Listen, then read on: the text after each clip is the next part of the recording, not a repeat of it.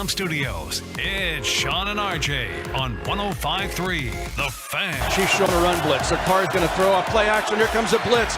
They throw it to the left side. Incidental contact. It is incomplete. I'm looking for flags. I see none. The Chiefs have held on 4th down and 1 on a blitz on Carr at 41 seconds to go in the game to preserve a 30-29 lead.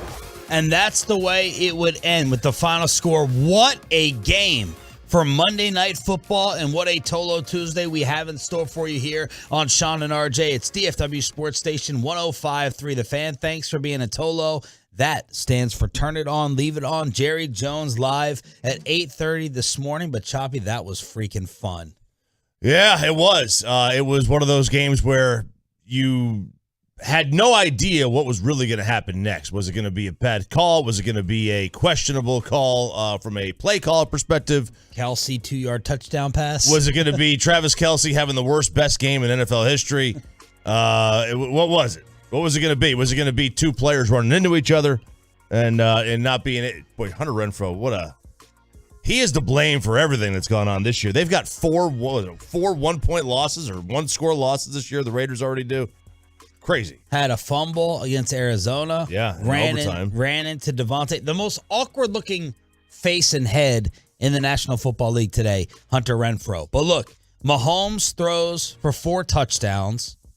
Kelce catches 4 touchdowns, 25 total yards, 3.6 a catch, and he absolutely dominated the football game, as Mike Leslie tweeted out from WFAA. And, of course, he's setting all the records. Kelce, the fewest receiving yards by a player with 4 or more touchdown catches ever in a game. It's crazy. It's crazy. And, that's, fantasy. Well, this is where fantasy football, skews everything, because in fantasy, that's a great game. In real life, that's he had 25 yards, man. That's not it's not like the greatest game in the world. The one touchdown was really impressive where he had to, weave through, up the screen. Yep, absolutely. And, that was a broken play, and Mahomes had to, scramble outside the pocket, and, then Kelce gets it and does a lot of things, post-catch with it. He actually ran probably, 25, 30 yards with the ball on that one play, maybe more. So that was a really good play to get in there. Devante Adams goes off 3 for 124. He drew a lot more yardage in terms of penalties, but let's get to the controversy. Devante Adams apparently shoved a cameraman after the game. Yeah. We have to get to that. So you had during the game, after the game, but the big controversy doesn't end up costing the Chiefs the win, but the Chris Jones sack fumble of Derek Carr, actually worse than the Tom Brady controversy that we discussed yesterday from Sunday. I think this was worse. Yeah, neither one's great, but this one I think is definitely worse. I guess you could use the body weight. The ball was out. I know. What makes it worse is Chris Jones recovered the fumble going to the ground. Where else? And Micah Parsons going off, DeMarcus Lawrence going off, NFL defensive players throughout the entire league. Troy Aikman going off in this game, maybe getting in trouble with cancel culture, which we'll get into in a second. But where else is Chris Jones supposed to land? He sacks Carr. You got to control your body. Ball comes out. He's cradling the ball. Chiefs have possession, and he's called for roughing the passer. Yeah. I don't think the official who threw the flag could see him have the ball. Yeah. And this is why, and Chris Jones said this is why you got to review these. College football does one of the few things college football does right. I guess they do a lot of things right, but they allow you to review targeting. Right, the targeting call used to be just you're out of the game if it's called, and you're suspended or whatever if it's in the second half. They should be able to review these. If you're gonna have rough of the fat passer penalties, you should be able to review these. And I didn't even know that we were still doing full body weight. I know we were doing it when the defender's falling forward on the quarterback. Yeah, which this would fall under, right? Yeah. I mean, he stripped the ball. Forced fumble and recovery. Yeah. It's a phenomenal play that he ends up getting punished for. And then you're not going to convince me that... See, I think it's a lot more difficult for Chris Jones to avoid falling forward with this when he's coming from behind Carr than going up into the pocket. And you're not going to convince me that the Chiefs crowd did not make. That is what a home field advantage is. They lost it on the officials. Andy Reid's going crazy. And I thought there was a couple calls in the second half where they got together again, and you just knew it was going to go against the Raiders. Like the holding call on the field goal. It was terrible. If it doesn't affect the play, why is it being called? A hold on a field goal attempt, yeah. Kansas City gets an automatic first down, RJ. Yeah, why is it being? If it doesn't affect the play, why is it being called? Mahomes was slung down just like Brady against Atlanta. Mm-hmm. That did not draw a flag. Yeah. Just like Lamar on Sunday night against Cincinnati. Yeah. Officiating quickly has become a storyline, and it's all out of whack. Yeah, it is all out of whack. Look, I understand that every officiating crew is different, and they all have a different. It's all subjective. These are all subjective calls. So one crew may have thought the Brady was a penalty, and obviously this one did not. But it doesn't mean that they don't have their own warts and their own mistakes, and they did. And I thought that holding call, that was just as bad as the Chris Jones one. It was like, what's going on there?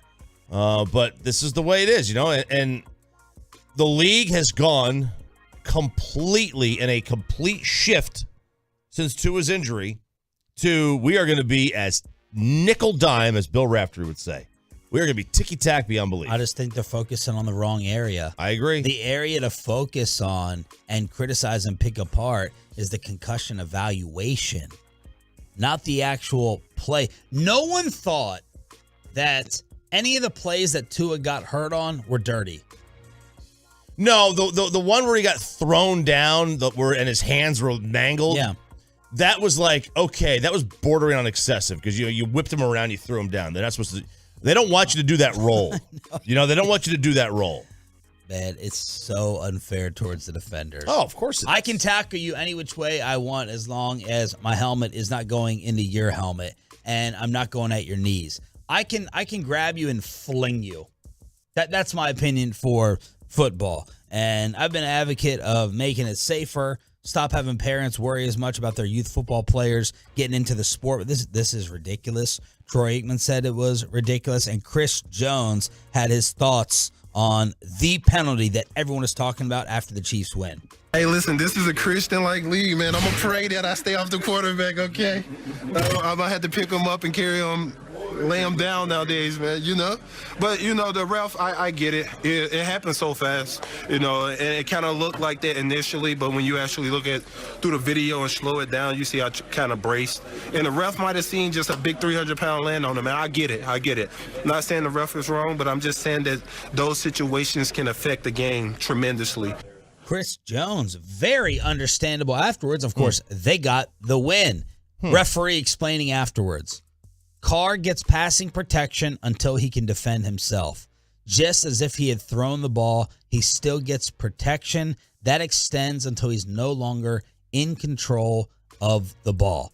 Andy Reid going berserk, saying, I got it off my chest. I said what I needed to say. Mahomes said he has seen Andy Reid angrier, but not about a referee's call. Chris Jones, how am I supposed to tackle people? How should I not roll on him? I'm trying my best. I'm 325, okay? What do you want me to do? I'm going full speed trying to get to the quarterback. It's just an unfair standard on the defenders. I agree with you. Very tough to see probably the official live see the ball get dislodged and possessed by Chris Jones. We need the benefit of replay for that, but yeah, we do. Falling down like that, man, it's it probably is a Tua reaction. Yeah, I think it is. I would like to see how this progresses, week to week, whether or not this is a 1 or 2 week thing where they really go strict on these calls for a couple of weeks and then they open it up as the season goes on. By the way, I didn't know Chris Jones had like he sounds like a fifth grader. The Chiefs have got the market cornered on high-pitched voices. Patrick Mahomes and Chris Jones. Yeah. So I did not see this last night. After the game, right, as soon as it ends, Devante slams his helmet down. Did you see it? Mm-hmm. He's walking to the tunnel, and a cameraman is looking down. Poor little guy walking in front of Devante, and Devante with an outright shove. You can just tell that's absolute frustration, and Devante shoves him to the ground. Devante Adams apologized after. Jumped in front of me. we were coming off the field, and I bumped into him and kind of pushed him, and then he ended up on the ground. So I want to say sorry to him for that, because that was just frustration mixed with him running and literally just running in front of me, and that was shouldn't have responded that way. But that's how I initially responded. So I want to apologize to him for that. Okay. It was a big shove. The guy went back by about 4 or 5 feet. That was a very big shove. Right to the ground. Apologize for it. I'm sure he'll do something nice. I get the frustration. Someone walks like right in front of you as you're walking off the field. It didn't look like the cameraman saw Devante there. He had his head down to the ground, just trying to do his job. Look, the guy was just sitting there, just walking right past him. Devante throws him in the. I'm surprised there's not a lawsuit. There may be. Yeah. There may be. Texas Pete. Frivolous. But I can defend it.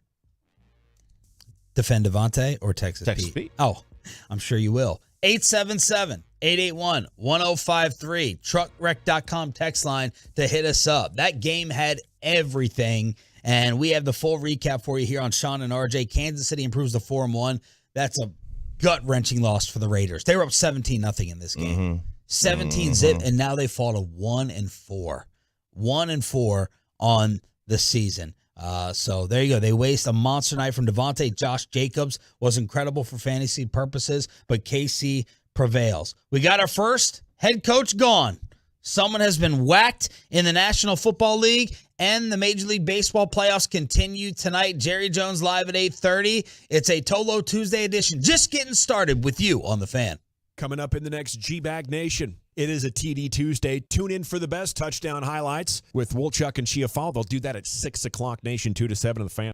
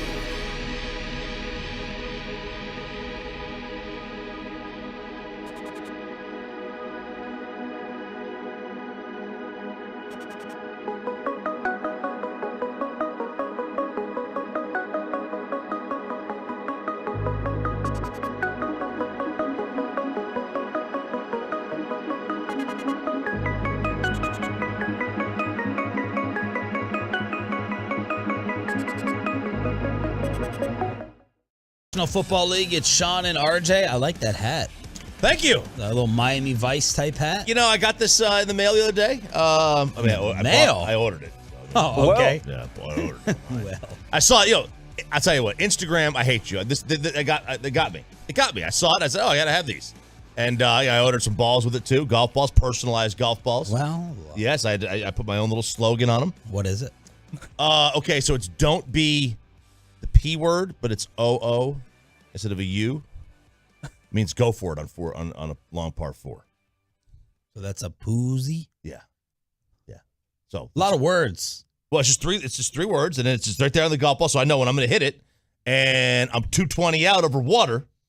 Get the That three. you don't lay up, okay? That you go for it, because guys who don't go for it on a long par 4 Here we go. don't deserve to be playing golf with me. And Brian Dayball has too much energy and testosterone. But then I'm finding my ball in the woods, RJ. That's fine. Then you can find mine, and then Okay. the phrase gets passed on to you, and you know to go for it on a long par 4. Go for it. Okay. Matt Rhule has been fired as the Panthers head coach. Less than 6 months, of course, after the owner said it could take 5, maybe 6 years for the rebuild. 5, maybe 6 years. He is still owed north of $40 million, which had RG3, who's a really interesting He is. follow on Twitter. He's good on television. RG3 saying this is a joke. Rhule's going to get all his money. Or we're the players that are out there sacrificing our bodies. All of our money should be guaranteed as well. Well, have a better union there, champ. You know, what do you want me to tell you? Get a better union. 7 years, $62 million was the original contract in January of 2020. They got stomped out by San Francisco on Sunday. He has a Panthers career record, RJ, of 11-27, including 1-4 to start this season. Yeah, $834K for the next 48 months. A month. $834K a month for the next 48 months. That's what they are going to pay him. That's good work if you can get it. Yeah. Really good work. Now, I don't know what that means if he can, go coach a college team. You know, if he were to coach in the NFL, it would offset. I think with college, it's a different industry. So, theoretically. We talked about this for the past few weeks. You said if you're Matt Rhule, you'd love to be fired now so you can get a head start on the college jobs. Is there a big blinking light out there? Oh, there's three blinking lights right now. There's about to be 4. The 3 blinking lights right now. Blinking lights right now. It is hard to say. The third, by far, the distant third is Georgia Tech. That's beneath him. I agree. Although you're in a major city like that, there's an event. You know, you might be cool. All right, I get to live in Atlanta. Okay. All right. The other one is Arizona State, which I think is a pretty big sleeping giant because of its location, and it's going to be in the Big 12 instead of the Pac-12, and it's in a major city. And then the obvious one is Nebraska, which I think Arizona State's the easier place to win right now. I think it's easier to get recruits. You could talk people into going to Phoenix for 4 years. I think it's really hard to talk people going into Lincoln. Why hasn't Arizona State ever been more of a player, considering the reputation of the school, the partying, the girls, the city? I think the issue is they don't have a ton of in-state talent. They've got 24 Division I athletes a year that come out. I mean, they don't have. It's not a great high school football state. I think Oklahoma is the one. If I'm Oklahoma, I'm like, okay, we got a decision to make here. And look, the semi-surprising thing about this, Carolina's owner is one of these guys who has preached quarterback or nothing. David Tepper. He was supposedly really aggressive in trying to get Deshaun Watson, and he has continuously said on the record, if you don't get a quarterback, you're screwed. Yeah. So now you get rid of Matt Rhule when you did not find the quarterback. Baker Mayfield and company obviously stink. Baker's going to be out at least a couple of weeks with a high ankle sprain. He suffered the injury against San Fran. His QBR, second lowest after 5 games of any quarterback since 2006. His total QBR right now is a what? 27? Lower. 17. 16.5. Oh. 16.5. And they're not even turning to Sam Darnold. Sam Darnold isn't even close to practicing because he got hurt. It's going to be P.J. Walker. P.J. Walker, man. But total QBR, the offensive numbers since Rhule took over, QBR 30th.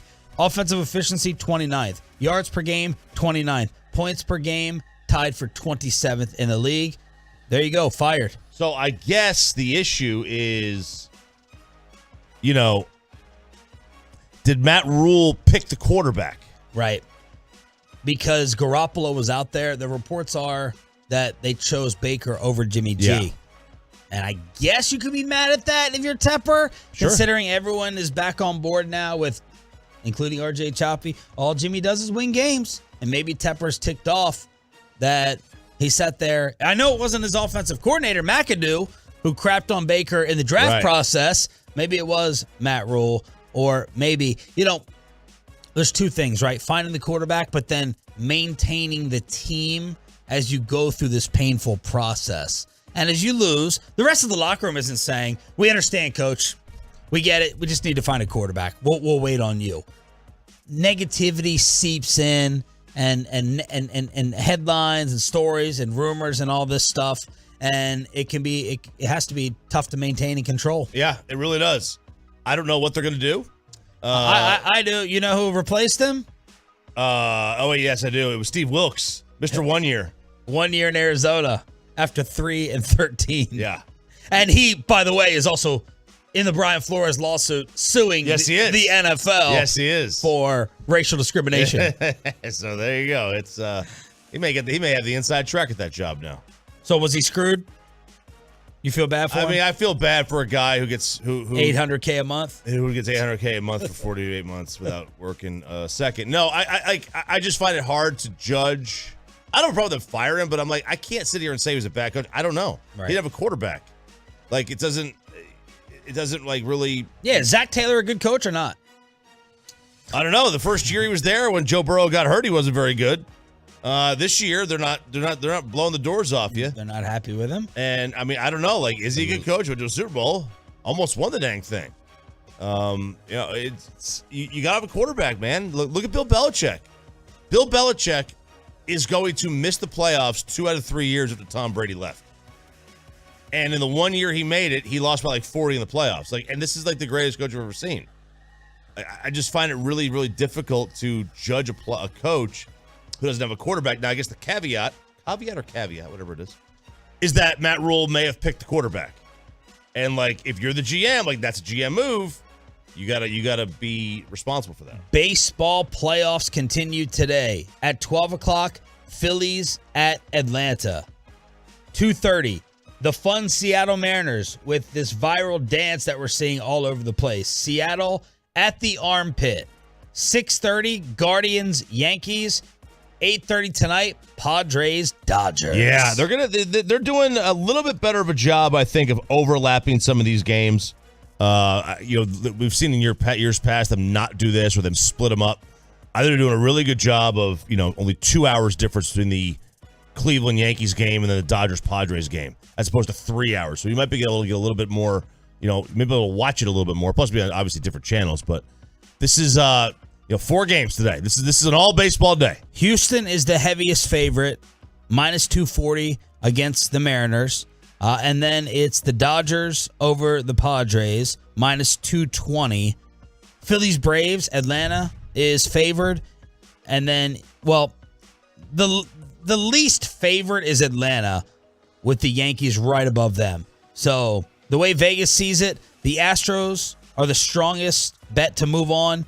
Then the Dodgers barely over the Yankees, and then the Braves over the Phillies. Man, that Braves-Phillies series should be actually halfway decent.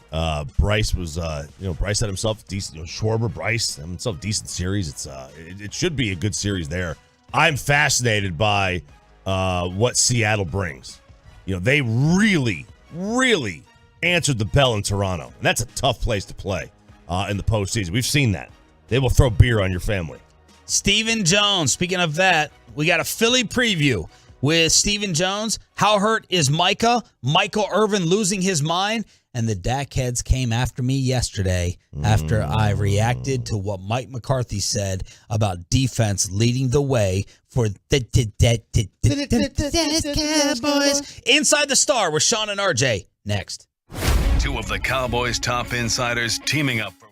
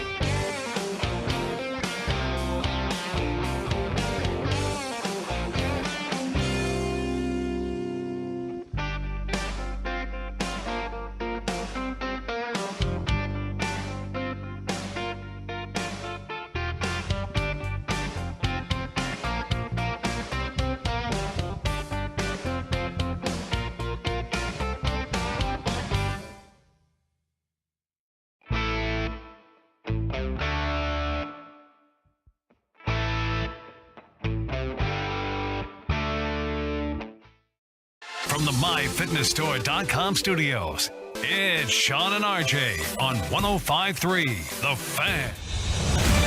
From news and notes to the coaches and players for America's team, let us go inside the stars on 105.3 The Fan. Good morning, Metroplex. Shout out to the 6 a.m. club who brought the awesome phone calls and text messages yesterday as we were celebrating the win in L.A. against the Rams. It's amazing. The story has now become Dak Prescott better win the Super Bowl. That's the story that's out there, at least being pushed by FS1. With Maniacho, Nick Wright, you got all the pieces in place. So this will now be an indictment on Dak Prescott if the Cowboys don't get to and win the Super Bowl. Think about that point on the truckwreck.com text line. But first, let's celebrate. Yesterday after the show in our meeting, RJ said he was getting word that Michael Irvin was going crazy on First Take with Stephen A. Playmaker will join us tomorrow at 8:40, as he usually does. This was Michael unleashing on the Cowboy hater. The Dallas Cowboys are the best team in the NFL, baby, and we are ready and we are rolling. Cooper Rush made Rush Hour 4. They had pre-produced it. They spent all this money on it, but it never made it to the big screen.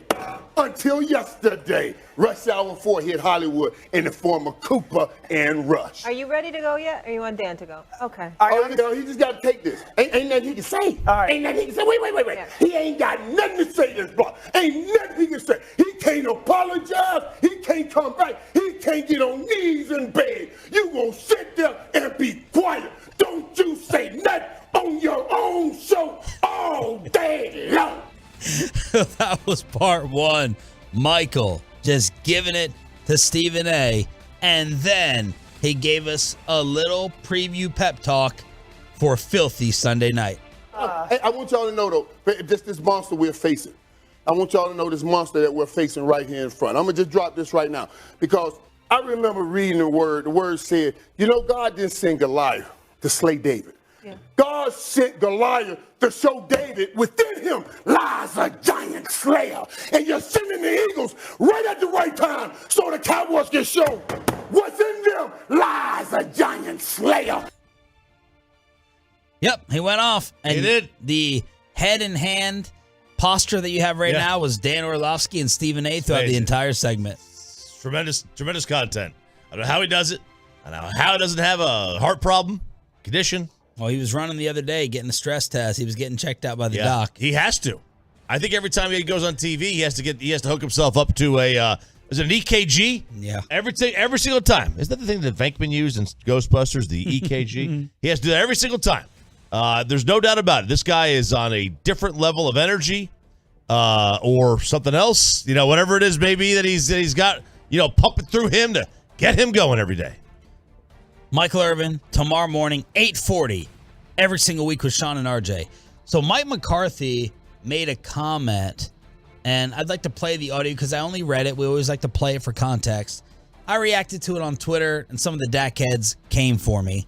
McCarthy said, "This is a defensive-first operation.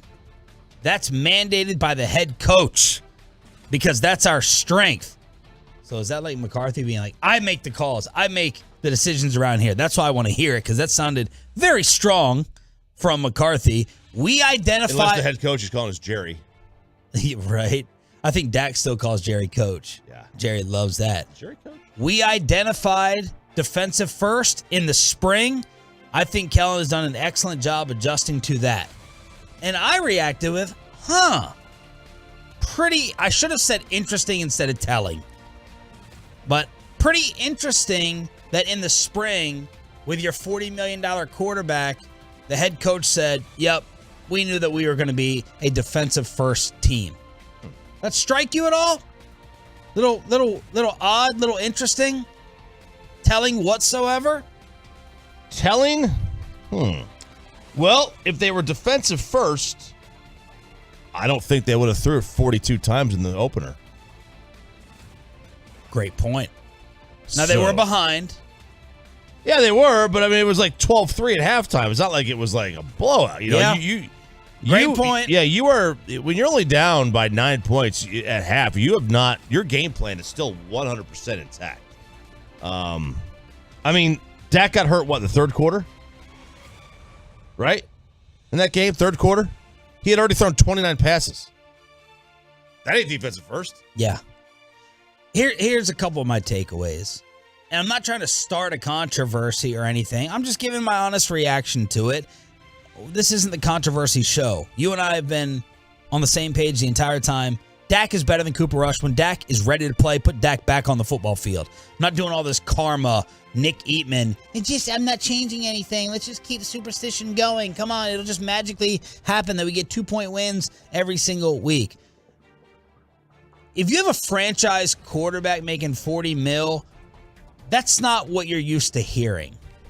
All right, I just went and looked up the average salary guys in order. They're not saying that in Green Bay. Obviously, all-time great. Russell now makes the second most. Maybe they should be defensive first. Kingsbury ain't saying that about the Cards. They should. Then Watson. Then Mahomes. Then Allen. Derek Carr. Dak. Stafford. None of those teams are defense first. None of them. And Derek Carr is on the level of, of Mahomes and Rodgers and Josh Allen. I mean, he's good, but on their level. So either the Cowboys knew and thought, and I don't want to hear all this hindsight 2020 stuff from the homers either, that you knew the defense was going to be this great. We all freaked out and panicked in the offseason. I didn't forget that, myself included. We all thought this team was worse on paper. So miss me with we all could see it was going to be special. We all knew the defense was going to be better. Get out of here. Get out of here. Get out of here. People were crying that your sob story, your sympathy story, Randy Gregory was not here. We still had no names on the defensive line. You go and pick up Dante Fowler. You're going to rely on Dorrance Armstrong. Saying this all out loud sounds kind of dumb now with the way they've played. They do. There were questions about Trayvon Diggs, still players that you couldn't recognize at North Park that played safety. So stop acting like you thought you had the 2000 Ravens on your hand. And if the Cowboys really thought they were going to be defensive first, my point is you shouldn't have a $40 million quarterback. Now, I know that you are paying the position.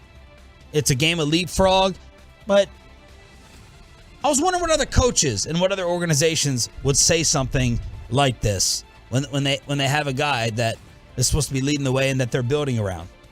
Yeah, I mean, I don't know what they would say, honestly. It's I don't know if they would go out and say something as kind of to the point as this one, that we're a defensive first operation. Just a little small thing. If I was Dak Prescott this offseason, I'd be like, defense first? What do you mean? Like, I'm the guy that we're going to live and die off of. That's me. But some of the Tolos, some of the Dak heads came in defending. 4 or 5 Tolos hit me up on Twitter saying, don't act like you thought this offense was going to be better. I did not think the offense was going to be better. But y'all told me that Amari Cooper could go because the great quarterback elevates other people's games. And you did not think the defense was going to be this great that we're having all-time discussions about. No, this is a different level. I mean, now granted, the offense is, with Cooper Rush, they're averaging like 22 a game. And, that's more than the Packers are. And, Tampa Bay is not exactly blowing the doors off. But that doesn't mean that you go defense first. 22 points a game is only 4 points away from 26 is a really good number to average for the year. Like a really, really good number to average for the year. You wouldn't call yourself defense first if you average 26 a game. You're averaging barely less than a field goal, barely more than a field goal less. Now, this defense first it's great. It's great on paper, and it's great that they want to be defense first. The reality is that when Dak comes back, they won't be. And they weren't in week 1. At least they didn't try to be in week 1. They wound up being defense first because the offense sucked. But they threw 42 times. And they were within one score, 9 points the entire first half. You still have your entire playbook at hand then. And we're going to get into this conversation later. If you want the Cowboys, Corey Majors told me the magic number he wanted the Cowboys to average per week was 23. This sounds crazy. I want my football team to score less points. If you want to be conservative offensively and run the football and not try to score 30 because you think it allows your defense to win, then you don't have the right quarterback. Yeah, he wants to score 23 because he wants to limit possessions. So he wants to say instead of like getting 10 possessions, you only get 8. That's the philosophy, right? You shorten the game by doing that. But I think a lot of these people want them to just be very conservative and boring and careful with the football. I know. Forgetting that Dak Prescott doesn't turn it over to begin with. A lot of people are boring. No, a lot of people are slaves to the moment. Yep, they are. That's true, too. And it's like this little magical run that they're going on can be sustained, and the way to win the Super Bowl. That's what a healthy, large portion of the fan base believes. Of course. Yeah, I mean they would. It's a poor man's San Francisco formula. It is. I've told you I'm not interested in winning a Super Bowl. I'm interested in winning 5. That's my goal. I don't care about 1. I want 5. That's how I want to build my roster. Stephen Jones was asked by Mike Bassick yesterday on KMC, can this defense be as good? Does it remind you of that 90s D? Well, we'll see what the full body of work turns out to be. It certainly has the potential. The way we're going right now, the defense has a lot of depth. The front seven's strong. Rotating Ball. Rotating Leighton and Barr and all that crew through. And we've got Damone Smith back in practice starting last week, and I think he has the opportunity to contribute this year. Certainly our depth at the safety position we've seen, is stepped up and really did a nice job while Curse was out. But it was great to get Curse back. And then, the corner position is another position of strength for us in terms of, the depth we have back there with Kelvin Joseph and Bland in that group. So it's it's just an all-around deep defense, and, we can keep everybody fresh. And, obviously Dan Quinn's doing a good job of really dialing up the right things. I think this is now 5 games in a row that we've kept our opponents under 20 points, and you certainly give yourself a chance to win when you do that. So here are the defensive numbers courtesy of Bobby Belt after they swept the defending AFC and NFC champs. Allowed fewer than 20 in 5 straight, as Steven just said. Longest streak for the Cowboys since 2009. Micah has 6 career games with at least 2 sacks. That's 4th most in a player's first 2 seasons in NFL history. Aldon Smith holds the record with 9. This is the first time since 74 the Cowboys won a game on the road in which they threw for less than 80 net passing yards and had no passing touchdowns. They've allowed 72 points, the fewest they've allowed in the first 5 games of a season since 1980. They're now 8-1 in their last 9 games without Dak. The Cowboys have only allowed 1 rushing touchdown throughout the first 5 games, and the last time they lost a road game against an NFC team was over a year ago, Week 1, 2021, Tampa Bay. Only 8 teams have scored fewer points this year, average fewer points per game than the Cowboys do. Now, if you take out the first start, and you go to just the Cooper games, they're averaging over 20. They're about 23 a game, and that's 15th. That's still mid-pack. But go look at the teams near the top. Kansas City, Buffalo, Detroit's 3rd, Baltimore, Philly. 4 of the top 5 are all playoff teams in scoring. You go towards the bottom, you don't find a single playoff team after the Cowboys. Really? Carolina, Washington, Bears, Texans, Rams. I don't think the Rams are a playoff team right now. I have to go check on that one. Pittsburgh, Denver, Indy. Wow. You don't want to be lumped with that. No. You can't win that way. You can't. I mean, you can win game to game. You got to piecemeal it together, but you can't sustain victories like that. This is not 2001 where you could do it, where their teams are still running the ball. You just can't. You can't manage that. How banged up is Micah? We ask Jerry Jones every week. Jerry will join us at 8:30 this morning. Steven with an update on Micah's groin. Well, we'll certainly monitor that, and we've got, I think, the greatest trainers in the NFL, and Jim Maurer and Britt Brown. They're certainly got to take care of our guys, not put them in harm's way to make things worse. And I think they felt like Micah was at a place where he could, as long as he was comfortable, that he could do it without making it worse. So we'll see how the week goes, but feel good about the prognosis with him. I know he's checked in this morning and felt good, so feel good about him being available. Jason Peters is dealing with a rib issue, and he's trying to get back on the field against his former team. And, of course, Steven was asked, how sweet would it be to give the Eagles, the NFL's lone unbeaten, that first L of the season in their house? Oh, I mean, anytime you're playing the Eagles, you want to beat them. And if it's their first loss this year, then that'd be great too. So, we're vying for the NFC East. Each one of us are trying to win the East, and certainly one of the more, top over the course of time, one of the more top divisions in football, and we just look forward to the great rivalry game up there in Philly. Chaos during Monday Night Football. During the game, after the game, the NFL is getting put in the spotlight again for horrible officiating. Did you hear what Ron Rivera did to his quarterback? Did you hear the bus that ran over Carson Wentz and then backed up? And the Buffalo Bills are making calls about CMC after Matt Rhule was fired. Is the fire sale going to begin around the rest of the NFL with Sean and RJ next? Well, let's get you over to Diamonds Direct. Never taking your business.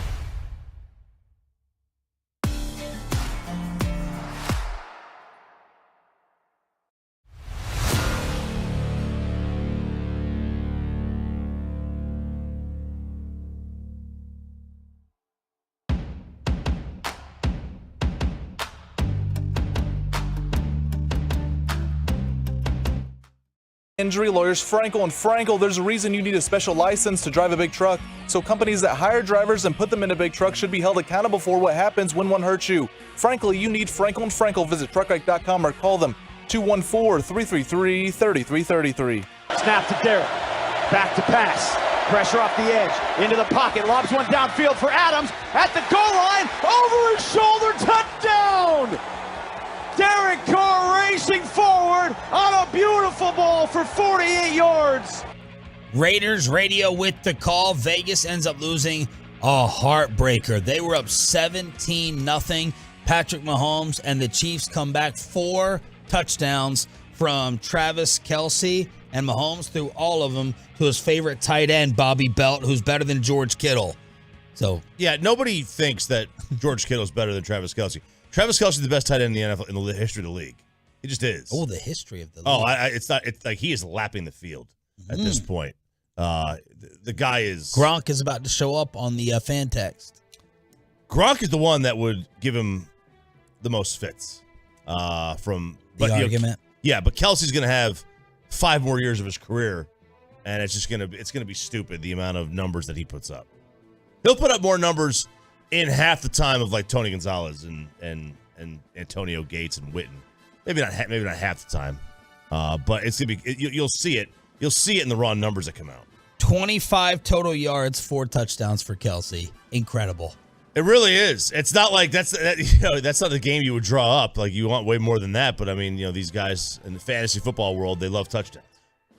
Huge storylines from this game. What a Monday nighter. And the second storyline, maybe it's number 1, the Chris Jones sack fumble of Derek Carr that the referees threw a flag on. Instead of it being Chiefs ball, the Raiders get a first down. Micah Parsons going crazy on social media. DeMarcus Lawrence, Richard Sherman, Tony Dungy tweeting, "This is not football anymore. I know we have to protect the quarterback, but Chris Jones was recovering a fumble. We have gotten ridiculous with this." And then Troy Aikman, who is doing the game on ESPN, said something that I said, is Troy going to get in trouble for this? And my hope is the competition committee looks at this in the next set of meetings and, we take the dresses off. We take the dresses off. And I immediately said, uh-oh, is Troy going to be reading a little statement of apology in the third quarter or at halftime?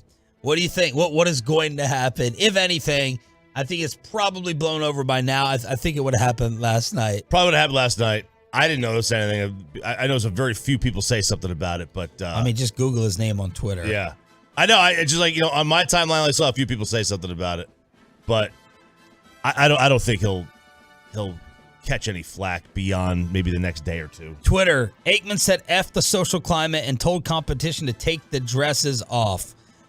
Troy Aikman going strong. He don't care. Wow, Troy. Troy is a dressophobic. Call the cancel police, please. I think that was kind of a joke. All the woke are going to come for Troy. When is cancel culture going to get Aikman?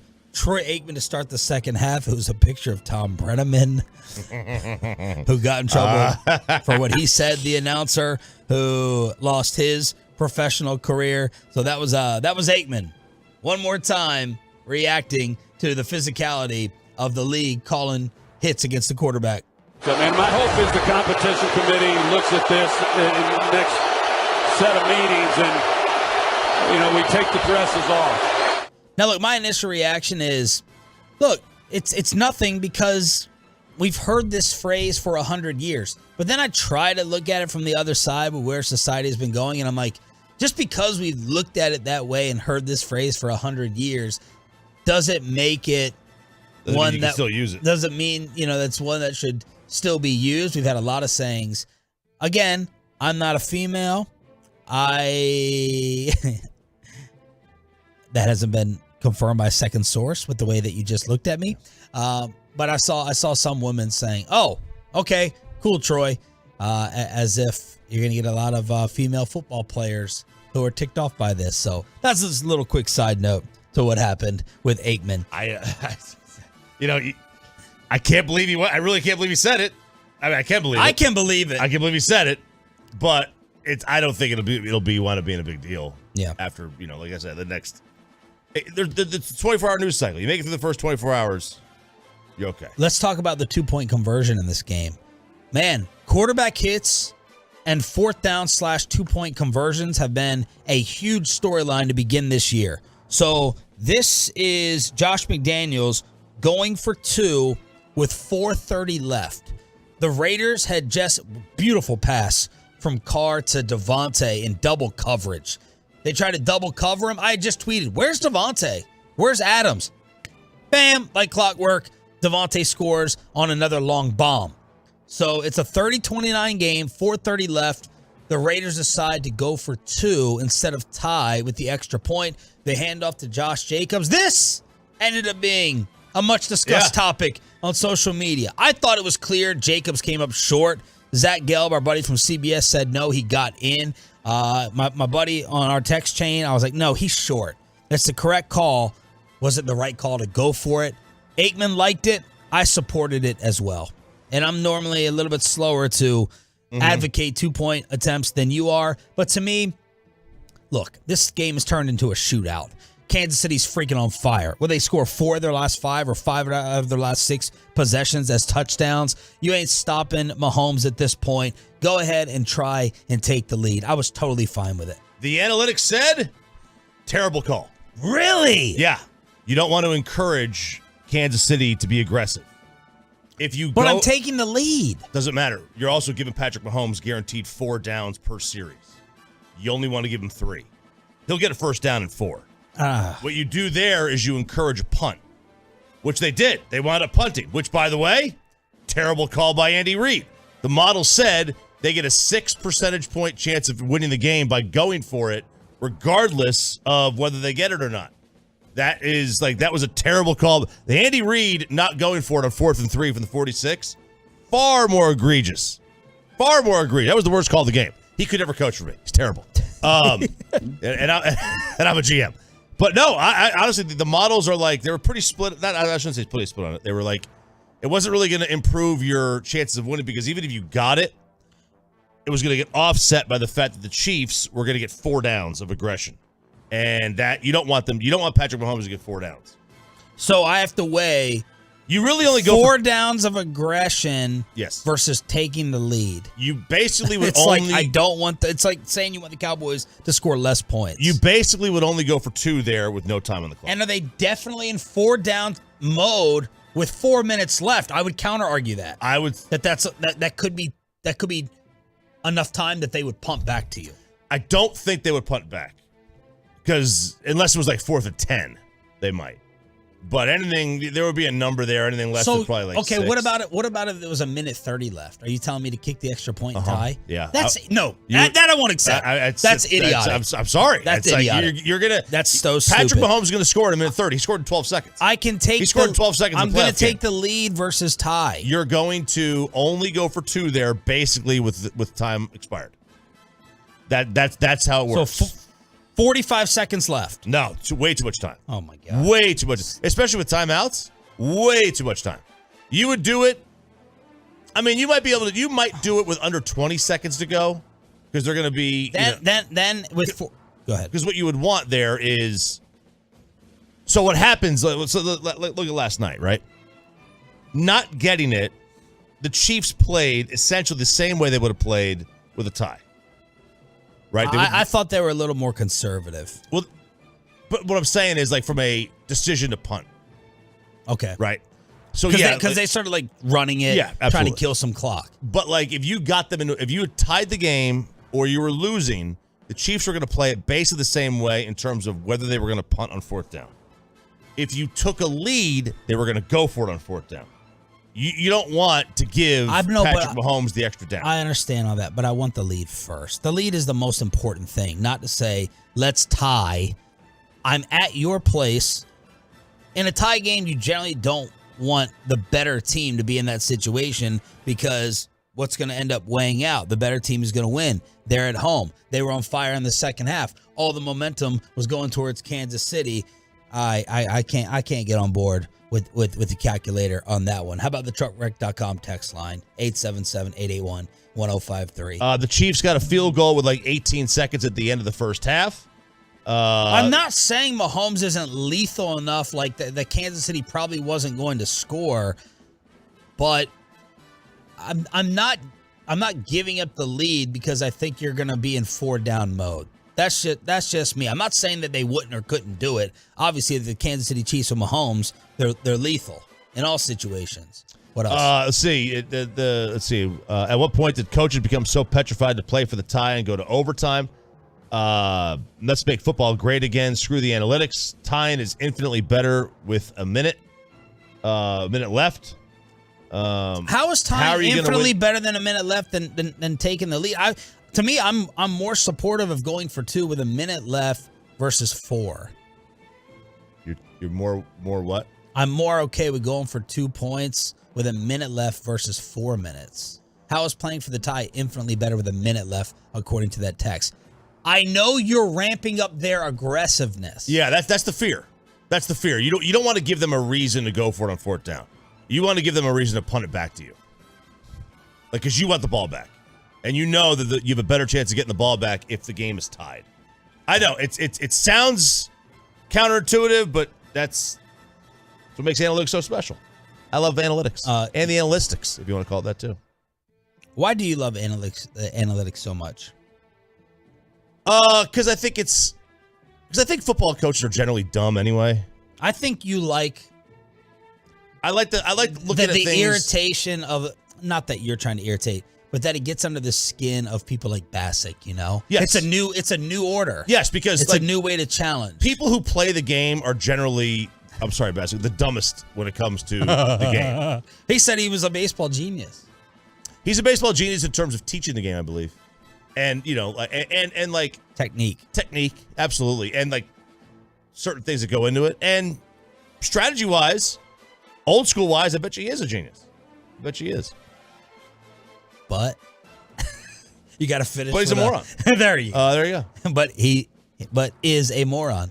But is a moron. There you go. Truckwreck.com text line to hit us up here on Sean and RJ. Thanks for being a Tolo. That stands for turn it on, leave it on. And the most progressive with these analytics, 4th down calls, is probably John Harbaugh. They have an analytics department. You could see him cringing on Sunday night when Lamar just wanted to keep going for it. Harbaugh, he's like, I want to punt, but I want Lamar to sign his contract. What do I do? And he's like, I'm going to give Lamar all the keys. And Lamar misses touchdown passes and here and there, ends up saving him. But you could feel the blood pressure. You could feel John Harbaugh's stomach turning. And that's the most analytical team out there, at least that we know of publicly, in terms of these calls. Live on the Fan Cam, live on Twitch, and live on YouTube.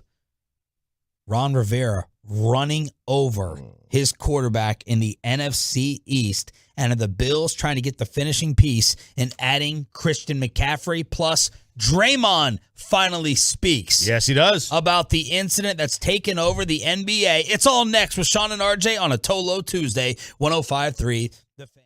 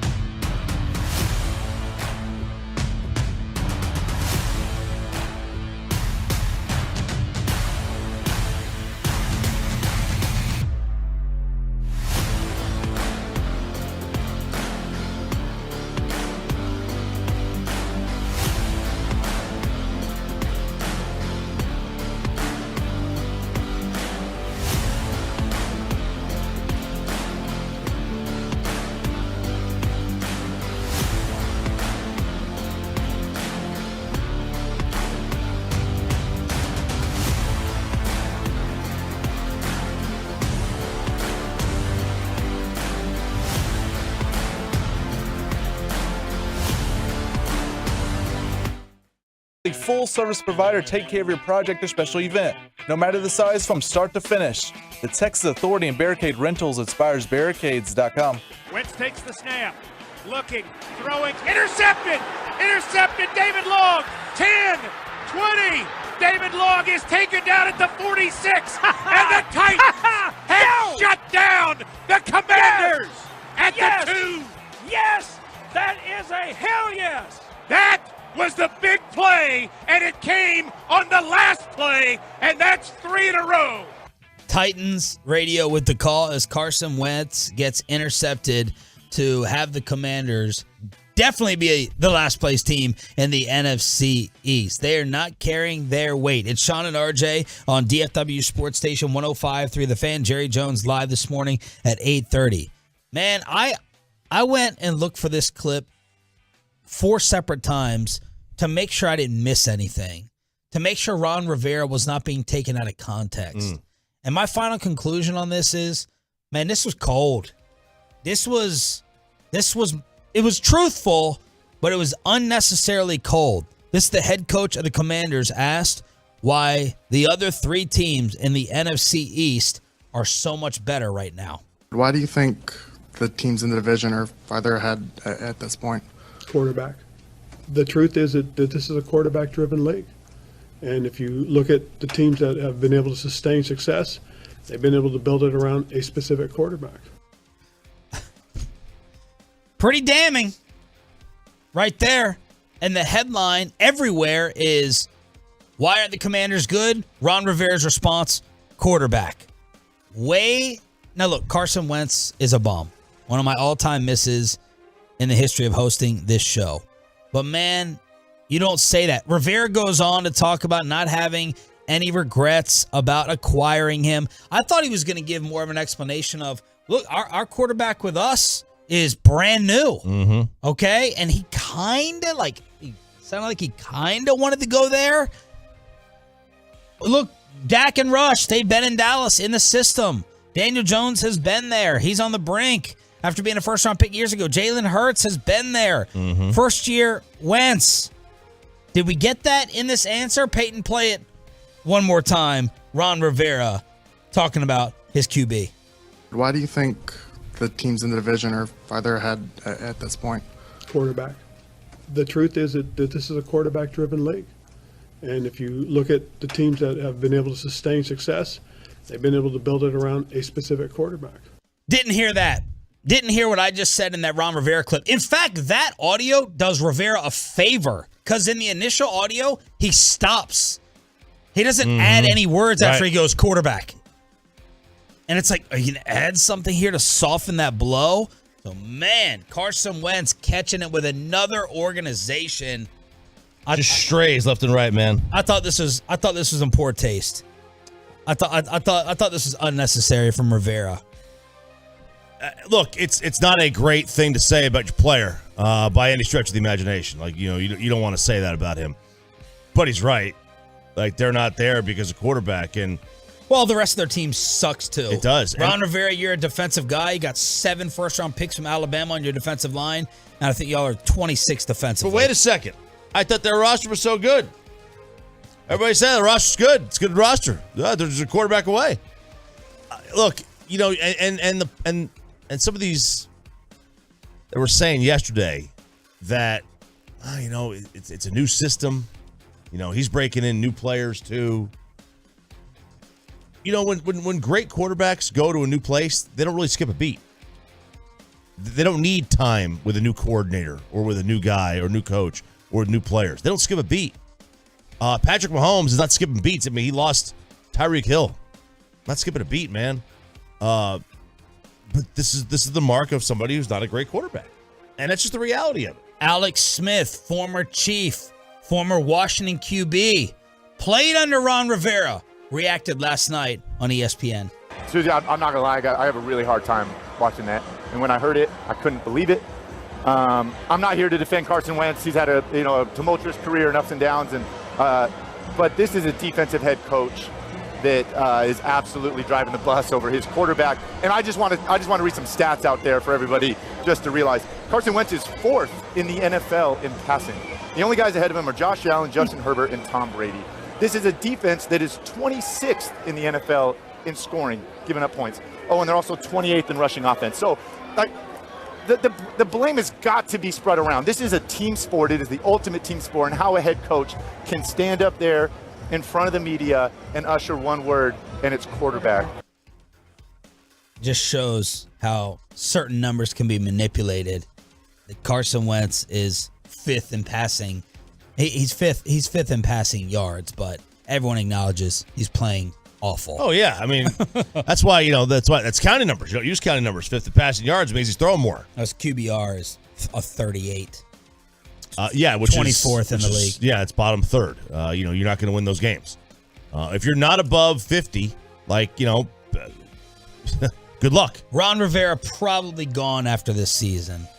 Probably gone after this year. We were worried initially about the culture, but then he started doing some old school stuff that Choppy called out. I think when they removed the ping pong table, you decided Ron Rivera was going to fail. Yeah, I mean, culture is as good as the quarterback, typically.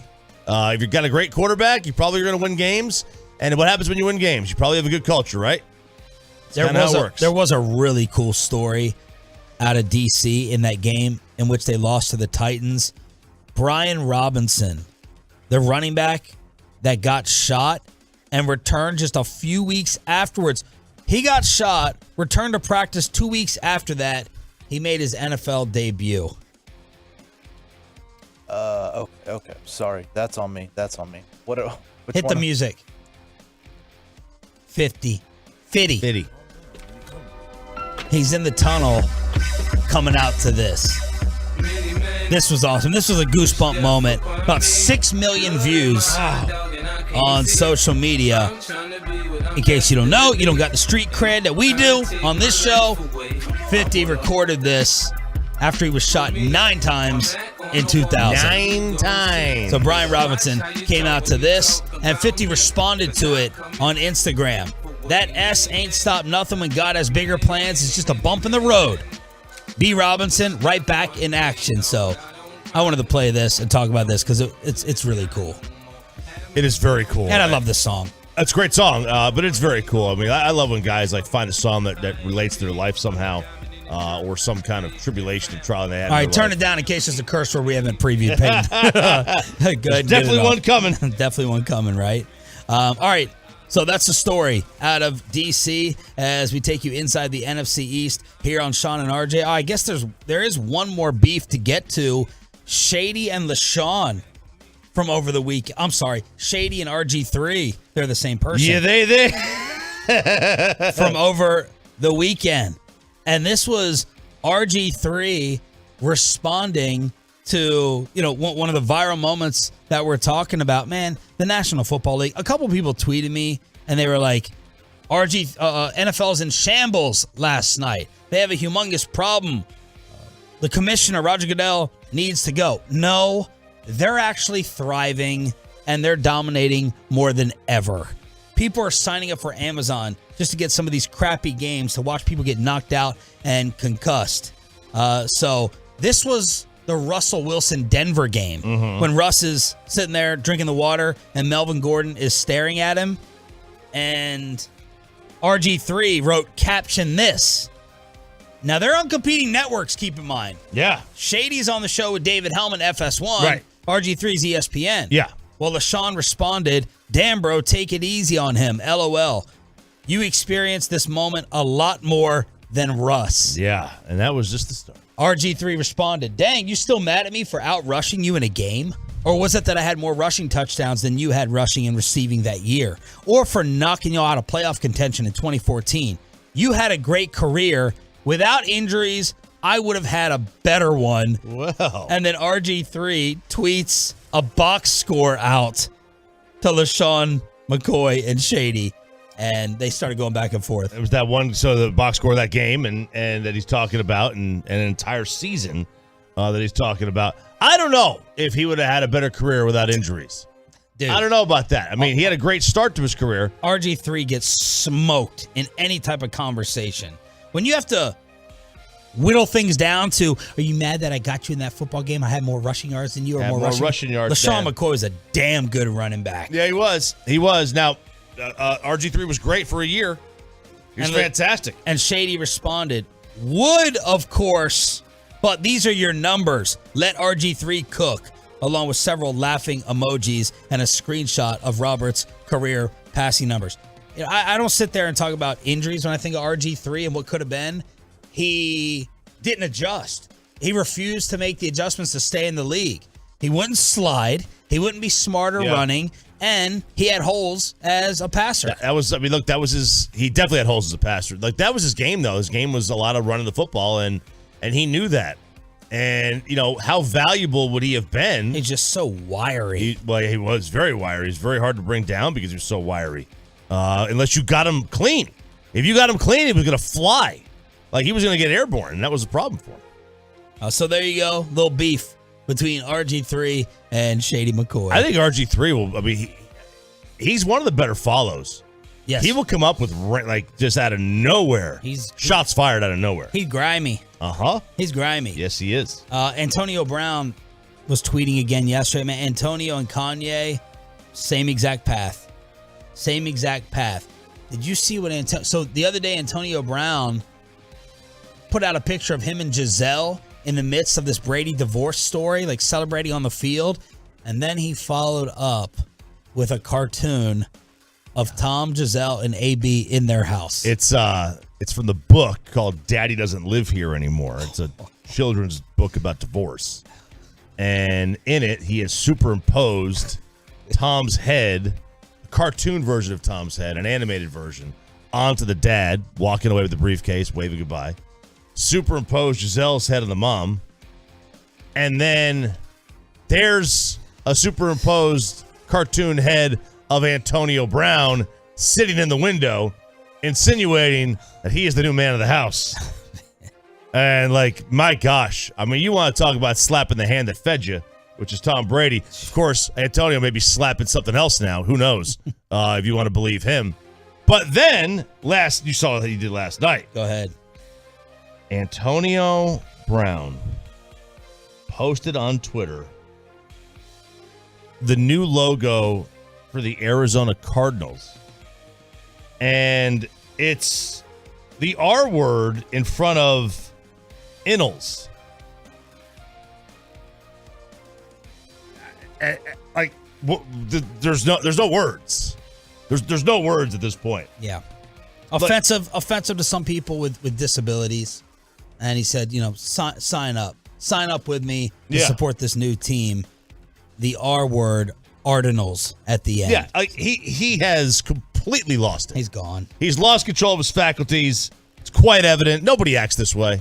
Nobody acts this way. Kanye does. See Kanye show the porn video to the Adidas execs. White Lives Matter shirt. The text exchanges with Diddy. That's a whole nother segment. That's an entirely separate segment. You got Twitter banned. You got Twitter banned. Talking about Jewish people.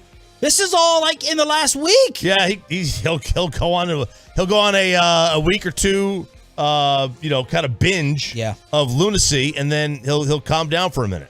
All right, Stephen Jones with a Cowboys update. He was celebrating yesterday with KMC. More controversy last night. Monday Night Football had everything you could ever want, and we got our first head coach fired in the NFL, plus MLB playoff action continuing today. Our highest rated segment, Headlines, next on The Fan.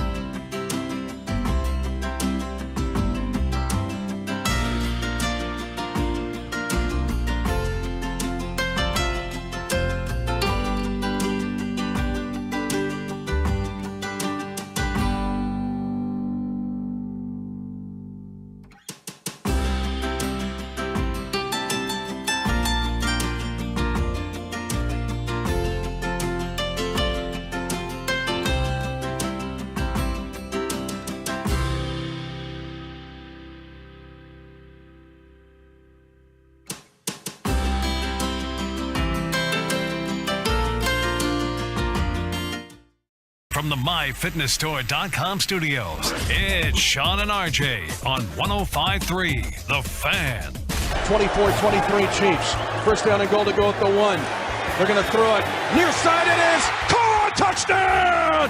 Kansas City! Travis Kelce. 1, 2, 3, 4 touchdown receptions. Chiefs radio with the call. Travis Kelce sets the record. Fewest receiving yards by a player with 4 or more touchdowns ever in a game. He had 25 yards. 25 yards and 4 touchdowns as the Chiefs come back from 17-0 and beat the Raiders during a wild, entertaining Monday Night Football game. That was Chiefs radio with the call. Wild entertaining is the exact words I think you could use. It was definitely wild, and it was definitely entertaining. And that's what football brings way, way more often than any other sport, is entertainment value. It's fantastic. Did you think that Kansas City, was there a point in time in this game where you thought they were just going to lose, or you always felt they were coming back? Yeah, when it was 17-0, I was like, oh, man. Like, this is going to be tough to come back. It's, 17-0. I don't care who you are. This is where some people took advantage of live in-game betting during this. Yeah, right. Absolutely. Yeah, no, it was, or I guess it was 20-3. But when they were down 17, I didn't think there was a chance that they were going to win. I mean, it was just, it was going to be a much more difficult proposition to come back on. And then Mahomes decides to throw for 200 yards in the second half, and it was just like, okay, here we go. Of course, this game has everything. Mm-hmm. Flags, controversy, 2-point decisions, Devante Adams shoving a cameraman after the game, but it was the Chris Jones sack fumble of Derek Carr that has everyone talking. The NFL managed to one-up the Brady disaster. We thought that was one of the worst calls of all time. When Tom got sacked and the Atlanta Falcons got screwed, well, nope. I think this was worse. I think it was much worse. As Chris Jones comes from behind, sacks Carr, the ball comes out. Jones has possession of it going to the ground, but he falls on top of Carr. He is called and whistled for a personal foul. Instead of Kansas City ball before halftime, it goes back to the Raiders. I thought that was a terrible call. I think that the rule that they put in, not rule, but you cannot tell me that there's not a coincidence here. That it's just a coincidence, right? That they put these, that all of a sudden you get these 2 calls, the one on Brady and the one on Derek Carr, a week or so after Tua. It's really difficult to show that that's the case. That it's just a coincidence. No, they told them to be a little bit more ticky tack. Am I crazy for thinking there should be a major difference in the defensive player that falls on top of the quarterback with a standard sack versus chasing someone down from behind? I think if Chris Jones is coming from behind the quarterback, I mean, you basically have to shove him down or push him to the side versus try and tackle him, because obviously moving forward, your body weight. First off, Chris Jones has no place to land. He's going to land on the quarterback. But to me, driving the quarterback into the ground makes more sense if you are chest to chest instead of Carr's back. Does that make sense? I can see that. You understand what I'm saying? Yeah, I see what you're saying. If I turn the corner on you, all right, YouTube demonstration on the fan cam. Bring it. If I turn the corner on you with this sack versus head-to-head, I think there's a difference. You can commentate. Okay, so here he comes. He comes from behind. And Sean hits me from behind. Oh, my God. Oh, my God. Versus... I almost got wrapped up. Oh, here he is. In my face. In my face. I think there's a difference. I think it's you have no breaks. You have no place to go if you're the defender. No, I think you're right. Because, from behind, you're blindsided. And then you run a lot of risks. You run a risk of breaking your wrist. You run a risk of, separating a shoulder. You get landed on like that.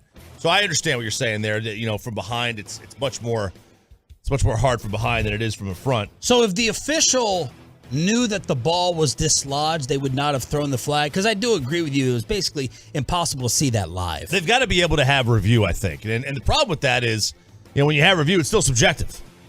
And no one's ever going to be perfectly happy. But first time in NFL history, a ball carrier was called for roughing the passer. It's very true. It's very true.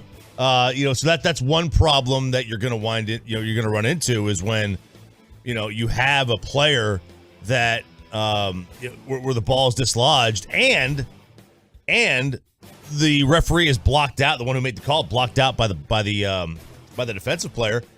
This is where the other guys come into play. The other officials have to come into play, and this is where I think a replay would really help. I'm not saying review everything, but I think you can review something like this. Troy Aikman said we need to take the dresses off of the quarterbacks, and Micah Parsons just went on a tirade, a Twitter tirade. The NFL is terrible. Change the rules or just make the league 7-on-7. How can we play football with this S? NFL, speak up. Lawrence Taylor, come on, man. You can't call that. Micah, again. They want us to play like we're playing in the Pro Bowl. So he said, I told you, they're blind to holds. These game-changing calls, man, it sucks. So that is Micah Parsons in year 2 going at the National Football League after Monday Night Football. What a game that was. And then Devante Adams, while walking off the field, he had a monster night. Devante, while walking off the field, has a cameraman cut in front of him. Cameraman seemed to have his head down. He wasn't trying to be a distraction or cause a problem. And Devante just outright shoves him. And Devante apologized after the game. Yep. He needed to apologize. It was uncalled for. You can't just push somebody, especially a cameraman who's half your size, who's carrying, 30, 40 pounds of weight on them. Their balance is going to be off anyway. It's just completely uncalled for. Grow up. You lost a game. Big deal. Get over it. Not the end of the world. All right, let's get to the Cowboys update. Stephen Jones was on with the KMC Masterpiece, and we want to know, how is Micah Parsons doing, right? Micah came back, superhuman effort in the second half. He said the training staff felt like Micah was at a place where he could play without making it worse. We'll see how the week goes. Feel good about the prognosis. He checked in yesterday morning and felt good, feel good about him being available. So that was Steven with a Micah update.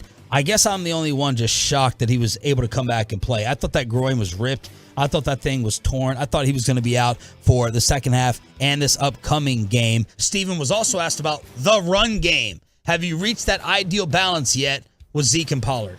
Yeah, I think there's a balance you'll have. Obviously, Zeke was having a great day and being physical, and I think was taking its toll on on the Rams. So I think ultimately, would you like to get Pollard a few more touches? Absolutely, but they'll work through that and continue to get him his touches, and obviously he's dynamic.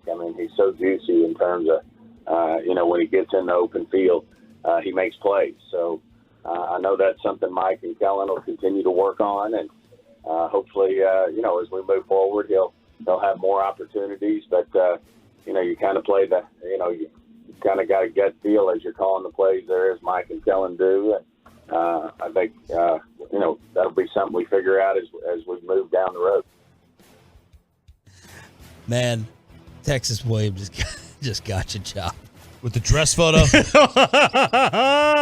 This is RJ. I'm sorry to go backwards to the previous story. This is Choppy paying off a fantasy football bet where one of the pictures for a calendar he made, he is in a yellow dress going up these stairs.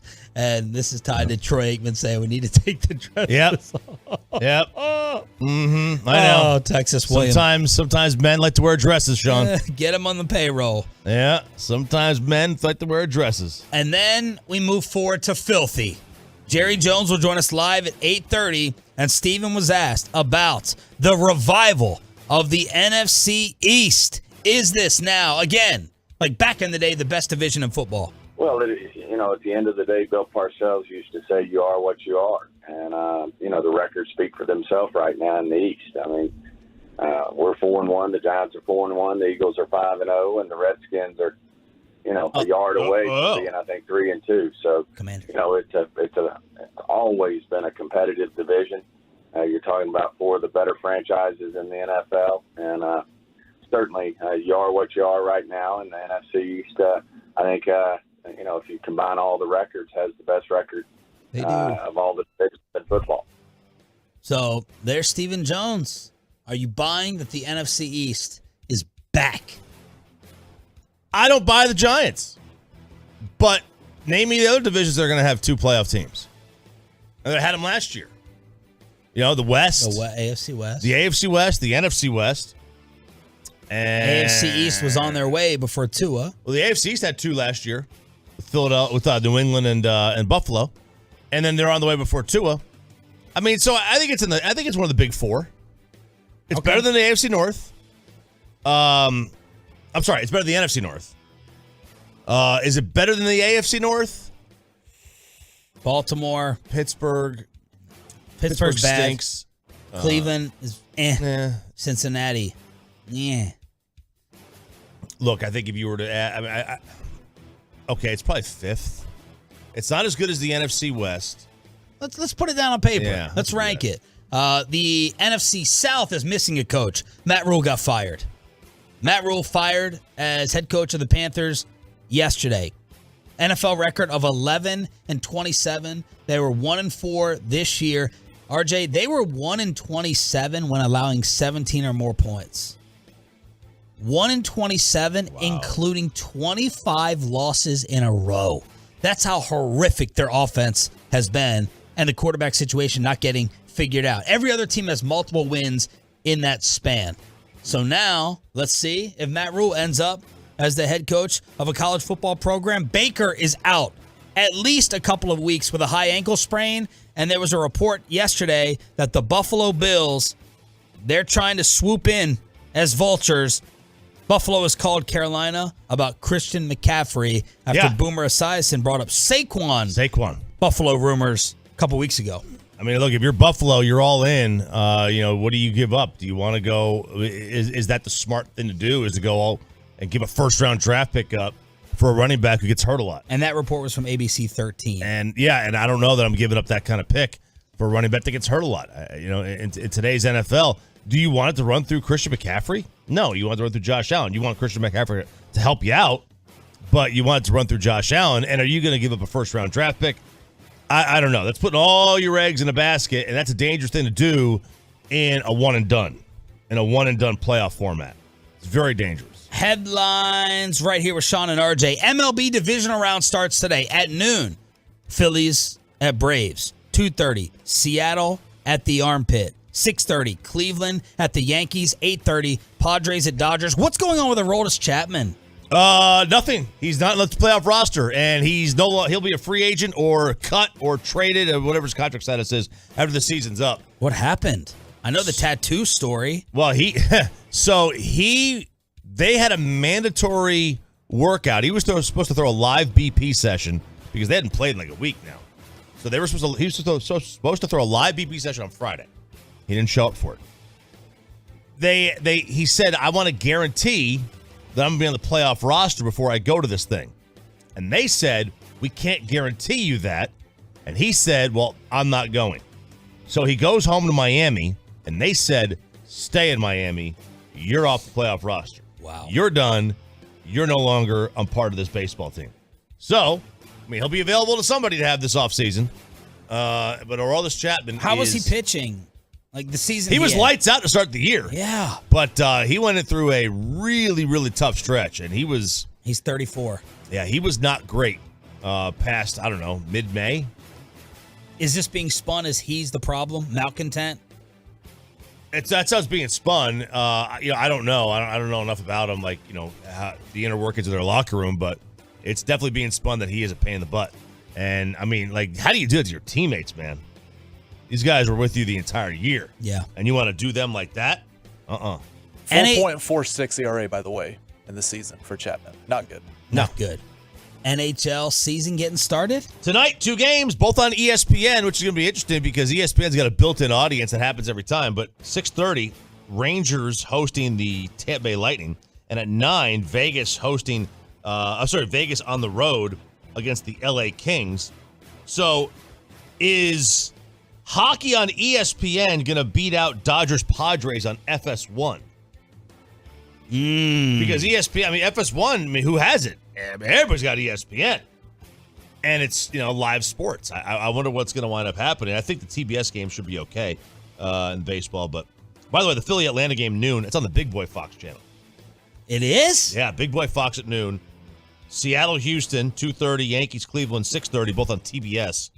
And then the night game, Dodgers-Pods on FS1. Someone said when Dak Prescott comes back, There is no excuse for the Cowboys not to make it to the Super Bowl. Do you agree with this audio? Inside the Star, Jerry Jones at 8:30. A loaded Tolo Tuesday continues on the Fan. Let's get you over to Platinum Chrysler Dodge Ram Jeep, located just minutes from the Metroplex. Worth the short drive to.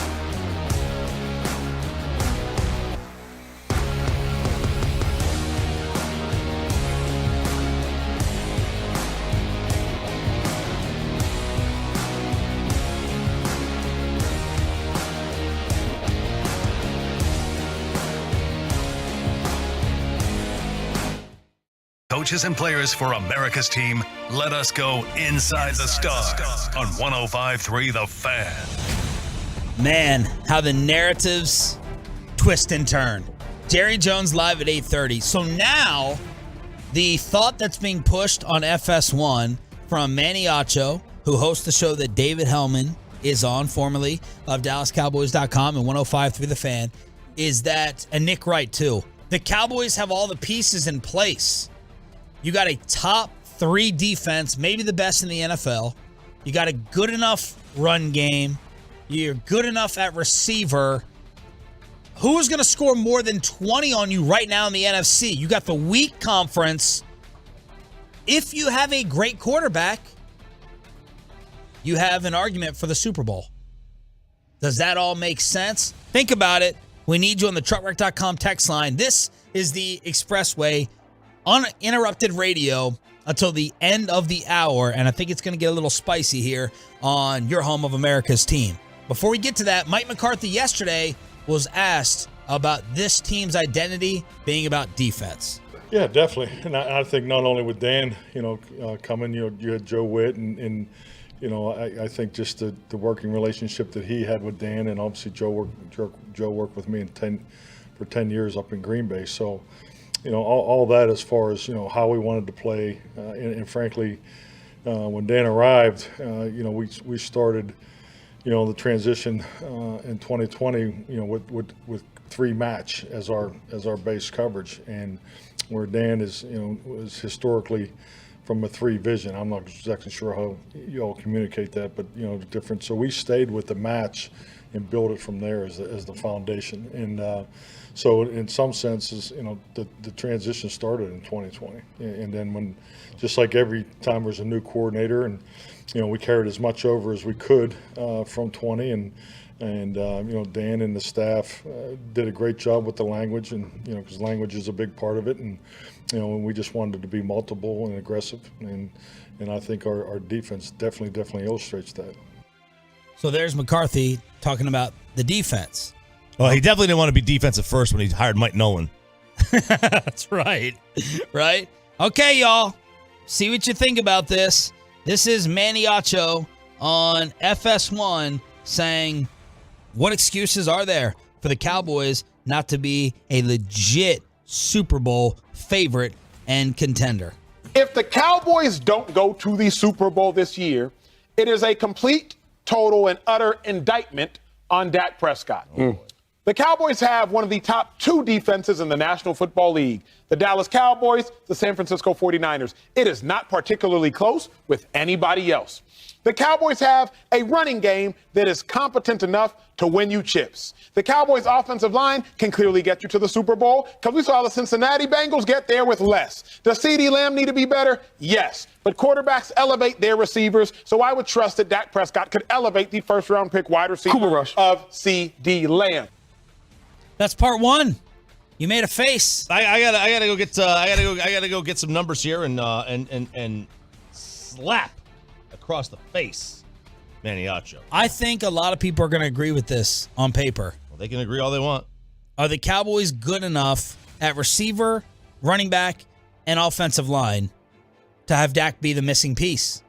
How does this argument, I'm gonna play devil's advocate for some of these. How does what he said, what are the Cowboys in the NFC? Don't want to give away the power rankings, but if you have the best defense in the league, if you're top 3, are the offensive pieces around Prescott good enough for them to be good enough to make it to the Super Bowl? How would you pick apart Acho's argument? 877-881-1053, truckwreck.com text line. While you think about that, all right, and I know you're I putting together your RJ Choppy research special. Got to do it. Acho, how have other previous quarterbacks won a Super Bowl with the same defense that Dak will get?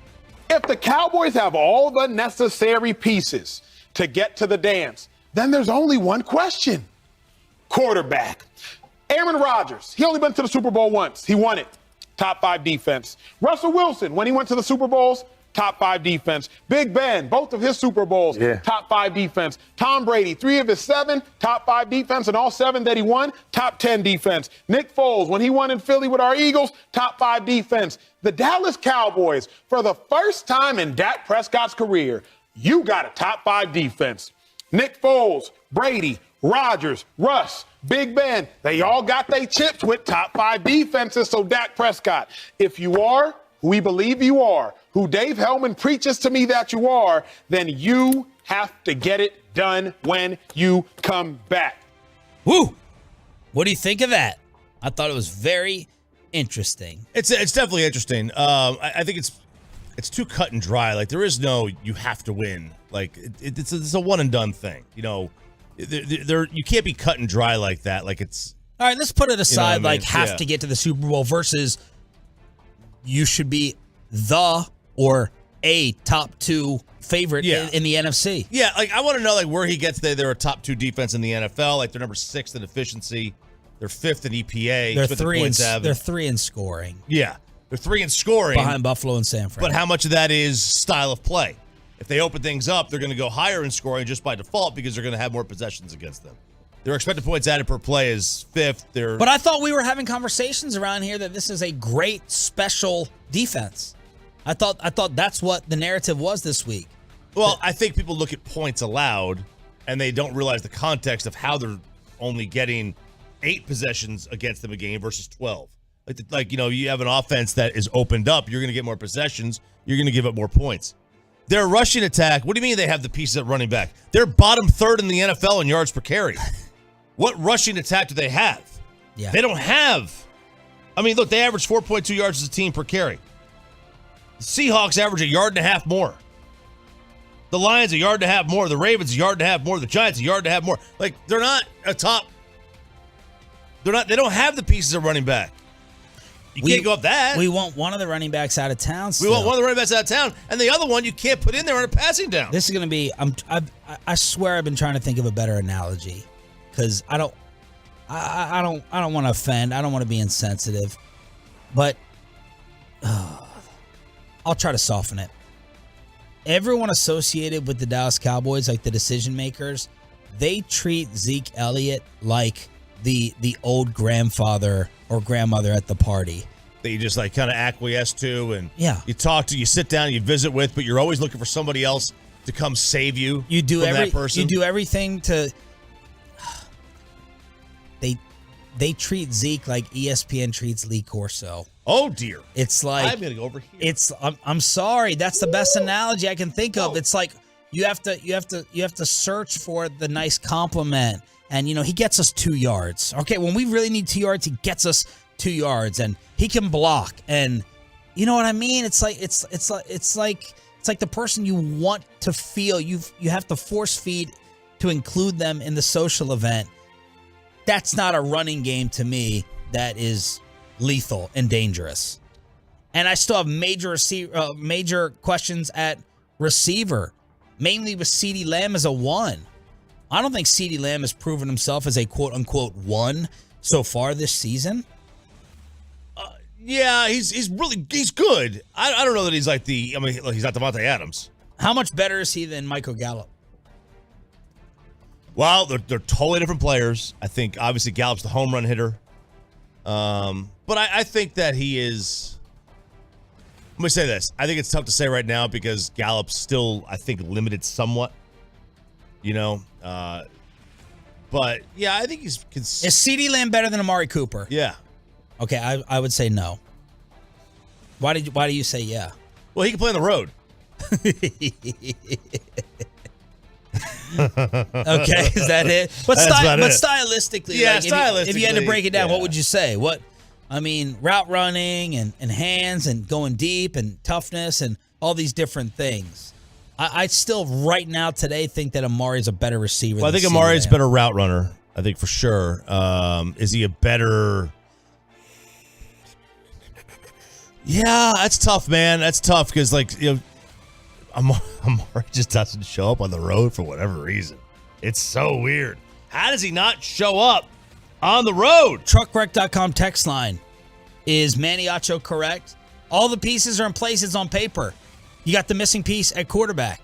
And if he is that good, if he's the $40 million man, then this team has a right to believe they should be at least in the NFC Championship or in the Super Bowl. I want to hear what the Tolos say. If you think that's a typical fake-generated Cowboy opinion or it's facts on paper, 877-881-1053, 877-881-1053, truckwreck.com. Text line. Let's see. Lamb has 2 fewer yards than Jamar Chase does this year. Lamb's got 40 more yards than Amari.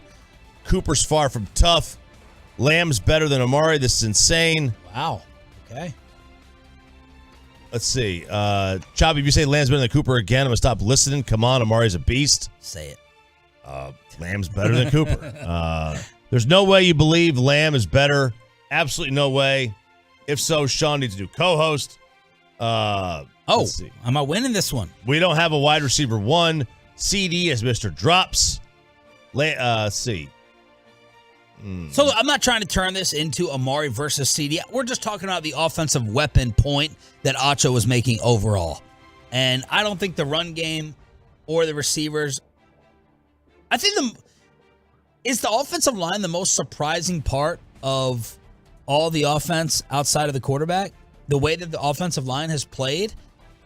I think so. I think it's Noah Brown, offensive line, outside of Cooper Rush.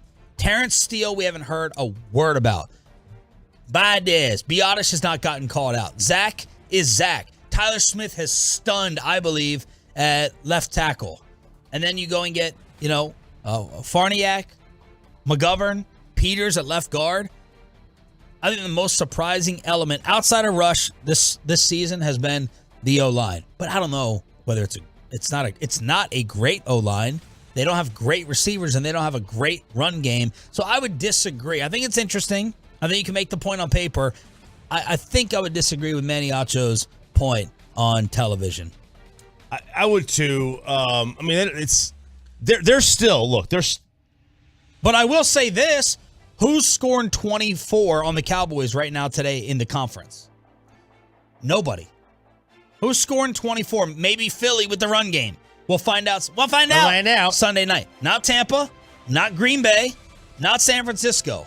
So if you can give me more than 20 week in and week out right now. The conference is the problem. The conference stinks. Right now on paper, formula-wise, what Acho's saying makes sense. Dak should be able to give you more than 20 every single week, and the Cowboys are dominant. Yeah, the conference is what is going to help this team, reach their pinnacle. Because when you get to the Super Bowl and you face Buffalo or Kansas City, you're gonna be in some pain, right? You're gonna be in some trouble. That all said, last year the Cowboys played Kansas City, only gave up 19 points. PFF grades in from the win over the Rams before we get to the college football kegger. Jerry Jones at 8:30 this morning. Offense or defense? Let's go defense. Let's get to good news first. As I saw Micah Parsons at least. A 91 pass rushing grade, 6 pressures, 2 sacks, 27% win percentage from PFF. Yeah, and he was doubled a lot and held the rest of it. So he was the second highest graded defensive player in the game. The highest was? For the whole game? The Cowboys. Dorrance? Tank. Dorrance was 4th. Tank was 3rd. Hang on. Who would be number 1? He did not start, but he did get about, Anthony Barr? No, he was 7th. Who? Sam Williams. 26 snaps. Michael had 46 snaps. See, that's the thing. The Cowboys are only seeing 46 snaps defensively. That's why they're allowing so few points. They're only seeing 46 snaps. They've shortened the game so much. When you have to get after it and you've got to start, getting into a shootout, you're going to score. You're going to allow more points. But Sam Williams at a 91.6 overall. Micah's run defense was poor, 57, but tackling and coverage in the 70s, and then pass rush throwing him over the top with a 91. DeMarcus Lawrence was next, and then Dorrance Armstrong. All 4 guys had an 84.6 or higher overall. It's elite. Wow. Then you get the Malik Hooker and Leighton Vander Esch, Anthony Barr, Donovan Wilson, all between 74 and 78. You keep going down. J-Ron Kearse, 71. Keep going down. Neville Gallimore, 69. Yeah, nice. And then you get to Carlos Watkins in 17 snaps. He had a 68. Those are the last starters. Further down, you get some corners. Diggs and Brown had essentially the same game, 62.7. Although Diggs was he got an 80 tackling grade. And then Osa Digizua, 61. Jordan Lewis, the worst graded starter on the team, with a 59. Okay. Offense. Who do you think was the highest rated player in this game? Is it a lineman or a weapon? If it's a weapon, I'm going to say it's Tony Pollard. It is Tony Pollard. Yeah. A 92.4. However, what is Tony Pollard's issue? Pass blocking. His pass blocking grade was a 31. Ew. Man, how did Rush hold on to that football? How did Cooper Rush hang on to that football the other day? He was the only player in the blue. The blue is elite. They had one player in the green on offense. That was Michael Gallup with a 69.9. Nobody else was a starter level. Lamb, Steele, Badez, and Cooper Rush all between 62.9 and 65.7. And then you go all the way down, Zeke at 59, Tyler Smith at 49, Connor McGovern, what a waste, 35.8, a 26 pass block grade. So there it is. Inside the star, Jerry Jones at 830. I have not seen Zach Martin get this beaten up by PFF before. He had a 51 grade. His pass block grade was a 19. What? He was abused in this game. Woo! According to PFF, it is now time for the college football kegger. College football! Hooker with two wideouts to the right, one to the left. Jabari Small at tailback. Blitz. Hooker back to throw. Fires, slant pass. Touchdown, Tennessee. Jalen Hyatt. My dreams have come true. What a week. What a week. Dream week for you. Tennessee radio with the call, the great Bob Kessling. I shouldn't say great. He kind of got there as my college career was ending. But 40-13, number 8 Tennessee beats LSU. Largest home loss for Brian Kelly in his coaching career. What? Oh, baby. And, we had to settle for 5 field goals in this one. Could have been way worse. Way worse. And it is on. There's nothing worse than having the air out of the balloon before the mega matchup. Oh, I know. Oh, this could have been. And you got it. You got whippets, baby. Man, I am so happy. Game day is back in Knoxville, second time in 4 weeks. All you dopey Big Ten fans from Penn State and Michigan, well, we should have gotten the game. Well, no. Someone in the Big Ten is bragging because I just got the note that someone has passed Alabama and Georgia to become consensus betting favorite to win it all. Ohio State is the new favorite, plus 200 at Caesars. Yep. Alabama's, they're going to be, if Bryce Young doesn't play this week. Yeah, they play with a backup quarterback. Yep. Turned it over. If they don't play, if Bryce Young is not 100% healthy this week, they got a real, look, if Tennessee doesn't beat Alabama now, they ain't never going to get them. This is it. You're at home. You got a Heisman Trophy candidate quarterback. You got a really good team. You got Josh Heupel before maybe Oklahoma steals him away. Who knows? But by the way, you keep your blanket hands off my coach. You just stay the hell away. I cannot wait. I am on cloud 9. And I just want to warn everybody. Vol Twitter has kept receipts for 20 years. You and Clay Travis. We know who has said something to come at us. If we beat Bama this week, that's a big if. Big if. But y'all better just delete the app. Just delete the app. Or mute the app. Didn't y'all get someone in trouble yesterday? We don't care about that. It's safe. We don't care about it. It's an assault. It's a felony assault. Jalen McCullough, the safety captain. Alleged. I don't know if he plays or not. I have no idea if he plays or not. Still allegations. Right? Still allegations. Yeah. So do you let him play while these are going on? That's a good question. I don't know the answer to that one.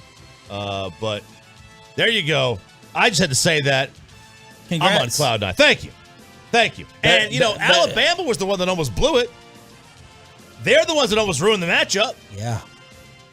Because they win 24-20 at home over A&M. Jimbo Fisher getting called out as the worst play call in college football history. King gets a snap. Time. Throws. It is incomplete. Zeros on the clock. Ball game. No flags. Alabama wins. Let's get out of here. Yeah. They wanted to get the heck out of there, man. They didn't want to. Yeah, roll tide. Johnny Manziel tweeting one of the worst calls I've ever seen in my life. You have one play to beat the number one team, and that's what we run. How would you describe the play for those that didn't see it? It was a comebacker that was thrown 3 yards shy of the end zone and out of bounds. Listen, John Madden rolling in his grave. Rolling in his grave. You had literally, Manziel's right, one play from the 2-yard line. Run your best 2-point conversion play. That was your best 2-point conversion play? That was? Man. You should be ashamed of yourself. Their quarterback is the Bill Cartwright of college football, watching that kid throw. Haynes King? Yeah. He was a big-time recruit? I guess. I got to look up how many stars. I guess. I don't know about How? Haynes King. How? Watching him throw. Man, it's like they look at production like this. a lot of times. I know. He's got this long release. It's like he's getting his arms stretched out in the it's bullpen like by the rubber fishing. band. Like he's fishing. Like he's casting, right? He's casting everything out. Terrible release. But Alabama hangs on. They beat A&M. A&M took 2 losses on this one. This was the first loss. The other loss was the midnight yell leader. Okay, and I was against you a couple weeks ago, where I said it's tradition and keep it. Guys, cancel this thing. It's lame. This is the midnight yell leader trying to talk trash to Alabama, which, by the way, how could you talk trash to Alabama when you're A&M? And if you're going to, at least remember the punchline. I've got a story for you, guys. Well, one day, there was this useless, hanky, no good Alabama fan, and he was Alabama fan. What? What? He forgot it. He forgot what he was going to say. He forgot what he was going to say. So this is so lame. Yeah, I'm sorry, Aggie fans. That so lame. Useless, hanky-panky. What do they got for y'all cooked up this week? No good. What are the Tennessee stereotypes? Oh, no, we don't play A&M this week. That's I'm A&M. sorry. Yeah. I messed up. No. Yeah, we don't play that. Oh, there's a million you can go to. That we invented the toothbrush, because if it was invented anywhere else, it'd be the teeth brush. So there's a million things you can go there. What do you call chrome in Tennessee? Duct tape. All right, there's a million things you can go there. So, this moron Aggie yell leader. I hate to say that about a serviceman, but or woman. Just cancel this thing. Just cancel it. So bad. I think someone could be getting Matt Ruled at a local college after what happened at the Cotton Bowl between OU and Texas. Bijan Robinson now shifts out of the backfield in motion, and Ewers looks to throw on first down, sends it over the middle for Sanders. Caught! J.T. Sanders! Touchdown, Texas! Welcome back home to the Metroplex. Jatavian Sanders, a huge Longhorn touchdown with 18 seconds remaining in the half. 49-0 on Longhorns radio. Lincoln's fault, y'all? You Sooner fans? You know the best thing OU does? Well, we lost 35 scholarship players. These league's guys. The highlight of OU's season is all the Sark jokes. I forgot what they did on Twitter with the Texas head coach. It was hilarious. It was amazing content, making fun of Sarkisian on Friday. But go ahead and say you don't miss Lincoln now. The largest margin of victory in school history. The first time the Sooners have been shut out in 311 games. 311. Longhorns have not accomplished that since 1965, and the worst shutout loss for OU ever. Quinn, first half, 22 attempts, 211 yards, 3 touchdowns, 28 zip. And the man gave all of his offensive linemen overnight duffel bags from Lucchese before the Red River Showdown. My Lord. Venables, Brent Venables, it's boiling around this man already. As it should. 3 weeks ago, they were 3-0. They had a win over Nebraska. They were favored by 10.5 points. They had won by a 49-14 margin. They were 13-point favorites against K-State. That had just lost to Tulane. By the way, the curse of Scott Frost continues. The teams that have beaten Scott Frost this year are 1-11 since the Nebraska game. They lose to K-State 41-34. They used to lose to TCU 55-24, and they lose to to Texas 49-0. So this is one of the worst. It's one of the 5 worst 3-game stretches in the history of college football against the spread. Brett Venables has the largest underachievement versus the spread, a 3-game span for a first-year coach since 2010, Turner Gill. This is awful. Like, what he has done there or not done there is it's embarrassing. And Joe Castiglione is the best AD in the sport. Yeah. He is tremendous. He doesn't make mistakes with hires. Right. He just doesn't. Everybody he hires, football, basketball, softball, it doesn't matter. The guy is an absolute unit. Yeah. If you know what I mean. And he either butchered this one.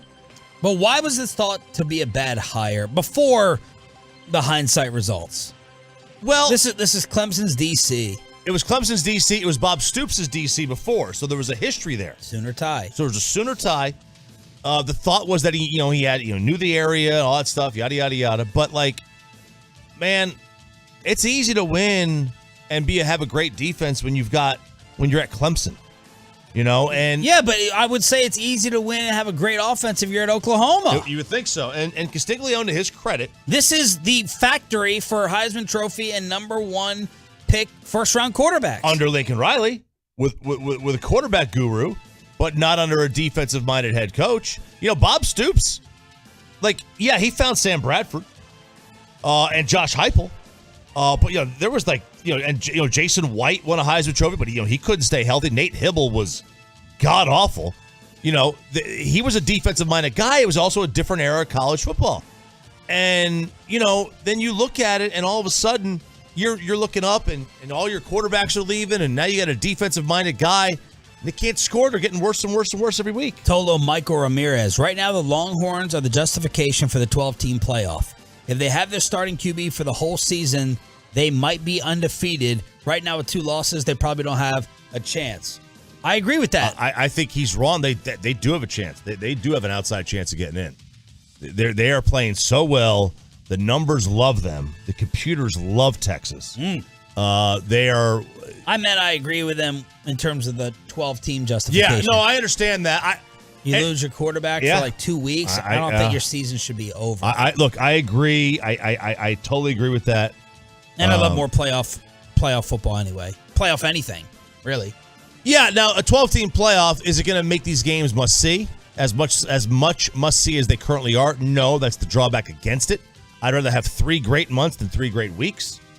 But I understand the other side of it. No, completely. but once the rankings start, the playoff rankings, the regular season intrigue goes through the roof. I agree. Because we can argue 12, 13, 8, 9, 10. Totally. Have regular season arguments happening. By the way, my boy Terrence hit me up along with Sandler. Haynes King was a state champion out of Longview. His dad was his coach. But I thought overrated. These high school writers give these kids stars off likability. And then Sandler said, I think Haynes King was a 4-star recruit. College football kegger taking place right here with RJ Choppy on 105.3 The Fan. Number 17, TCU stays undefeated. They have an outside chance at what that a season. Natty. What a season. Absolutely. Sonny Dykes done a great job. Duggan, the quarterback, has had a resurgence. We should get Sonny on. We should. Make a note for that, Peyton. Write down. Let's get Sonny Dykes on to give Fort Worth their props. So they end the undefeated season of number 19, Kansas, 38-31. Kansas now takes on Oklahoma, which, Peyton, you said they were a 7.5-point dog to OU this week? That's stunning. That's right. Wow. That's a lot of points. That's a lot of points. And unless they think Gabriel's starting. If OU's starting quarterback is starting, maybe, but that's still a lot of points. So Kansas is a 7-point favorite over Oklahoma. That's what you said? That's what Peyton told me. Yeah, I've not seen anything differently. In Norman. Now, Kansas is also without their starting quarterback. Yes. Could be. So maybe that factors into it. That's a big deal. Oklahoma State, another team in the Big 12 with an outside chance. They are now 5-0. They're number 7 in the nation, 41-31 over your Red Raiders. Yeah. So everything's still going through Lubbock, I guess, according to Coach McGuire. Give it up for Chip Kelly. UCLA is undefeated 6-0, 42-32 over number 11 Utah. You know, Cali football is back. Southern California's back, man, in the football world. USC still is the most likely to come out. They don't have a loss on the schedule. They take on Utah this week. I think they should be able to beat Utah. But I think USC is, like, right now, like, they definitely have an inside track in the Final Four. I just don't see a loss for them. So you got some big games this weekend, Sean. This is the first holy cow deuce, put your phone on silent. Deuce what? Do something else. Do something else. Do something else besides get out of the house. You're watching college football. Obviously, number 19, Kansas at Oklahoma. You got number 3, Alabama, at number 6, Tennessee, 2:30 on CBS. You have number 8, Oklahoma State, at number 13, TCU, 2:30 on ABC.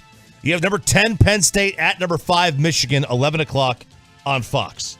You've got number 15, NC State, number 18, undefeated Syracuse, 2:30 on the ACC network.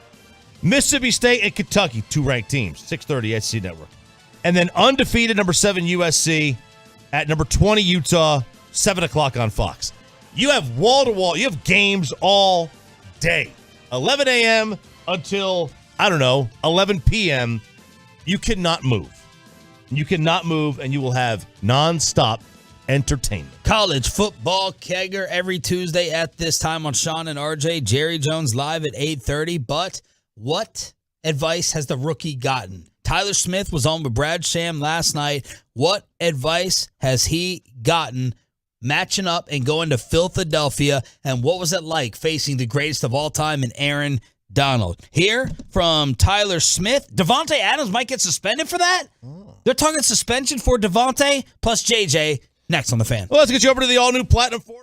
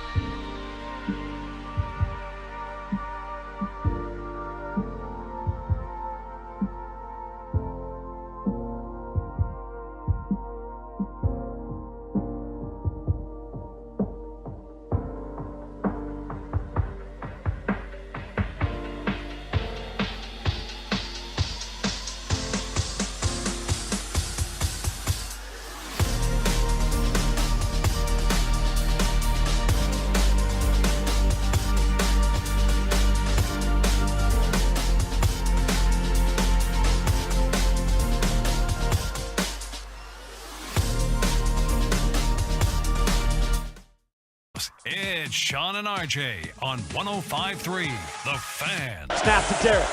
Back to pass. Pressure off the edge. Into the pocket. Lobs one downfield for Adams. At the goal line. Over his shoulder. Touchdown! Derek Carr racing forward on a beautiful ball for 48 yards. A lot of fantasy matchups swung last night.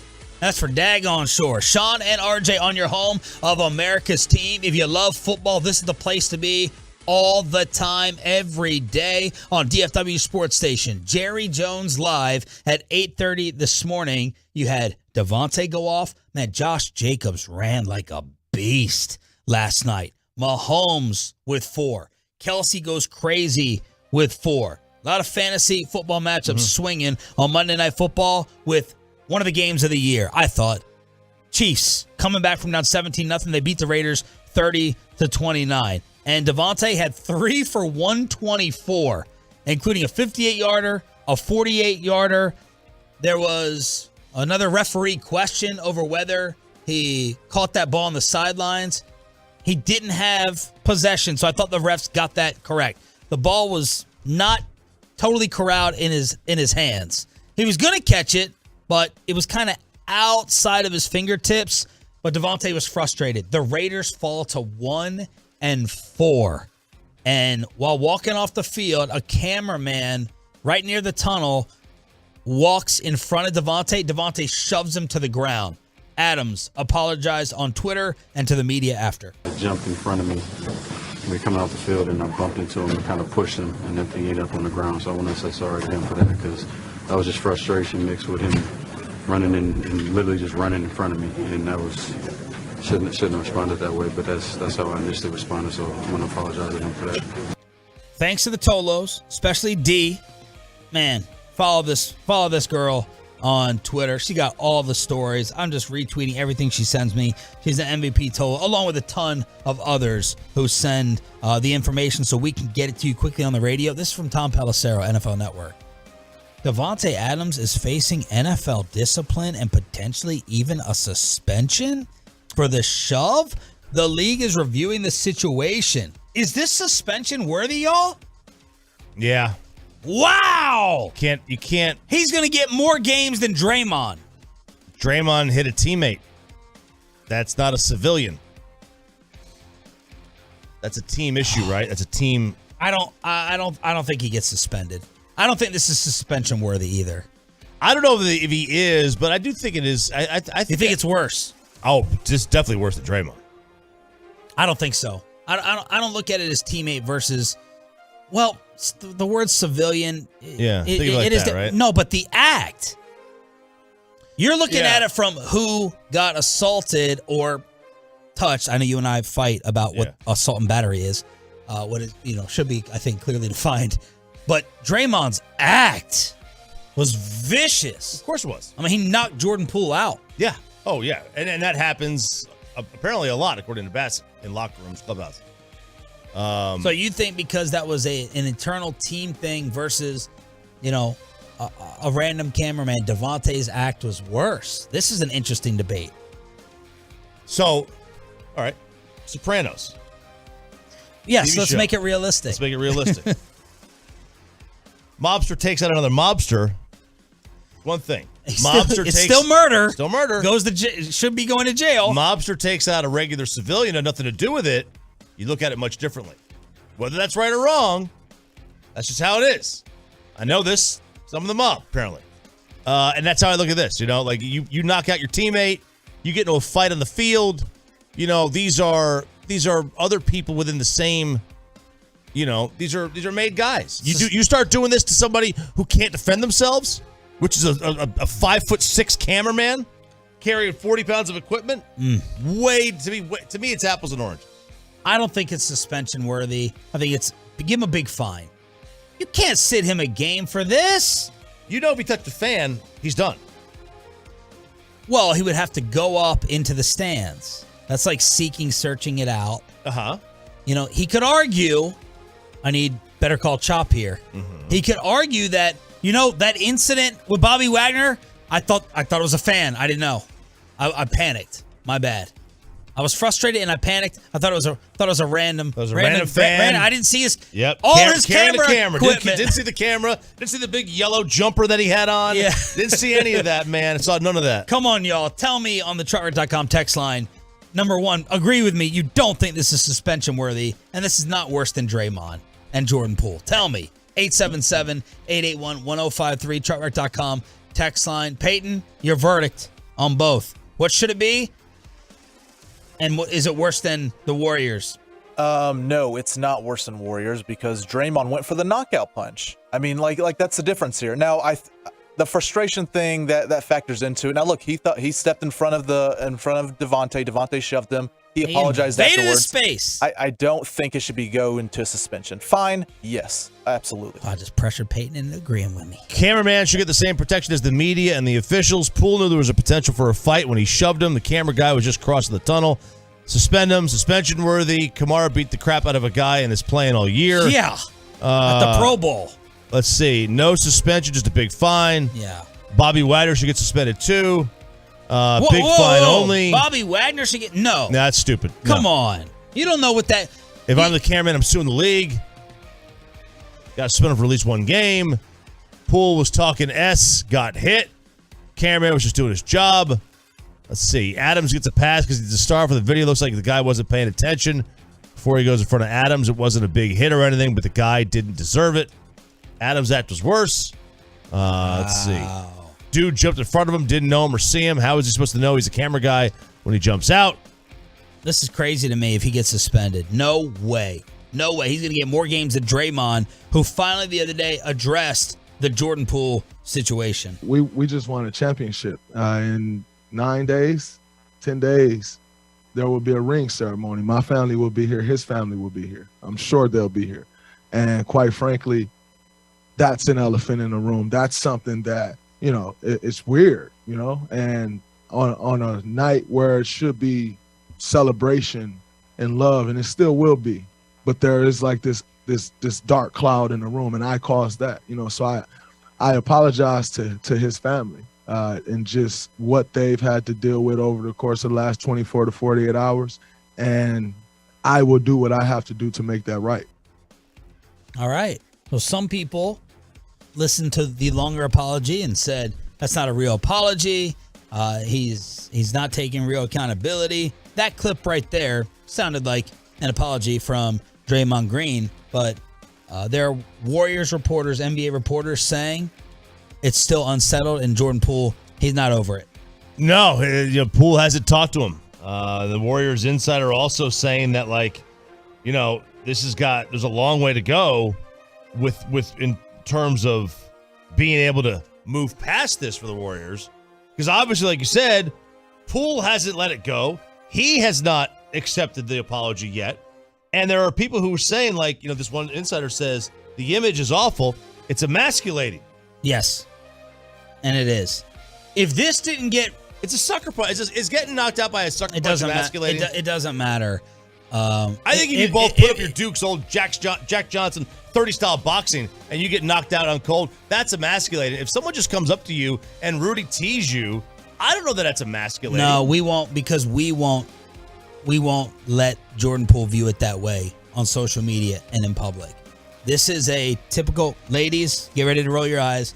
This is a tough guy thing. That if this video wasn't released, my guess is they could accelerate much faster in getting over it. But the fact that we all saw it, a small minority is going to view it as a sucker punch versus, yo, man, Draymond, every single time there's a beef or issue this year, people are going to be tweeting or writing Jordan Poole, you let your daddy beat you down? You get permission from Draymond? Did you ask him? You're gonna go ahead and that's the way it's going to be. Yeah, that's just those. To me, those are just idiots. You know that. Wow. Those are just the dopes that are just the fake tough guys. Okay. Anybody knows that you get sucker punched, you're gonna get knocked out. That's just the way it is.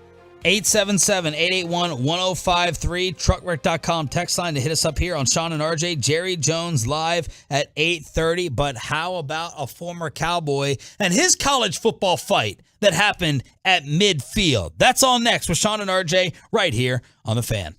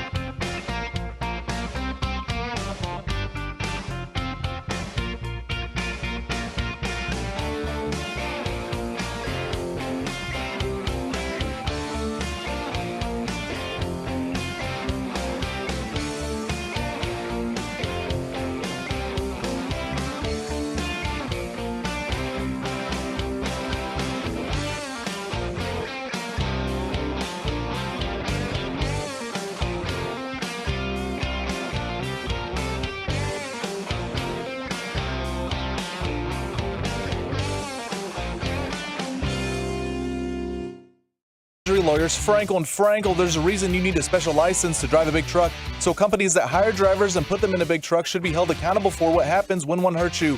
Frankly, you need Frankel and Frankel. Visit truckwreck.com or call them 214-333-3333. Jerry Jones is coming up in 10 minutes to preview Filthy as we keep the Cowboys party going here on DFW Sports Station. Sean and RJ on 105.3 The Fan. We had another incident, not just Draymond, not just Devante, but Dion Sanders, midfield of his college football win over the weekend with Eddie Robinson Jr. And this was started basically. They say Eddie Robinson commented on this after the game, talking about why and what started this beef because the post-game handshake is all anyone is talking about. I guess me being up front is just like I thought it was a lot of disrespect the whole week. And so you're not going to be disrespectful the whole week in the media. We didn't talk in the pregame. I was out there the whole time at the 50-yard line. He walked through our whole our whole huddle on our end zone. And came a long way around and get to his side of the field in the pregame. Thought that wasn't classy at all. And so in the postgame, I'm not about to give you the Obama bro hug. I'm going to shake your hand, I'm going to go on. I'm going to always be respectful and respect the game. You got the great guys, W.C. Gordon, Eddie G. Robinsons, those guys, Marino Chasm. I'm living on the shoulders of the swag. He ain't swag. Love all that, but you're not going to come here and disrespect me and my team and my school and then want to bro hug. Shake my hand and get the hell on. Period. You got the W, great job. I hope he comes back next year. I pray he don't get a Power 5 job so we can play them next year in Jackson. And I pray they put us for their damn home. So you want to do that, don't come with me and try to bro hug me like we're friends. We ain't friends. You didn't shake my hand before the game. Why you shaking my hand after the game? Woo! Alabama State and Jackson State. So Robinson just wanted to do the handshake. Dion went in for the bro hug. And that's when Robinson pulled away. And then Dion kind of shoved him back. Pushed and shoved. Yep. And then Robinson said, he ain't swag, I'm swag. I didn't know that was like, I don't know, like you had to be born into it. I guess I thought you just had to be coaching into it. I didn't think you had to be born into it, but I guess you do. And that was, because at the end of the game, they go to shake hands and Dion goes to bro hug him and Eddie Robinson Jr. wanted nothing to do with that. By the way, you know that Eddie Robinson, this coach is not related to Eddie Robinson. You don't think he's living off that? No, I'm just saying he's not related. Yeah, you don't think he's living off that though? I'm Eddie Robinson. What do you think Jr. the program said? AD wise, let's hire a guy who's not related but has the same name. Let me give you. I'm Eddie Robinson Jr. What are you supposed to think? That he's Eddie Robinson's kid. Dion was asked what happened if he's going to have some extra motivation moving forward after the shove. I don't need nobody to motivate me, dog. My mama working 2 jobs to make ends see each other was my motivation. Me being a great father, when one of my fathers was a drug addiction, a drug addict, and my other father was an alcoholic, that was my motivation. Seeing no one really come out of Fort Myers, Florida, that was my motivation. This? Oh, baby, you gotta get a line. I wake up motivated. I wake up trying to bless somebody, inspire somebody, encourage somebody, help somebody, motivate somebody, get somebody to the next level. Yeah. And somebody had the audacity to sit up here and say what I ain't. Well, baby, I know what I am. And I am a whole lot of things that a lot of folks would like to be. So there's Dion responding. He's like, I thought I did a good job. I did my job. This place was packed. It wasn't going to be packed without me and us here. And he said, I'm not one that comes back the next day. You're going to pick up the phone. You're going to apologize and we're straight. No, you meant that mess. And then Dion was asked what it means to not be SWAC. One of the comments that kind of disturbed me out of all the comments is that I'm not SWAC. Who is? I got time today. Who is SWAC? If I ain't SWAC, who is SWAC? If I ain't SWAC, who is SWAC? If I ain't SWAC, who is SWAC? Baby, who is?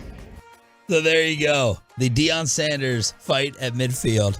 Truckwreck.com text. I'm a SWAC alum. Never heard anybody claiming who is and who ain't SWAC. LOL. Who ain't SWAC? Yeah, it's like go look up what Dion has done for other coaches and teams and recruiting across SWAC and what Eddie Robinson Jr. has done. So it's like, man, these other schools and coaches, You would think initially they love the attention being drawn, but they got to be bitter and jealous of Dion. Well, I mean, look, they probably are. They're like, man, I've put a lot of work in and trying to recruit kids, and he comes in with his name, and all of a sudden he gets, was it Travis Hunter? The DB. The DB that went to Florida State, or was supposed to go to Florida State, and he winds up getting them, and he gets all kinds of NIL money or whatever, and yeah, I can see how it would be frustrating, but because this is all Dion, this is all anyone talks about is Dion at this level. Yeah, that's it. It's all anybody talks about.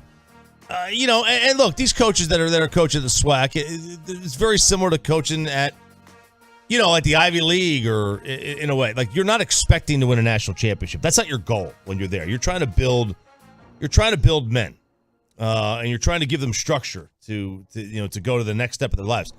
Most of the kids in the SWAC aren't going to the NFL. Some are, and some turn out to be really nice players.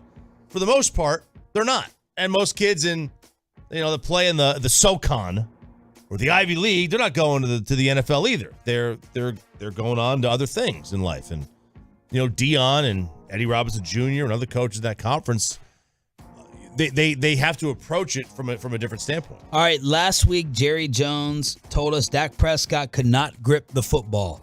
What is Dak doing this week? Is he definitely ruled out for filthy? Let's preview the Eagles. And is the NFL overreacting to the Tua situation with all these controversial calls, including the Chris Jones play last night? Jerry Jones joins us live next on Sean and RJ. Coming up in the next.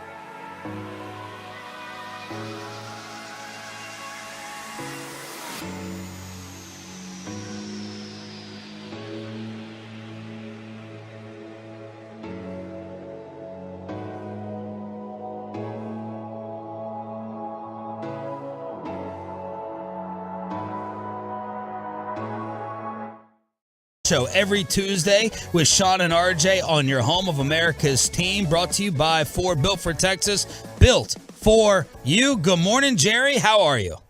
Hey, guys. It's good to be on with you today. Yes, it is, sir. Jerry, after the game, I hadn't heard this phrase. You said there's going to be some jewelry or some jewels after this win. What does that mean?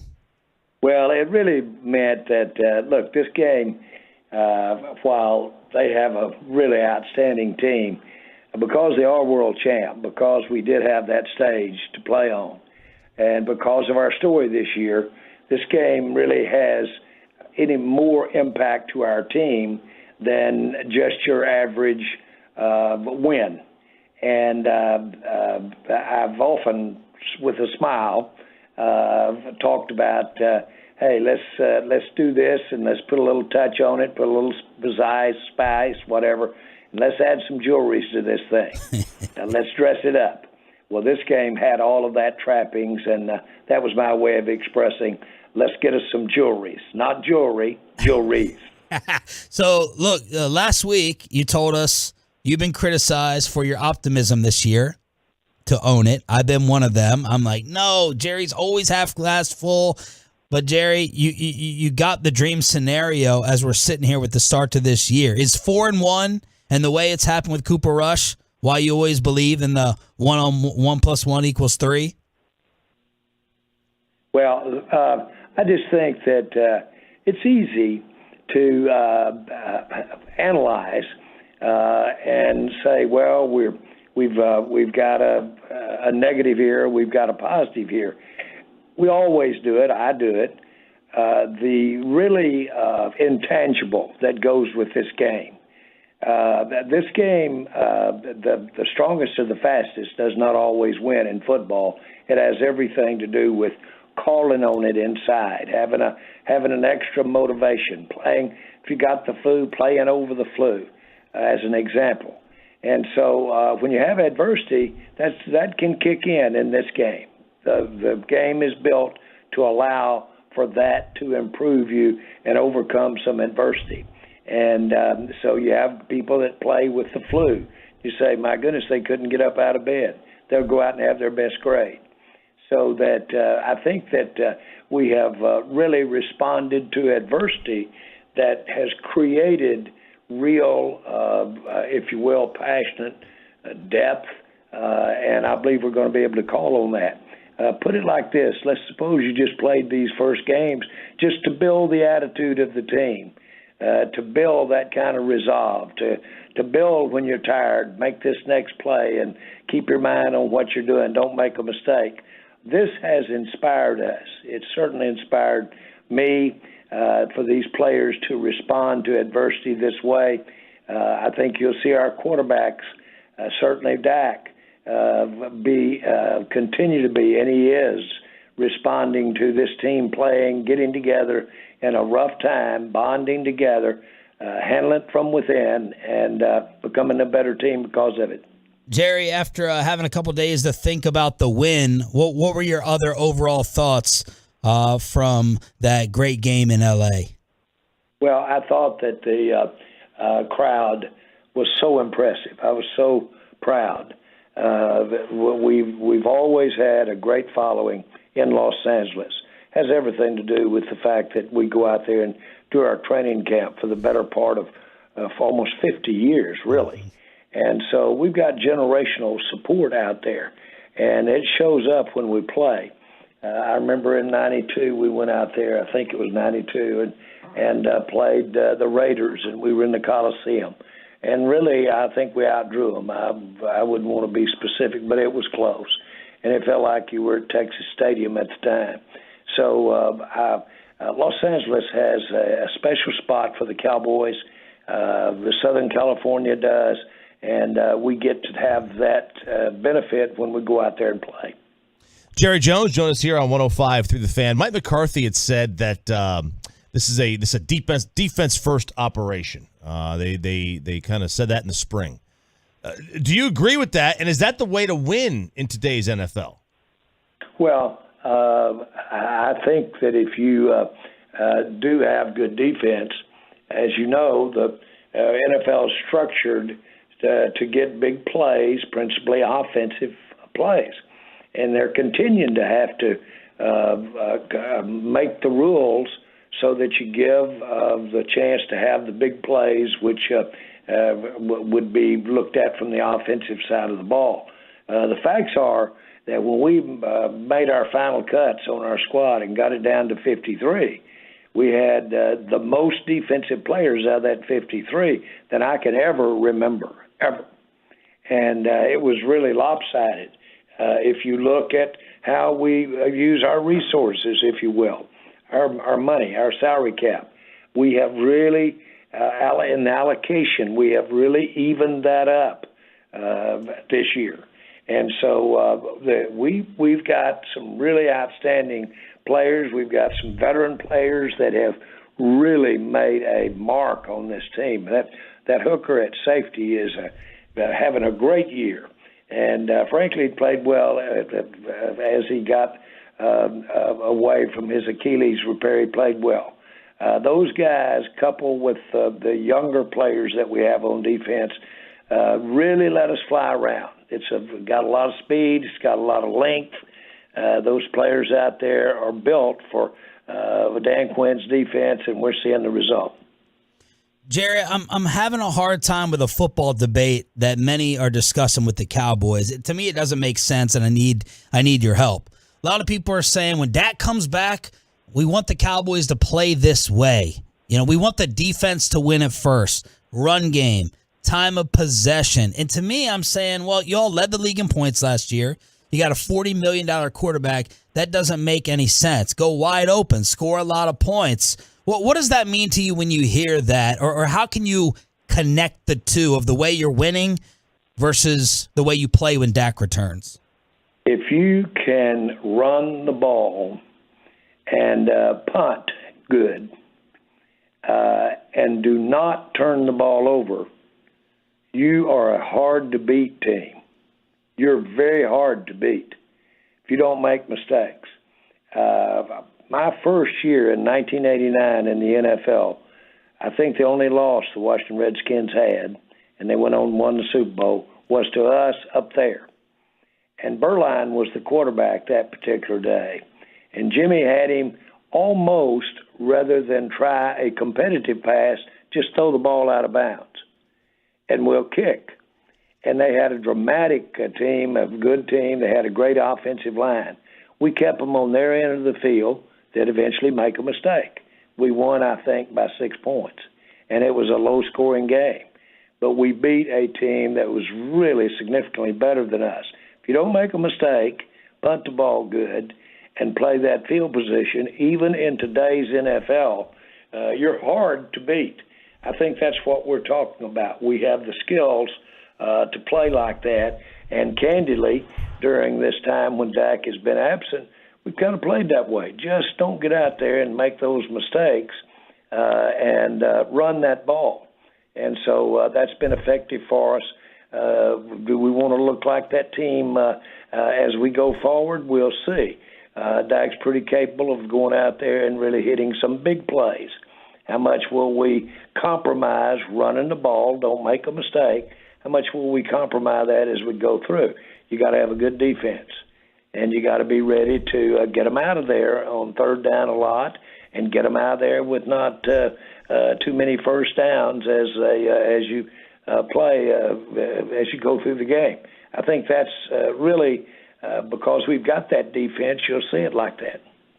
Jerry, is all this kind of an argument against the trend and philosophy of paying quarterbacks? Like, you know, why pay a quarterback $40 million if, you know, you want to punt the ball and run the ball? Like, is this an argument against that?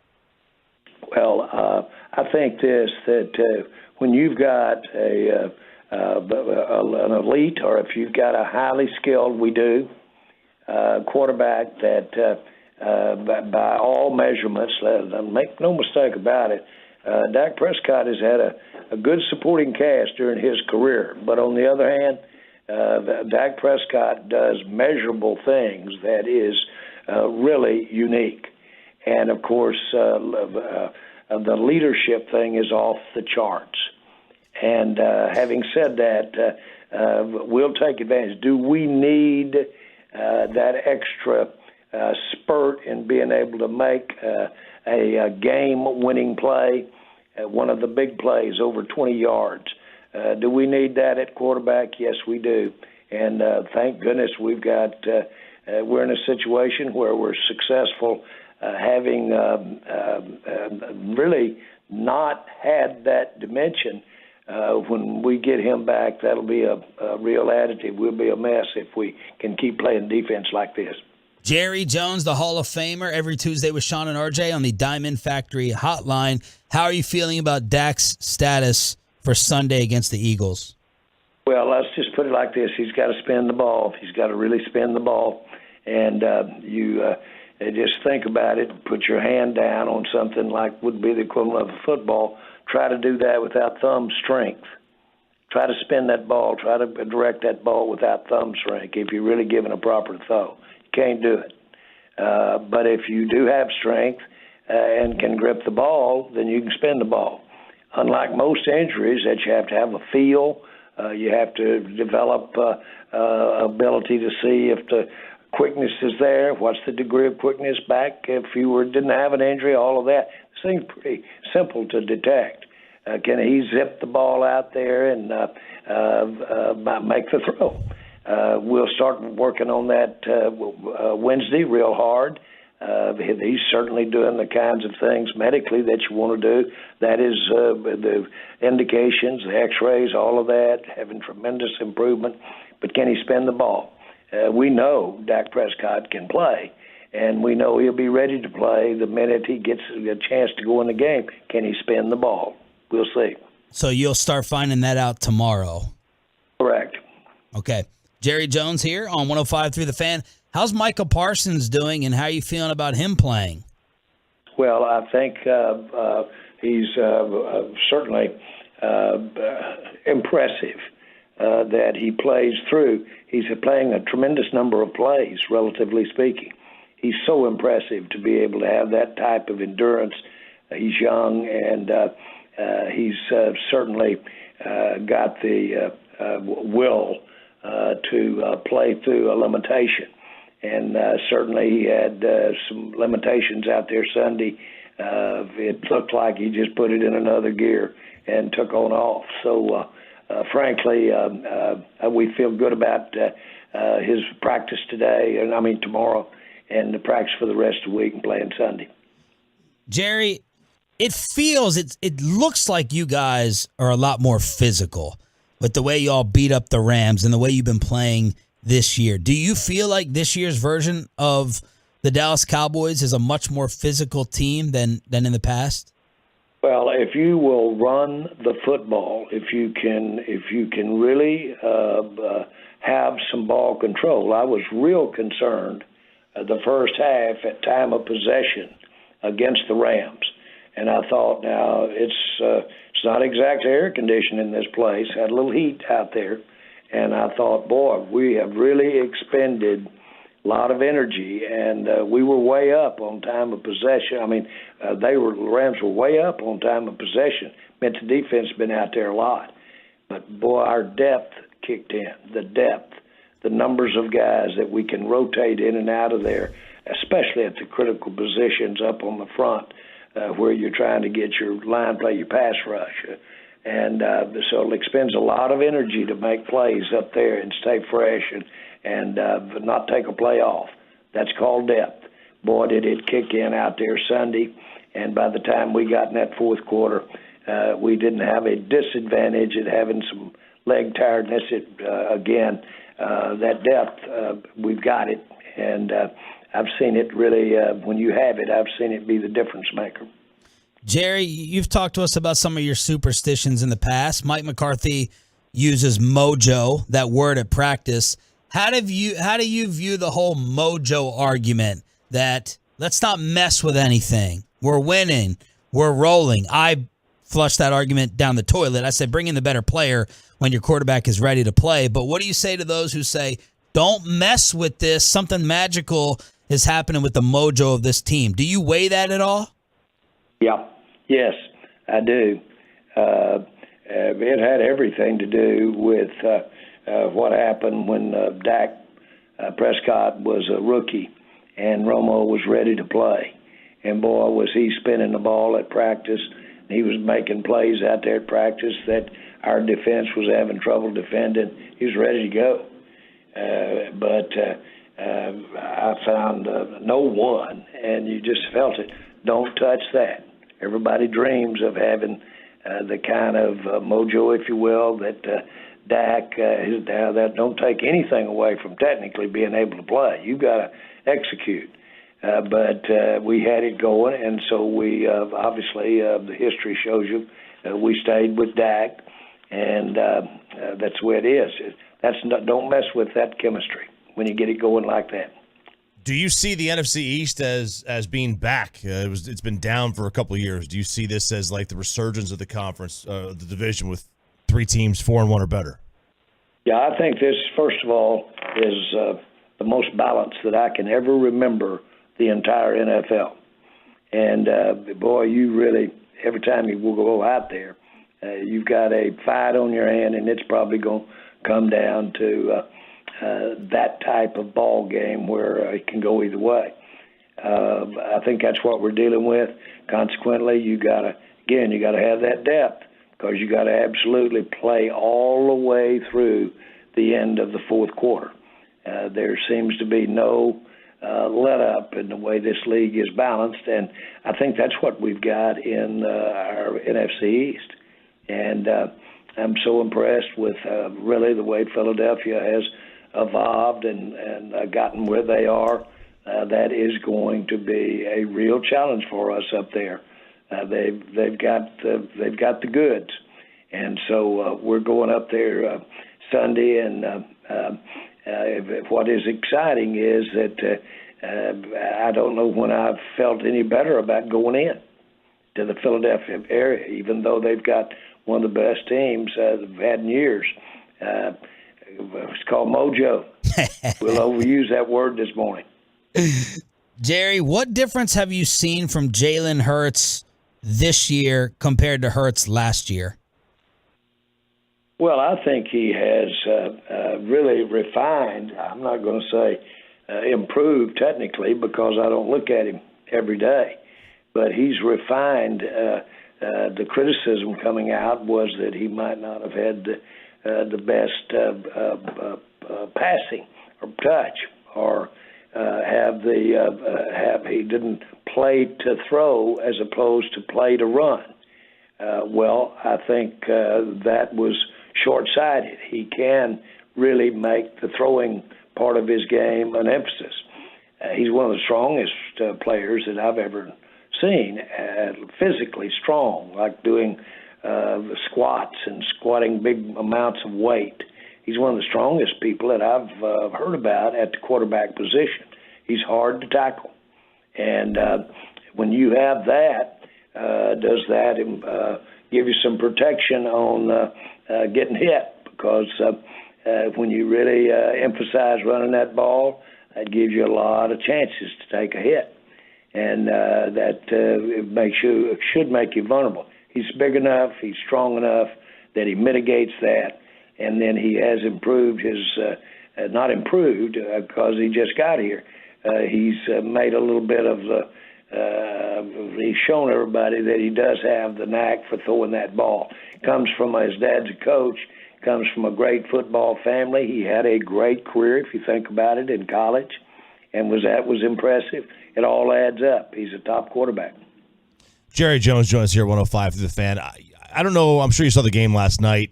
And then over the weekend, there was a couple of roughing the passer penalties, one against Derek Carr, one against Tom Brady, that many thought were ticky-tack. Is that a mandate from the league over the last couple of weeks, especially since the Tua injury, to kind of clamp down on those roughing calls?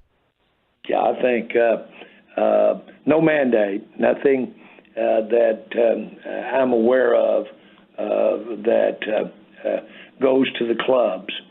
But I think you've got an area that gives rise to some judgment when you say that when the players the defender as well as the quarterback land on the ground, if the defender happens to be in position to be on top of him where his weight has a chance to push him against the ground.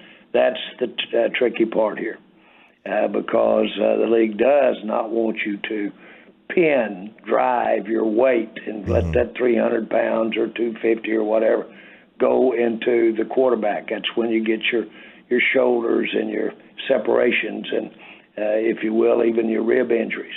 And so I think that is, at this day and time, I think those are sensitive areas, and you've got to watch that. Well, of course, it's impossible, almost, to go through what you do to rush a passer as a defensive player and go through all the things it takes to get to a quarterback and then be sensitive about those nuances, just getting him down, because if you don't finish it, then he'll get out of your grip, and there he's still making the play. Right. Tough call to get those officials to make this judgment. We're going to have to really work hard in that area to improve bad play calling. Should they be able to review that? Again, that's the answer. If you've got that sensitive a play, review it. We review the, of course, pass interference. And so my point is that I think that's a big debate on these plays on the competition committee. What is reviewed, what is not. The thing that everybody goes to now is that we're in the best shape we've ever been on reviewing plays. And we have the cameras right, we have the coordination, the best that I've ever seen. When I've voted for replay, I've voted against replay about 3 or 4 different times in my time in the NFL. And I've seen a time when we would do reviews, and on Monday when they were reviewed in the NFL, as many as 25% of them that were changed, they reversed that and said they shouldn't have been changed, 25. And so I said, I'm not voting for this anymore. This is not the way to do it. Then I've reversed ground on it. So if we put it in there, then that's going to be have its own set of challenges and, if you will, compromises on how to make the call. So I'm not giving you a straight answer because I don't have one. But there's no mandated don't touch the quarterback. But is there protection for the quarterback? There is, and I'm for that, and I am for that. But they're going to have to start, call him in the grasp.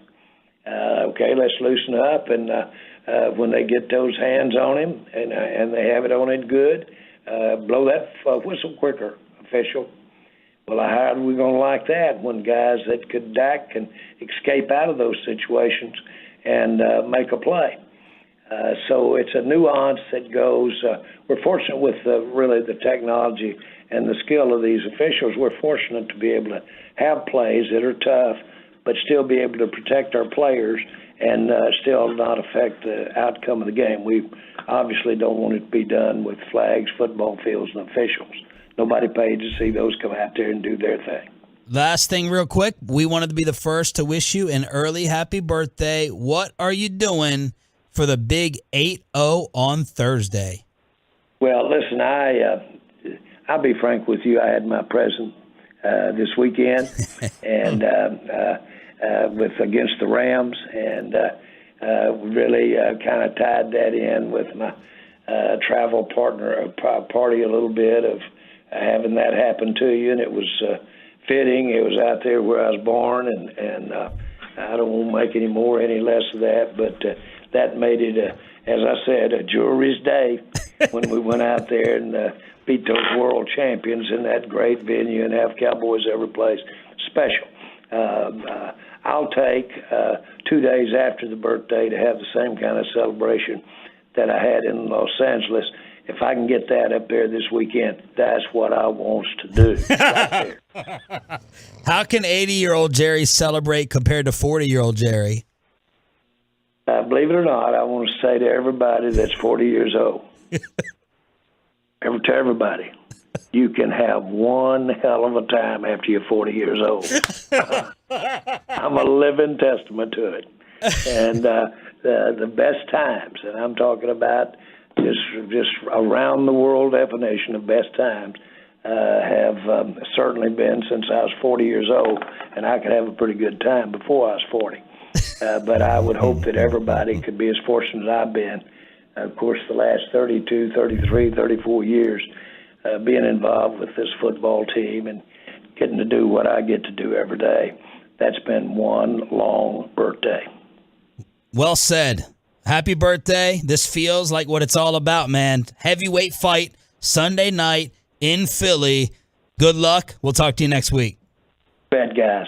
Have a good week. Jerry Jones, brought to you by Ford. Built for Texas, built for you. Let's react to that next with Sean and RJ, 105.3 The Fan.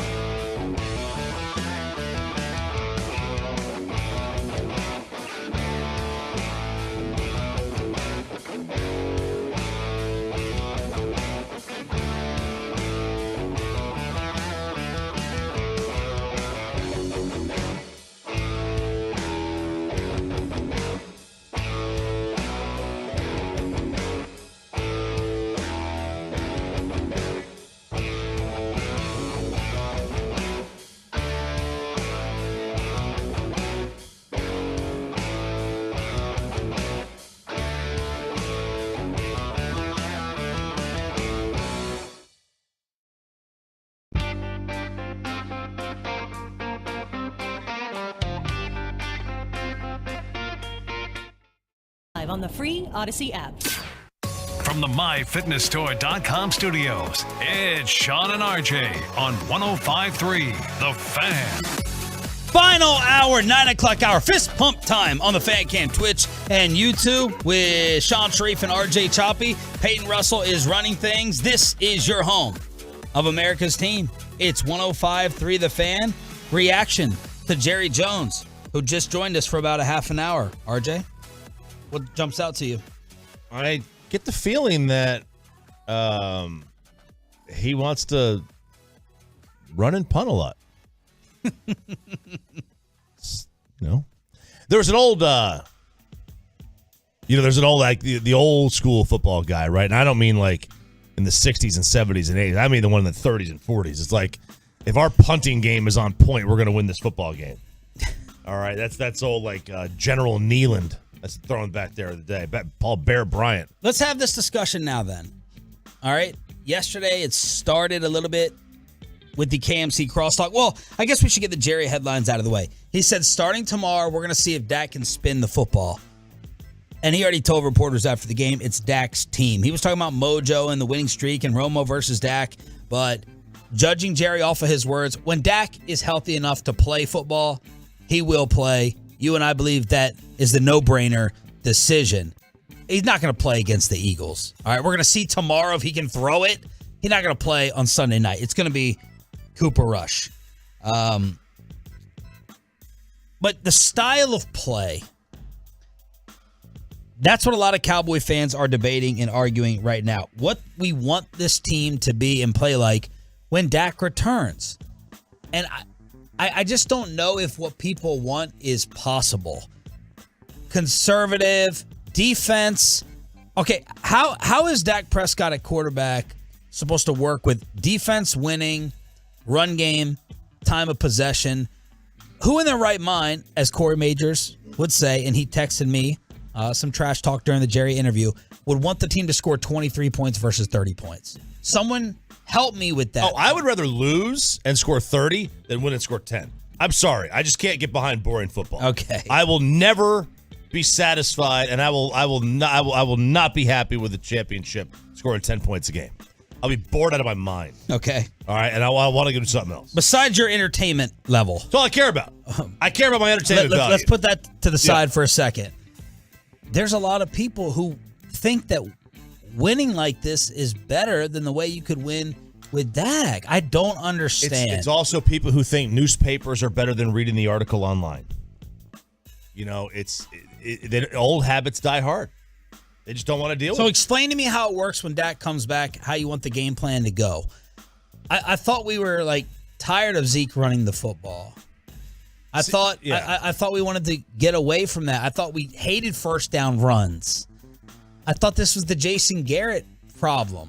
We want to put all this pressure and weight on the defense, and you want to win like the San Francisco 49ers with narrow margin of victories, not scoring over 22 or 23 points a game. The idea is to be the Buffalo Bills. Yeah, first down runs are great if they're playing the pass, right? And that's the correct call.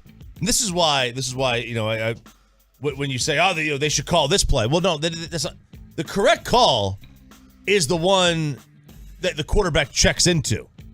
Does he check into the run? Does he check into the pass? What the defense is giving you. If the defense is guarding against the pass, then you run the ball on first down. If they're guarding against the run, then you throw the ball on first down. It's pretty simple like that. You don't just beat your head into a wall for the fun of it. And that's where you have to do it. If Dak comes back and they're playing the run, then have him throw it. If they're not, then have him pass it. Or then have him run it. I just don't understand what we want to happen with this argument. Their identity and formula. So, like, rookie year for Dak, it was run game. It was defense, some limited attempts. They led the NFL in rush attempts. I was calling him a bus driver during that season because that's what he was doing. Low turnovers. They had a top 5 scoring defense. So people just want that to happen when he comes back. I don't want Dak Prescott throwing for 100 yards a game like Cooper Rush did against the Rams. We want shorter passes. We want less downfield. We don't need Dak to rein in his aggressiveness. He's not Jameis Winston. He already does not turn the ball over. The goal, as I said, is to be the Buffalo Bills. You score 30, you give up 12. Do we have the capabilities to do that? That's second best in the league for both. They give up 12. That's second best in the league. They score 30. I want it all. I want the cake and eat it too. Mm-hmm. So that's what I'm having a hard time struggling with. This whole complimentary defense first run game. Why do we have our quarterback then? Now you're going to have people who say you shouldn't have the quarterback. Well, we do have him, and we know that he's capable of scoring 30 a game versus very good teams that are over 500. Yes, I guess that's a different discussion and argument, but I don't want conservative offense when Dak comes back. That, to me, it's crazy. But there's a lot of people who want that formula. The minute they lose 33-30, people are going to want Cooper Rush back in order to score 13, 14 points. And this whole mojo thing, get this crap out of here.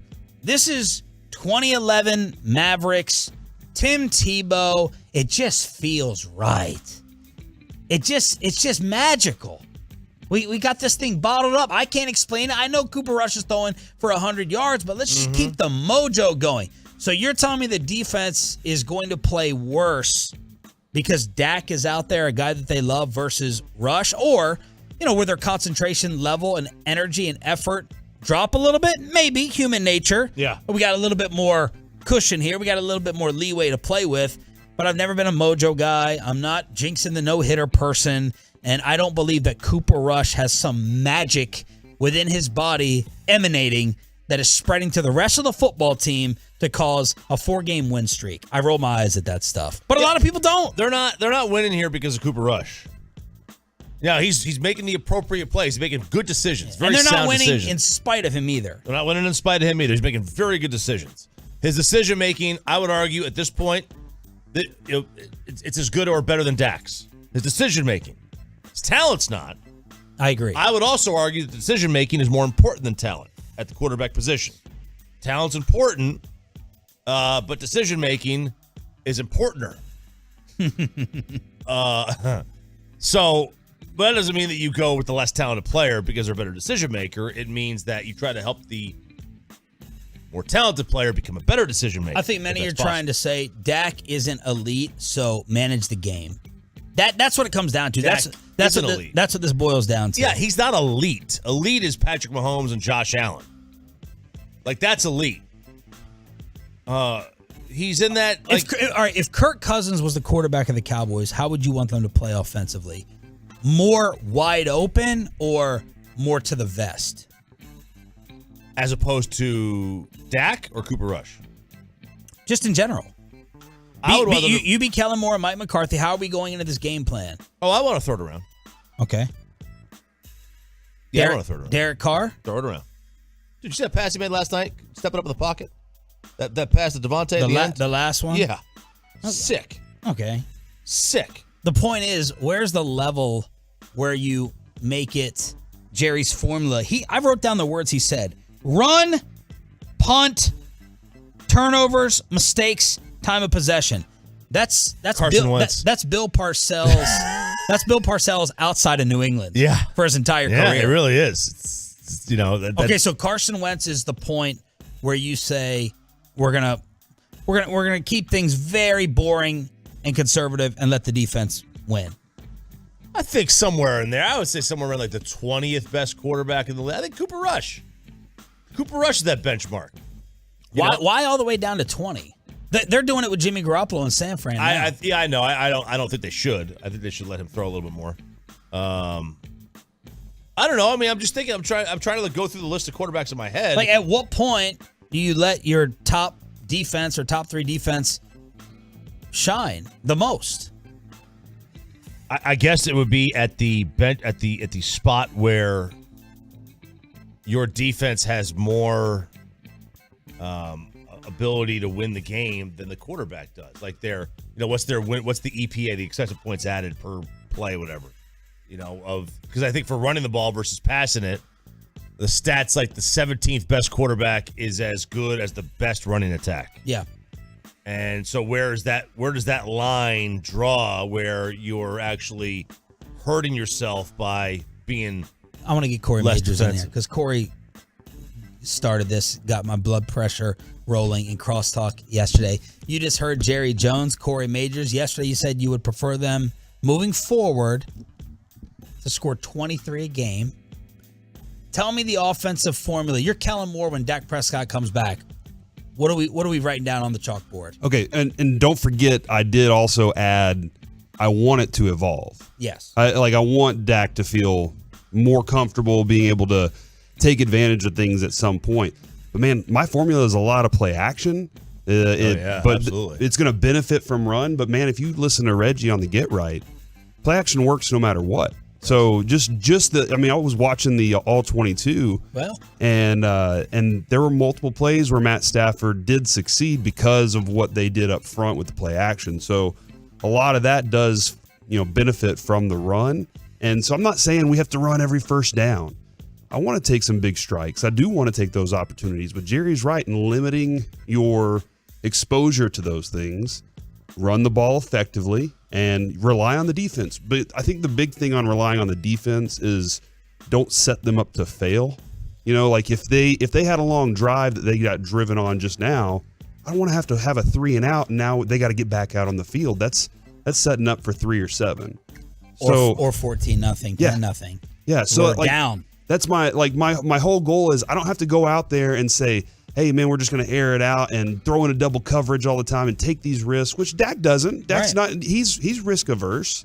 But what they're doing goes to what Dak said a few weeks ago, and it's so much more simple. And I think he was seeing things a little more complex than he had to.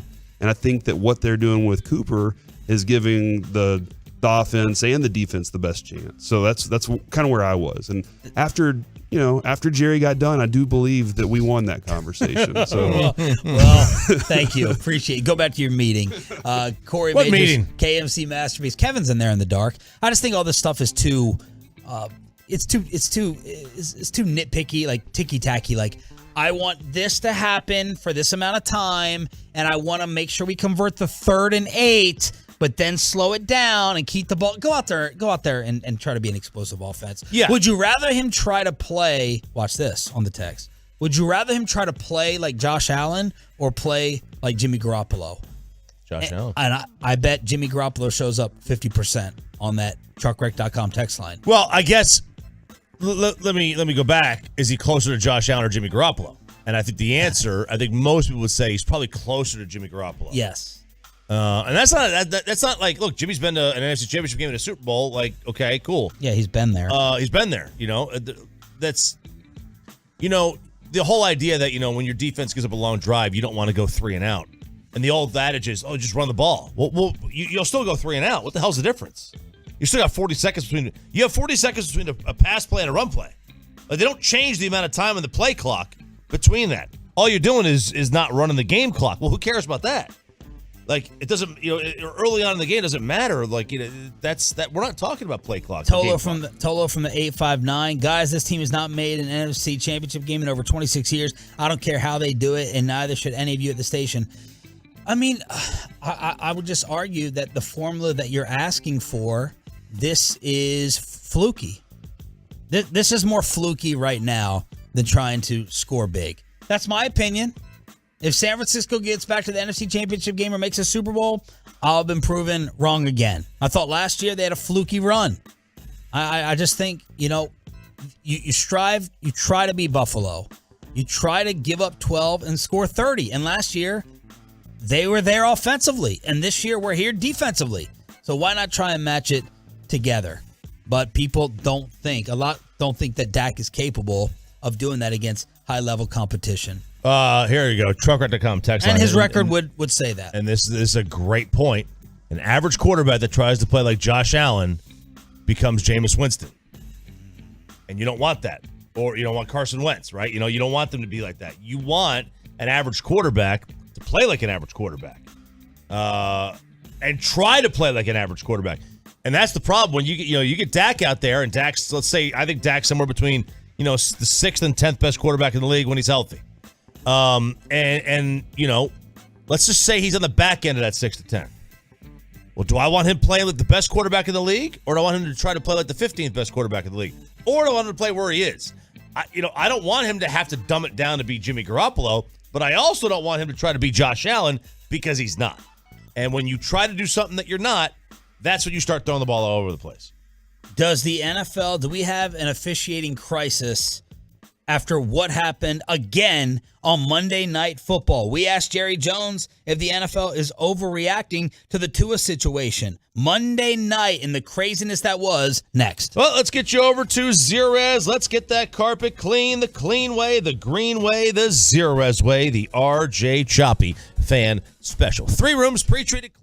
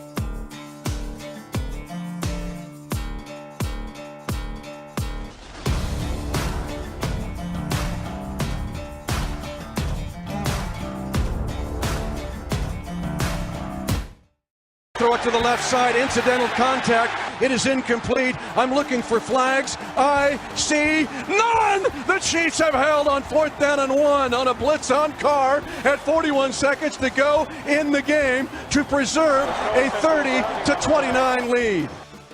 What a game. That was incredible entertainment with Monday Night Football. The Chiefs come back from down 17-0 to beat the Raiders. That was the call on KC Radio. This is Sean and RJ. We're going to crosstalk with the KMC Masterpiece at 9:40. This game had it all. It had officiating controversy. You had a comeback, Travis Kelce making history, the least amount of yards ever for a player who caught 4 touchdowns or more, 25 yards receiving, 4 touchdowns. Obviously, Mahomes to him. Devante Adams blew up. You got 2-point second guessing. You got referee second guessing. You got a true home field advantage with that crowd at Arrowhead. You got people after the game. Devante Adams shoving cameramen. Possible fines and suspensions. Got it all right here on Sean and RJ. The way to hit us up on the truckwreck.com text line, 877-881-1053. 877-881-1053. What did you take from Jerry Jones' answer when you asked him? He was trying to dance. He was trying to dance and not really give anything, strong when you asked him if the league is overreacting to the Tua story with the way the Tom Brady and Derek Carr plays went down. He was definitely dancing. Yep. He was tap dancing all over the place. I don't know how anybody can watch these games and the calls, those 2 calls at least that were made, and think anything other than, man, they are compensating. And I get it. If I had $20 billion a year on the line, I'm compensating too. But just be upfront about it. Just be upfront about it, man. Like they're gonna make these calls. They're gonna be a little bit more ticky tack. I just think the focus is on the wrong place. There was nothing. This wasn't Antonio Brown perfect that got Tua hurt. The evaluation, the microscope should be on the eval, and it should be on the physicians and the independent specialists and the team doctors, not screwing up the refereeing on the field. I think the National Football League is overreacting, but last night they managed to get a call worse than the Brady one. What Chris Jones did with Derek Carr, that was criminal.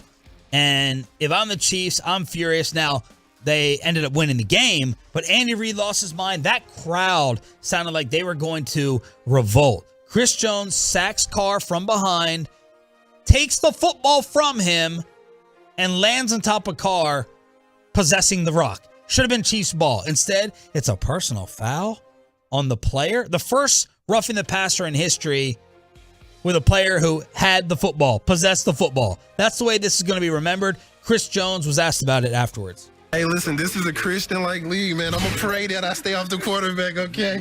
I'm going to have to pick him up and carry him, lay him down nowadays, man, But, the ref, I get it. It happened so fast, and it kind of looked like that initially, but when you actually look at through the video and slow it down, you see how kind of braced. And the ref might have seen just a big 300-pound land on him, man. I get it. Not saying the ref is wrong, but I'm just saying that those situations can affect the game tremendously.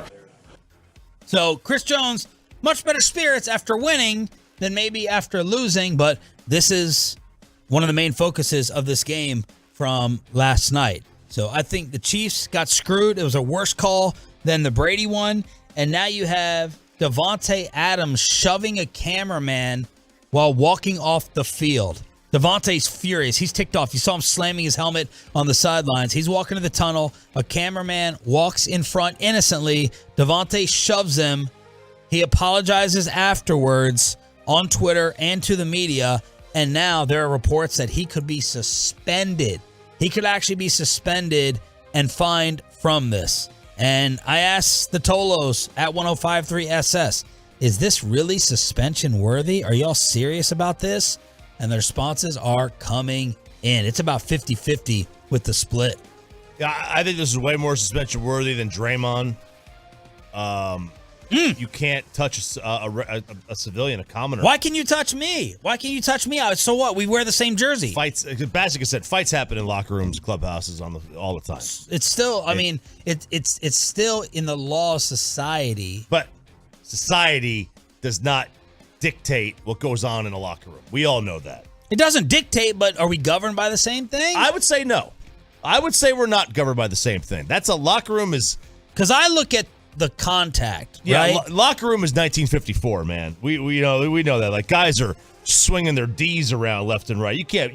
You can't punch me in the face right now in the fan cam. No, I can't. And not get prosecuted if I wanted to take it there. But we are governed by the laws of society here. In a locker room, I think they're more off limits. I think what goes on in there stays in there for the most part. Yeah, it's like the unwritten rules. It's the unwritten rule, right? But then, and you get somebody who is a gladiatorial athlete, peak condition, knocking over some 5'6", 140 cameraman. It's a different animal. It's a completely different ball game. Like you hit a teammate, let the team decide, dictate it, dirty laundry, clean that up. So you think Devante, if they were going to be suspended for games, you think Devante should be suspended for more games than Draymond?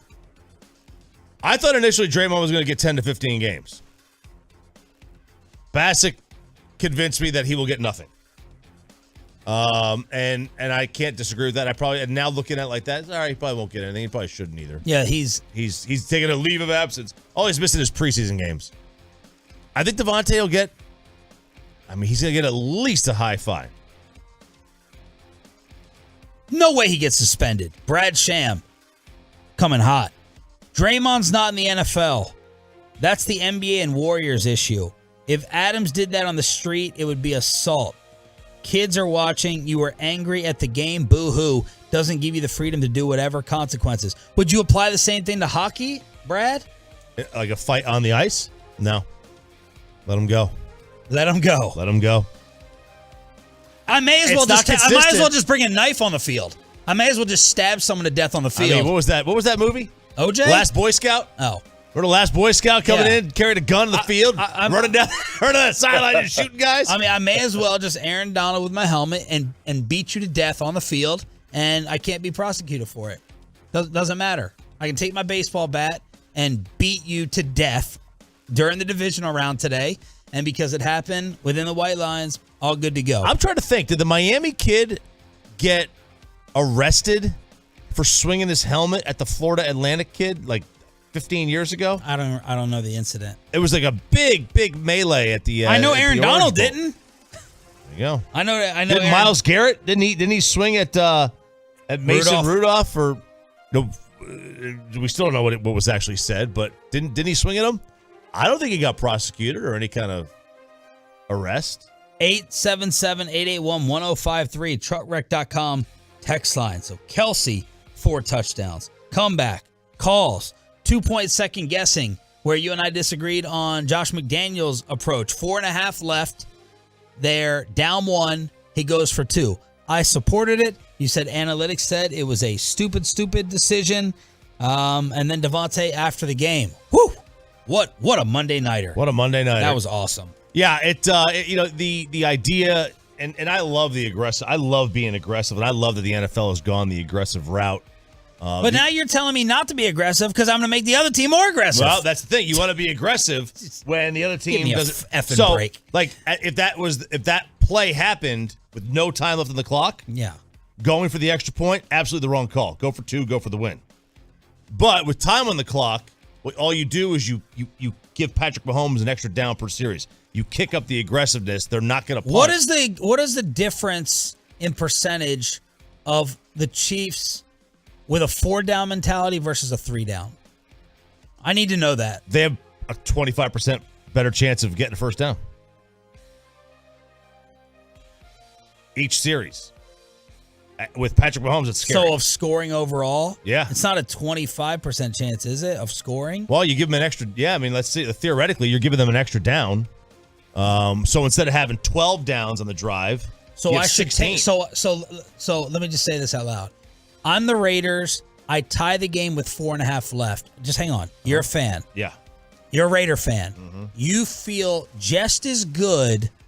You feel just as good about winning that game with the way the second half has been going, all KC, than if I had the lead, if I got the lead with 4.5 left. You'd rather be tied with 4.5 left than have the lead with 4.5 left. That's what you're telling me as a Raider fan. I mean, it's hard to understand. It's say a wild thing to grasp, but yes. Okay. How about this? Okay. You feel better about them choosing to punt if you get them to 4th down. Yes, but which means you get the ball back. But first and foremost, I want the lead. I understand that. You know what I mean? Yeah, I understand. All those are secondary, third. Oh, well, what's going to happen? But I want the lead versus tie with 4.5 left. I will throw this back on you. You're the Raiders. Do you feel better about stopping Patrick Mahomes from scoring in 3 downs or 4? 3. There you go. That's why. I think that's a backseat. I think that's a second argument that has to come. I don't think that outweighs taking the lead. I think it does. Because if you take the lead and they go for 4, they have 4 downs, they're going to get the field goal. They're going to have a lead anyway. All you're doing now. But then I have to rely on stopping the Chiefs, getting the ball back with whatever time's couple left. minutes, and then I have to score versus just being on the 2 and getting the lead and worrying about all that other stuff after. But you don't have to score because you're tied. Well, you know, I have to score if I want the lead. If you want the lead, you're tied. Right. But what the point is that it's easier to stop them and force a punt when they only have 3 downs. And how do I know that they're not going to go for it on 4th down with 3 minutes left tied?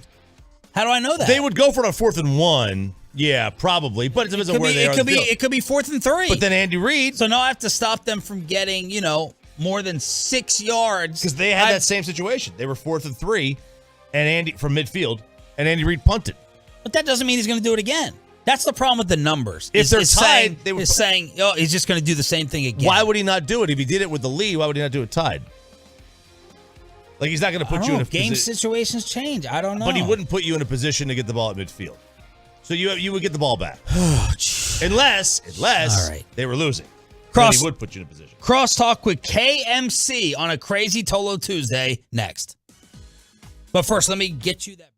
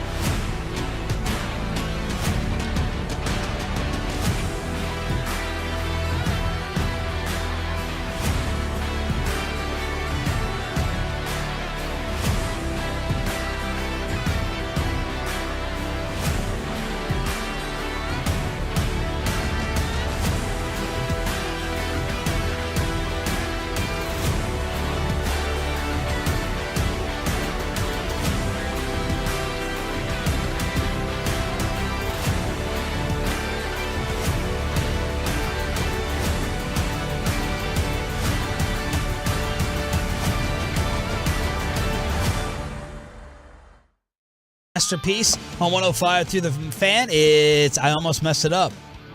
It's like people are trying to change up radio station names and sayings. Kevin Hagman, Mike Bassick, and Corey Majors. Good morning, Corey. What's coming up? Micah says the Cowboys are tougher than they were last year, and Jerry wouldn't answer that question. Do you buy into that? And if not, what's it going to take for them to be tougher? He's been asked that multiple times. I know by us. Why? What's the downside to answering that? I don't Why know. won't he just say yes? Unless it's just not true. I was really sad when he answered that question because he was like, oh, depth and everything. And I was like, just say they're tougher so we can use that in the segment. As a headline? Yeah. I mean, you don't have to, view it as an insult depending on the way you spin it, right? You don't have to butcher it like Ron Rivera yesterday running over Carson Wentz. You can give props to the physicality of this team. But then he fixed it. And he's like, oh, yeah, now I do that trade again. Right. Cool. What else, Corey? We also have the lunch rush, the expressway. Are we giving away tickets again today, baby? Yes, we are. We are giving away tickets to Monday Night Raw. Oh, baby. Yeah, and that's going to be it's on Halloween. Right here, right? That's right. I'm excited. Right here in this room. I can't wait, man. It's going to be exciting. So that's today. 35 minutes of uninterrupted sports content. Dude, you guys was it 27 minutes of Jerry Jones this morning?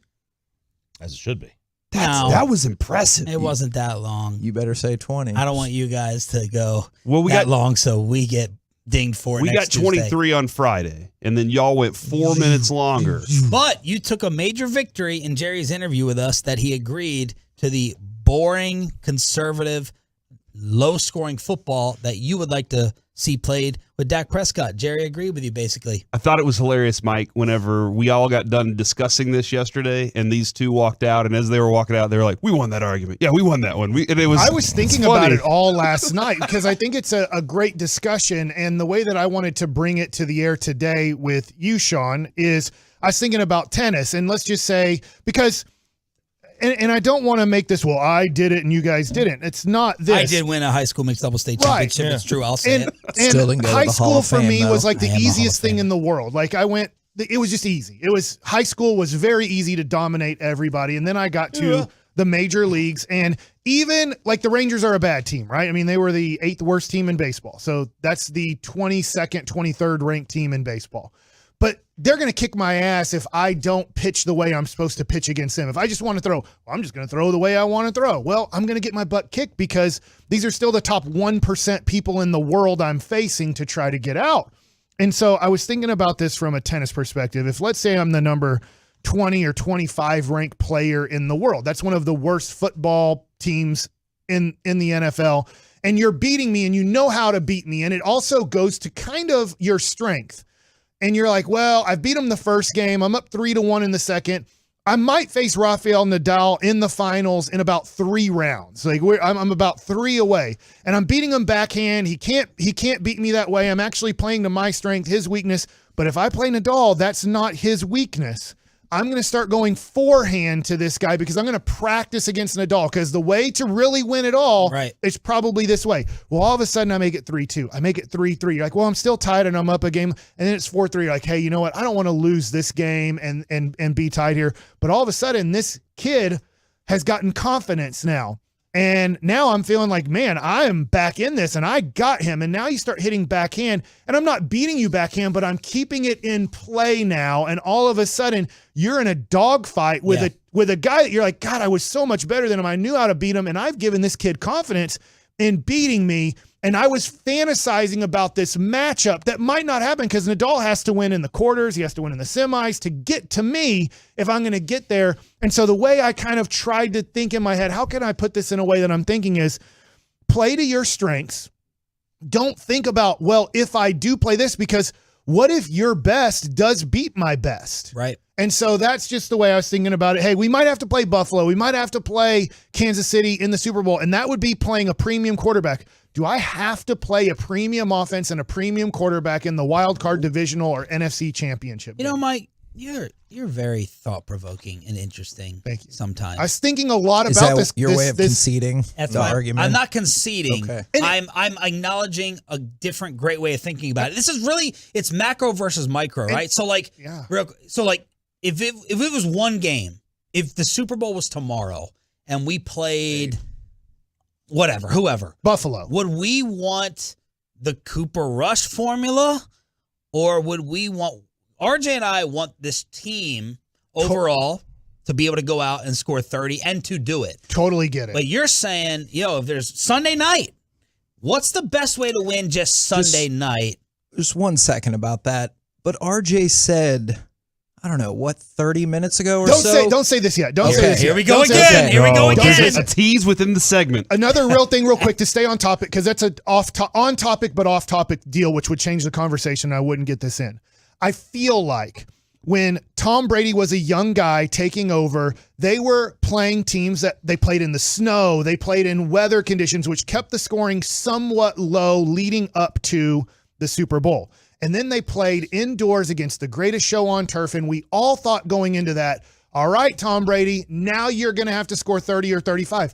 But that defense that Bill Belichick had built up kept the game nasty, kept the game dirty, kept it a low-scoring game. So who's to say? say? The clock a lot, right? So they milked the on offense. They ran the ball a lot, milked the clock a lot. And so they knew how to run and punt. But real quick, I would just say, who knew that you could keep that a dirty, nasty game against the greatest show on turf? And so maybe, just maybe, this Cowboys defense can dirty up a game against Buffalo or Kansas City, and all of a sudden you still only have to score 20 against them. All right, that's it. And that's a great point. The only thing that I hated that you said, RJ, and I told you did a great job in that interview. Here goes the argument. I don't think I'll lose today for sure. Mics off here, guys. Is you said you'd rather score 30 and let it play out however than score 10 a game and win the Super Bowl, because scoring 10 a game would make you mad. I'd be bored out of my mind. That you would be bored out of your mind winning the Super Bowl? So, yeah, I would. Because No, you wouldn't. When I go play golf. Corey, tag in. No, you wouldn't. I could shoot a 75 and leave the driver in the bag. I could. Mm-hmm. That doesn't intrigue me.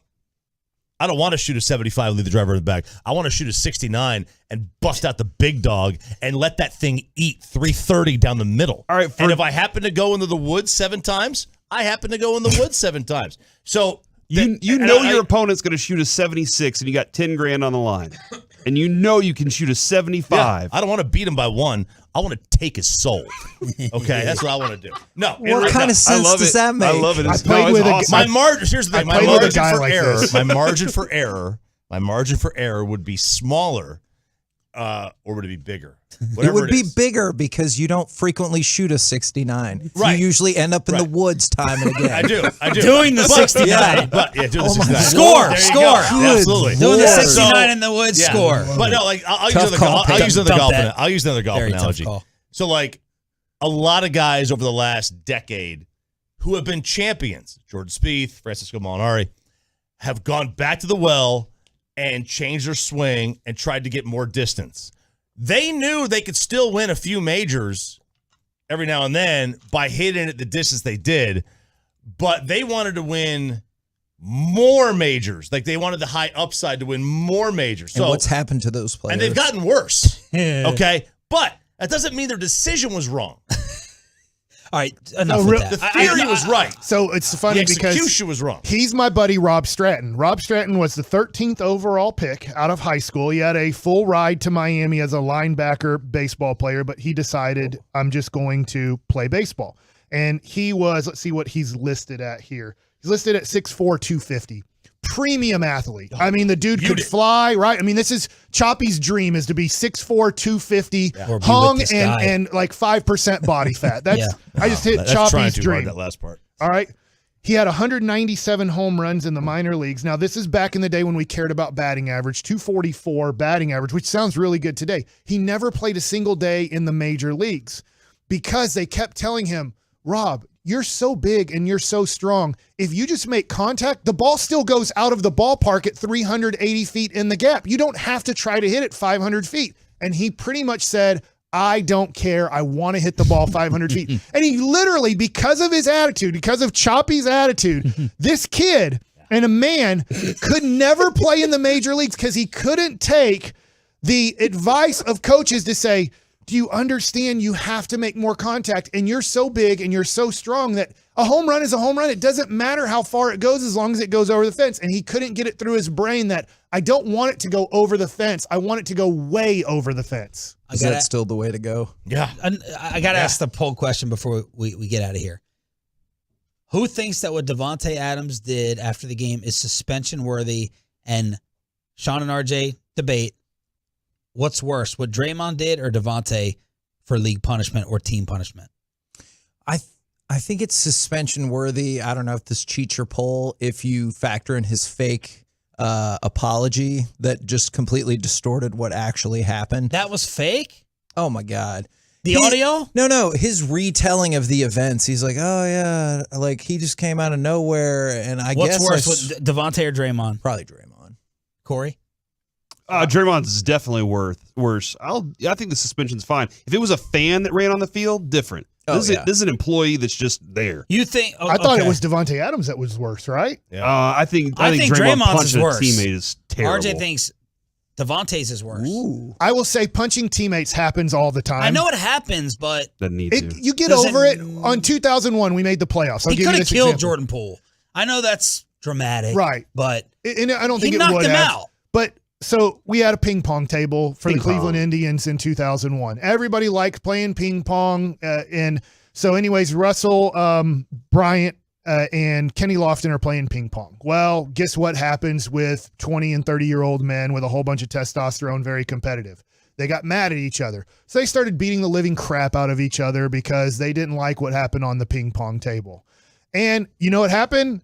They both were fine. They both played. They both were cordial enough to get along and make the playoffs and be just fine. We lost the ping pong table, so we made fun of them all the time anytime we wanted to make a ping pong joke because there's no more ping pong in our clubhouse because that was Charlie Manuel's answer to, well, screw it. If ping pong is going to cause you guys to fight and not relax, I'm getting rid of the ping pong table. Punch, teammate, push, cameraman. That's why I'm saying hitting a cameraman's worse. But to me, did you see the he contact? pushed? Yeah, I saw him push him and he fell down. But that's what I think. Because he's a bystander. He's just doing his job. He's not part of the team. And you know what? Jordan Poole, now Draymond shouldn't have got into his space. Jordan pushed him out of his space. Which I don't blame Jordan for. Right. He was getting him out of his space. All right, we're back tomorrow with the Playmaker and the Burger King. The biggest troll of them all, Howard Eskin from Philly. It's a Hump Day edition. KMC next on The Fan.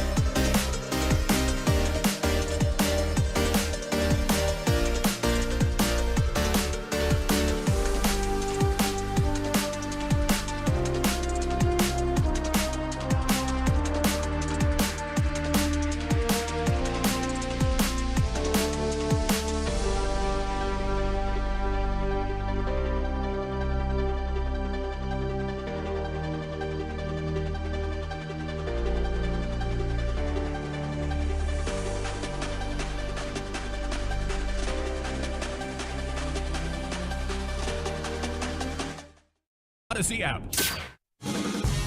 From the MyFitnessStore.com studios, it's the KNC Masterpiece on 105.3 The Fan. Hey, we're back here on the KNC Masterpiece on 105.3 The Fan, and Micah Parsons said that the Cowboys are tougher than they were last year. Do you buy into that? 877-881-1053, the truckwreck.com text line. And I do. I at least the defense. The defensive side of the ball, I'm buying in that they are a tougher team, that they physically can do what they want. And man, I will go back to, Kevin, the play that I think a lot of people, it stands out as the best play from Sunday's game. Not the Tony Pollard play, but that's number 2 on my list for this. The first play is the sack, the strip sack for a touchdown for DeMarcus Lawrence. He picks it up and runs it in. Dorrance Armstrong gets the sack.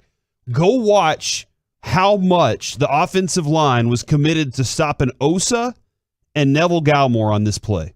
As soon as the ball snapped, 3 guys all lined that way and start pushing on Osa and Neville Gallimore. The next thing you see is Dorrance Armstrong take advantage of the gap that's been opened up, and he knocks down Stafford, knocks the ball loose, and DeMarcus Lawrence takes off. The guys in the middle, Kevin, make this team a more physical and tougher team. That's where it starts. And then you got guys like Micah who are just like, you don't want to fight that guy. That's the dude where you're like, I'm going to go over here today. I don't want to fight him. He's never giving up. He's not going to loosen up. It's just going to be a brawl. And you have to be tough to win at the line of scrimmage, right? Yes, absolutely. And that's your point right there, is they just won on the line of scrimmage. And I just thought he's Donovan Wilson too. Sorry. Yeah. Donovan Wilson will drop a hit on somebody. Absolutely. As Micah said, we're for real. We're going to keep proving it every week. One thing I've learned about us is that we're tougher and we're better than we thought we were. That says a lot. And so I like the last part of that quote too. We're better than we thought we were. I know for some people that might sound dangerous, but it sounds like they had lower expectations, which is great. And they're now exceeding those expectations. And then Jerry talked about depth as helping with the toughness. And I wish that was a more direct answer, but I do think the depth helps with toughness as well. The better than we thought that we were. I talked about this yesterday with DeMarcus Lawrence giving the sermon.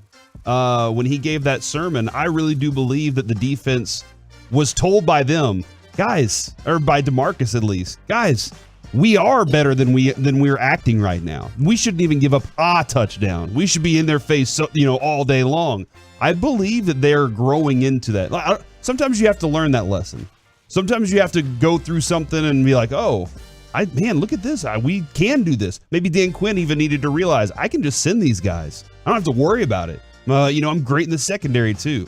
On the offensive side of the ball, Kevin, that specific, and this goes back to winning at the line of scrimmage. There were some really good blocks on that play specifically that led to that touchdown. That was really good blocking up front. And I thought bringing Peters in would be this is more physicality, a big body that can really hit somebody too. And unfortunately, he was out last week. And maybe McGovern's not great still, but there's some moments that he had where he was better. He was really good against Aaron Donald, and that shaped up to be a good matchup for the Cowboys this week. So, that group, and that always was the factor with the Travis Frederick and Zach Martin and Tyron Smith. What did you think about that offensive line when you saw them? I'm scared. Tough and awesome. Travis Frederick might be one of the nicest guys we've ever talked to. But when he's on the football field, he has a mean streak about him. And that's what these guys, when they get out there, they get competitive and strong, and it's a lot of fun to watch right now. And I don't want to go too far down the line, so you still have a whole lot of ways to go. But one of the things that intrigues me about this is a lot of people said they weren't tough enough to win in the playoffs last year. Mike and I were questioning the entire defense while we were out in Oxnard. Every time we interviewed somebody, Mike, that was one of your first questions. Was a lot of people said y'all Osa, Neville. And he said it's up to me or it's up to us in the middle. That was Neville first. Okay, Neville. And then we had Osa on later. But I thought that was great stuff by Mike whenever we were out there. I asked the Texas Tech wide receiver, but he didn't have the kicker. Vasher. Yeah, he didn't make the team, Kevin. That was unfortunate. y'all tried. But yeah, no, that like a lot of people said that, and that's why Mike kept asking the question going into camp. And what was the follow-up on that for you? Say that one more time. A lot of people were saying that this team wasn't tough. Oh, yeah. And then immediately now it seems like they are tougher than anticipated. Micah thinks they're tougher than anticipated. Multiple people said that. And so you can't help but let your mind wander just a little bit. Will that toughness continue throughout the rest of the season and then into the playoffs? Because everybody will tell you this about the San Francisco game. It's like you got beat for a variety of reasons, but one of those reasons was you weren't tough enough. And so of all the reasons I would like to see us not lose in the playoffs, I don't want us to lose a game because they're like, we're soft. From the 940, I don't think the Cowboys defense is tougher. I believe the Cowboys defense is more tuned into the details of Dan Quinn's defense in year 2. I think that's a huge factor. When Sean and RJ started as a show, they barely knew each other. And I'm sure that there were moments where they didn't have a clue what was like, I don't know what this guy's doing, if he's going left or right here. And this year, it does look like this defense understands that every one of those guys is back. They're back, and they understand what they're supposed to be doing in the defense. Now Wilson is trying to getting his opportunity to show what he can do. Hooker is, as Jerry pointed out this morning, he's further away from the Achilles injury and back to more what he was like whenever he was with the Colts. A lot of these guys are playing, I use the word fast because they don't have to think as much about what they're doing. They just go. Now, I did watch Anthony Barr because I heard Broadus yesterday talking about it, and I was like, I thought that Barr looked better in this defense. Barr still has some places to get to. There are moments where he's like looking around and guessing where he's supposed to go, and I can't get that. But everybody else on this defense, because A, Dan Quinn came back, and B, a lot of those guys are playing together again.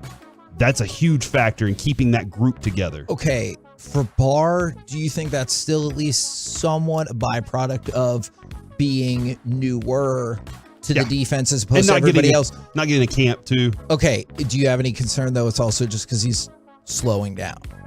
Probably. Maybe both. Yeah. And I guess, where's Cox? I was expecting to see a lot more Cox out there this year, and there's not as much Cox as I thought there would be. Okay, I thought you were making a regular because he's a guy that can cover. The end. Peters has been playing. Yeah, Peters has been playing, but he can cover. I see how I joined in. He's got speed. So I'm wondering if they're just worried about the injury to Cox or if there's something else that's going on. But I guess also you went and spent money on Barr. You did. So don't you want that guy that you spent money on playing football? I mean, I just view it as you spent assets on him. You spent an asset on Jabril Cox as well. Yep, you're right. So I'm curious about how their thinking goes about that. I want to go back to this real quick. The rest of the defense, and you heard a lot of the guys saying in the last few weeks, even and in camp, we're glad that Curse is back. We're glad that these guys are back because it's not introducing new faces to the defense. These are guys that are like, hey, we did something cool last year. Yeah. Let's do something special this year.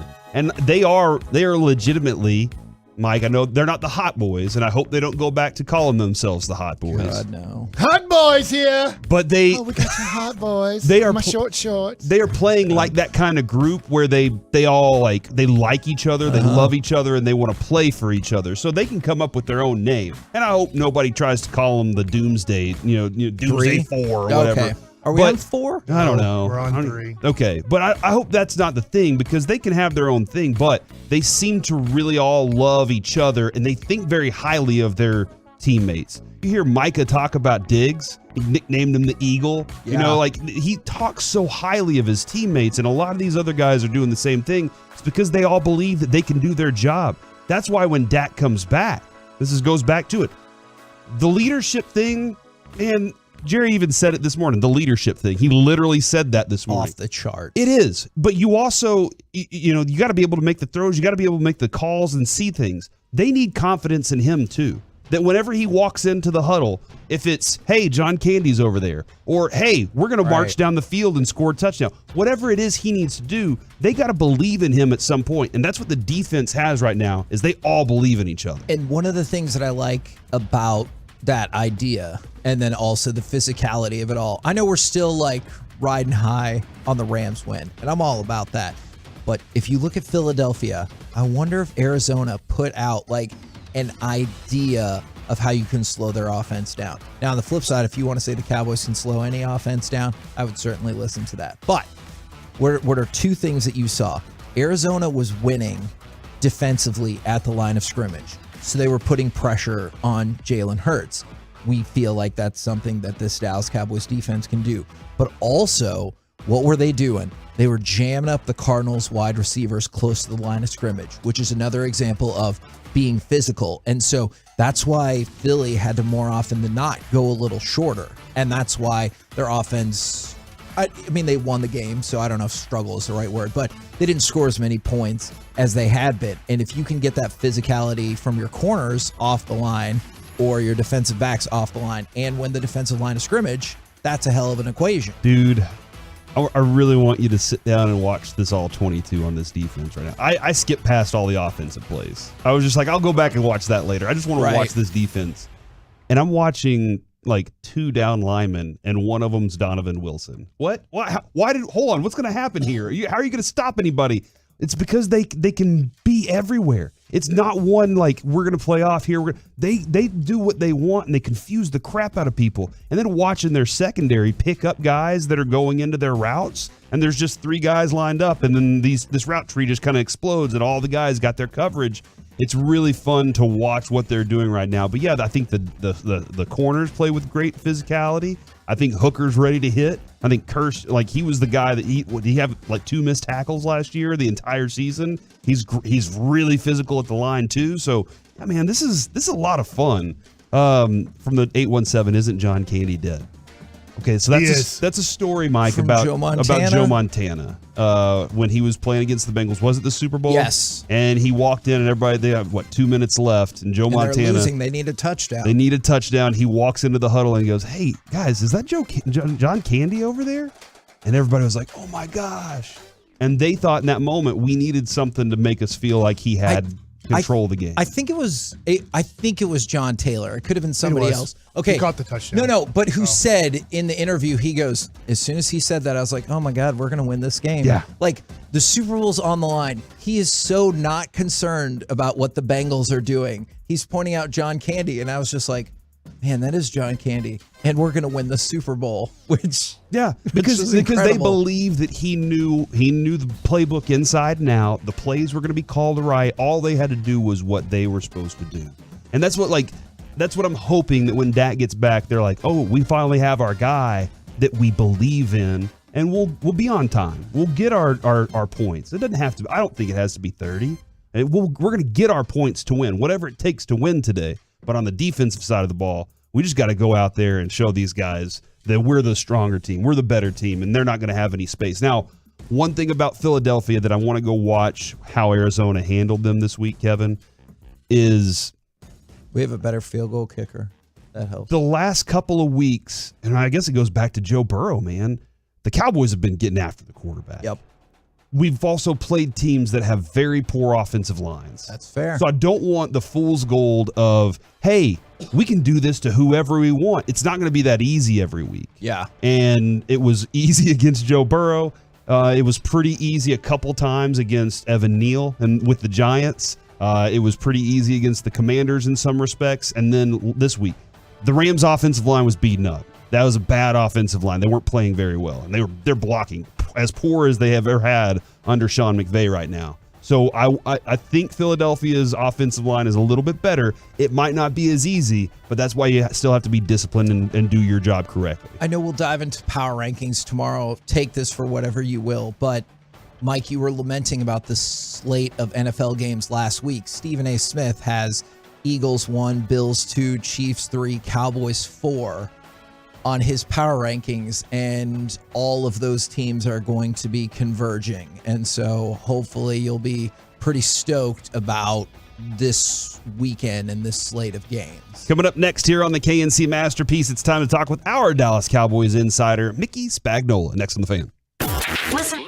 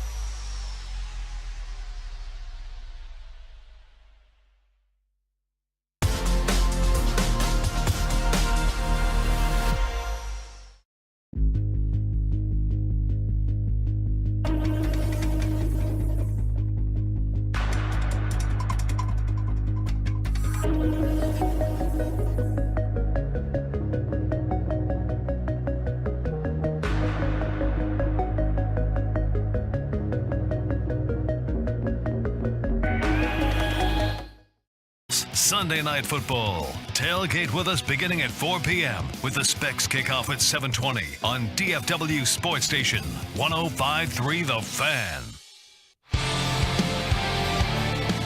Back here on the KNC Masterpiece on 105.3 The Fan, Corey Majors, Kevin Hagelin, Mike Bassick, and Joey. We're also really looking for... Why'd you say it like that? His name's Joey. That's who he is. He's doing a great job. Sad about that. As long as he gets the dip right, you're going to be better than Alec was yesterday. Joey has no clue what I just did. Do you feel like Joey and Alec are in direct competition as they're switching off days this week? They are. Joey, you ever heard of Blossom? I have not. Figured. You knew there was no way that was. On now with us is our Dallas Cowboys insider, Mickey Spagnola, brought to you by Ford, built for Texas, built for you. Mickey, how you doing today, man? Good morning. Fine, just fine. Just fine? Just fine. We're 4-1, Mickey. Mickey, this is a 4-1 week right here, and it's Philly week, baby. That's intriguing. Absolutely. Mm-hmm. Mickey, what is Philly week like, and how much has it changed kind of like over this time as you've seen it? When was it at its peak? More so in the 90s for sure. Bounties. So I think, I wish I had my media guide here, but I think that maybe early 92 or was it 91, I think both teams were undefeated. And it was going to be a Monday night game in Philadelphia. And I mean, it was an all-day party out at the vet getting ready for the game. I mean, there was more live radio shows going on. It was almost like a carnival. And I believe that was the game the Cowboys got their clocks cleaned. Maybe it was 91, and got beat bad. And then came back to beat them at the end of the year to clinch a playoff spot for the first time since '85. But, yeah, that was always a big to-do, especially in Philadelphia when the Cowboys were coming to town. It almost took over for how big a deal it was in Washington, D.C. at RFK when the Cowboys were coming in. I'm already excited that, and I know this is not the way the NFL actually works, but this feels kind of like a little round robin tournament to determine who is the best of the best, because you have the Cowboys against the Eagles and the Bills versus the Chiefs this weekend. How cool is it to see both of those games? Or are you like, hey, let's settle down. It's a division game and you need to win it if you want to try to keep going for that division title? Well, maybe both. It's early, right? Yeah. But yeah, having both games and having a chance to watch them both, right? Yeah.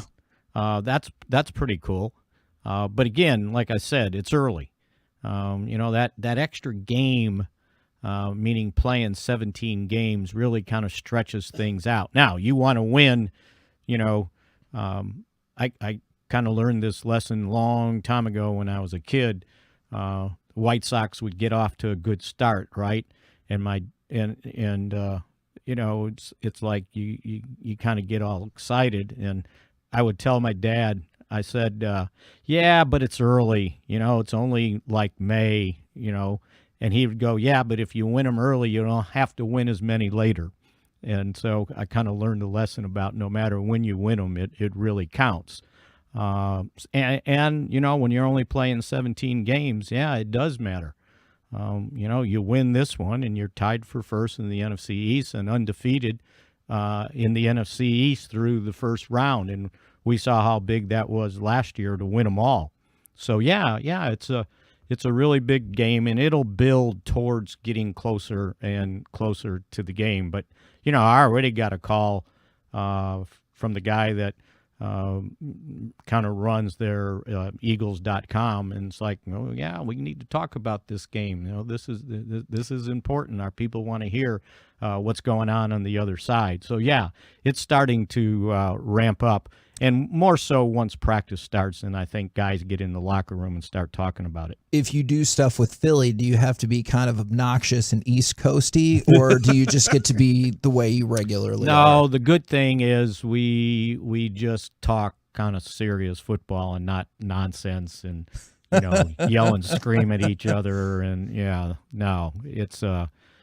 it's more professional. Let's put it that way. I like the professionalism. I'll send those guys to you. All right. Okay. Yeah. I think you should send them to the morning show. I think that might be a better fit. Yeah. Well, they will anyway, right? Isn't Good that point. kind of a normal thing? Yeah, that's fair. Vicky, I'm kind of interested in, and I know he had more playing time because Micah was out for a period of time. But what were your thoughts on Sam Williams and where he's going with this team? He's coming on. I just see it building. From kind of a raw rookie to now getting significantly more snaps, it seems like, each week, and I think it's starting to show. He got 25 snaps this last game, and he's making plays. Always thought he had the talent. It was just a matter of kind of getting into the NFL and kind of figuring things out. And he's another one of these guys this year that seems like when he's getting more of an opportunity, you're seeing exactly what he can do. And come on, he came in and he's got size, strength, speed, and really, the only kind of question mark back when he was at Ole Miss was, well, okay, but you need to do a better job playing the run. Well, we saw him make a tackle for a loss in the run game. And I think he's starting, to really get going. And I think, the more we see with that, Dan Quinn's going to give him more opportunities to get out there and play. So, yeah, I think they're pretty excited about what they're seeing from him to create more depth at that defensive end spot. And, Dan Quinn was talking about it yesterday about how they kind of rotate guys in.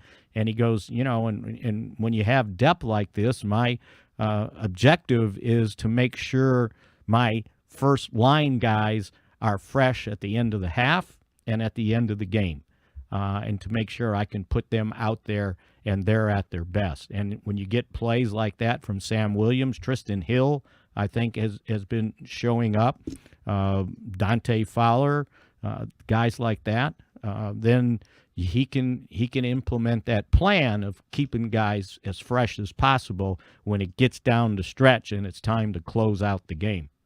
How much, man, I just was watching the video that Bobby posted. I don't know if you've seen this. It's Dan Quinn standing in the hallway as all the guys are coming down the hall, and he's hugging every one of them. He's got his hands up in the air.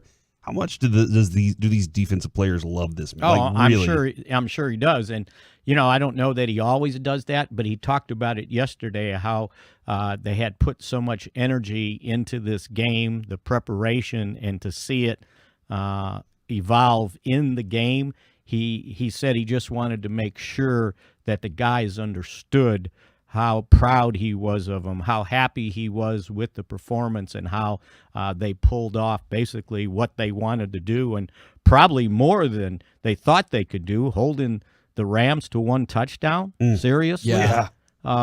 So, yeah, and I think, and so if he's up in the box, he doesn't have an opportunity to kind of celebrate on the field. So that was his way to get down there and, kind of do a lot of backslapping, hugging, or whatever to show him how much he appreciated the effort. Yeah, and I thought that I don't know that I've seen him do that before, but this was an important one to him, playing that offense on the road. By the way, even though it didn't sound like it was on the road, right? Yes, that was remarkable. They said it felt like a home game. And I'm going, no, it was better than a home game sometimes when you play a team that has a lot of fans in the area. I know you have to have the talent or else this is never going to work, but Dante Fowler said something about, I'm playing on a great defense and we all play together. How much do you think being part of something that has the potential to be great might help raise up other players? Oh, I think so. I think it's like you get caught up in the wave, right? Yeah. And guys understand that whatever their role is, it might be a minor one, but it's an important one, and everybody wants to be a part of it. And that's kind of, I think, the culture that's been building here, maybe from late last year, that kind of we're all in this together, and you can't beat stuff like that. The fact that think how rare this is. 5 straight games, no one scored more than 19 points. You got to go back to 1972. Yeah. And the history kind of tells you this is pretty special. And it's even more special when you're playing with your backup quarterback and you're sitting there going, well, if we can just hold them to a reasonable amount of points, we'll have a chance to win these games. You don't want to get involved in, 30-something to 30-something slugfests. Make it easier on your backup quarterback that he doesn't have to go out there and be the star of the game.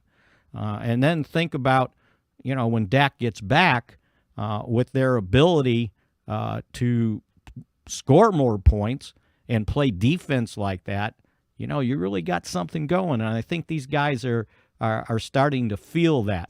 But there's that, and McCarthy talked about it, I think it was yesterday, about just kind of the camaraderie they've got going on this team. Winning helps, right? Sure. No one has camaraderie when they're getting beat. It's just kind of a cliche. Or if they do, right? Nobody cares. Yeah, right, because it's not that big a deal. But, it sounds corny, one for all and all for one. We've heard that over the years, and I think that you're seeing that take place right now. Now, again, what happens if, you get your nose punched in? How do you recover from that? Punch back, Kevin. That's what I've always There said. you go. Great. That's right. Don't be afraid to get hit. Just be sure you're ready to hit back. I've been watching kind of Anthony Barr and trying to figure out kind of where because I thought live, I was like, okay, he looks pretty good. And then Broadus had mentioned, I got some questions. And I went back and watched, and I was like, oh, that isn't as great as I thought it was. And I'm kind of curious where's Jabril Cox and his, how's he doing? What's going on? Why isn't he on the field?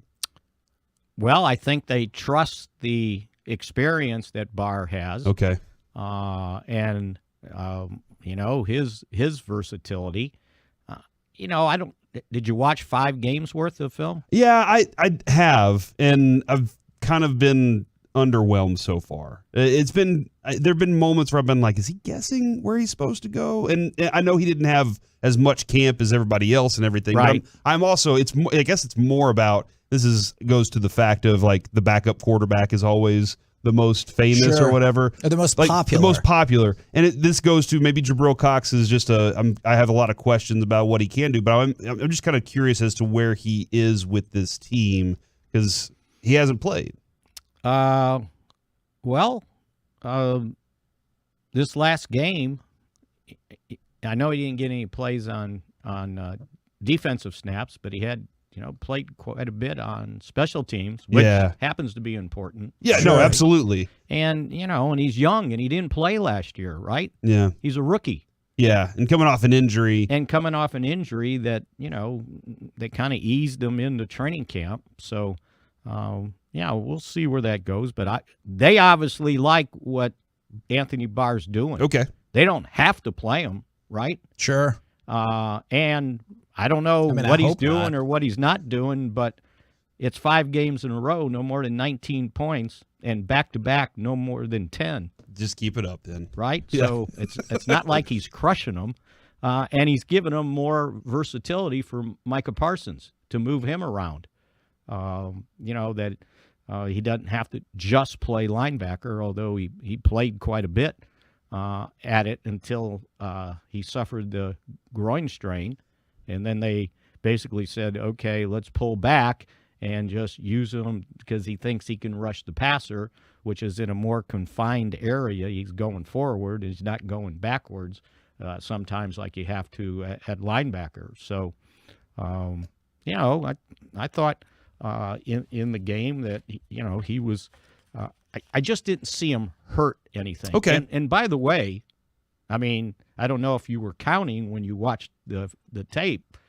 3 guys tied for the leading tacklers in the game with 6, and he was one of them, along with Donovan Wilson and Trayvon Diggs. So, I might have to go back and look at that. I'm going to double check you. I appreciate it. Thank you, Mickey. I appreciate that. That's awesome. All right, man, we will get back with you tomorrow, and obviously after your full film session on Anthony Barr. We'll have That's right. Conversation about it.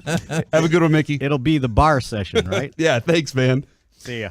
There he goes, Mickey Spagnola right there. The way he just said that last part, the Barr session, we might need a live It's stream. pretty good. that. I like that a lot. All right, coming up next, it's time for Baseball Nuggets with Mike Bassett. Kumar Rocker pitches again in the Arizona Fall League, and we get ready for a full day of playoffs next. Before we do that, let's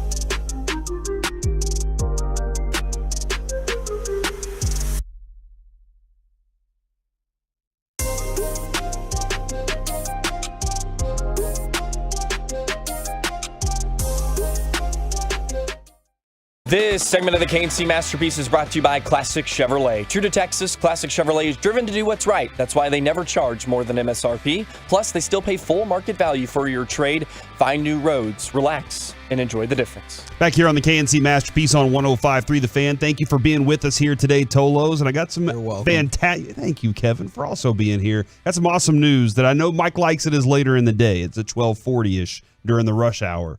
But Mike, this is something you're going to love. It is great. The Mavericks have picked up Josh Green's fourth-year rookie contract option. That's good. I really thought you were going to say something else about. How are you feeling about that? Personal life. Now we got that guy back. Yeah, I mean, I hope that he can be a consistent guy off the bench for 10 to 20 minutes this year. I mean, that's really the hope, is that he can help out coming off the bench, because that was, by most standards, most people will say, one of the worst things that has happened in the Luka era. That draft at 18 and 31, where you could have had Tyrese Maxey, you could have had Desmond Bane, you could have set yourself up as, this is the team to beat for the next 5 years, because at pick 18 and 31, and then they traded for 36. But like, if you could have had a draft where you look at who was drafted there and you would have had a good draft, you would say, we're set. If you want to, we could trade two of these guys for a superstar because we drafted so well. Just think if you would have drafted, I know we probably wouldn't have done it this way, draft Tyrese Maxey and draft Desmond Bane. Yeah. And those two guys are on your team right now. Yeah, well, you could trade pretty much whatever you want. Because then we would have been like Jalen Brunson wouldn't even had a role here. All right. And if you wanted to get involved in any superstar trade, you'd be like, here's what we got. And now it's time for Baseball Nuggets with Mike Bassett. All right, so let's talk a little Texas Rangers. I know obviously they're not playing today. Super excited about today. Starting at noon is the baseball playoffs, 4 straight games. Kumar Rocker pitched yesterday for the Arizona Fall League. I don't know which team he's on. He's on the one the Rangers have 5 guys on. If you don't know how Arizona Fall League works, because I was surprised at how many people don't know this, but Arizona Fall League is premium, okay? 70% of the guys that are playing in the Arizona Fall League this year will play in the major leagues most likely next year or the year after. That's how good this league is. This is not instructional ball, or what we called it at times, destructional ball. Whoa, that's a great quote. Can I ask a question about that? Yeah. Since a lot of people are like learning about it. What's the breakdown kind of, or like, do a lot of players start off here after the draft, or is this this is usually AA or AAA guys that are ready to play in the major leagues. And now we get the competition of, this is all-star AA and AAA guys facing each other off for about 6 weeks. And so what happens real quick is there's 6 teams in the Arizona Fall League. So 5 teams share 1 team. So the Rangers get 6 players or 5 players on the team, and the draft goes like this. If you're the worst team on this team, the Rangers get the first pick. And what they say is, with the first pick, we would like a starting pitcher. You don't even have to name the player you're sending to Arizona Fall League, because they do this draft like in August. Yeah. And so then it rolls through, and then you get your next pick, and you see like, hey, these are the guys we want to send. But if I get near the end, do I want to send a shortstop that this team and that team already picked a shortstop? Like, this kid's not really going to get to play. Yeah. So we're not going to get to send our shortstop that we kind of wanted to send. So it's an interesting way in that you set this up, and sometimes you talk to the teams that you're going to be a part of. So I don't know everybody on it. Let's just say it's all the teams in the AL West, which it's not.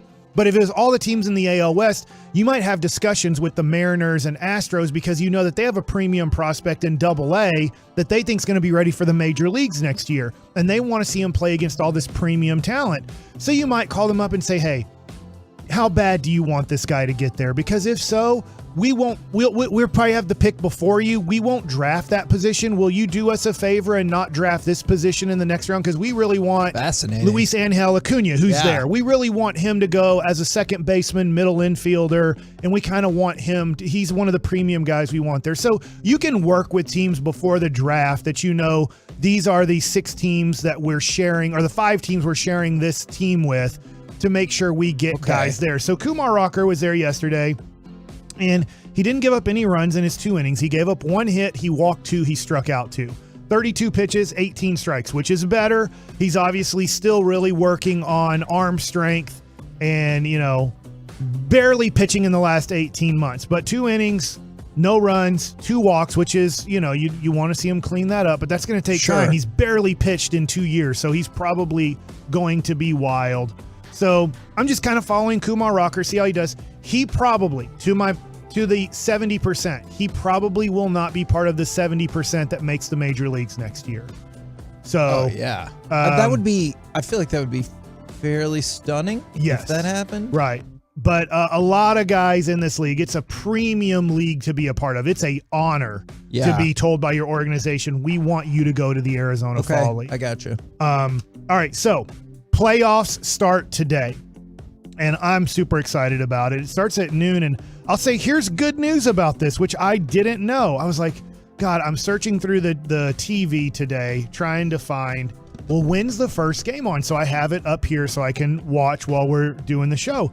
And I'm going to ESPN, not on. I'm going to, I know TBS and FS1 and TNT start joining in on the playoffs now. And I'm like, what random channel is this going to be on that I got to find it? And I couldn't find it. Does that bother you then?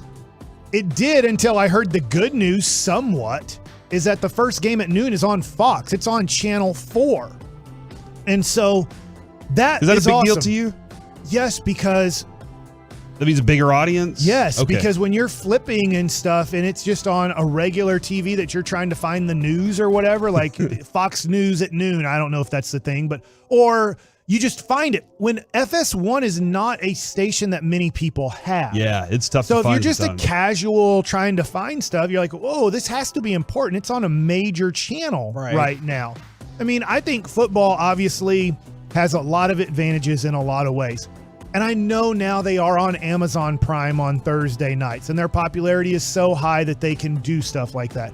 But when you're fighting with basketball to still stay the second best product in the United States of America, I think that putting your playoff games on channels which can be tougher to find. And that being said, look, most NBA playoff games are on TNT, but it's like we know TNT is ingrained in our head that that's an NBA channel. It's not ingrained in our head that TBS is an MLB channel. And so it makes it a little bit tough. But I think tonight, the games that are on TBS and that are on FS1, here's what I don't get. I do get it. Fox doesn't really give two craps. I know they're paying a crap load of money, but they're like, we want it on FS1 because we want people paying for FS1 and we want people finding that channel because by accident, you find that channel because you want to watch tonight the Dodgers and Padres play. Maybe they do these promos of, hey, did you know this is the college football game that we have on Friday night? Did you know this is the college football we have on Saturday? Do you know this is the programming that we have on during the week? And whether they want us to watch Skip and Shannon or watch whatever other things they got going on over there during the week, they want to promote that. At the same time, it hurts the MLB product that you're putting it on a crappy channel. Right. And what I mean by that is tonight, Fox is showing, I looked that up earlier. I don't know those shows. It was Extra and some other crap they're throwing on, that Renaissance or whatever it is. Nobody watches. I guess old people do.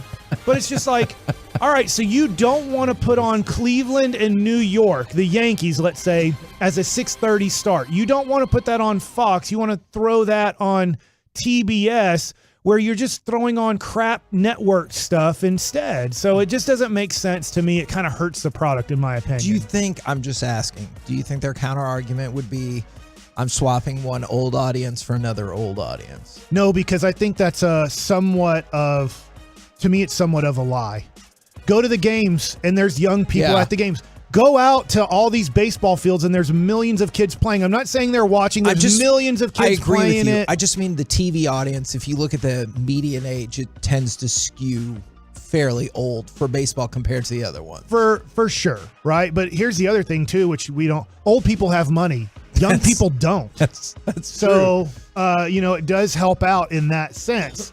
When I'm running commercials, I can run for expensive companies. I'll tell you what, for the NBA, can I run expensive commercials? If it's just a young audience, does this young audience have money, but they'll bitch and moan about their salary and whatever? Well, guess what? Get an education and work your way up, and then you'll have money when you get older and you can spend money. You don't get to spend money when you're 25 because your ass needs to work your way up. All right. So next thing, a guy to really watch for in the Atlanta Braves series is Spencer Strider. I didn't get to this. He signed a 6-year, $75 million extension. Okay. I was looking at this, Mike, and I don't know if this is like the direction you're going.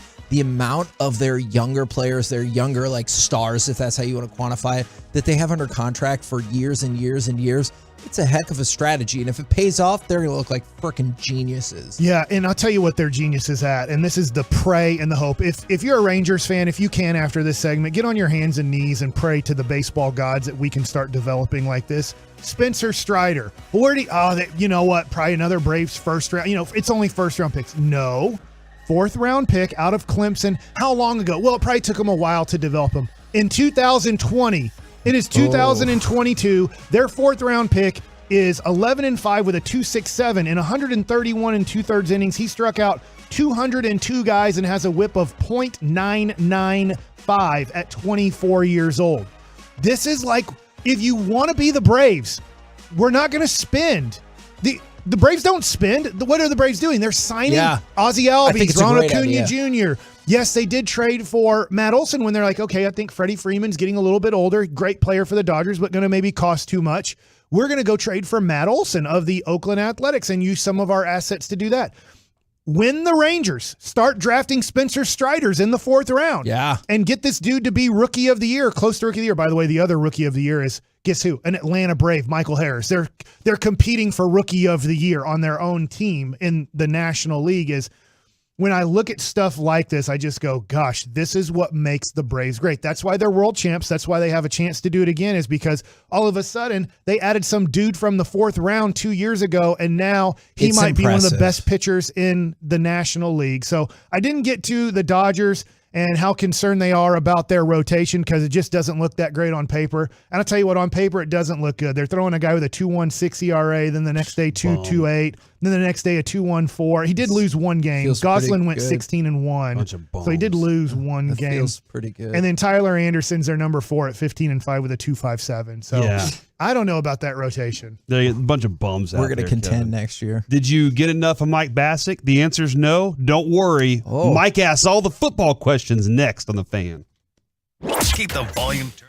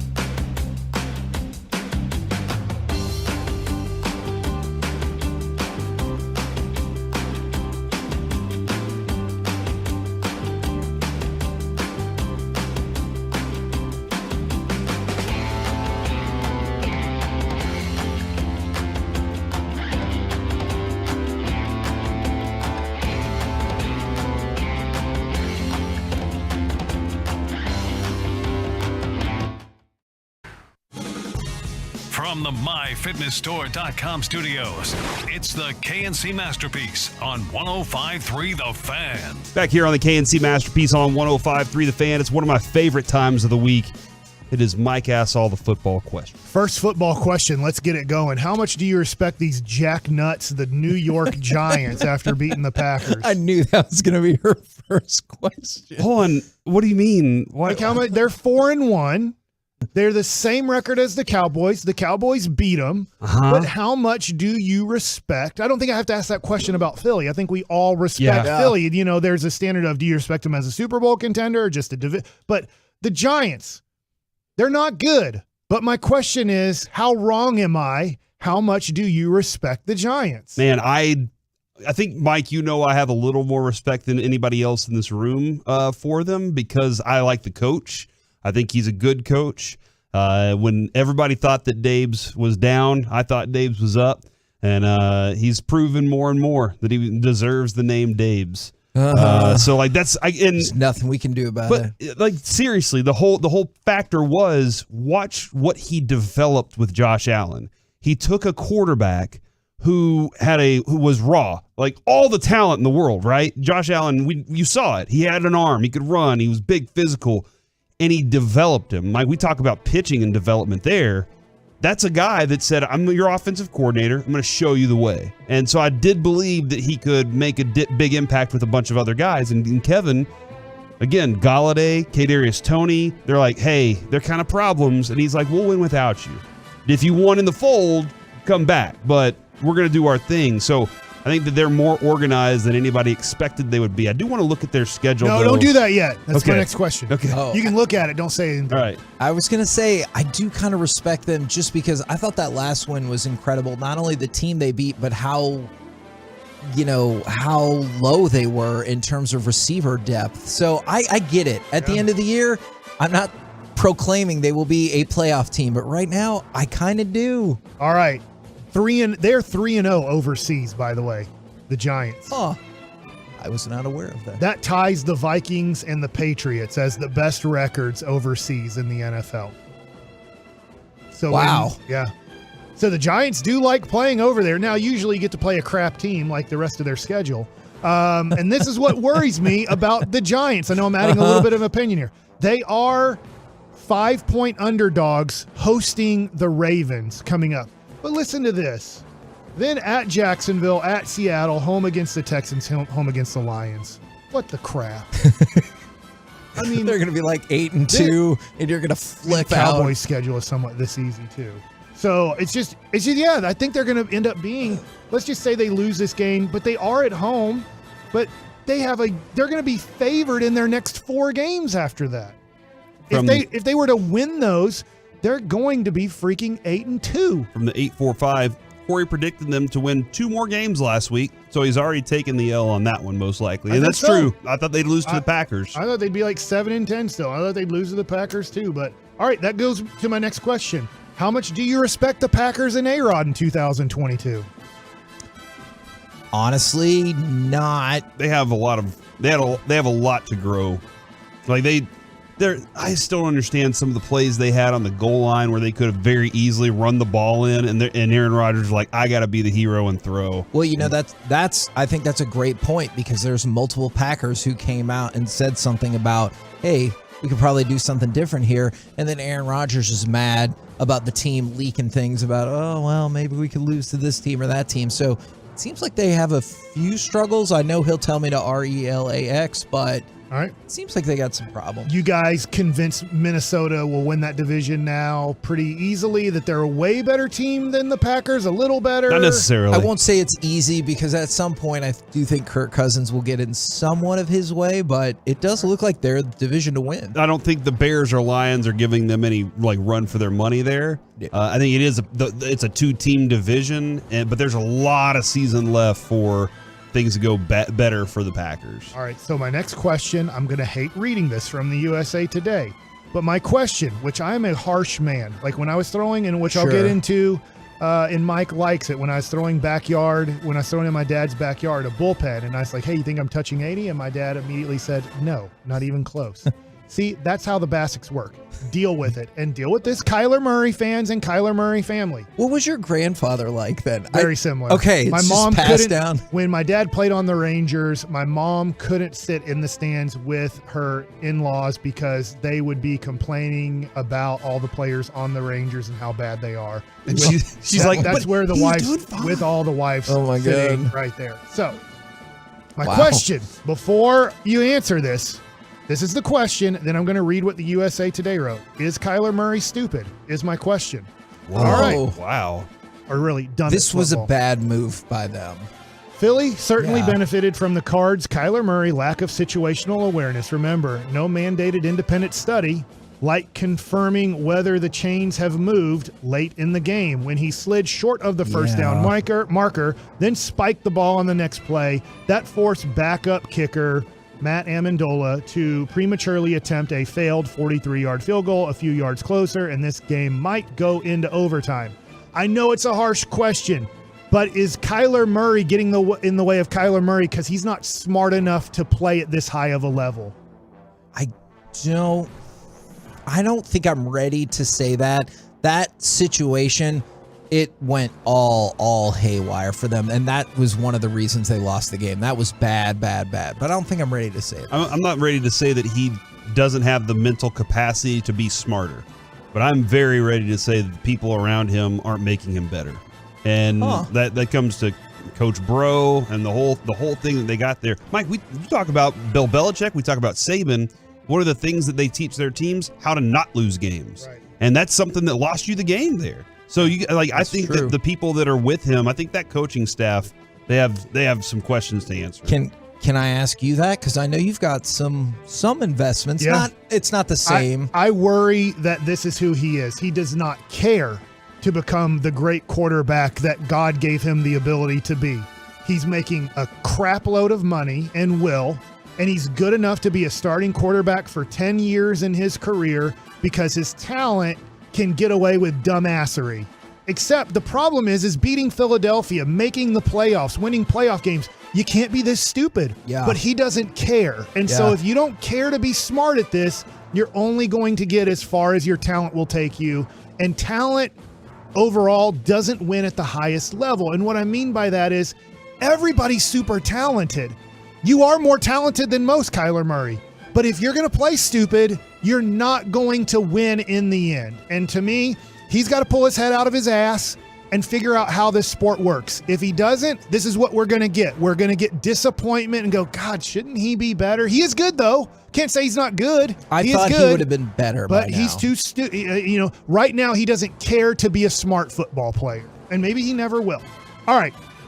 This really isn't a question. This is more of a statistical thing that you guys can comment on. Cooper Kupp has 49 catches this year. Justin Fields has 49 completions. What?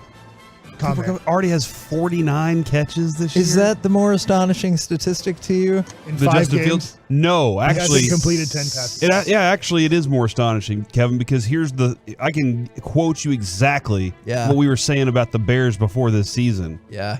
They got to get Justin Fields some help. They said, I'm going to go opposite.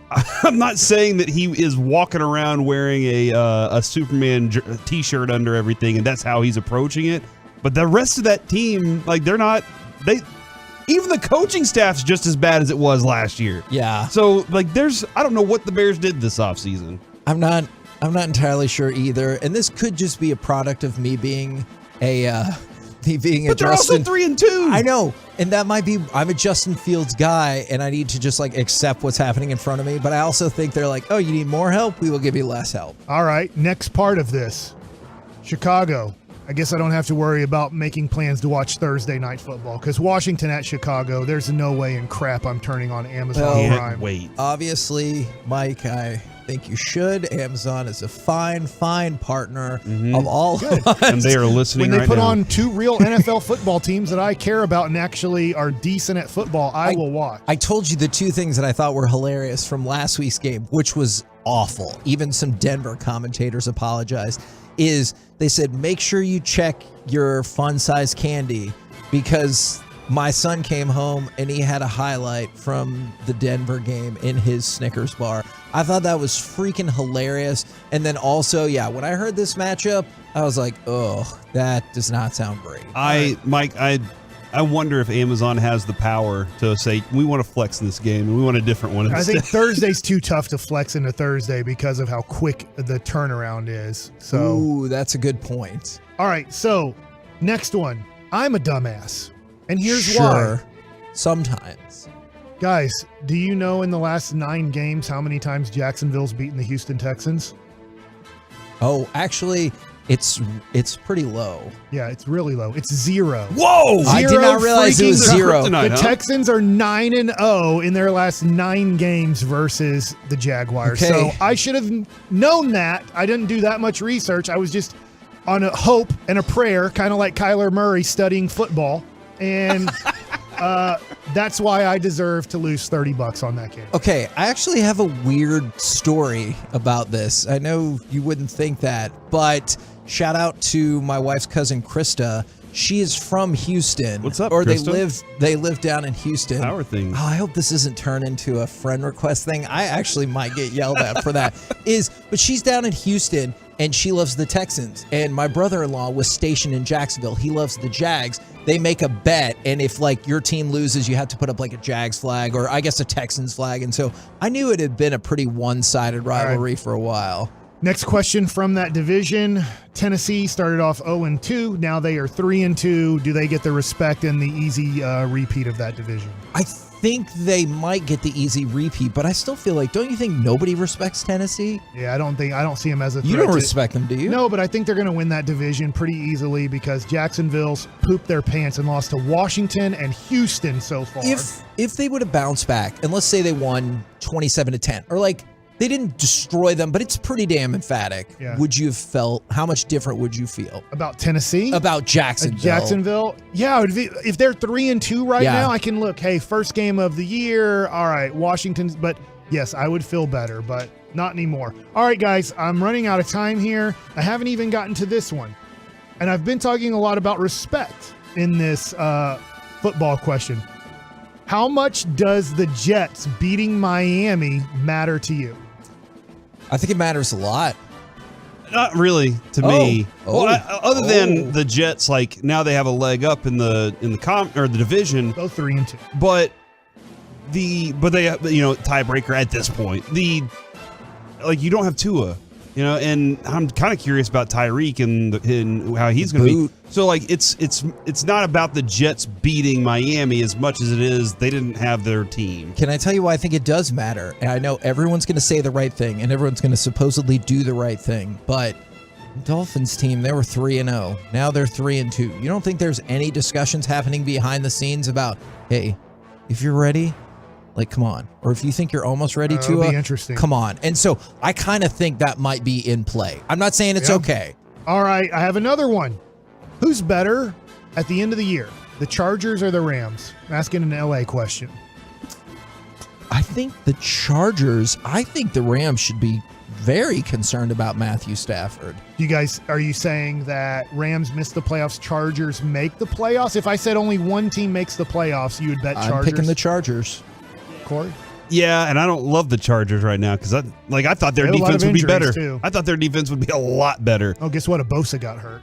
but the welcome to life. The Rams stink right now, man. Porzingis got hurt too. I don't know if their quarterback can throw a lot and their offensive line can't block for him. So is that just real quick? Is that your NFL comp to Porzingis? Is the Bosas? Yeah, except the Bosas are way better when healthy. That's true. But I can't believe Porzingis got hurt again last night. Might not make the start of the season. I guess one more and then we'll go so we stay on time here. The Pittsburgh Steelers without TJ Watt. This does speak a lot to TJ Watt.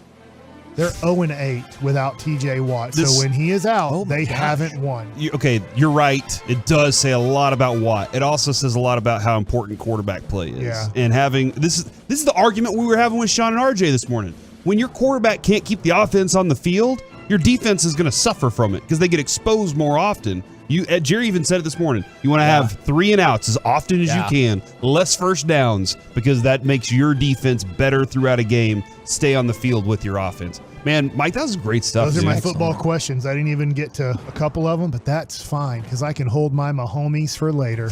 I like that. I like that a lot. All right, this guy would have been a higher prospect than LeBron James. Are you buying into the Wembanyama effect? Next on The Fan.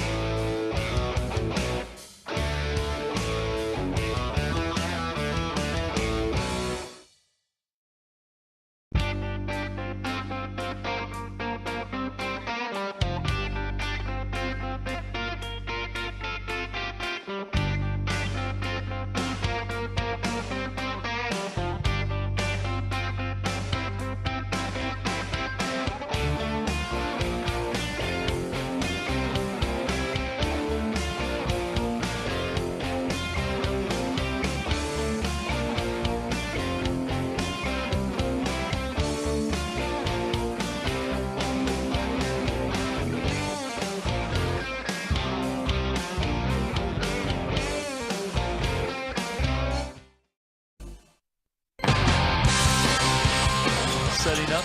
Konate missing with 3, and that will be kept in play by Wembanyama. Another highlight reel kind of play for number 1. Oh my gosh, Blink 182's back and we're playing. This is awesome. This is fantastic. I love it. Joey putting in work. Back here on the KNC Masterpiece on 105.3 The Fan. Man, this is an interesting scenario that's playing out right before our eyes. There is a guy that may be greater than LeBron James as far as prospects go. I did see somebody over the weekend said he would have gone number 1 ahead of LeBron James. Yes. And I haven't watched this guy, so I've just seen highlights. What are you guys thinking about Wembanyama? And I know it's a weird time. We're in the midst of football season, but this is happening right 1 week from now. It's opening night, mofo. There you go. And so, but just when you heard somebody say that, and when you looked at like 2 of his games immediately happening with G League Ignite is 37 points, 5 blocks, and 7 3-pointers. And then the next night, or maybe it's 2 days after, he had 36 points, 11 rebounds, 4 assists, and 4 blocks. Seems good. Yes, it does. And if you've seen that picture with him standing next to, was it Gobert? He's standing next to Gobert, who is legit, I think, 7'1", and he's like discernibly taller than him. And I know people will say, well, that's how 7'4" works, but like, 3 inches. Yeah, but people kind of sometimes fudge the heights and stuff. And so when you saw for Wembanyama he really is that tall, and he really can shoot the 3-pointer. And I'm not saying he's going to run the point for a team or whatever, but if you watch some of these games, he can bring the ball down the court. Okay, I'm curious here, Mike, because I've been hearing a lot. Is this the guy that you were talking about as the next one? Yeah. Because we were talking about Luka. Okay, so because I didn't know enough about him to go, okay, when are we seeing him soon? We've known about him for about, I'd say, 2 to 3 years as an NBA fan. Gotcha, okay. He's the biggest, and I would make the argument, and if I know people for a time were pretty stoked on Wiggins, and there's some other people, but I do think he's the biggest prospect since LeBron going into the draft, where some people will tell you they would tank the season for Scoot Henderson and he won't even be the number 1 pick.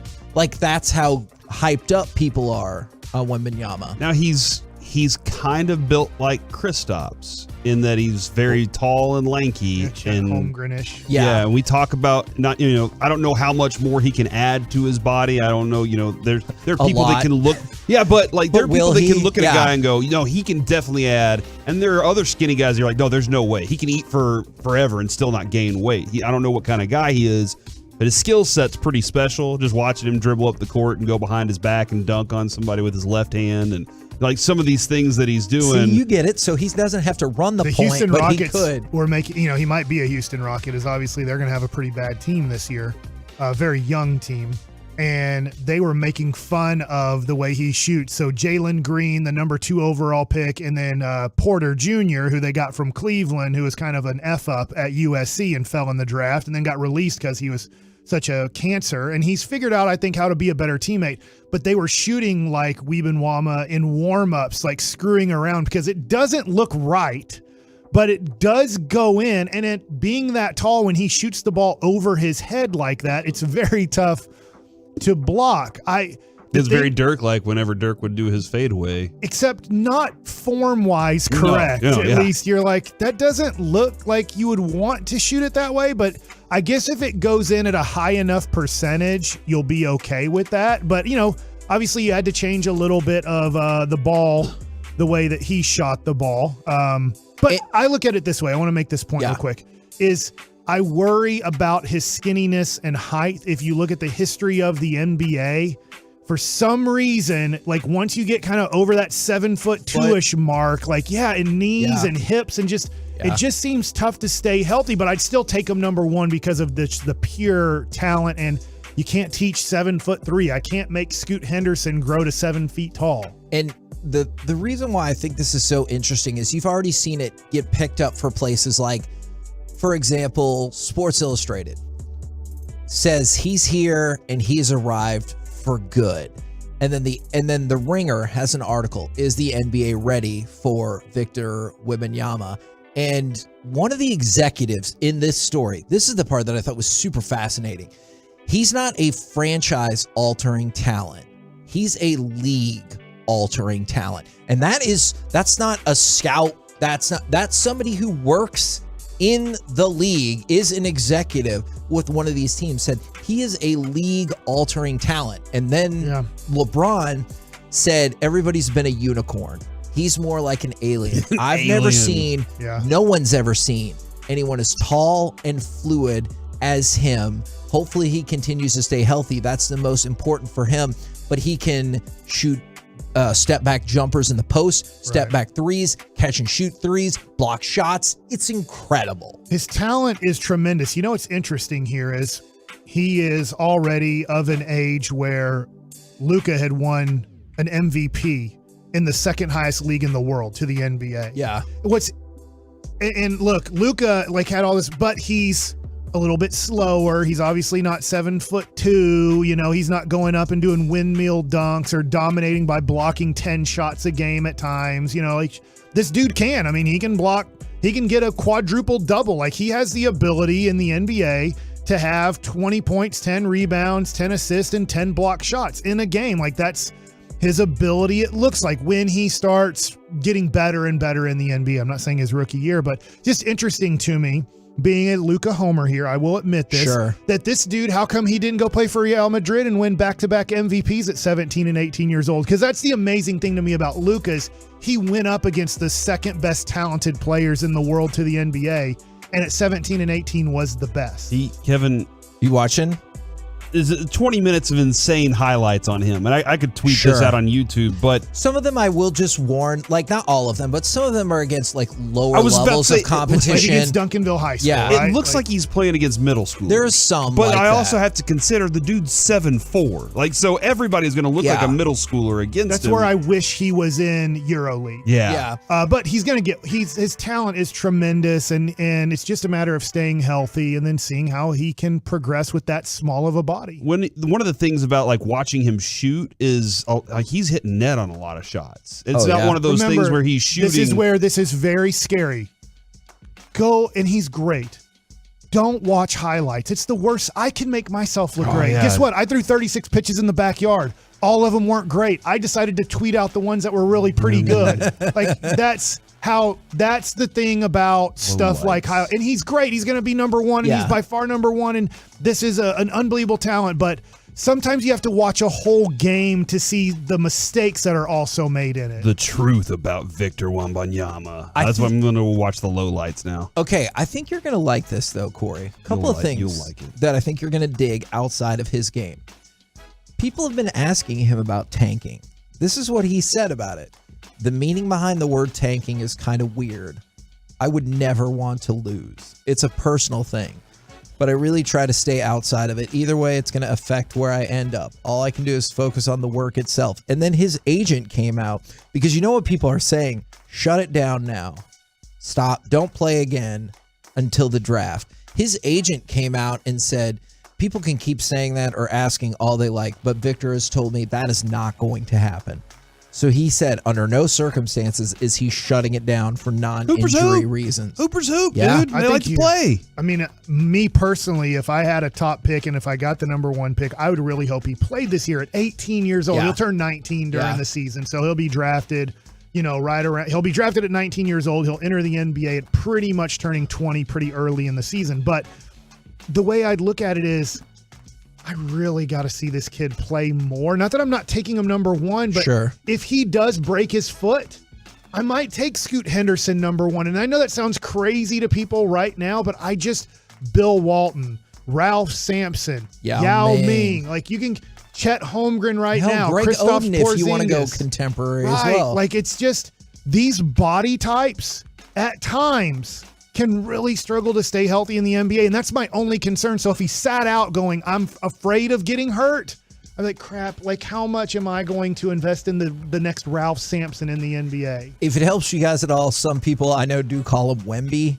So if that helps at all with the name. But to your point, let's take a look at 07, not that long ago, is There was a serious debate between Oden and Kevin Durant. I know it's easy to reflect now, but Greg Oden was badass in college. That MFer was shooting almost 70% left-handed from the free throw line because he had a broken hand. It's and I was one of those people who were like, you look at that body, you look at what he can do in the paint before the league. The league was like on the cusp of maybe doing some evolving, but not anywhere near the point we were now. And then Kevin Durant played so well. And that's what's I wonder how that would affect if he did get hurt, is it looks like, who the hell knows? But it looks like Scoot Henderson might be really, really, really good. And so I wonder if GMs are a little nervous about the point you brought up about him getting hurt and then Scoot Henderson dominating folks and them looking stupid. I think you have to take, I know we're a long way away, but I think as long as he stays healthy, you take the premium talent at 7'2" to 7'4", wherever. I think even if he doesn't stay healthy, he'll still go number one. Probably so. I would worry about that, but I get it. I get how many times does 7 foot something come around with this much talent? And it's very rare. So you take him number one and say, look, I get Scoot Henderson's probably going to stay healthier. Scoot Henderson will probably have a longer career in a weird way. Just based on historically. Just based on historically, the 7'4" guy and how long do they last in the NBA and stay healthy. That being said, this dude is special. I mean, he is really special. Whoever gets him is going to feel like I have this weird feeling that it's going to be the Spurs, just because that's the way seems to be the way they luck out. David Robinson and Tim Duncan, and then you have to go against this guy who's going to be, if he's healthy, a franchise-changing player. It is interesting though. Do you think that watching him, he's going to take over the NBA? I don't feel that same way as everyone. I think he can change a team. Yeah. But the thing of he could change the league, I don't know, because I don't think that you would seriously run him at the point. And so some of it would be matchup based and how often you get the ball into him, or maybe somebody else runs the point up and he's your de facto point guard running the offense, and you dish it off to him at the top of the key, which sounds insane because he's gigantic. Yeah, this is going to be an interesting thing to watch because I do believe, from what I've heard from the people that I know that cover Oklahoma City, they're intentionally going to lose this year for him. I mean, Shea, I guess they don't have to worry about Shea because he gets hurt every second of his life. Yeah.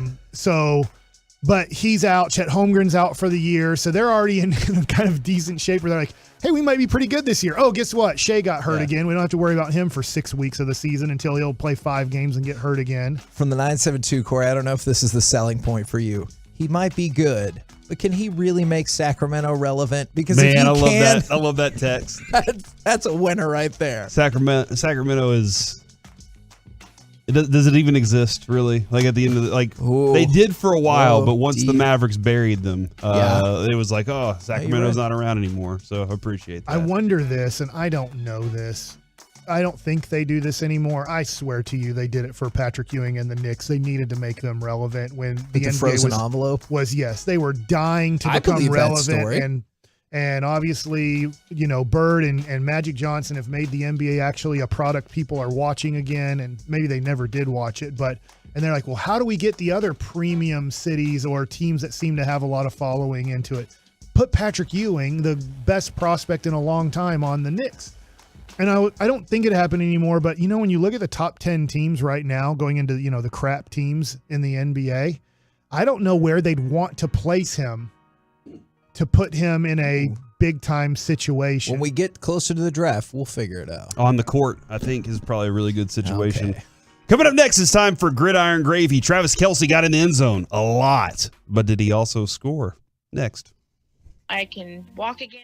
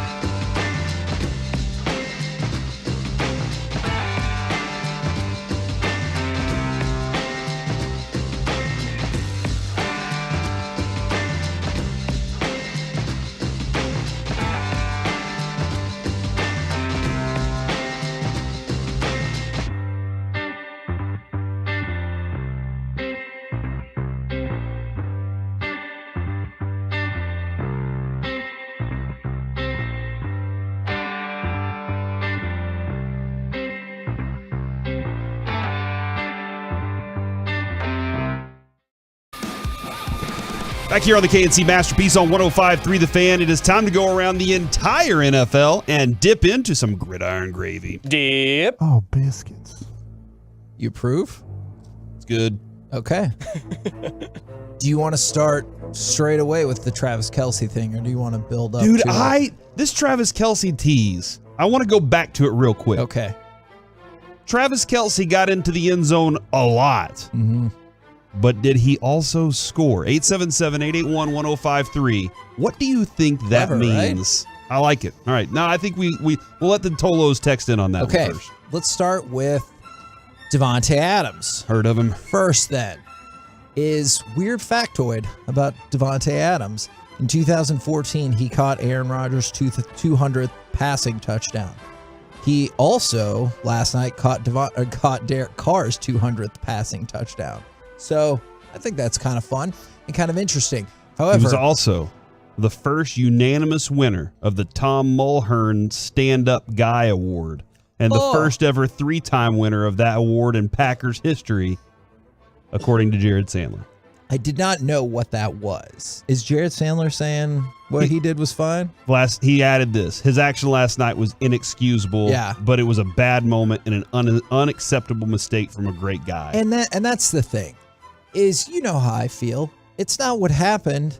It's the obviously that matters a lot. I just don't understand why people don't go all the way in on an apology if you're going to apologize.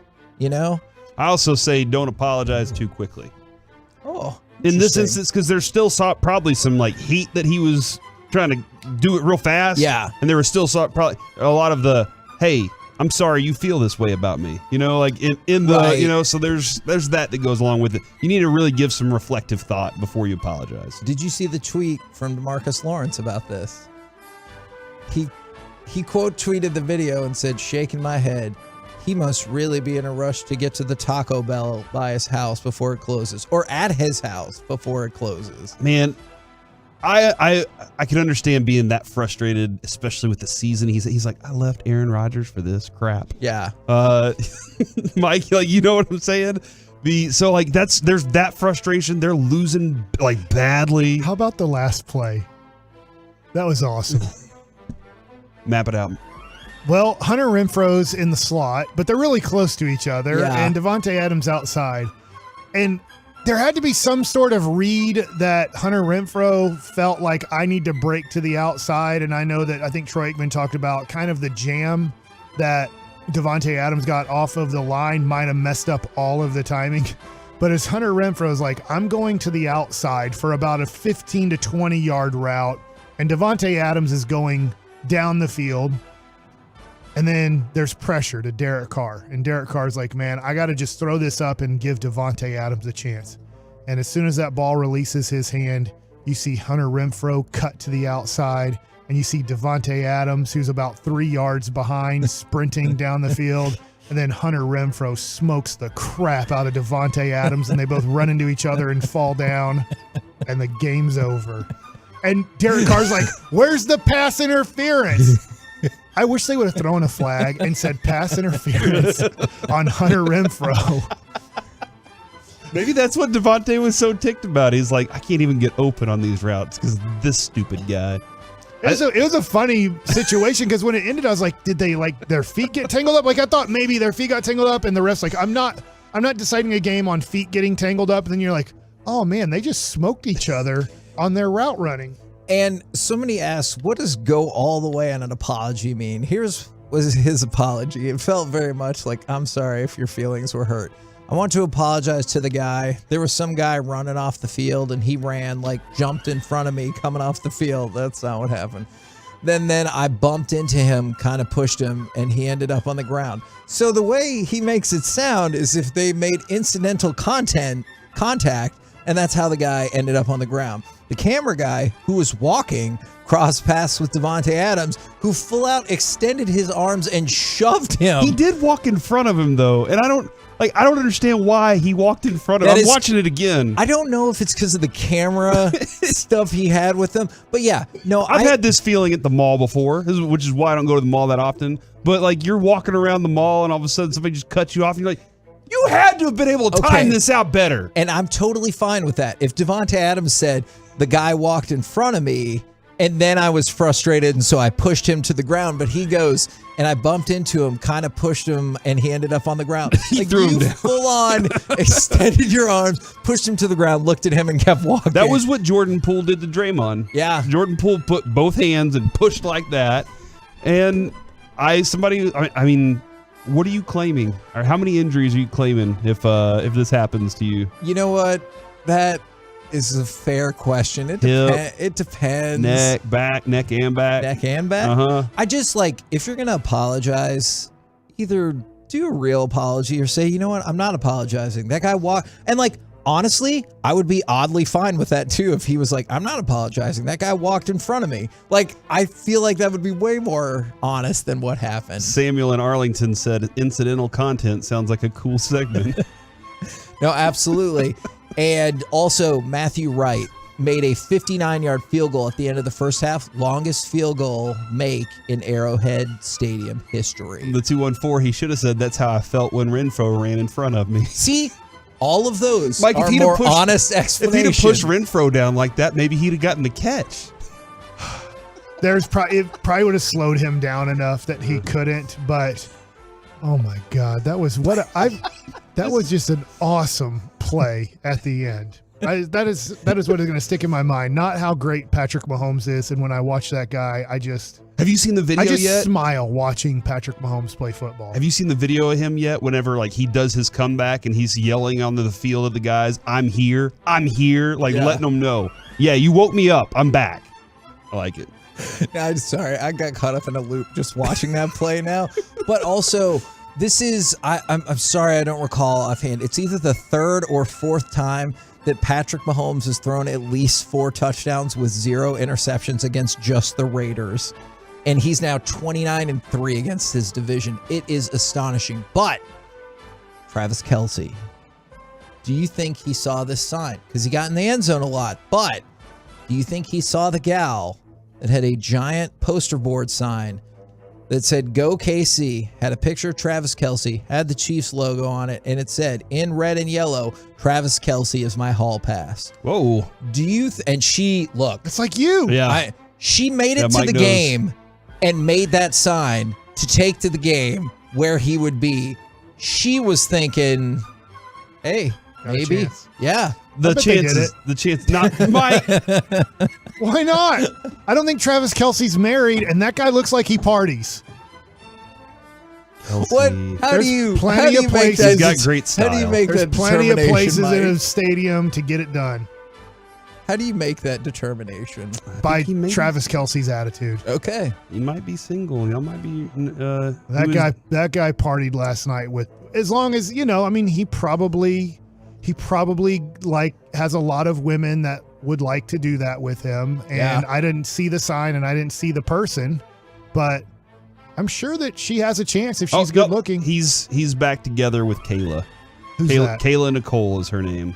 As far as October 3rd of this year goes, according to the current online. Hold on. I just want to check something. Hey, Joey, do you know who Kayla Nicole is? No clue. Okay. I thought maybe. I think they had a big misunderstanding with money and whatnot, and I think that's initially why they broke up. Yes, that's true. Okay. Good job, Joey. Thank you. I will add this, Mike. Went to go see Amsterdam over the weekend, which has Margot Robbie in it, and the wife leaned over and said, "You did a good job putting her on the list." So, but not a good job putting that movie on the list, from what I heard. The movie was not my favorite. Do you come home excited? Do you say, "Guess what, Adrian? I just did Margot Robbie"? I don't. Then does she go, "You did? That's amazing. How many times did you guys do it?" Well, just the once, because that's all.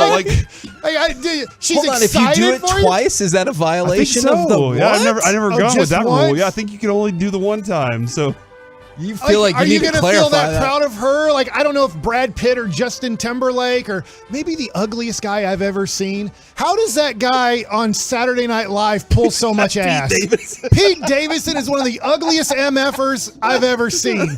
And that guy is on Taco Bell, and I'm like, Dude, how does anybody that's attractive sleep with you? You are ugly, Ariana man. Grande, Kate Beckinsale, Yeah. Kanye's wife. Maybe That gal from I don't know who's the on your fancy wife's list. Netflix show. Are you happy Bridgerton? for her? I If mean, she I- comes back and says, "You won't believe who I met in Cleveland," Yes, I just got to be, I got to give her a high five on that. I think when she looks at my list, she goes, yeah, never happening. It's one of those like, okay, obviously being a radio star has helped a little bit. A radio celebrity. I'm sorry, not star. I know how you feel about that, but that helps a little bit. But I think she looks at the list and she's like, no way that's ever happening. So I think she just lets it play out, Mike, more than anything else. would you want to get? Hold on. Can we maybe circle back All to right. some of And these? Mike likes it. How excited would you be if Adrian got pregnant by one of her? Okay, Oh my God. it's not happening. Oh, all of a sudden, we don't like this rule, She's do got we? the strings. Oh my God. They can be broken. Just later. Just later. I hope. Oh, I Maybe tied him not. for him. Oh my God. All right, All right. Let's go to Joey. Let's go to cut number 1. And if you want to just play this on a loop and get us out, that's fine. Cut number 1. All right, so here's the deal. I've been betting for years, and I've never had anything come close to something like this. So I met this girl about a week ago, and she knows absolutely nothing about betting, parlays, NFL, anything like that. So I sat her down, explained to her what a parlay was and how to make it. She selected 15 NFL games on Sunday morning, and she is currently 14 for 14 with one game to go. Patty Mahomes, Chiefs money line. Current cash out is $3,100. Cash out or let it ride? Let it ride. Let's go. One time, Patty. One time. Obviously, the Chiefs were victorious. They bet $1.05, and the cash out was $6,000. That's awesome. That's awesome. Those are the kind of bets I respect and love. It's that was the looking bleak for a little bit. $100,000 to win 14 is the one that I'm like, no. When it was 17-0, do you think he was like, we probably should have cashed out? Also, it looks like they might be holding hands. I know he just said he met her a week ago. I was wondering if there's like a romance thing. I didn't really do a deep dive into this backstory or anything like that. But yeah, $1 to $6,000. It doesn't take long to fall in love, Mm-hmm. Just, there's something you need to know about me, and I know I'm going to get I've known you for a crushed. long time. I think that people who say it's love at first sight, I think that's stupid. The first time I saw Adrian, I fell in love Like with you're her. very attracted to them. Exactly. Right? Mhm. Exactly. And by That's the not way, love. No, I knew I loved her. Nomo, As soon as I- Texas puts on there, I wish Mike had never tried to push his religion live on the air. Now all I can do is hear the hypocrite in him. Oh, no. So do you why? expect me that I am Jesus and that I am sinless now and I might not say anything sinless? I'm confused on, because I believe in Jesus Christ. You don't Aren't ever we- make mistakes. Aren't I we hear all ya. hypocrites? Just every human being? Yes, absolutely. The 12 followers of Jesus were all called Yes. hypocrites? No, I'm with you. Real quick, last thing I wanted to throw out. Steve Wilkes is the interim coach for the Panthers. The owner, David Tepper, said if he does an incredible job, he'll be under consideration. But here's the power move for you, Corey. He was the defensive game coordinator, and he's also part of the lawsuit that Brian Flores filed against the NFL. But then also, Wilkes fired Phil Snow, who was the defensive coordinator. So he was the defensive pass game coordinator, got elevated to interim coach, and then he fired the defensive coordinator and brought up the defensive run coordinator as the new defensive coordinator. That's making moves right away. That's what I'm talking about. And from the 806, I stopped betting when y'all stopped doing Battle of the Beasts, because how else would I know who's going to win? Well, maybe we need to bring that that back back. this Yeah. week, as a matter of fact. Cowboys are 4-1. But do the last 27 years of Cowboys football prevent you from enjoying this start? We do it next on The Fan.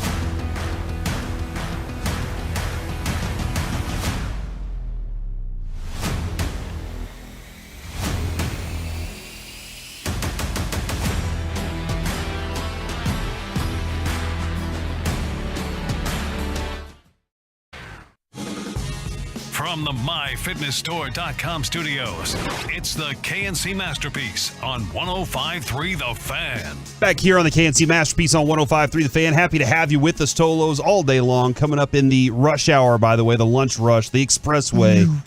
We are giving away tickets to Monday Night Raw right here in DFW. Looking forward to it. Gotta listen to get them, though. Okay, I will.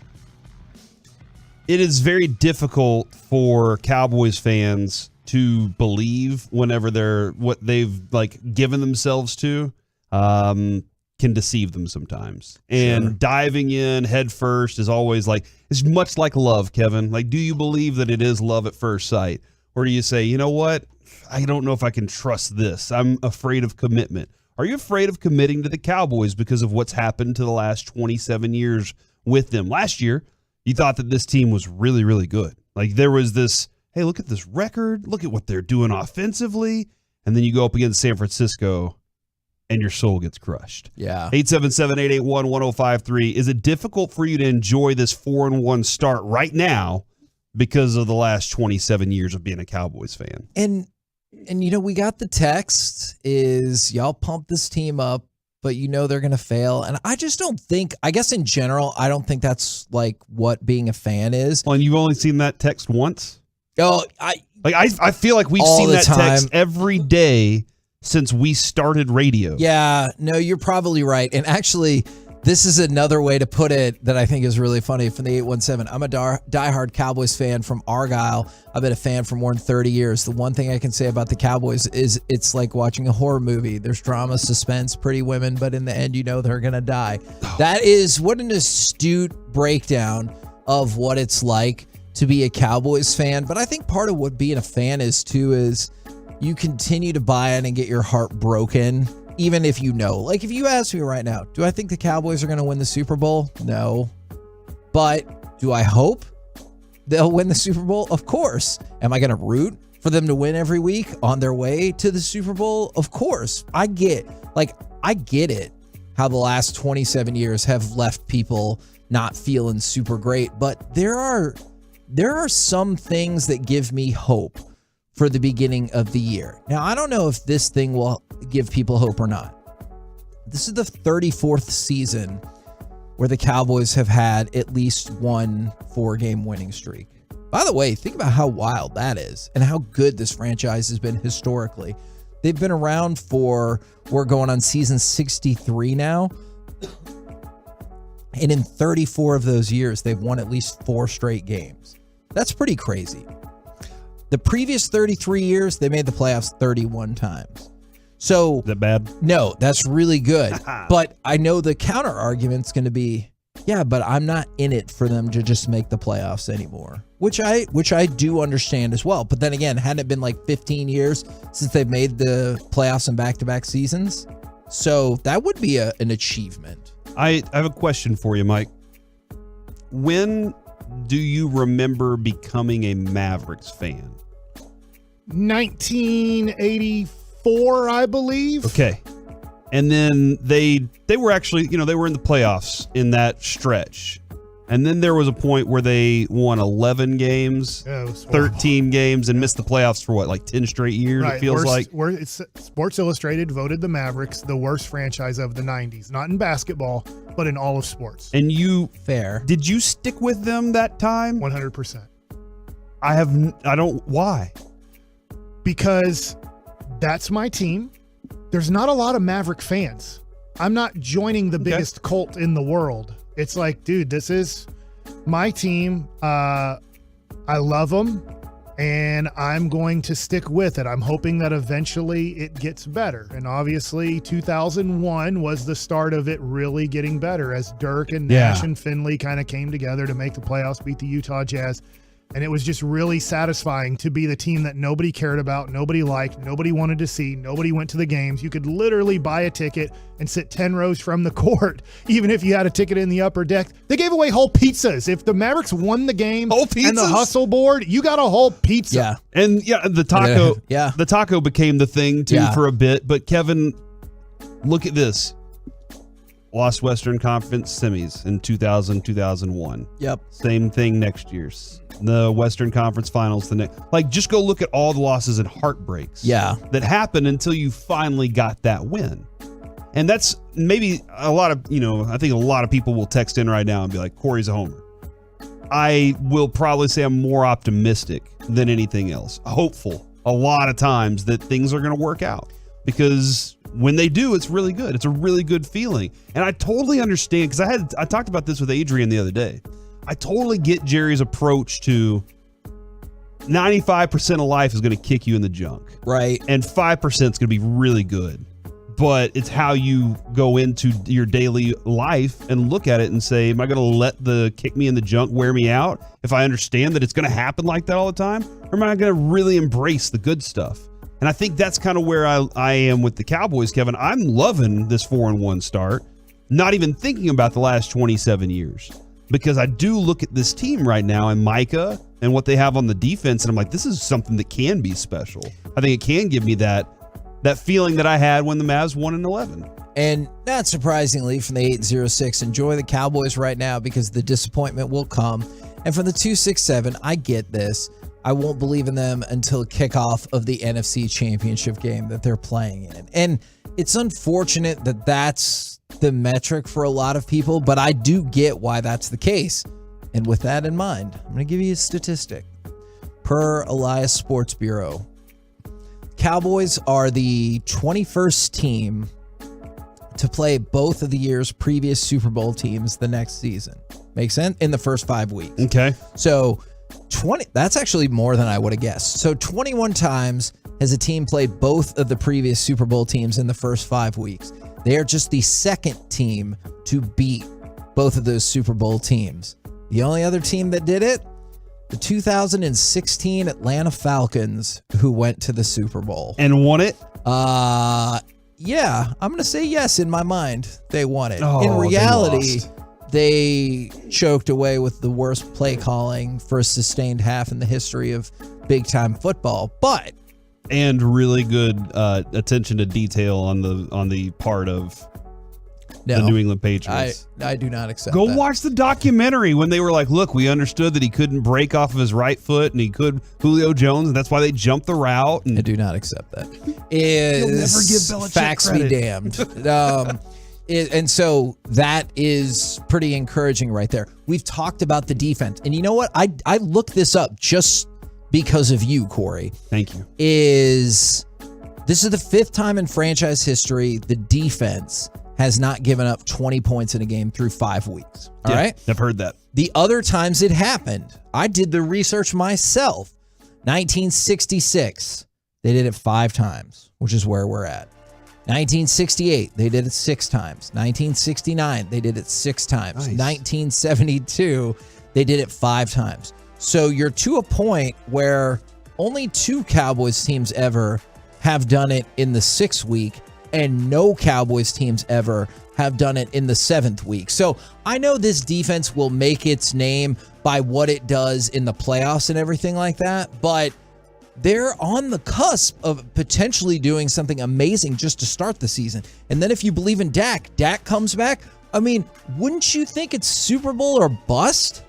Yes, absolutely. And that is kind of the, how do you think Falcons fans feel about that season? Like, was it awesome and they were great and they love it? I know exactly how they feel about there, that. No. And it was bad luck. I know exactly how they feel about that season. Because as a Texas Rangers fan, we talked about this the other day. I know exactly how I feel about the 2011 season. I cannot do a good job of compartmentalizing all the amazing things that happened in Nelson Cruz going beast mode on the entire world. Like, I can't view all that stuff. What do I immediately think of?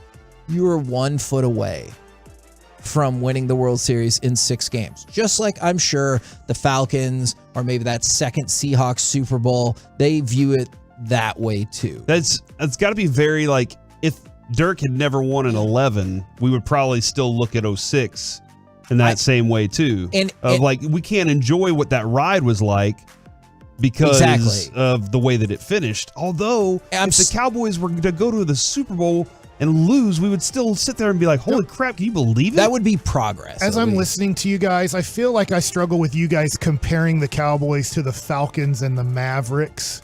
Just because one of the reasons that I'm kind of done with the Cowboys is I just was like, look, I'm not going to let it affect my Sundays anymore. I'll watch them, and it's not like I'm going to fall in love with another team in football. It's like I kind of enjoy watching Patrick Mahomes last night. I enjoy watching good football, and I watch the Cowboys because it is the team here, and it's obviously a team that if I'm going to do this job, I need to watch everything they're doing and stuff like that. But it's like, hey, how come everybody loves the Cowboys? Well, I don't know. I honestly don't know. Why does everybody – they don't win.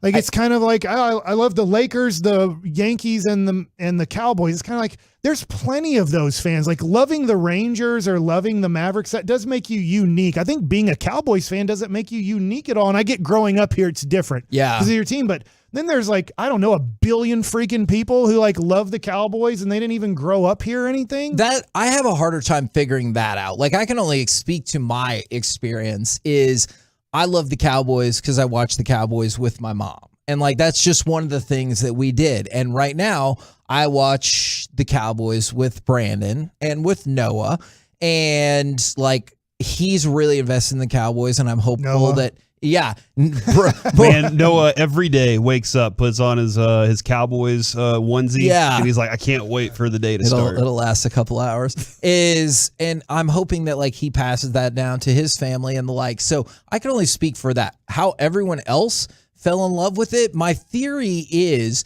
that every generation you could find a fit for when the Cowboys were awesome. You know what I'm saying? Because like they started in 1960. By the end of the decade, they were awesome. Actually, by almost the middle of the decade, they were awesome. And then in the 70s, they were awesome. And then at the beginning of the 80s, they were awesome. And then you go through the longest stretch of sustained like downtime. And how long did that last? 9 to 10 years. So like every generation, you could pin your hopes on the Cowboys being awesome until this one. And Swaggy Booty says, so Mike doesn't like the Cowboys because other people like them? No, not necessarily. There's a lot of reasons. One of the reasons is when I found out about Dak's second surgery and kind of gave that to people that are breaking news people, and then gave the information that I had somewhat discovered, the Cowboys Nation called me just so many names. And so I'm just like, you know what? I don't need to be part of you people anymore. Just because I'm giving information and I say, hey, 10 to 20%, he doesn't play again. I didn't say 80 to 90%. Yeah. I was giving the information given to me by pretty reputable people that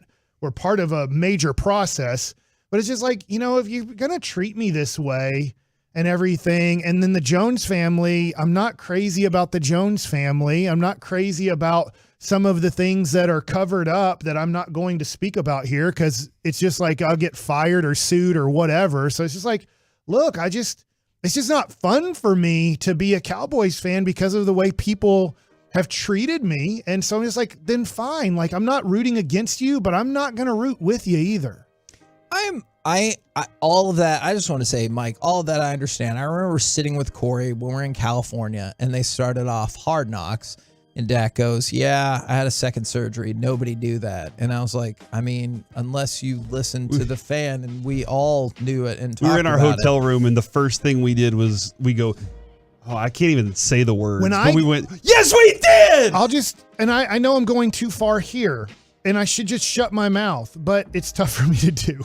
Maybe we should consider that, Mike. Is when I gave the information to the people who ended up breaking the story that he did have a second surgery, everybody in the Cowboys organization, and I mean everybody, denied that happened. And then a couple days later, like, we probably should kind of just throw out that we kind of wanted to check on it and open up his ankle just to check on it. Yeah. Like, yes, that's what happens with all surgeries is they like opening it up again to just check on it. Just like, and then just the hate from everybody that I got. It's just like, look, I don't need this.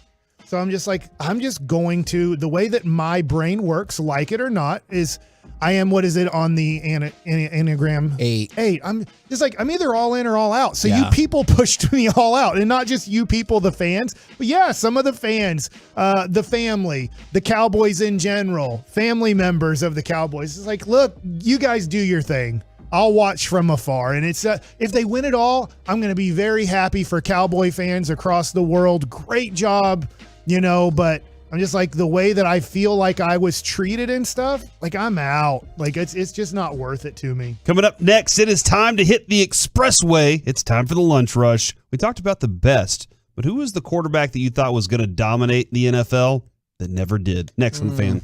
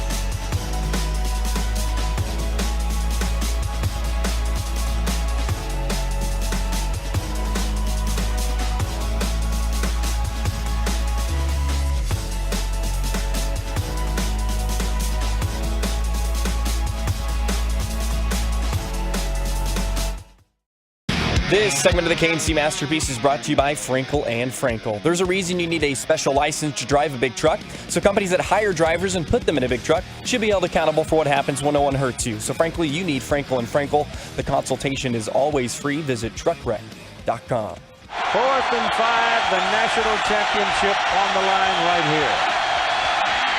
He's going for the corner. He's got it. Vince Young scores. Back here on the KNC Masterpiece on 105.3 The Fan. That was a hero moment right there in college football. Maybe the greatest college football championship ever. I totally think that's the greatest college football game I've ever seen. And I remember watching it very distinctly as well and going, congratulations, you finally did it, man. That's awesome. But we talked about a list recently of a week or so ago. The greatest combinations of quarterbacks ever drafted. And I think Roethlisberger and Manning were like 2. Yeah. Elway, Marino were number 1, obviously. But we want to know, because we've all had this. Everybody's had that moment where you're like, this is the dude that's going to break the internet. He's going to be the best ever. And you were wrong. You were so... It's time. You can admit it. Sure. Admit it, Kevin. Okay, I will. Go ahead and admit it during this segment. 877-881-1053. Admit that you were wrong about somebody coming out of college and it just didn't quite turn out for him. I have a lot. 877-881-1053.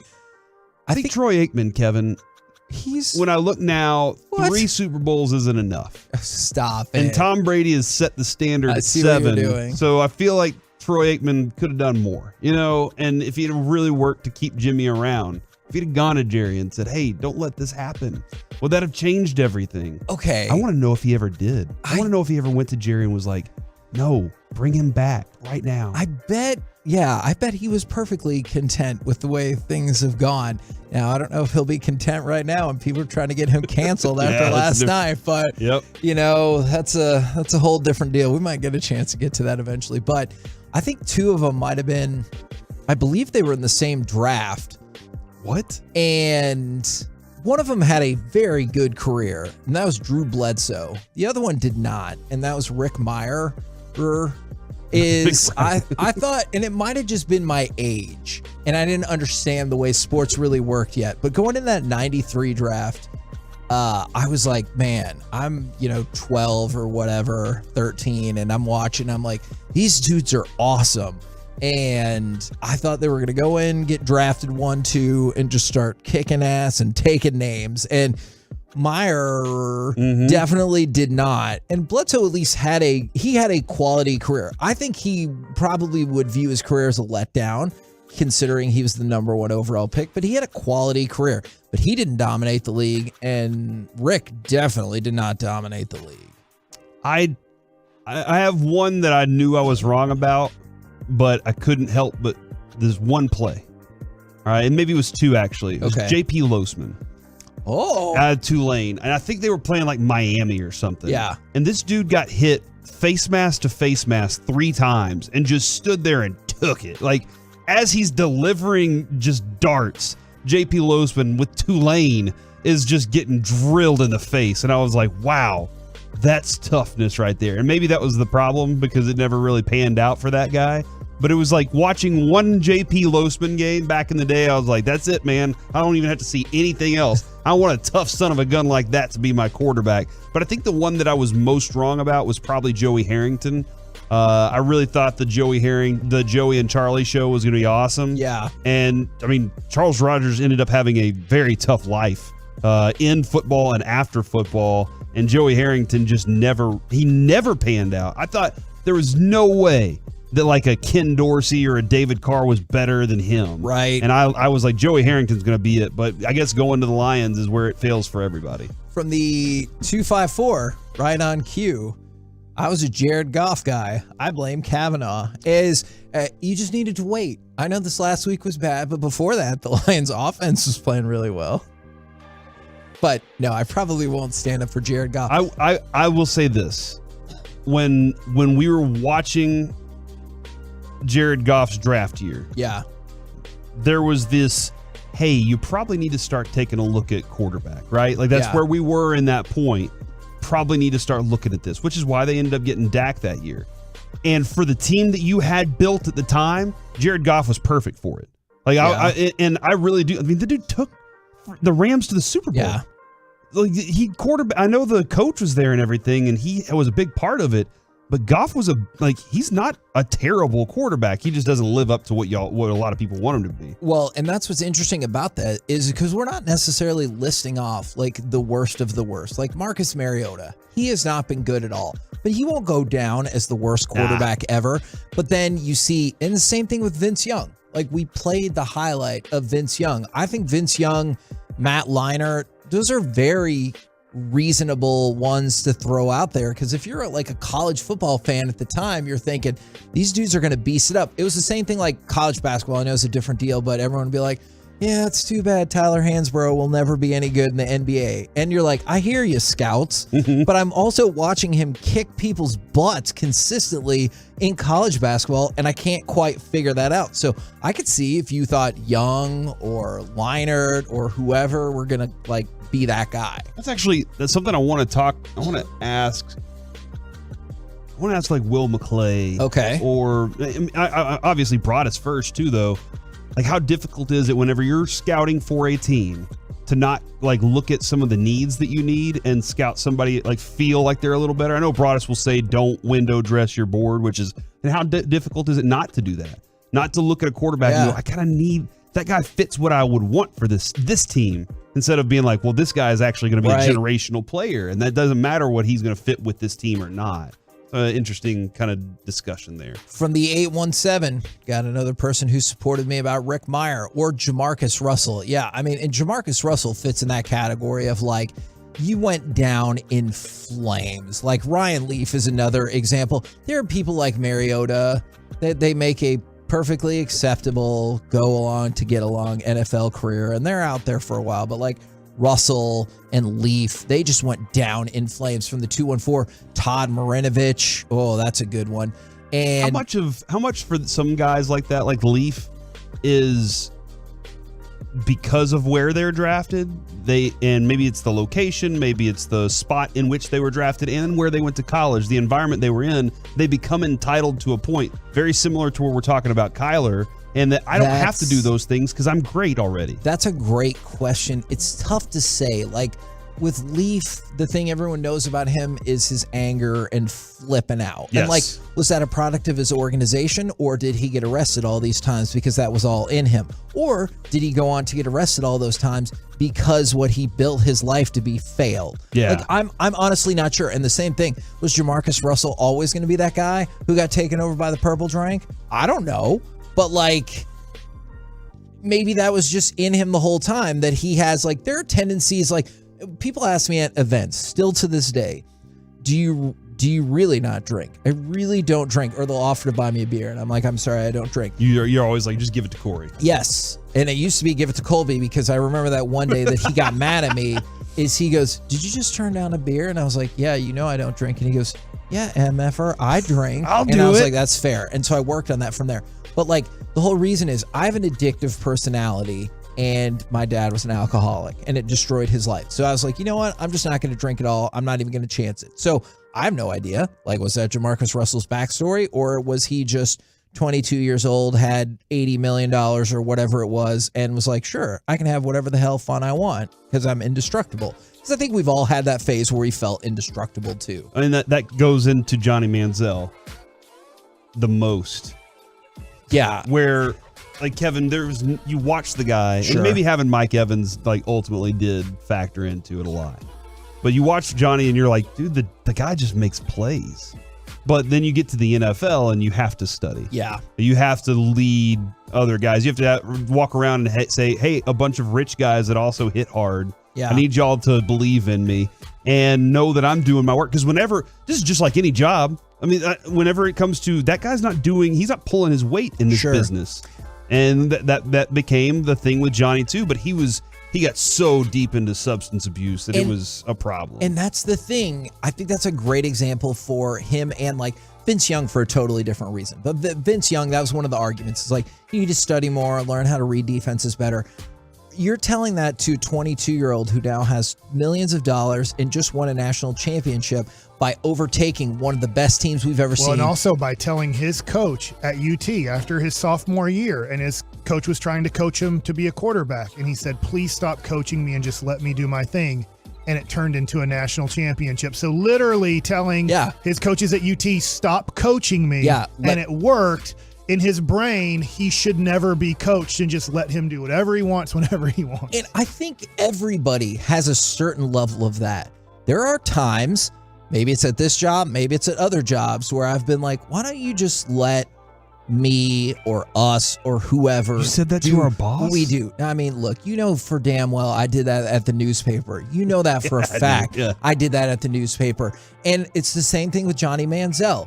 Hey, you got to slow down. You got to stop doing X, Y, and Z. Why?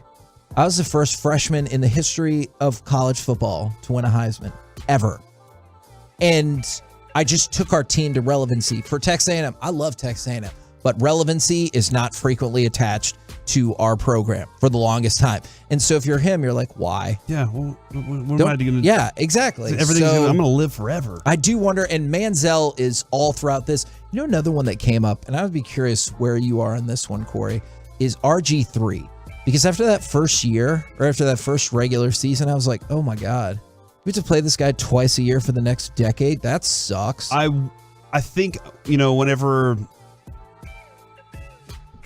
I was watching him in college, I didn't think this is a running quarterback. At Baylor, I thought this is a dude that can chuck the ball. Like, I really did think that he was fun to watch throw the ball, more so than I thought of him as a runner. And then he gets to the NFL, and they're like, run that sucker. Like, just nobody's expecting it. But what happened was in that year, I believe there were a couple of different guys that could run a lot. And I bought into what Aaron Rodgers said. That there was a quote from Aaron Rodgers where he said, look, man, like what's happening right now is a trend. Yeah. And it's a fad, and it's going to die out very quickly because these guys that are running right now, these quarterbacks are going to realize they don't like getting hit by 350-pound men. And they're going to stop doing it and stop wanting to do it, and they're going to want to be pocket passers, or they're going to get hurt and be out of the league. Do you think that is proven to be false because people are still doing that, or do you think it's been proven to be true because they're not winning? I think you have at the highest level. I think that you have certain guys that can do it.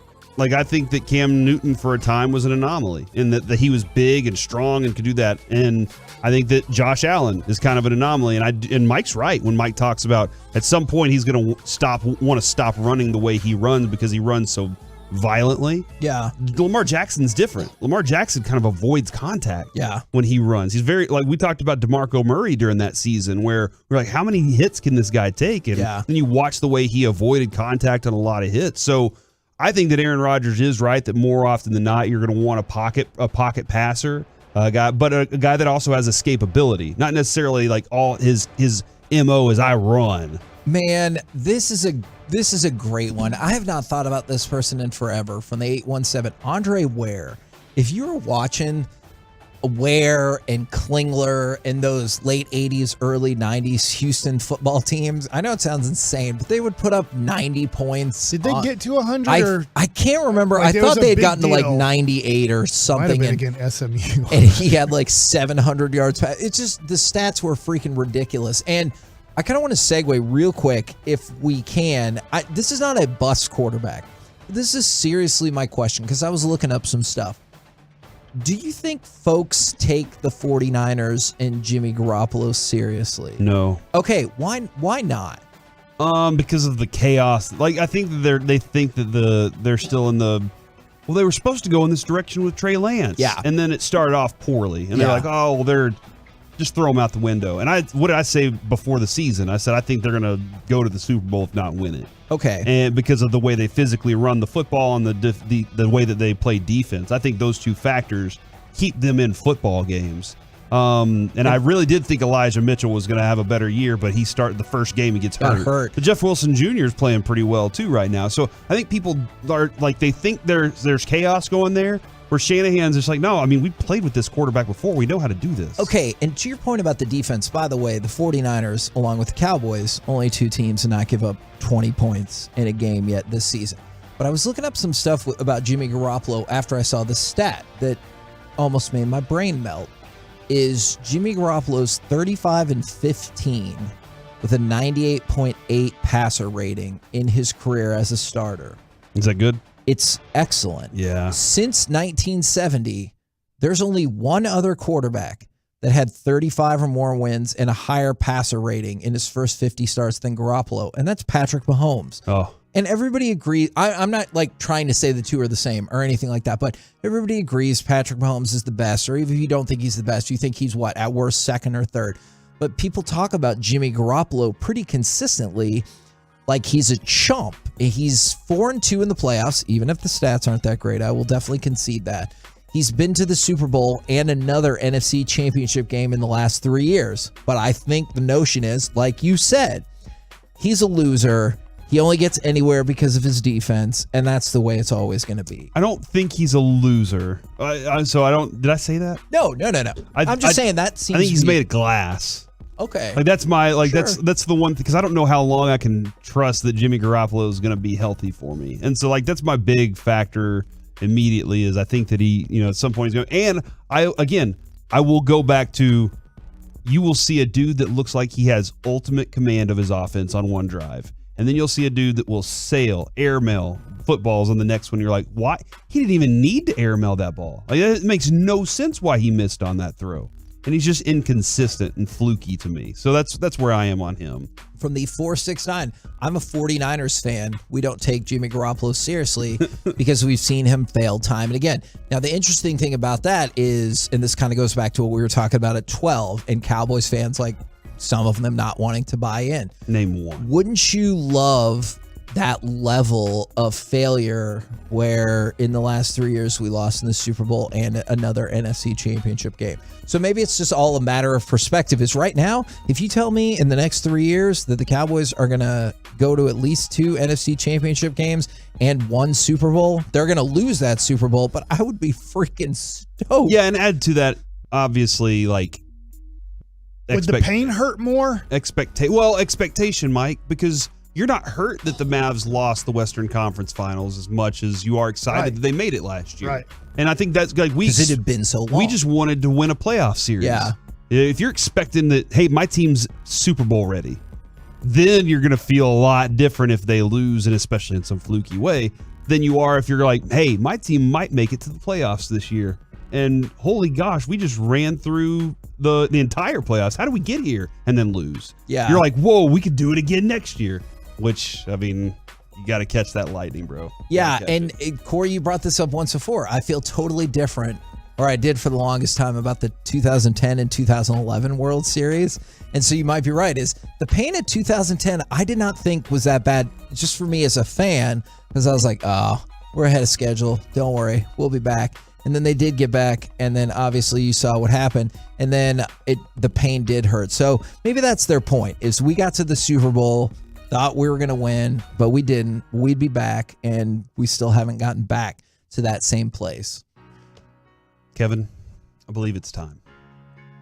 Let's give something away! 877-881-1053, caller number 10 now will win a pair of tickets to go see Monday Night Raw at the American Airlines Center on Halloween night.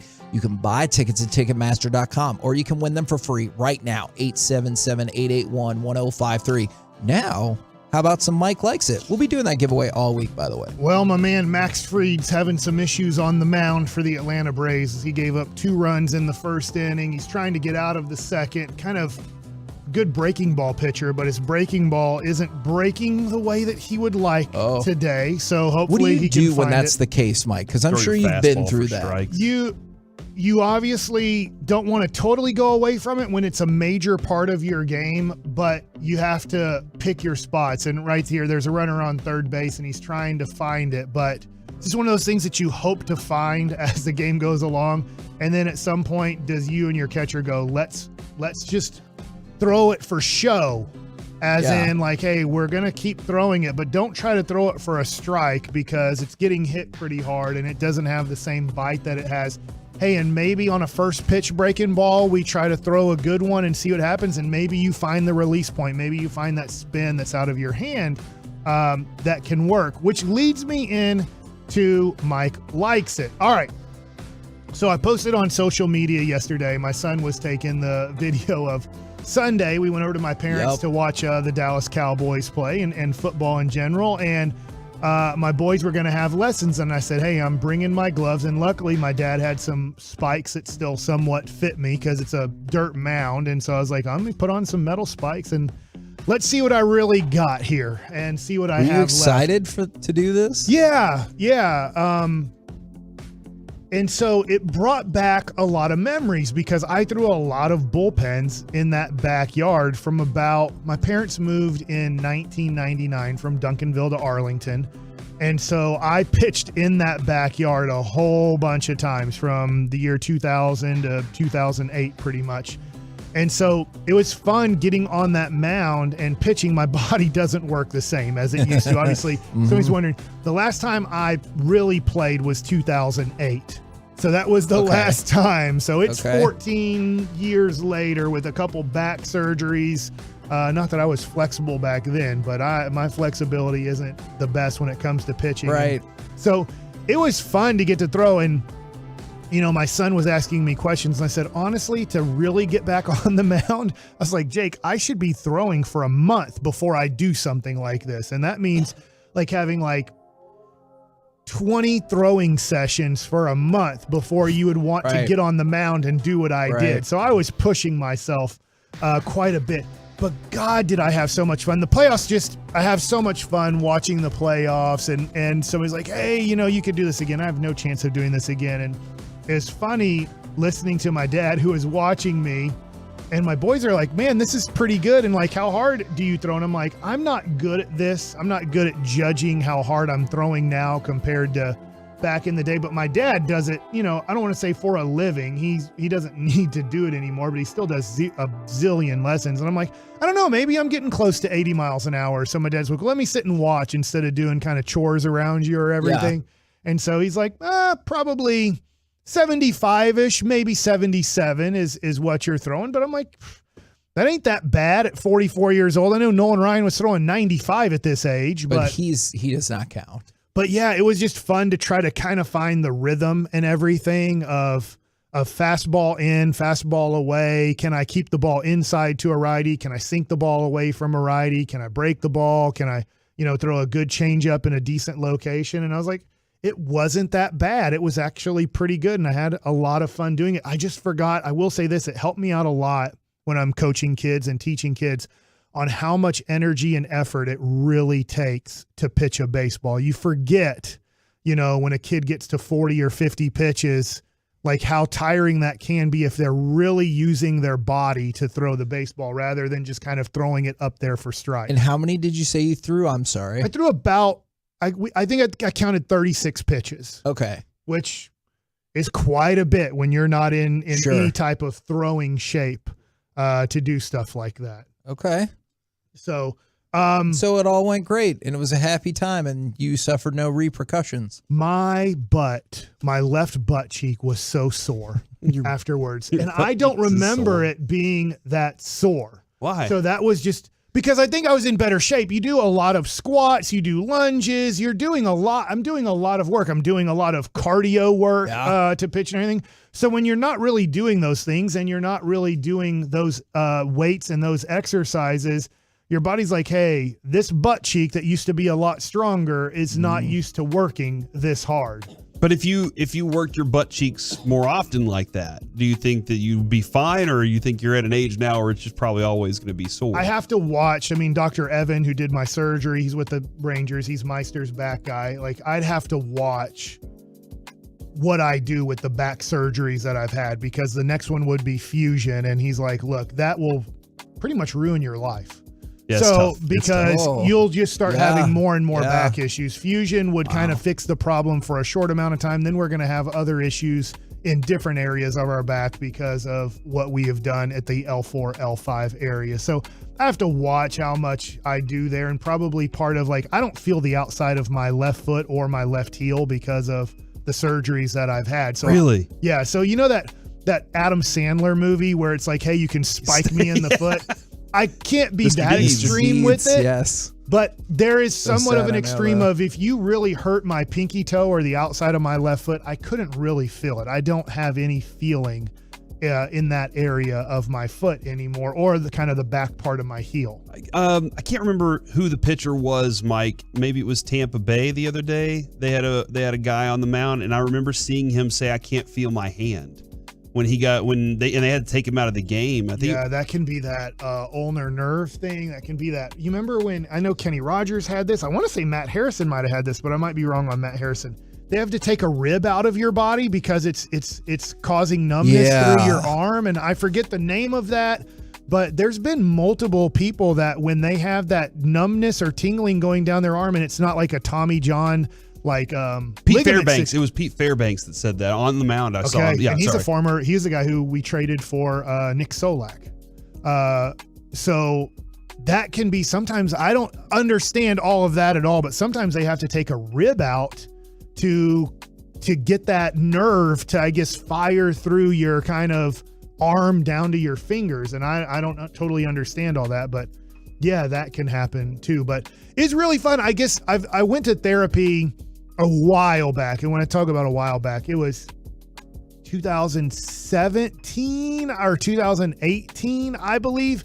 And one of the questions the therapist asked me of, when was the last time that you threw a baseball for fun? Just the pure joy of it. Because most of my life, and I love baseball, right? I mean, and it's just that, but when I was doing it, it was for a life. Mm-hmm. It was, if you don't do well, you don't make any more money and you have to find something else to do. So as much as baseball is playing, like you don't say I work baseball, you say I play baseball, and I got to play baseball for a living.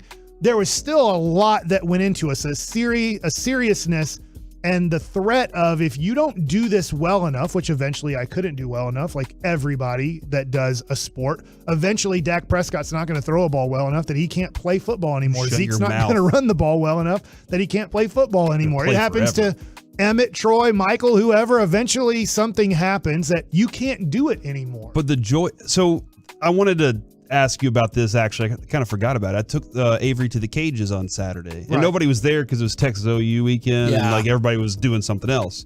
And we get there, and there was a couple of parents with a couple of kids, and Mike, these kids are younger than Carter, and they're like, "Hey, foot on left toe, or balance on left toe, do this, lean back, do that." And when that was right when we got there. And Avery looked at me and he was like, "Do you have any? What should I do?" And I said, "Have fun and hit the ball hard." Because sometimes you're so in on these things that he forgot that this is supposed to be. And he got in there, and I've never seen the kid hit like that. This was the moment he was just swinging and hitting hard, and then we kind of started paring some things down. So, did throwing give you a mental refresher? It was just, it's fun. It's so challenging. It's to throw the ball where you want. It takes so much freaking practice, and I'm pretty darn good at it. Mm-hmm. But I threw a pen the day before after I taught my kid, but this was all this one was kind of like showing my kids like, hey, look, I can still do this, a little bit. And it was always a dream of mine when we had our first boy. It was 2008, so I'm in AAA with the Nationals, that I could keep playing for a while, that he could enjoy the experience of dad actually being a baseball player. And I never got past him being not even one before it was over. And then when I went and played for the Fort Worth Cats for, 2 months of independent ball before my body was like, you can't do this anymore. Go to the doctor, you kind of need Tommy John surgery, but there's no reason to get it because if you're done. playing, yeah. Just give it 3 months of not playing any catch, and it will not heal on its own, but it'll heal enough that you can play catch with your kids. You can throw batting practice. Just you doing what I did the other day on the mound. If I did that a lot, eventually it would completely rip. And, Ouch. And that would be then maybe you might need to do something about that. But it's an interesting thing to do something that you do your whole life and I love so much, and then you completely stop doing it because physically you can't do it. Dirk kind of physically can't play basketball anymore. He ruined his body so much in the last few years of his career, and he's talked about it. He can't really just go out and have fun playing basketball because his body can't do it anymore. And physically, your body can't really do these things. It can't really play football anymore. It can't really play baseball or basketball anymore for the most part if you sustain injuries. where that's where you kind of go towards the competitiveness of golf. I'm thinking about, I have a friend, Dora, and her husband who listen to the station some. She was a tennis player at the University of Virginia. Very good tennis player. Yeah, and an explorer. And they play a lot of tennis, and you're like, do you ever play pickleball? Like maybe Sue and you could play pickleball against you and my husband. And I'm like, that sounds great. Here's my issue. I'm very competitive. So I'll start cussing and throwing things if things aren't going right. Where Sue doesn't care at all about winning or losing. She's like, we're having a good time. Like afterwards, let's have a drink or whatever. Like it's kind of just a social event. To go play tennis or pickleball or something like, no. Yes, there's a part of it that's social. I get that I'm not trying to play against, whoever, Rafael Nadal or something like that. But there's part of me that's like, no, I'm way too competitive to do this with my wife because I'll just tick off my wife because I'll be like, you got to get to that ball. You're better than that. And she's like, I don't want to be better than that. I'm just here having fun. Right. And it's like, well, yes, there's a little bit of fun in this, but fun is being good. It's not fun being bad at something. He's right. I know how both of y'all are about things, and I would probably be the same way with my wife because I'm the more competitive one in that. But when he was talking about going to the doctor to get his arm checked and everything, there's no doubt in your mind if he had uttered, just cut the arm off, that would have been a real thing. There's no doubt in your mind that that's a possibility that Mike would have just been like, just cut the damn thing off. I don't need it anyway. Well, if I can't throw with it, why do I even want it? Fact. In 2007, my last year to pitch in the major leagues, at the end, I was throwing so slow and so bad. I still stayed out there and tried my best, but that next off season, I've talked about this, but it hasn't been for a while. I truly considered doing steroids and HGH.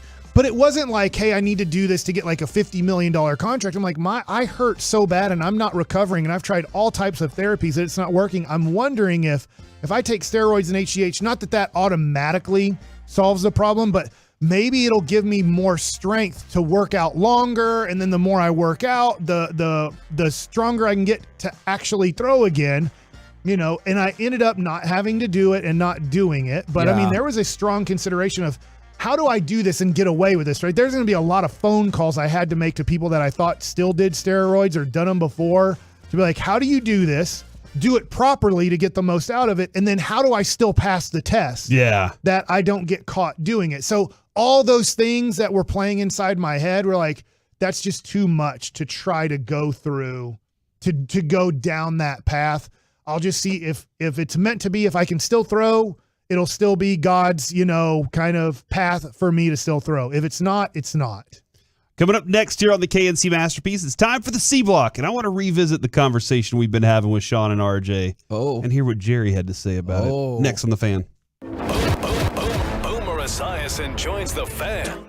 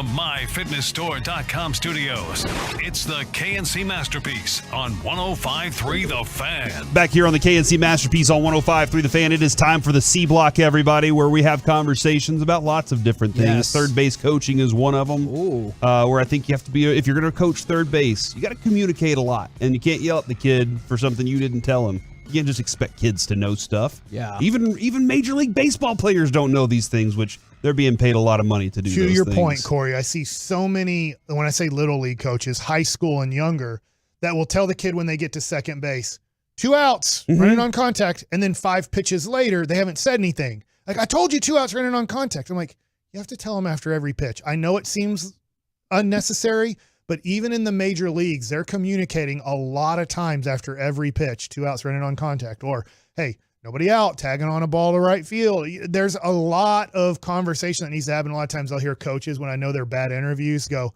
well, I try to let the kids, figure it out on their own. And I'm like, they're kids. Yeah.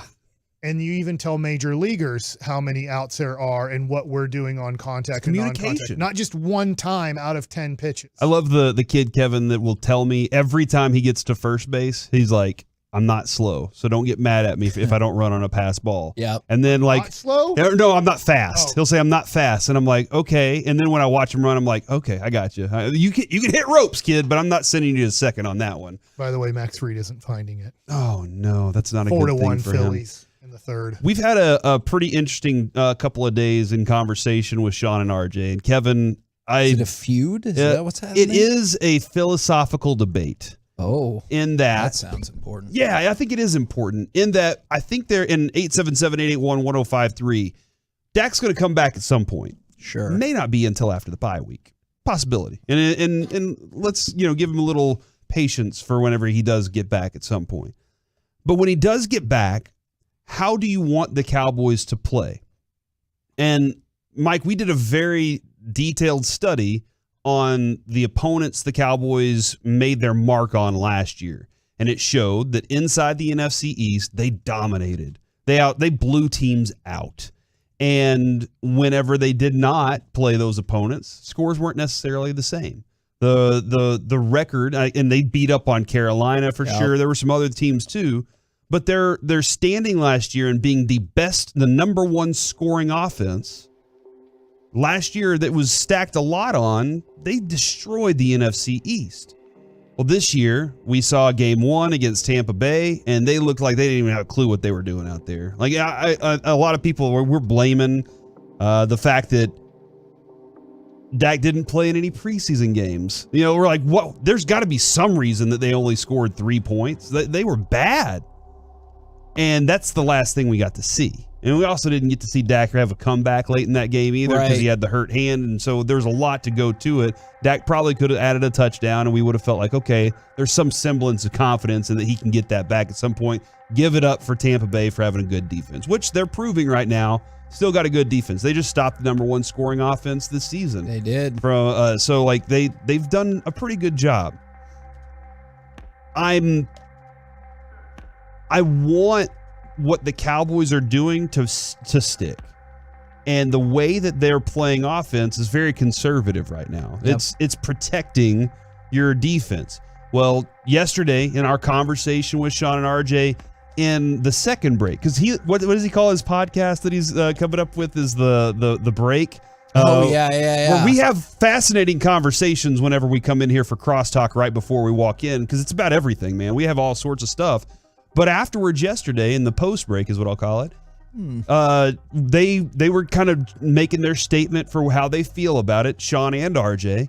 And Mike, you remember they walked out the door and they said, "We won that one. We won." And I loved it because it was funny because they were joking when they said that, but they definitely felt like they won the argument or the discussion. Which, do you do that in your daily life? Yes. You have 100%. conversations and you're like, victory. Do you have a daily tally of how many wins you have in conversation? I don't, but it goes so far, Corey, that I anticipate things that could be said to make a situation contentious and have a response ready to go. Oh my! To make it more contentious? Depends. Oh my! Depends. I have varying degrees. You're kidding me. Look, it is not a favorite part of my personality, and I'm trying to work on that. I don't know if I walk away from a conversation or a debate and go, I won. I don't know if I ever do that. I feel like I learn things a lot. Do you do that? Hold on. What? Do you do that in arguments with your wife? Man, even if I win, I lose. I feel the same way. You know, like if I win if I'm right, it doesn't matter that I am right. It matters that I didn't support her. And that's what matters the most, is like I didn't just support her side of it. If I'm right, it does not mean that she's like, you know what, you won. Let's do whatever you want. There's so many times in a marriage that you feel like just engaging in the conversation is the wrong idea. Yeah. So, back to, and somebody said, you guys call it conservative. I call it winning. No, I don't call it conservative in the respect of it's not winning football. I love it. You're winning football games and you're doing exactly what you need to do. You're up 23-10. I don't need to go add another touchdown and put my defense back out on the field if I can waste 6 more minutes of this drive and get out of this game with a 23-10 win. Let's go on and move on about our business. And you're not exposing some of your great plays and your defense. Jerry Jones was talking about it this morning with Sean and RJ. They asked him specifically, and I will let you be the judge of whether or not we won the conversation with Sean and RJ based on his answer. If you can run the ball and punt good and do not turn the ball over, you are a hard-to-beat team. You're very hard to beat if you don't make mistakes. My first year in 1989 in the NFL, I think the only loss the Washington Redskins had, and they went on and won the Super Bowl, was to us up there. And Berline was the quarterback that particular day. And Jimmy had him almost, rather than try a competitive pass, just throw the ball out of bounds. And we'll kick. And they had a dramatic team, a good team. They had a great offensive line. We kept them on their end of the field. They'd eventually make a mistake. We won, I think, by 6 points. And it was a low-scoring game. But we beat a team that was really significantly better than us. If you don't make a mistake, punt the ball good, and play that field position, even in today's NFL, you're hard to beat. I think that's what we're talking about. We have the skills to play like that, and candidly, during this time when Dak has been absent, we've kind of played that way. Just don't get out there and make those mistakes and run that ball. And so that's been effective for us.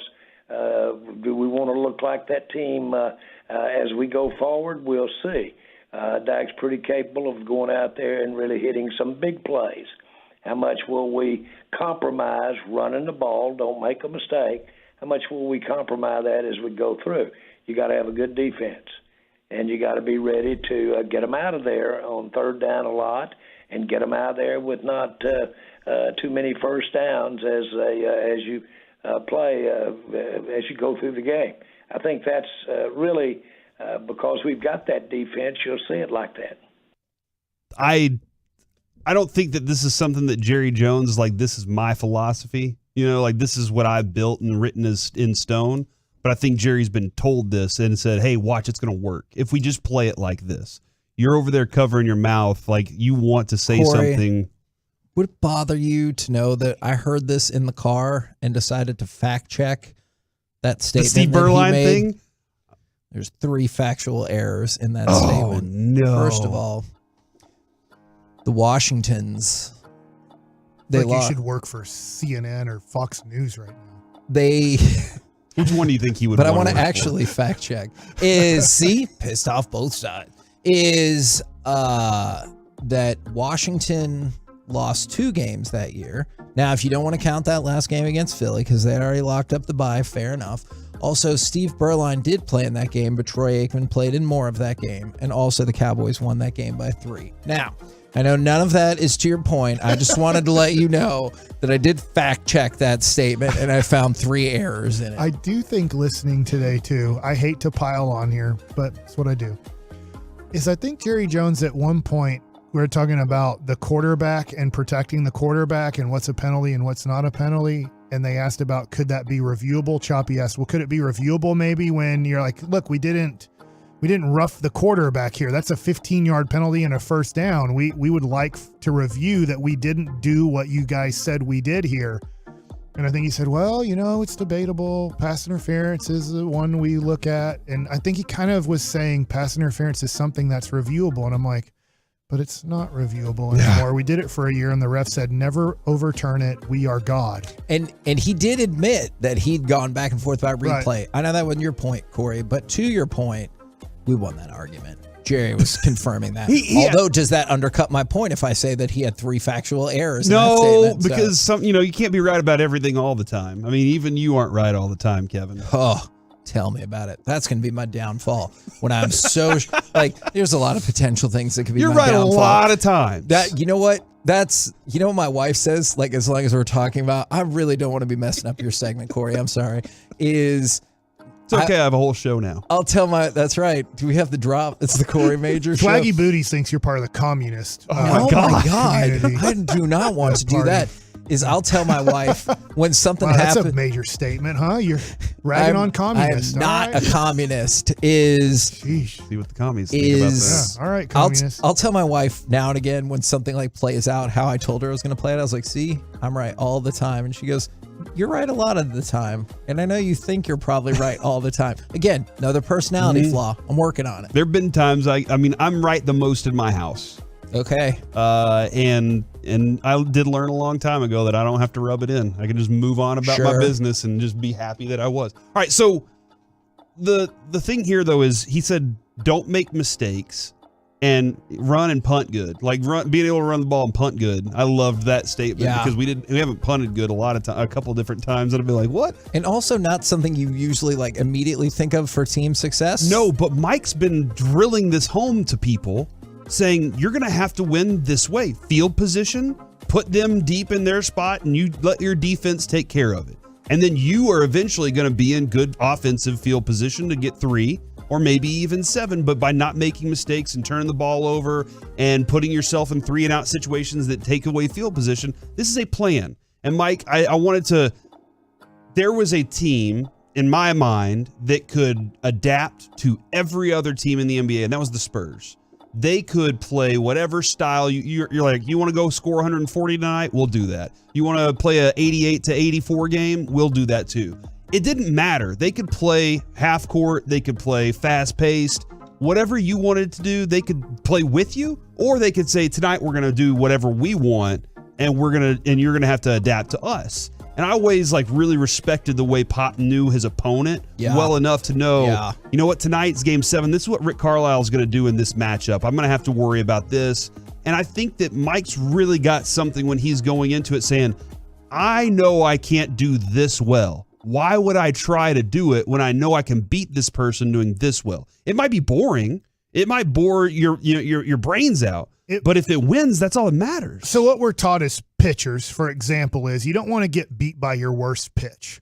So if you're in a situation where the game's on the line, and for me, my worst pitch out of my 3 were my curveball. It was more of a get me over curveball for major league standards. And so if I got beat by my curveball in a big situation, it was like, wait a second.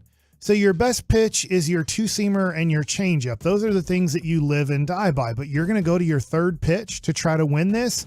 And you go, well, it was their weakness or that hitter's weakness. You go, yeah, but it's your weakness too. So you want to go weakness versus weakness, or you want to go strength versus strength? This is a question on when you're kind of, I think, an offensive coordinator or a defensive coordinator at times.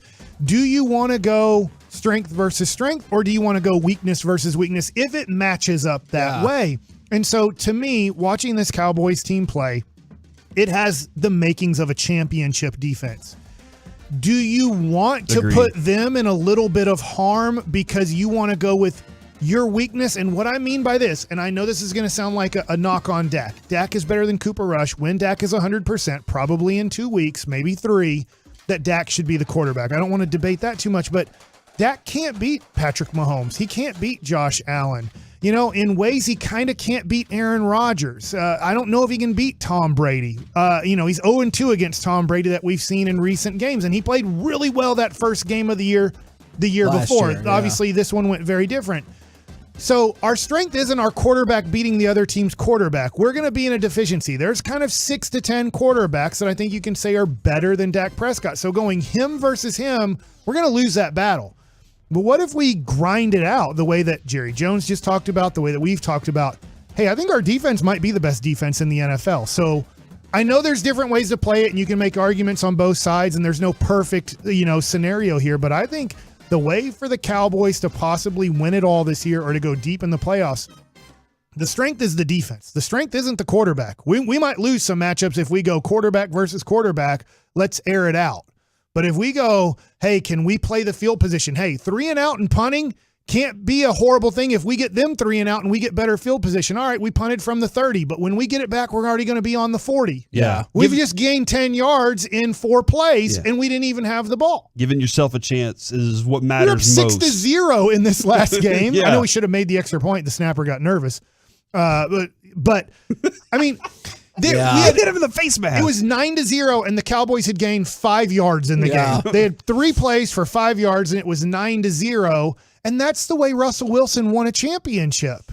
I mean, that's the way we've seen championships won. It's not the best way to win it. The best way to have a dynasty and to be great is to have Troy Aikman, to have Patrick Mahomes, to have Tom Brady. But we're not going to have that. We don't have that here. We have a good quarterback. We don't have a Hall of Fame quarterback. So I think this is a good way to build your team the next 5 to 6 years, is build it based off of Micah Parsons and your defense rather than your quarterback and your offense. Coming up next here on the KNC Masterpiece, it's college football on a Tuesday. Is this the smartest play in the entire sport? Next on The Fan.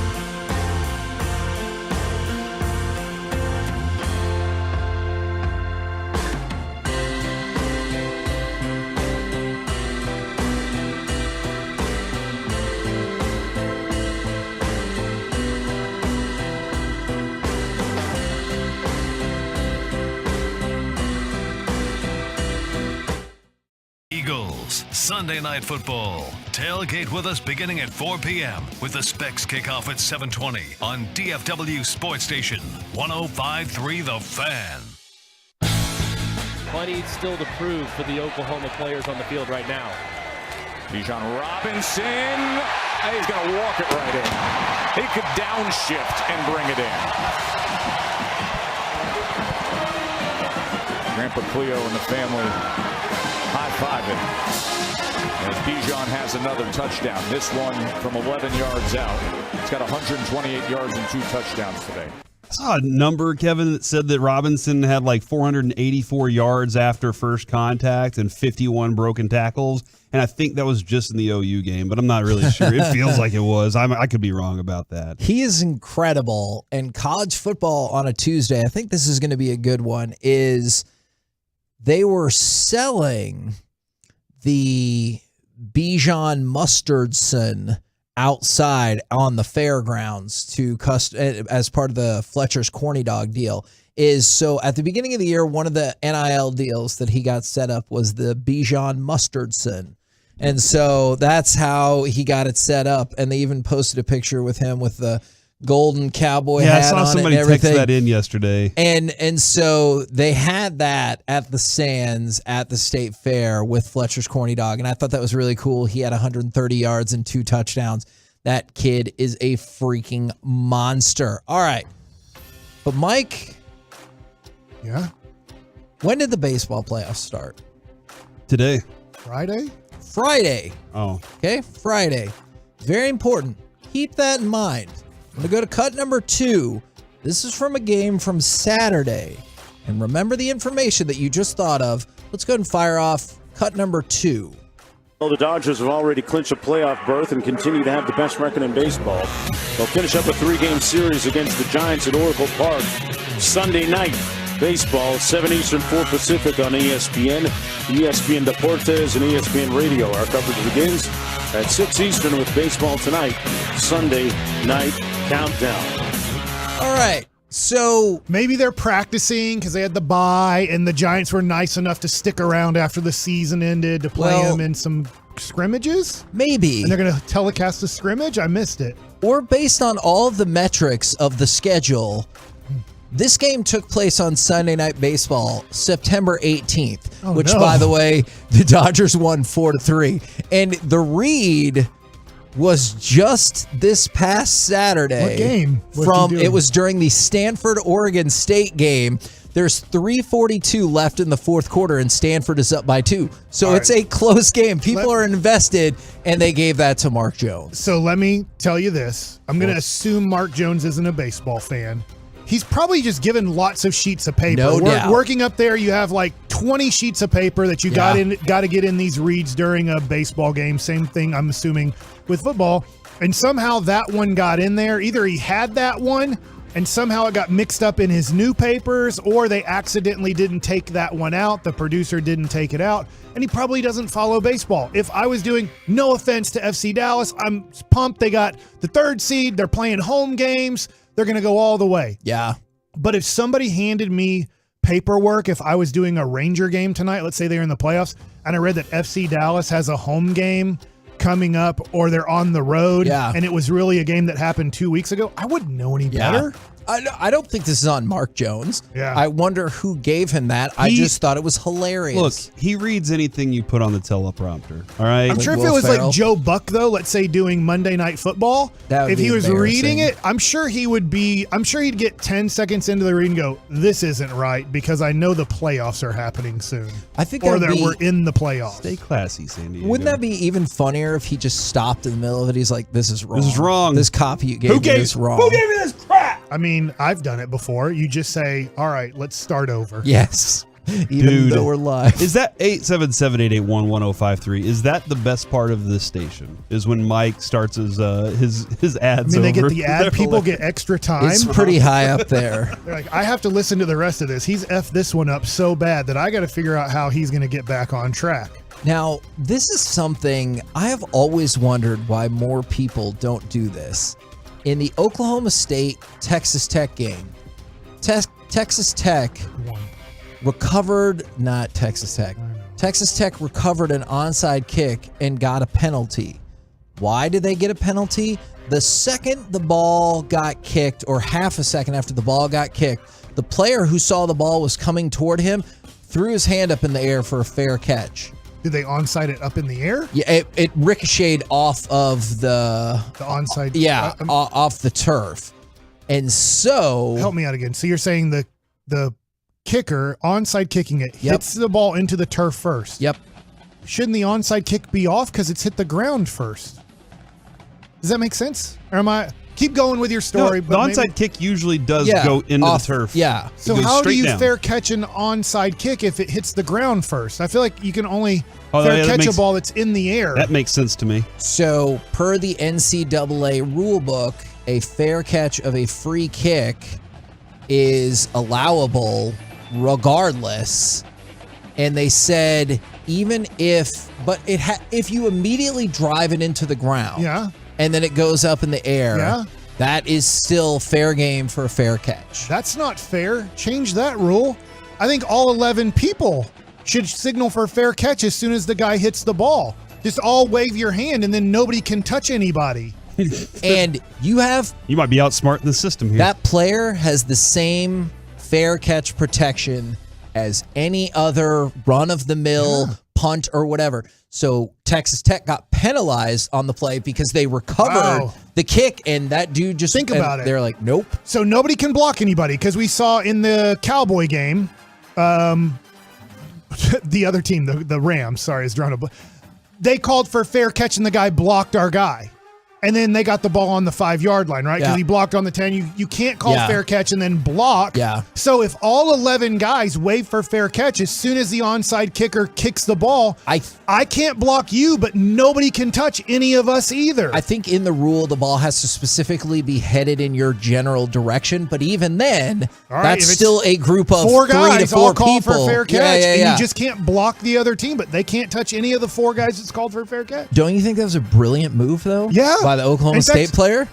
At this point, I would make sure to go through the rules if I'm a college coach and go, hey, when they kick an onside kick, our 4 guys that have a chance of catching this should all call onside because nobody can touch us until we've touched the ball. If the ball, and it's, if you just kick it up, obviously, or if you kick the ball directly off the tee into the ground, it's fair game until it hits the turf again. So but that ball just went right up in the air. Win bag 4. I don't know if this is right or not. And I haven't been the most popular person on the Twitch today. Oh. He's saying that he did not kick it into the ground. He kicked it into the air. It didn't hit the ground first. I think that is inaccurate. Okay. I've watched this several times. All right. I haven't watched it at all, so I don't know. No, it definitely looks like it went into the ground. And if it didn't, the rule's the same either way. If you kick it directly into the ground, it looks like he kicked it into the ground. But you know what? Even if that is the case and he kicked it right off the tee, the rule's the same. Whether you kick it up in the air or kick it directly into the ground. That's amazing. I thought once the ball hit the ground, all fair catch is off. If you kick it directly into the ground off the tee, the rule remains exactly the same. And so I just thought that was an astonishingly heads-up play by that guy right there. That is, there's the rule also like on kickoffs, and I could be wrong about this, about that fair catch or maybe a punt on third down, and you can get a free field goal attempt on those. And Bill Parcells would talk about that. He talked about that a long time ago, and people don't recognize that there are small loopholes in every rule book that if you know it, you can expose it. And then people are going to be like, hold on, that's not right. And Belichick was great at that, right? Like he would, hey, we're going to run out 7 linemen on this side of the field, and you don't know what to do. And the Ravens they lost their minds about it. Took a penalty to stop the game. We'll just take a 15-yard penalty to stop this from happening because the refs are screwing us over. Now, on Oklahoma State, I thought this was really interesting timing. Did you see that Mike Gundy said he interviewed with the Bucs 3 times in 2011? The Buccaneers? Yes. Of professional football. I could totally see him being a Tampa Bay coach. Seems like he would fit in so well there. It was right after him in Florida. They went 12-1. They won the Fiesta Bowl. He interviewed with them 3 times. Can you see that? That mullet. His hairstyle's already Florida. He's on a boat. Maybe Oklahoma too. Fishing with that mullet. How much does he's Jimmy Johnson? Different kind of fishing. Since this is college football, I'm asking a college football / professional football question. The Carolina Panthers had to fire their coach, the coach from Baylor. Matt Rhule. Matt Rhule is probably going back to college and will never see the NFL ever again. There's speculation about Nebraska.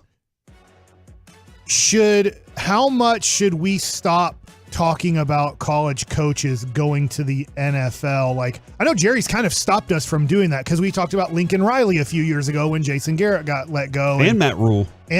Right? And Jerry's kind of had because we think of Jimmy Johnson. And look, Jimmy Johnson is the most successful coach ever to go from college to professional. I don't think anybody else has come close to being that good. Do you think it would slow them down in terms of they'd come in as a coordinator role? Or would the case Maybe be, so. why would I want that job? Let's see how he does as a defensive or offensive coordinator in the NFL. And if he's good for 3 to 4 years doing that, maybe he is one of those few guys. But I just think of how many people have been so bad at this that were so good in college, whether from a small program, a big program, and they go to the NFL. And maybe I'm forgetting of people. Pete Carroll obviously went back and forth, but he did have NFL experience when he went to USC and went back to the NFL. I'm just like, man, I don't know. Like with some of these college coaches, they have really failed tremendously going to the NFL. Couple more quick notes for you guys. Ole Miss 6-0 off to their best start since 2014. They scored 35 straight points in their win over Vanderbilt. Across the state, or also in the state, Mississippi State quarterback Will Rogers is now the all-time leader in completions in the history of the SEC. Check this out. He surpassed the record of Aaron Murray. Aaron Murray played in 52 games to get that record. Will Rogers has played in 28 games. So the aerial attack that he's bringing to the SEC is unprecedented. Now, you're either SWAC or you're not. And SWAC attack. Eddie Robinson Jr., there's a whole lot to do about this. Supposedly disrespected Dion Sanders after in the post-game hug. Jacksonville football coach Jackson State. There we go. Maybe someday on Jackson State coach Dion Sanders. I believe in you. Got it. If nobody else does, hey, I do. You know what? Mike, every once in a while in a commercial will say, let's start over. All right, start over.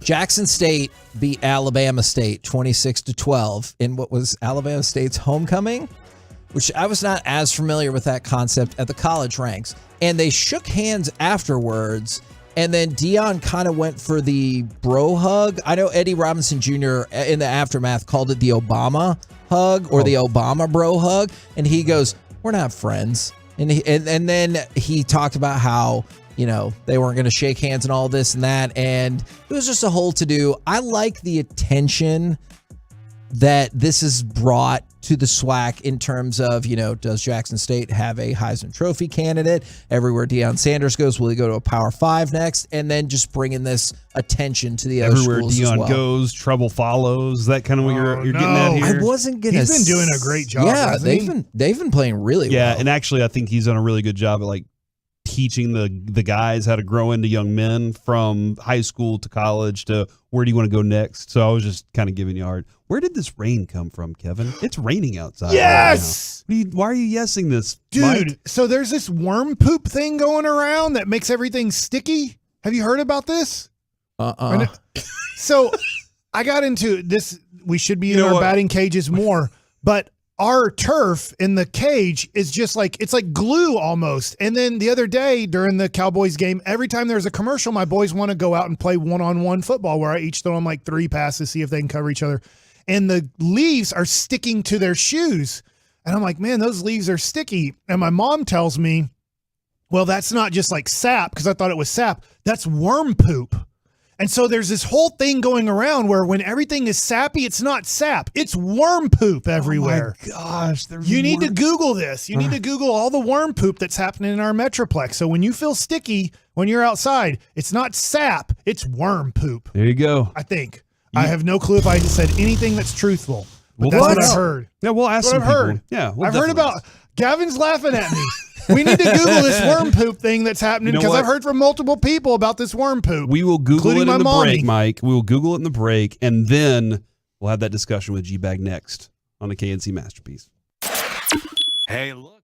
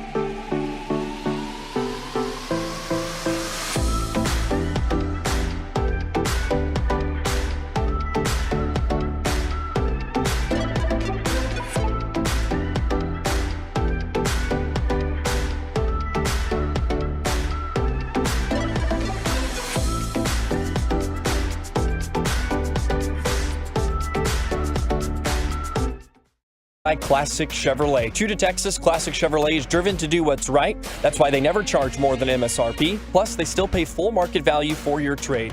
Find new roads, relax, and enjoy the difference. Back here on the KNC Masterpiece on 105.3 The Fan, it is time to chit-chat with the fellas from the G-Bag Nation. Gentlemen, how is you doing today? Terrific, Majors. How are you? Doing fantastic during Dawson. this D&M leasing crosstalk, Mike. It's aphids. They're not worms. Yeah. Aphids. I called my mom in the break. There's an infestation of them in our Metroplex, and they're getting all the sap out of like leaves and stuff, and that's why everything's so sticky everywhere. Then they're depositing it it's everywhere disgusting. around our Metroplex. So it's not just sap, it's poop sap. Poop sap, yeah. Poop sap. Coming from aphids. Aphids. Ugh. Which are kind of like little beetles or roaches or something, right? They're like little very flying small. bugs. They're gross. Yeah. So that's what's happening. It's not worms. That's good to know. It was entertained by that It was confusing me segment, when I though. thought it was worms, because then I'm like, can worms fly? Can worms fly? What? I don't think they can. Sometimes ants can, which is amazing, right? Those really freak me out. All right, Are that's those it. carpenter That's all I got. ants the ones that fly? Those actually, this is weird. Those ants, the ones that fly, they're searchers. They're going to find water. They're more scouts. often than not. Yeah, they're scouts. Yeah, and They're the the reason scout ants. They're the broadest of the That's where ants. Broadus came from. the night that I created Stay at the Lucy, Marriott while they're He was traveling. dropped off by the search ants. we got home, and in our vent we had a bunch of ants coming out of there, but they all had little wings. And whenever the termite or the Terminex guy came over, that's what he told me. So he was like, they're looking for water, and so that's the only thing I know about them. So they can grow wings if they run out of water? No, I think they're just part of the system. You know? Oh, okay. Like, those are the guys that all Mad the Max ants know. ants. Like, you ever see B-Movie? And they're like, those are the ones that are going looking for pollen, and they're coming back. And we're the I ones wonder that if they get all the chicks when they come back. probably yeah, so. they do. You know, they're just like, hey, it was a tough day of flying around finding water for y'all. Pilots always do well. Yeah, pilots always. Yeah, we watch Top Gun. We all know what's going on there. Gentlemen, we asked this question this morning. Micah says that this team is tougher. From what you saw last year with Micah and this defensive unit and what you see this year, do you believe that they are tougher and a more physical team?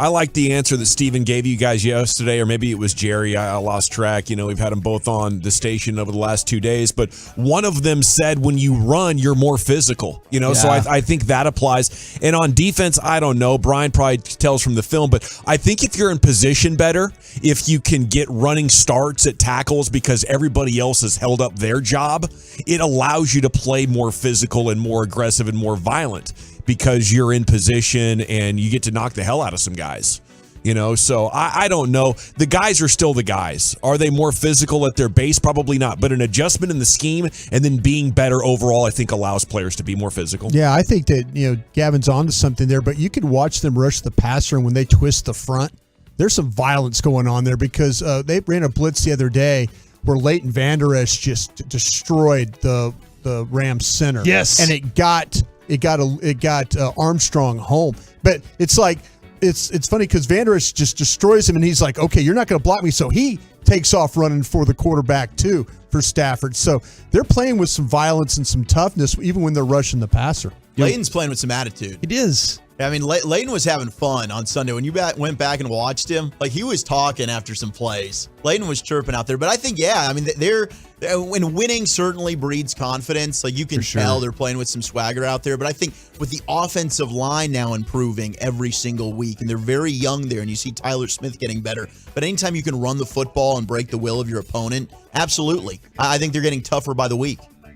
And I would just add, I think offensively we know with the rushing attack for sure. Defensively, though, I think you've seen it where guys are feeding off each other, and just the presence of Donovan Wilson on the defense this year is a guy who was banged up last year and didn't really get to play. But that dude is maybe the most physical dude and tough dude, dog kind of guy that you have, and people feed off of that. And Micah is certainly that. I think you've added it with Sam Williams. I think he is a physical monster that is just throwing people around. Baldy had a Baldy breakdown on Twitter. I think it might have been 2 weeks ago, where he just takes the tight end, and it's the Commander's tight end, and uses the tight end to make the tackle, just like an absolute beast. And then you saw it on Sunday. Trayvon Diggs is getting in on the action now. Look at him starting to tackle. Yeah. So I think there's absolutely something to it. Yeah, we talked with Neville Gallimore and Osa while we were out at camp, and that was like the first question that Mike asked Neville was, y'all got beat up by San Francisco.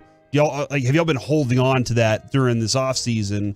And Neville had a really good, answer about it's on me. I got to set the tone in the middle for us to set the physical tone for all that. Don't look at me like that and make that face. See, Broadus, how did you work with these guys and you call me and Kevin childish and young, immature knuckleheads all the time? I wasn't even thinking anything dirty. I was just thinking, well, Neville didn't do that. Neville has probably been the weakest of the links in the middle, I think, so far to start the season. The play that Armstrong got home for the sack. The last couple of games he stepped up. He has stepped up. Much better. He and Osa, they committed so much to blocking those two guys. Yeah. It opened a great lane for Dorsey. It's the Commanders. He started to kind of step up a little bit and play better. It'll be key this week too against Kelce. You want to make him have to play with a little power. He's not used to that. If you cover him up, he can't pull and he can't get to second level stuff. So how those tackles play over him this week will be really a key to this game. And you talk about playing those games where you get those guys coming around on stunts. Fowler is benefiting huge from this stuff, man.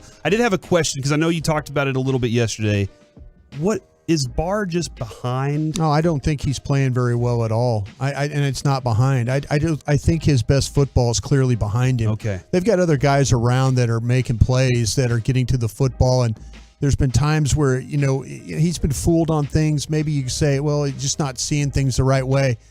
Even when they rushed the passer, they took all the linebackers and blitzed them all, and he was the one guy that just got stoned at the line of scrimmage. Everybody else was making progress to the ball. Van Der Esch, Parsons, all those guys were moving forward. I think this is one of those things when it gets down to it, we'll see with Clark, who they're practicing right now, the rookie, and see if they can if he's ready to go, maybe you'll start to see Wilson, Clark, those guys take more of his reps. Did you guys see that after another week roughing the passer call that people are trying to cancel Troy Aikman over?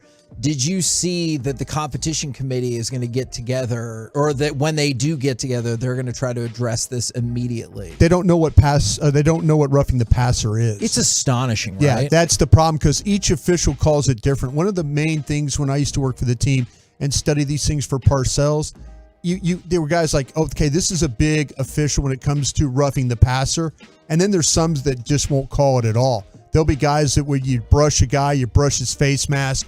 That's it, roughing the passer right there. And you knew you were going to get that call. And then there's others, there's 2 or 3 of these officials that just won't call it. But the competition committee is going to have a problem because no official knows what roughing the passer really, really is. There's nothing to say, oh, that's roughing the passer right there.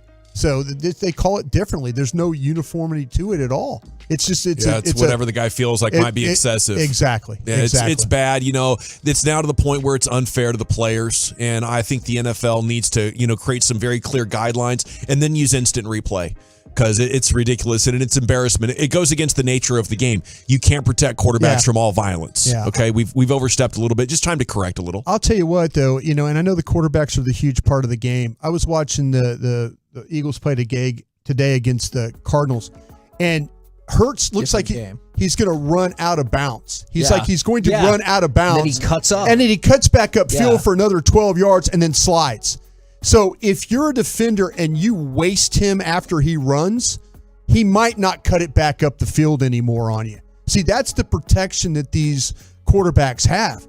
They could run an extra 10 to 15 yards and slide, and if you waste them, then they get another 15 yards tacked on top of that. Or they could use the pretend slide or the pretend go out of bounds. And the good runners are masters at reading body language and realizing when you are stuck to the outside, they cut it back to the inside. Yeah. So I think, the good runners can weaponize the rules against the defenders. And it's good to hear, though, that the league's going to be very urgently addressing in the this. next week. Yeah, I mean, didn't we see Pickett do that in college too? He got a touchdown last year. Off that exact same thing. Oh, man. All right, what do you guys got coming up on the show, Graham, today? Pure Gold, as always. Thanks for asking, Corey. Computer died there, so I can't get a great look at the show sheet, but I know it's going to be totally awesome. I know Hodgepodge is at 5 o'clock, and I cannot wait for Hodgepodge. I am so excited about Sports it. Hodgepodge is it's a record breaker, really, when you look at the ratings. Hell yeah, it is. Loving it. Yeah. Loving it. All right, guys, y'all have a great show. We will be the KNC Masterpiece tomorrow. We're going home right now. All right, Kevin, you got that? So good night. Say worm poop, Kevin. Worm poop. Miss anything from your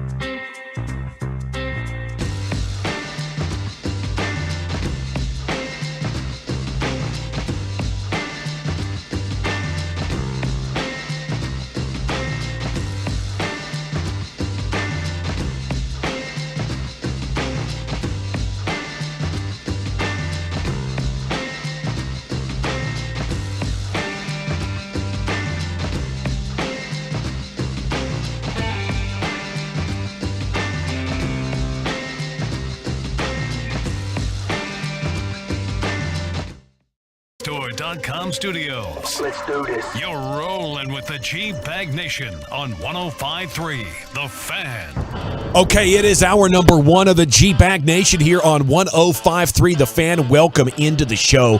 The TruckWreck.com fan text is open for you. Twitch and YouTube is now we are headed for Philly. It is definitely a different kind of team than what the Cowboys have seen in the last month. Might be the first playoff team that they have faced since week one. So this is very exciting to get the chance to put this Cowboys team against what some people are saying is the best team in the NFC here. Beatable. With your bird church. You're saying they're beatable, Brian. This doable. What makes you say that? Have you been scouting them already? Yeah, I have, and tomorrow we're going to really break them down. But just the early indication I have with them, there's some things that you can take advantage of. Let's warts. You see warts? I see some things that when we talked about, hey, you got to run the ball this way, or you got to throw it this direction. They've got some things that they're not exactly perfect at. So I think we'll see if the Cowboys can take advantage of it. But again, tomorrow I know we do with Krusty's Corner and stuff. By the way, today at 2:40, I got some good Cowboy questions for you guys. Okay. I know on Friday we do the sports mix. Judge of that. I know we do the sports mix, but I got some questions I think are going to make you think about this football team. So tune in at 2:40 today. Are you hinting that the Eagles, and even though they're undefeated with a record, are you saying they put their pants on the same way we put ours on? Same way you do. Shoot ya. Same way you do it. That's a good. Do you think they're going to be able to stop the Eagles' running game? The way that the Eagles run the ball is a lot different than I thought it was.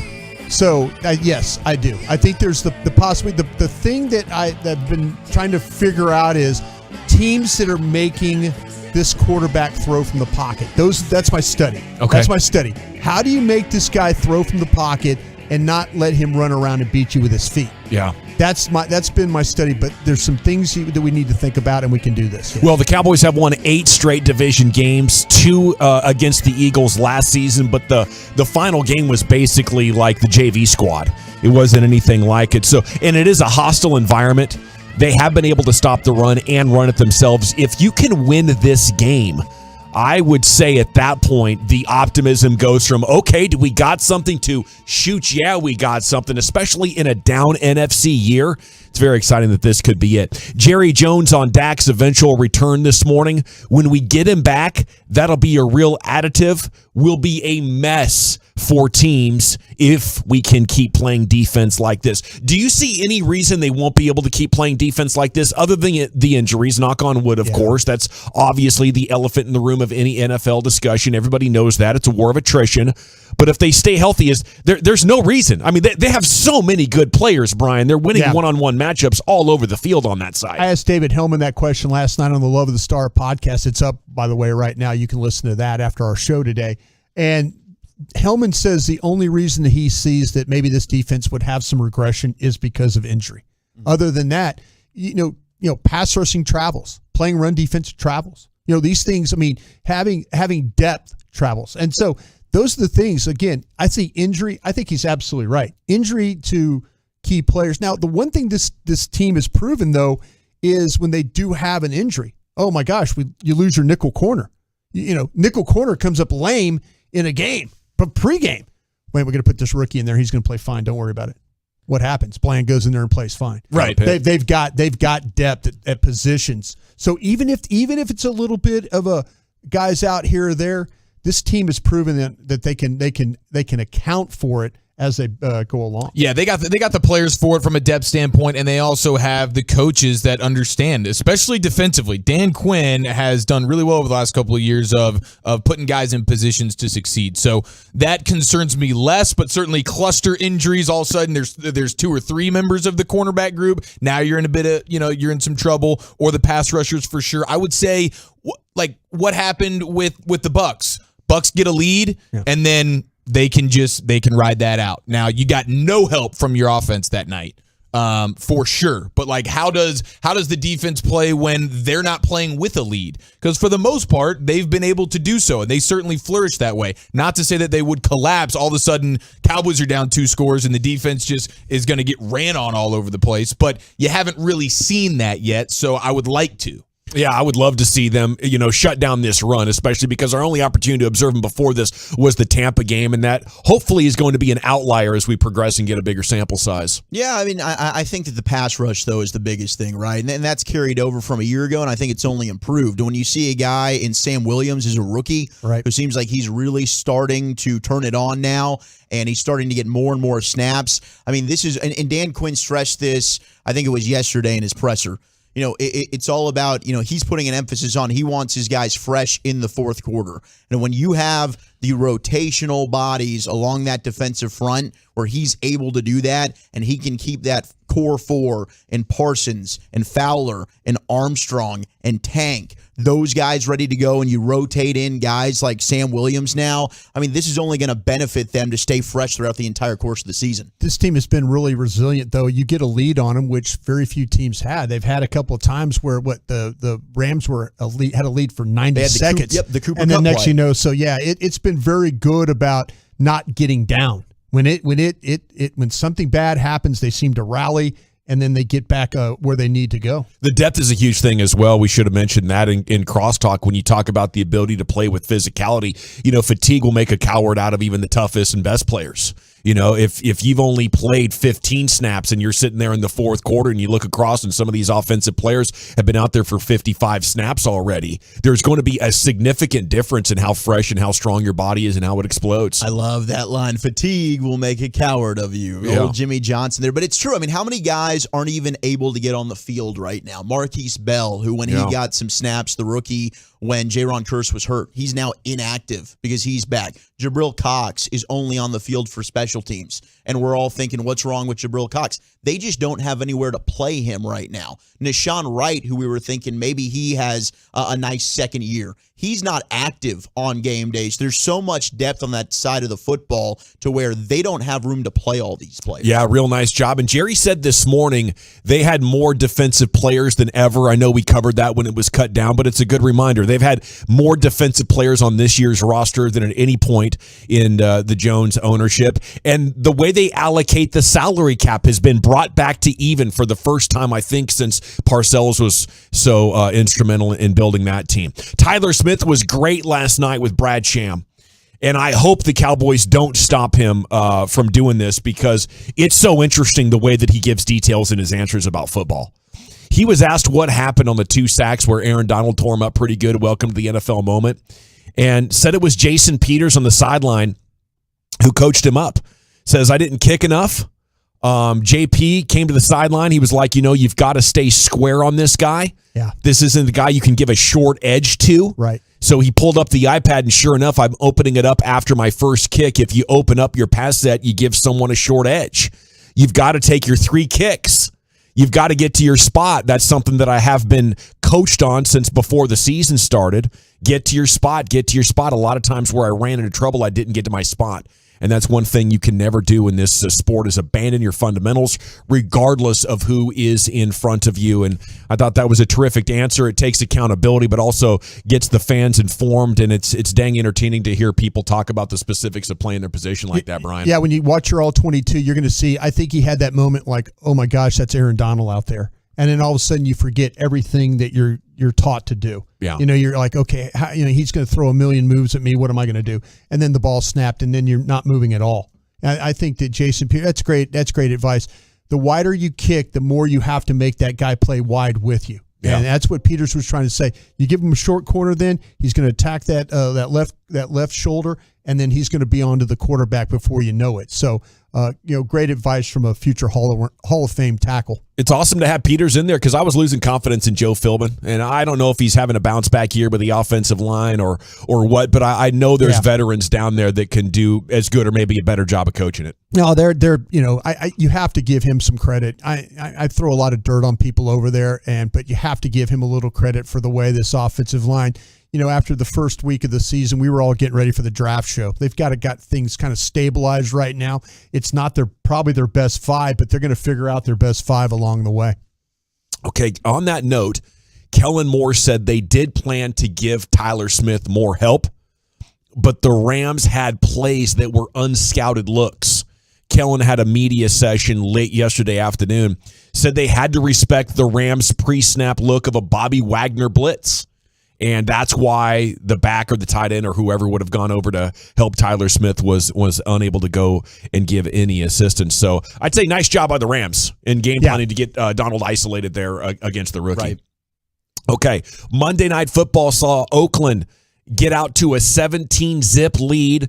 The Chiefs went on to stage a comeback. They win 30-29. It was a refuse-to-lose performance. I think Mahomes and Kelce said, boy, we're the best offense in the NFL. That's what I saw. Their offense is light years beyond every team except Buffalo. The ability to execute and make it look easy when the defense knows what is coming is kind of becoming rare in today's NFL. So it's even more impressive when you can still get to 30. Best duo in the NFL? Like when you need a play, and I get it, all 4 of their touchdowns, they set a rare record, which maybe you'll get to later. I don't want to spoil that. Is that one of yours? I mean, no, you absolutely can hit us with the Travis Kelce numbers. Yeah, so all 4 of Travis Kelce's touchdowns was the first time in NFL history that a player scored 4 touchdowns, all of 10 yards or less. He had 7 catches, 25 yards for 4 touchdowns. Yeah, it was nuts. I mean, they were all right around the goal line, but when Mahomes needs a play, I feel like the world knows without Tyreek Hill there, it's going to Travis Kelce. Yeah. Yet they'll find a way to get it done. I don't think there's a better duo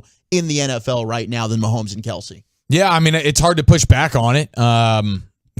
That's just a tried and true deal, and everybody was wondering about the numbers because you're right. Now with no Tyreek Hill, there's nobody else that really actually scares you. Juju hasn't really done much. McCole Hardman, not really. Sky Moore, the rookie, not really doing much. They do have a little bit of a running game now, but it's nothing like crazy, and it's just there it goes again. Travis Kelce, like, are you kidding me? Are we not triple teaming this guy? But Mahomes is insane and going down 17-0. And at no point did I think the Chiefs were actually even going to lose that game, especially at home. And that's the brilliance of those guys. And it's crazy. That was his.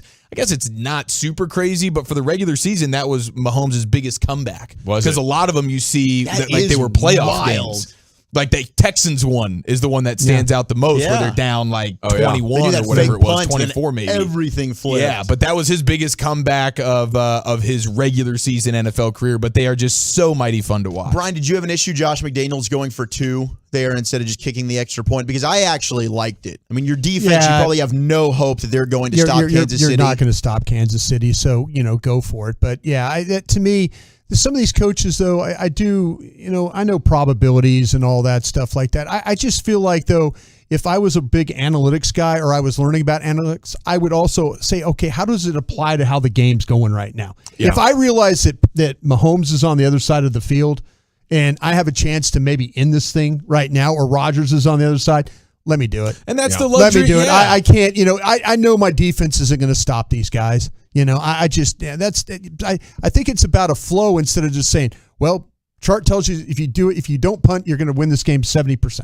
I'm like, oh, okay. But if I punt and I pin them down there and they have no timeouts and they got a bum quarterback playing, I think my chances of winning are pretty good. Well, and that's the beauty of the position all this is just numbers to inform you. It's not Bible. It's just, hey, here's a bunch of things to consider. Right. I think these coaches treat it like the Bible. I think they do. I know my coach at LSU, that game, if you got to see LSU play Tennessee, I know not everybody did, but I'm sitting there watching it.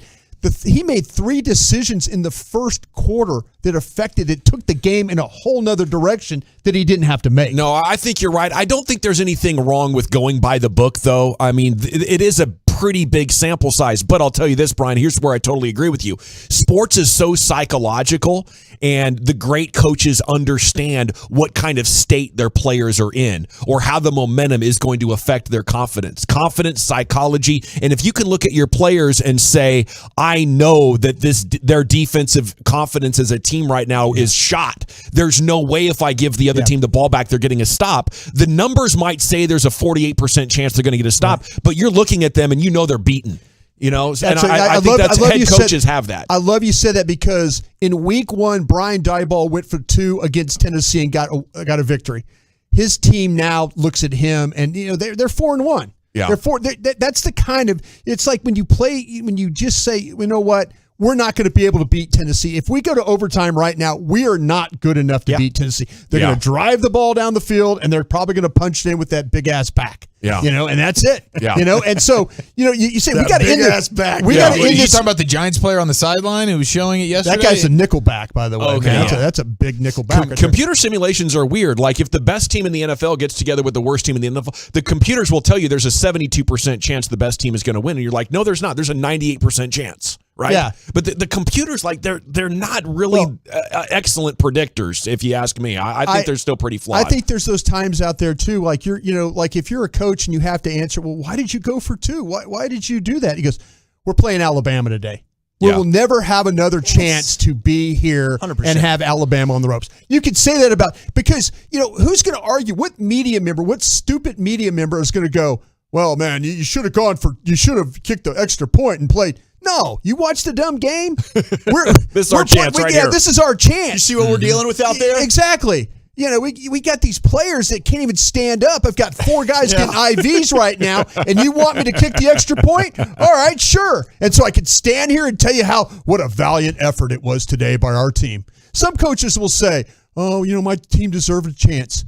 No, you took the chance away from him. I have more respect for the guy that does go for it, and because he knows his team is not as good as Nick Saban's team over there on the other side of the field. All right, we have Baker Mayfield going to be out 2 to 6 weeks with his injury. Of course, the Devante Adams situation. The cameraman filed criminal charges, I guess, and he went to the hospital. So it looks like we could have a money grab situation going up there with Kansas City with the Devante Adams one. That's going viral. MLB playoffs continue, so we'll talk about that as well. You mean Las Vegas, General, says the 469. Yes, the Raiders fans are chiming in on the truckwreck.com fan text, and I don't want to offend them. Did you drop in Oakland? I know they're dangerous. Yes, I believe I did. I believe I said Oakland. It's all right. I think I said Club Mavs yesterday about 150 times. Did you? During Club Hey, it's an easy mistake. I was hammered though. Steven the keeps saying Redskins. Sure. Don't worry about it. Yeah, it's all good, man. G-Bag of the Day is coming up at 2:30.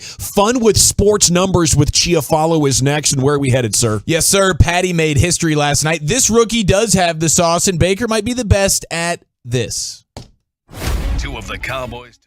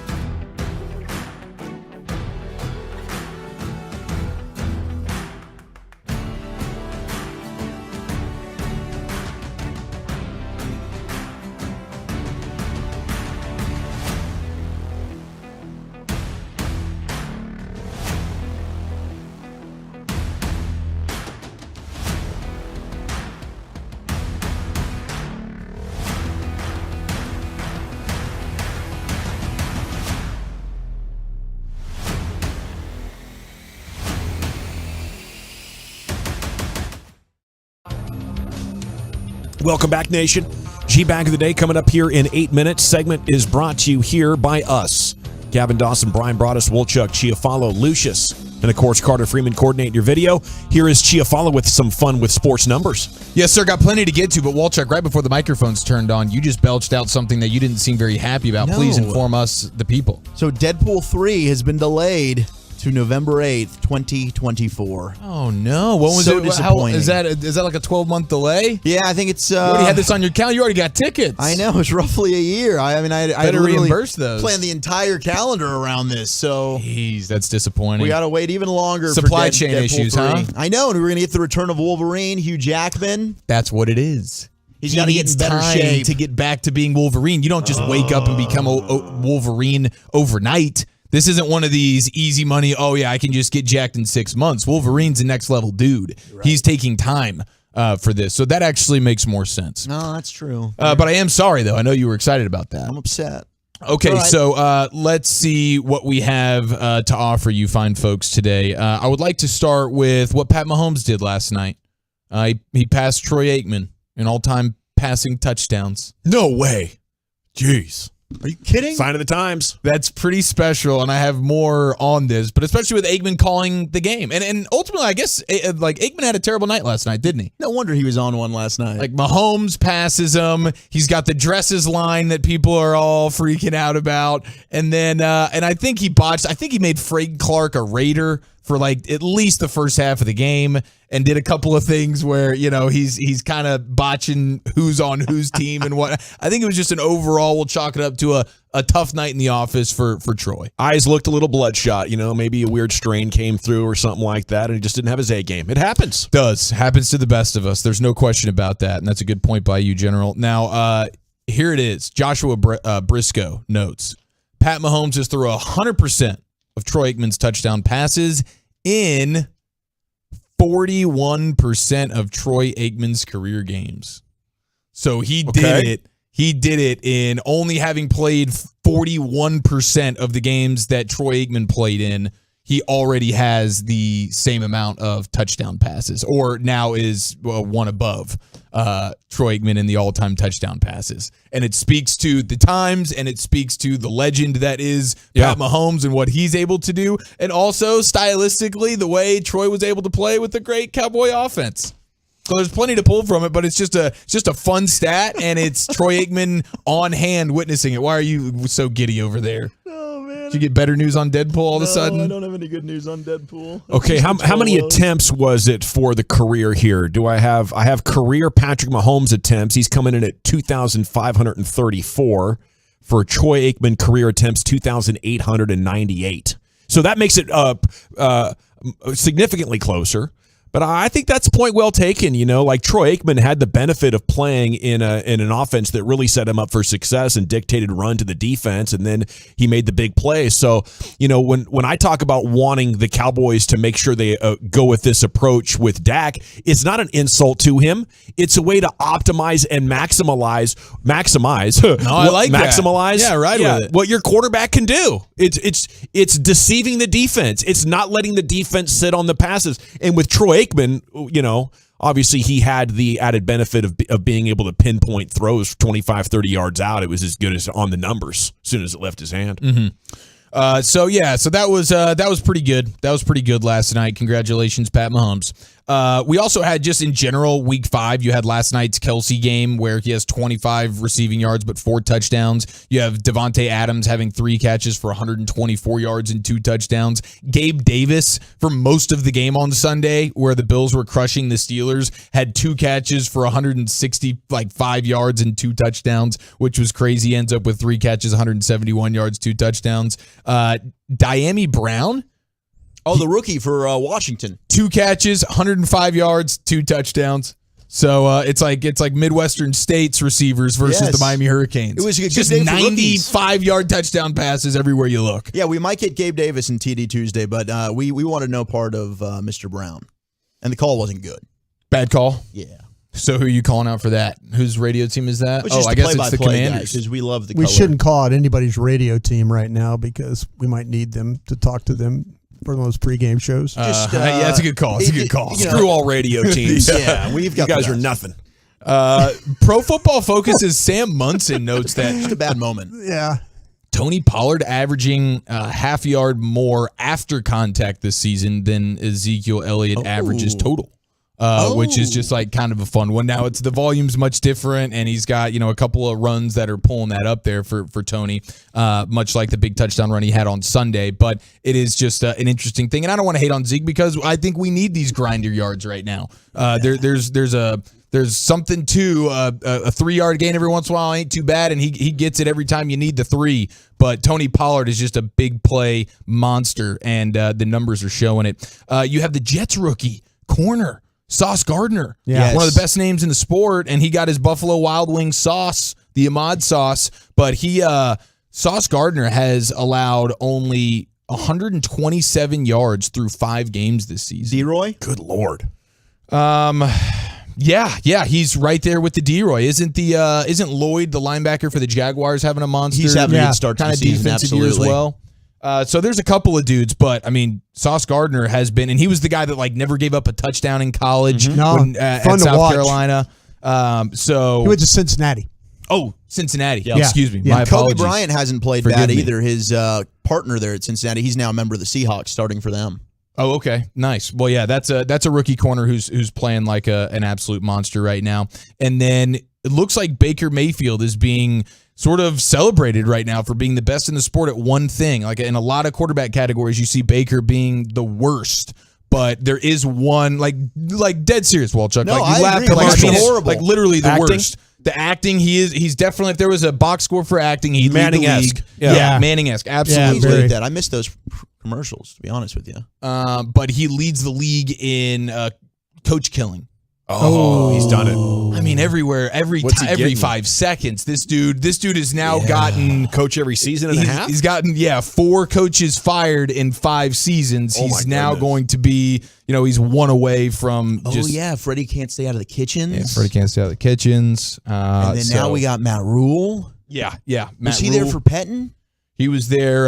He was there. He was there for Pettin. Holy he was. Cow, he was. So true. Yeah, what I heard. So Cheesecake Factory. That's definitely less than ideal right now. He was in the back of the Cheesecake Factories. I caught him there once. He was like right by the dumpsters in the parking lot, right? And Vince Young was there too. You're damn right he was. He's a big cheesecake factory guy. That's true. Delicious. Is there a better name? Is there a name in all of sports history that connotes food more than Freddie Kitchens? No.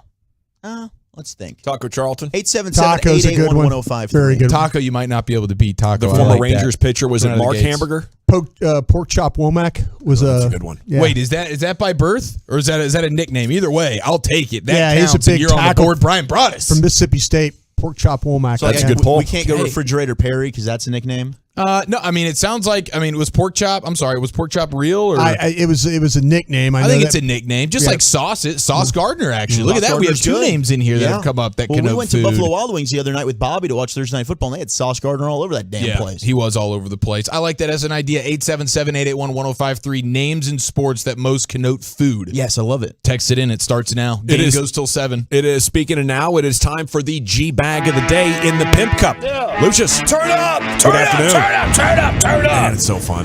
Yeah, feeling great. How you fellas doing? Doing great. Yeah. Okay. Tolos, how you doing out there? I hear you.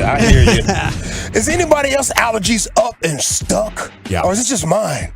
Yeah, I had a 6 sneeze burst earlier again today, and it's the worst. Sneeze burst? Yeah, they're just going. I kind of like sneezing like that. Yeah, it feels pretty good, actually, by the way. Yeah. This is just stuffy nose. I couldn't sleep at last night, man. It's crazy. It must be ragweed or something. I don't even know. Changing to the seasons, I suppose. It's getting y'all cold at night. And y'all love this season. Oh, we love it so much. Let's see. Victor Villalba, his call of Tony Pollard's touchdown run is our winner. And still G-Bag of the Day champ. Noah Brown, dobla la cerrada, uno de cada lado. Un corredor, Tony Pollard le entrega. Hay un hueco, Tony Pollard se escapa. Tony Pollard, la 40, se quitó 2 tacleos, la 30, sigue la 20, la 10, la 5. ¡Anotación de Tony Pollard! How you doing? ¡Qué bárbaro! ¿Cómo estás? ¡Qué acarreo, qué manera ¿Cómo de estás? festejar, Muy bien. moverse! ¡Ahí te voy! Y llegan las diagonales. Un acarreo de más de 50 yardas. Qué bárbaro, Tony Pollard. That's what's real saucy about Spanish. You know what I mean? Like, you throw Spanish and English together, you be talking at the same time. It sounds so wonderful. I love the Spanglish. Damn, I wish I would have paid attention in Spanish. Some of those ladies, you'll be at the store and you'll hear them talking and it's all Spanish, and then the last half of the sentence is English. Yeah, I love They're like, it. man, that'd be cool to be able to just go back and forth. Victor Villalba, by the way, Friday at 4 here in the nation, Lucius. He's joining us to accept his G-Bag of the Day championship and talk Cowboys-Eagles. Fantastic. What do we have here? Falcons' Grady Jarrett, his hit on Tom Brady. You guys remember that situation from over the weekend? Unreal. Play a little bit of it right here. Detroit, Tom Brady on third down, scans the field and gets sacked. Grady Jarrett brings him down. But then a flag flies. A flag comes out at the end of the play. Oh my goodness, this is going to go on Atlanta, breaking Falcons' hearts. All right, well, Tom Brady was asked about that on his Let's Go podcast on Sirius XM, which that app needs some help too, by the way, and I pay for that app. So it ain't no free app, fam. Get your life together. Here's Tom Brady. A lot of talk today, a lot of conspiracy theories. Was it roughing the passer? It was a long hug, a long unwelcomed hug from Grady, and he was in the backfield all day. So, as I said after the games, I don't throw flags, and what I do throw is tablets. And I didn't have one. Jokes. At least he owned that part. That's good to see. His writers had that one cooked up. That's not like right after the game, right? That's like the day after. Yeah, they had that 24-hour one rule. choreographed. They had time to process. Good for them. How did Tom look? Was the background? Do we see the picture? Was he like in an apartment by himself? You know, bunch of like milk crates laying around. He's got furniture, like got a lawn chair from Academy. I don't know why y'all think Tom Brady's hurt. He made that decision. He knew what it was. Yeah. Hey, if you go back, Tom, I'm going to go over there and talk to that lawyer. Tom said, well, see ya. Yeah. Well, I'm going fishing. All right. Tell him I said hi. I got Denver next week, dear. I got the Raiders to worry about. He's sitting in the old Academy lawn chair, you know. Yeah. All right. Let's see. Mississippi State's head coach. Who's Mississippi State's head coach, fellas? Mike Leach. Mike Leach. Here's his thoughts on coffee. Got your coffee. It is early. How do you take your coffee? What's the best way to take your coffee? Well, coffee tastes terrible anyway, so don't put anything in it to obstruct the harsh, bitter taste, and just put it down one sip at a time, you know. So it's just all about the effect, the taste. It's not about the experience at all. It's about the outcome. No, the experience is terrible. He's kind of correct on that. I respect the honesty. It is for definitely sure. an acquired taste. Yeah, I don't it drink is. my coffee with anything in it, you know. And I got used to it, and I like it that way. Me too. You know, I feel like if you want a milkshake or chocolate milk, just go get one of those. You know, I'm with you 100%. Yes. Yeah. Iced Americano right here. I keep it with me. Yeah. 2 pumps of vanilla. Black coffee at the house, you know what I'm saying? Yeah. Black and bitter, like my life. We have a man right here holding his daughter's hand while he goes off at the IHOP server. Jeez. Right there at the register. No. Really sad. Really sad parenting. Listen to this reason why he's upset. A lot of bleeps in this too, fam. But listen to why he is upset. Kind of petty. Do what the guy you too. Okay, thank you. Bye. Give me my goddamn money so I can get the out of here. What? Give me my goddamn money so I can get the out of here. Wait, please. I don't understand the difference between sausage patties and bacon. Huh? Oh, jeez. Yeah. Thank you, my ass. Get the out of my face. He had the Velcro in the shoes too and the sweatpants with the elastic around the waist. Arguing about some sausage patties.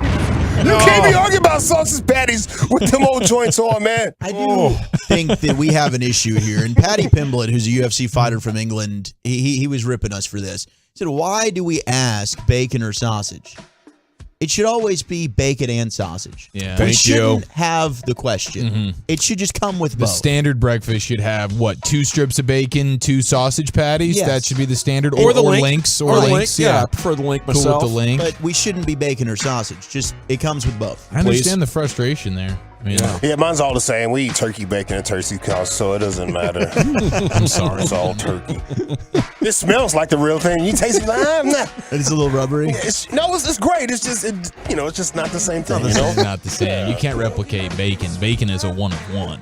I am impressed they made it like a bacon substitute out of turkey. That is pretty cool. Yeah, it's a lot of turkey. I don't know how you did that. No, that's just doctors. Turkey burgers. It's just doctors saying, dude, your cholesterol is not going to allow you to keep going on this bacon run here, so you're going to have to find a substitute. That's what I said about my neighbor. I saw him. He starts to walk a lot now.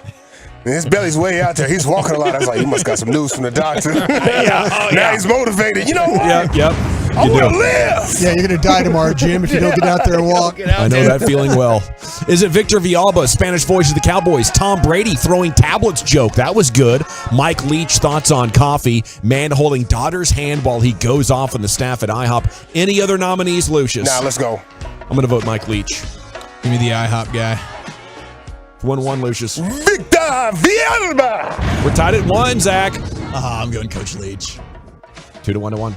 Let's go with Coach Leach here. My score 3-1. And your new G-Bag of the Day champion once again.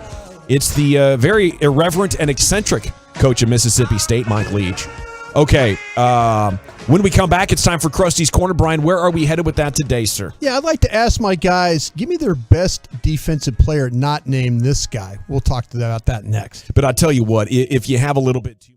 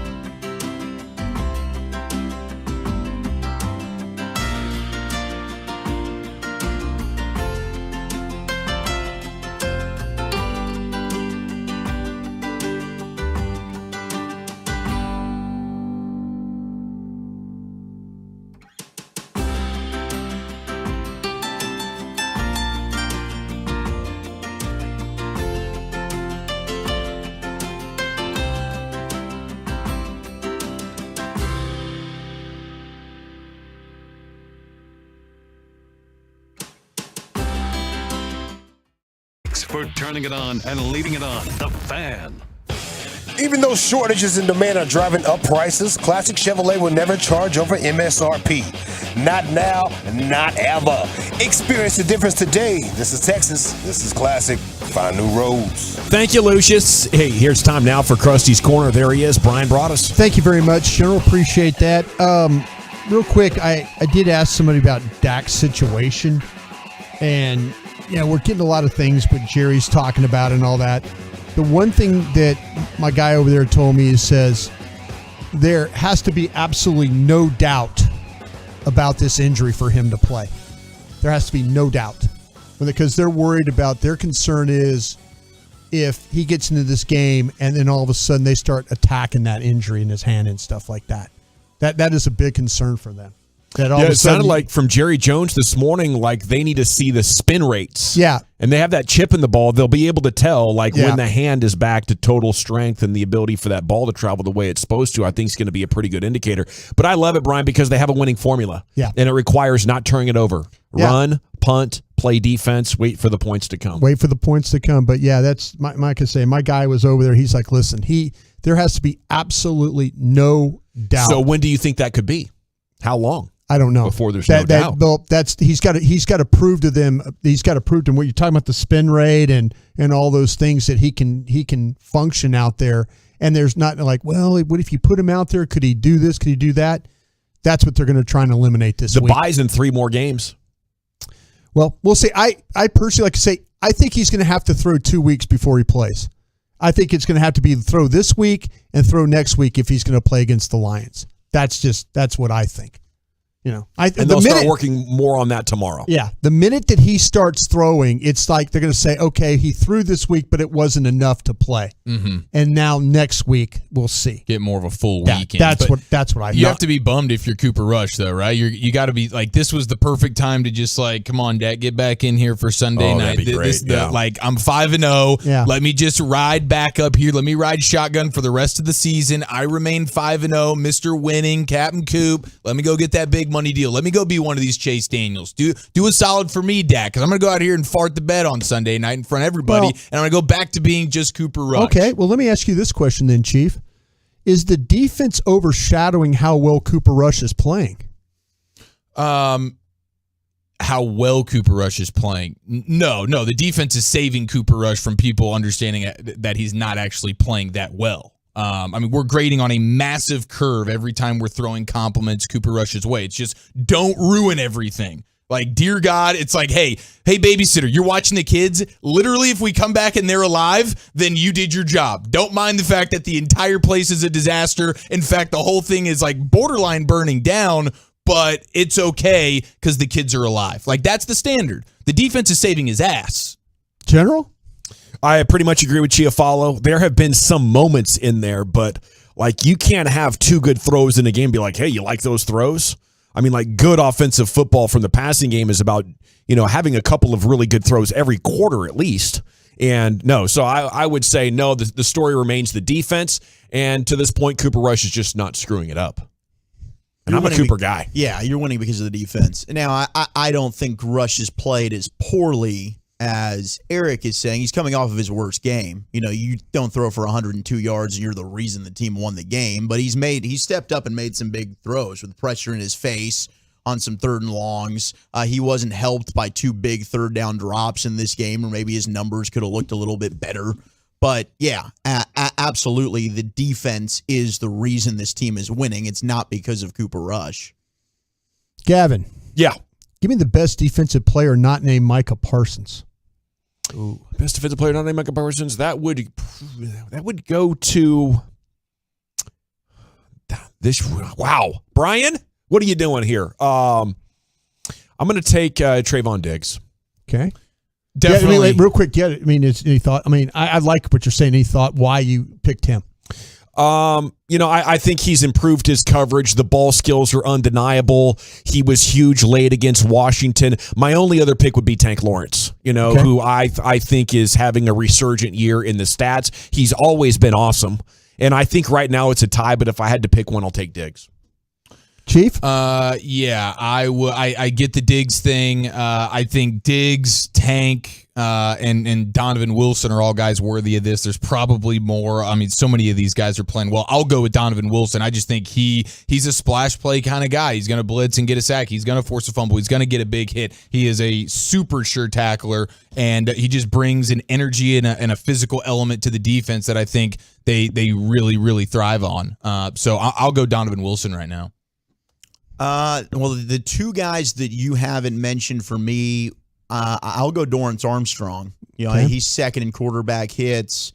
He's certainly made an impact. But the guy that's really coming on strong for me is Osa Digizua in the middle. You know, I think Osa Digizua is getting a little bit underappreciated right now. I think he is starting to have kind of that breakout season that we projected for him. Yeah, I lean with Diggs and I lead with Tank. And I think with Tank, when you watch him play the run, you watch him as the pass rusher. You know, he's just been, they ran a screen when you get the all-22. They get run a screen that goes for like 12 yards, and he runs basically like 15 yards to go make the tackle kind of a thing. So, I mean, But hell, the fact that we threw out 5 names, that's pretty Yeah, exciting. no, I mean, all are worthy. Like, I love the Osa, absolutely. General's right. Diggs is getting better. He really is getting better. I love what Diggs is doing. And I did want to note that with the names that connote food, and I would love to just keep this going until 7 o'clock. We've gotten some really good texts. I think the leaders in the clubhouse right now, Darryl Strawberry, Cornbread Maxwell, and Kool-Aid McKinstry, the Alabama player. Oh, okay. That's actually, that's his legit first name. So just to name a few, but please keep them coming, 877-881-1053. Let's go with Zach. Despite the lack of points, this might be Kellen Moore's best coaching job. So far, yes. So far, I would say yes. This is. You know, when you're thrust into a position where you lose your starting quarterback and the talent is considerably less around the quarterback than you've had to work with in recent years, and that was a big question mark. Plus, the offensive line, hell. I mean, you were breaking in a lot of young players, and you lose your starting left guard in Connor McGovern. So, all right, here's Farniak. All right, we got a backup left guard. So, I mean, he's had to deal with a lot of moving pieces, constantly evolving offensive line that's being tweaked. So, just knowing what he's had to work with and being able to try and make a new game plan week to week and making sure that Cooper Rush is in a position where this offense can attempt to succeed and not hurt the defense and knowing what they need to do for the team to win, I'd say yes. To this point, it is. Chief? I would say yes as well. Kellen Moore's actually, much like you see with McCarthy, like they're actually having to coach. They're actually having to, instead of just saying, hey, Dak, you can go out there and run the show, and we're gonna throw it around, and I'm not gonna bring much in the way of nuance to to the offense schematically. Now Kellen Moore is having to actually go, okay, we gotta change some things right now. We don't have the talent, one, that we can just lean on, and now we're having to mix in different ways that we run the ball, like the way schematically that they're running the ball right now, and different elements that they're bringing in, and some of these motions. And I think he's doing a really, really nice job. 254 says, love this show. Keep up the good work. Thank you, 254. I told you there's a bunch of good guys over here on the truckwreck.com fan text. Now, to answer your question, Brian, I don't think so. And I'll tell you why. I think this is Mike. I think if it was up to Kellen Moore, he'd still be trying to pass it 45 times a game and saying, we got to get better execution from the passer or something like that. I think this is Mike McCarthy explaining to the youngster, and the youngster's learning right now. There you go. Now, there have been a couple of moments where I think he's gone for the throat, and I love that. There's been some really cool moments from Kellen Moore, but overall, I give more of the credit to Mike. I like that. How about this one, Chief, for you? Yes, sir. Do you think it bothers quarterbacks to be called bus drivers? Absolutely it does. I think for sure. Do you think it bothers Dak? Yeah, I think especially a guy who's been paid and has been like handed the franchise of like, you're one of these guys. So now you're starting to feel like you're one of the upper echelon dudes. You're top 10 or maybe you're top 5, or like the competitive spirit in all these dudes. Like you don't want to be the guy that's just known as being the bus driver. Absolutely not. I think there's some ego involved there. And I think in any line of work, whatever the quote unquote bus driver line is for any job, I think most people would be like, well, go bleep yourself. Yeah. You have no idea what I have to do on a daily basis. Makes you think of Brady saying that warrior spirit about me, during his, what was that Facebook doc where he's like mouth kissing his kids and all that weird stuff he was doing. But yeah, I'll never forget that. That's gotta just absolutely crush Dak to hear the bus driver. Are they winning because they have a bus driver quarterback right now? No, they're winning because they have a great defense. Well, I mean, but does the bus driver quarterback not messing it up? Well, so that's the definition of the bus driver, right? Yeah. Yeah, just don't mess it up. But the bus driver's job's not to hurt the kids, right? That's if you're really a bus driver, that's your it's job. the most important thing on the team. It's pretty important to get 30 kids home safe. Exactly. You know, Don't lose a kid. It shouldn't be, but there's some bullying going on the bus, and there's a little graffiti, and the seats are all torn up, and showing your rear to the people outside a little bit. Mooning, doing a couple of things, but every day I know my kid's getting home safely. Yes. And I don't want to lose a kid, and he's not turning the ball over. It could have gone either way as that term bus driver was forming, but it's turned into more of a negative. I know. That's what I'm saying. I think your guys winning because maybe Dak needs to be a better bus driver. A little bit more bus driving than what we saw in the last couple of years, yes. But as Jerry said this morning, when it's time to make big plays, you need to step up and be able to put the team on your shoulders. So far, when they've asked Cooper Rush to do it, he has. Yeah. You know, in every game, there's been a moment where, well, I guess not in this last one. It was more Tony Pollard, wasn't it? Yeah. Like, did Cooper make any game-winning plays this last time? That big pass to Gallup on third and whatever. There you go. That was nice. Yeah. All right, thank you, Krusty. No problem. Fun questions from Brian brought us here at Krusty's Corner every afternoon, 2:40. If you ever miss it, you can go back with the Odyssey app, listen to any segment that you might have missed. All right, coming up next, what does the NFL plan to do with the absurd developments with the rough and the passer? And we're going to jump into a college football super segment as Wolchuk and Chiafalo have big doings going on with that college pigskin. It's next, The Fan. But first, it's time to talk about the best.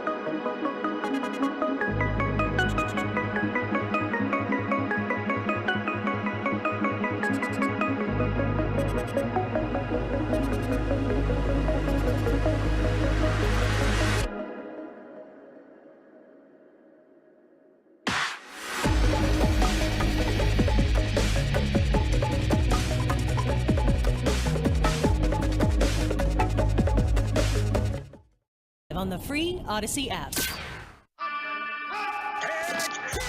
From the MyFitnessStore.com studios, you're rolling with the G-Bag Nation on 105.3 The Fan. It's hour 2 of the G-Bag Nation. What's the NFL planning to do here with the roughing the passers calls? We've had some developments throughout the broadcast day, and we're going to talk about them here with you. What would you do at 877-881-1053? And is the game at risk here with making it, too centered around the quarterback and making the defense in trouble like this? I don't know if I've ever seen a rule adjustment or a rule enforcement that has run counter to the nature of the game this much. And I fully expect the NFL to reverse course to some extent. You can make totally clean plays, but what we're finding out is accidentally put too much of your body weight on them, as Chris Jones and Grady Jarrett did to Derek Carr and Tom Brady. And suddenly, instead of getting off the field on third down, the other team has the ball. They picked up 15 yards, and they're sitting on a first down. Just a total embarrassment, I think, for the game, Brian. I think if you go low or you hit the quarterback in the head with your hand or your forearm or shoulder or whatever, that should be a foul. Especially if he's not looking. Anything else is fair game. I'm not saying you could pick him up and body slam him like we've seen in the past from the in the 70s, and they used to just punish quarterbacks. But if you hit a quarterback in the head, tackle him in the head, or you go low into his knees, that's roughing the passer. Everything else is fair game. What it really should be is everybody has the same rules. Yeah. But what we're saying is we're going to protect quarterbacks because it's good for the entertainment value. Everybody wins, right? The defensive players, even though it sucks for you, the better quarterback play we get, the better ratings we get, the better revenue we get. So be a little nicer to them. Everybody will have bigger TV ratings. The NFL pie is going to grow, and everybody is going to win. But the NFL knows it's gone too far. Yeah, they have. And another thing, too, is the player safety thing, too, with the concussions and stuff like that. There are guys like, and whether you trust them or not, though, the Dolphins are dealing with a situation where Teddy Bridgewater doesn't have symptoms at all. No concussion symptoms? No concussion symptoms at all. Yeah, it's a bummer. And he's in the protocol. And so now they're playing with their third quarterback. I get it. You got to protect guys. I understand. But the whole idea is if they have the symptoms, put them in. It's football. You don't say at the end of round 1, boy, that boxer, he really got hit and went down to one knee. Yeah. We better stop this fight. It's a violent game. It is a violent sport. And if the guy has no symptoms and wants to play, I think he should be playing. But the NFL, always worried about the money, not really about safety, is going to go overboard and overcorrect to send the message, hey, we're trying to protect against the concussions, because they know it's like a $10 billion lawsuit. So at every turn, they're going to really manage around that crisis. I think they've paid out $1 billion in settlements, which – if you look at overall, they got $11 million for broadcasting rights for Amazon. It's a little drop in the bucket. So that's what I'm saying. I mean, but the thing about it is, though, to me, it's got to be uniform. You hit a quarterback in the head, flag. You hit a quarterback low in his knees, flag. Anything else is fine. I think so too. You can hit him in the chest. You can hit him in the back. You can hit him. It's football. Yeah, it's part of the game. These guys get hit. I don't mind the other thing of you can't intentionally drive with all of your power him into the ground. Jerry said this morning, a lot of collarbones, a lot of broken ribs, because these guys are smaller and they're defenseless a lot of times. So I get to a certain extent, but not to the point that you're this offensive to the nature of the game. Now, the NFL, the news is they plan to discuss roughing the passer penalties next week when the owners meet in New York, and then the competition committee would be in charge of doing that, and that likely would not happen until the offseason, but it definitely has their attention after Chris Jones did his best. He even took the ball away, and in the process of falling down, catches himself with the left hand, but it was too much body weight. And Carl Cheffers, the referee, after the game in the pool reporter session, defended the decision. He wasn't backtracking on it at all. He felt like he did the right thing at the time. Well, that whole thing, Jerome Boger the other day, he's the one that made the call in the Tampa game, and he's a horrible official. And so, and that's a big game right there. Atlanta has come all the way back. They're down. They're going to get a ball back with 3 minutes to go, and you call that? Yeah. You can't. It's one thing to like I say, to take a run for Grady Jarrett to like clothesline Brady, and then I get it. But to tackle a guy and sling him to the ground. That's not fair. That's what you had to do because Tom's trying to stay up. He's trying to stay up. And you also can't let Tom impact the call, right? He's sitting there begging for the call, and how much does that kicked impact? the guy. He did. Yeah. Right, and then the crowd is clearly impacting maybe the call last night on the Chris Jones play, and I don't know what Chris Jones is supposed to do there. Yeah. He's just rolling over, and I get it. Maybe they're worried, like what Jerry was talking about with the broken rib, or you have the collarbone stuff where you drive a quarterback into the football. ground. But that's not what Chris Jones did in that instance. No. Yeah. It's really just the last. It's since the Tua thing. It's it's the total Tua overcorrection. Yeah. And hopefully that will just human nature time. That'll just we'll distance ourselves from it. But the NFL was clearly hyper focused on these things in a huge negative way. This It's reactionary. But, the overreaction the week after. But it's but overall, when you look at roughing the passer numbers through the first 5 weeks of the season, they're down compared to last year and stuff. So it's not like all season this has been a nightmare. No, it's down Tua 45% actually. Okay, so down quite a bit. Yeah. But there's been two egregious ones, Brady and then last night. I think they looked at it and said, guys, we went too far in letting them play again. We better come back strong. Although Jerry denied that there was any sort of an edict around the league on that. All right, it is the G-Bag Nation here on 105.3 The Fan. And hopefully, I think they create very clear guidelines. And then let's use replay. Because a lot of times the refs can't see a guy trying to brace himself, and to have a game-changing decision like that over a roughing the passer that really wasn't, I think is a total crisis. Billions of dollars involved here. Get it right. Yeah, it's time now for Zach Wolchuk and a little college football super segment here on the Fan. Let's do it. Let's do it. Well, what a big weekend of college football it was. We had a shakeup in the AP Top 25. Georgia #1. Ohio State jumps over Alabama. Alabama moving to 3 in the poll after they had a tight one with Texas A&M, Clemson at 4, and Michigan has moved down to 5. But look and see where TCU is. The Horned Frogs have moved up to 13. Oklahoma State is at 8. They are your highest ranked Big 12 team. And Texas has jumped back into the top 25 at number 23 after shutting out the Oklahoma Sooners just up the road at the Cotton Bowl in the Red River Showdown.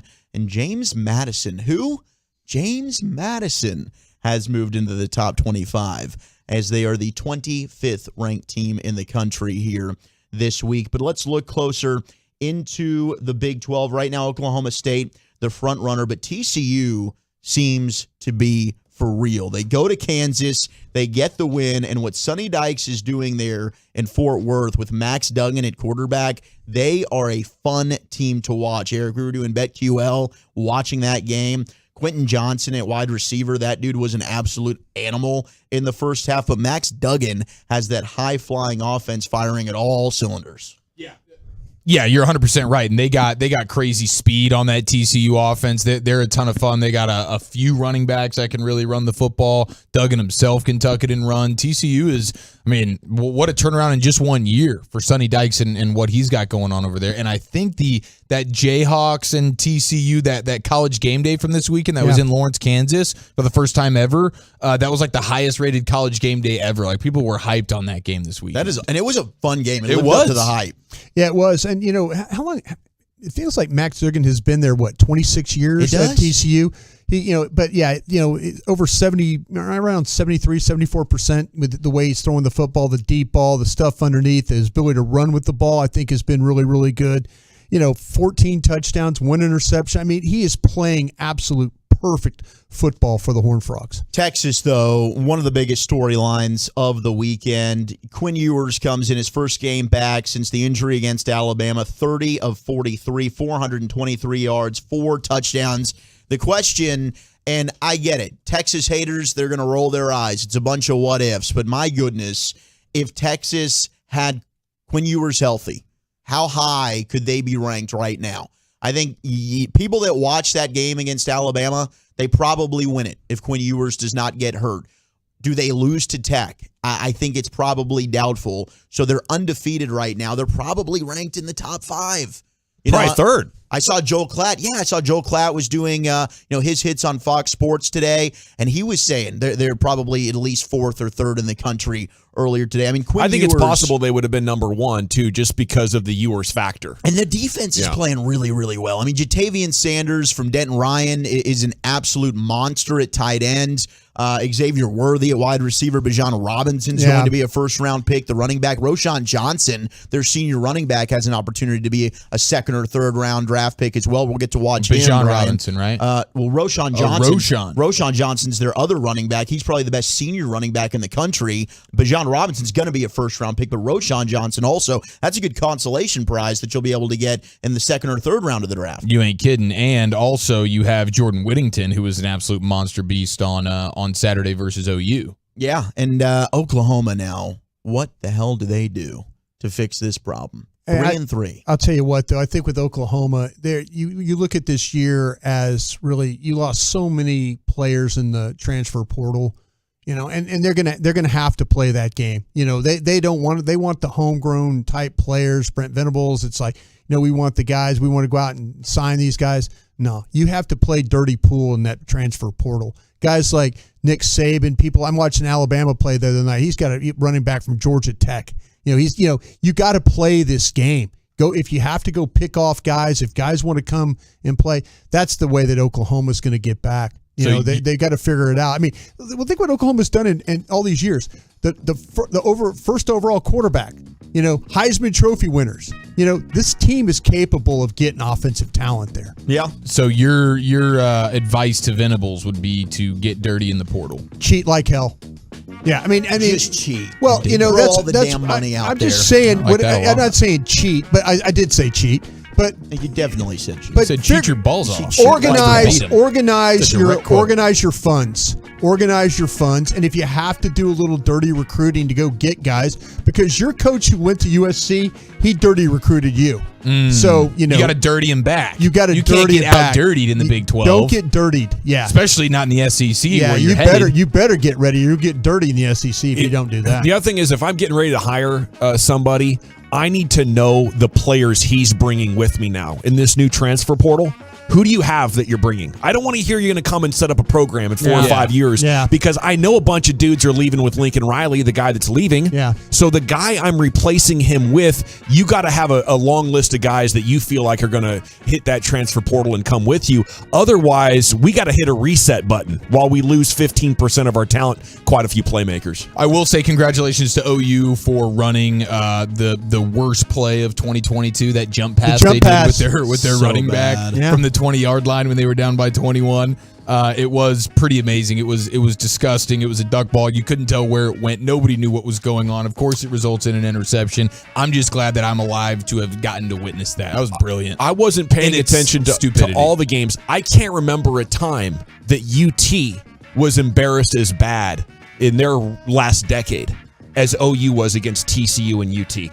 And back-to-back. Oh no, it's back-to-back horrifying. games. Yeah, and the fact that the OC for TCU when they were just scoring 60,000 points against them 2 weeks ago was the play caller is Lincoln Riley's brother, just makes it even better. He'll probably be the OC for OU here pretty soon. I wouldn't be surprised. We also had a Tony Dorsett record go down as Pitt running back Israel Abanikanda broke Tony Dorsett's single-game rushing record. He's a sneaky guy, that Anaconda. Like 300 yards? Yes, the win over Virginia Tech. He had 320 yards. That was now the single-game rushing record. And he also had 6 touchdowns. 320 rushing yards and 6 touchdowns.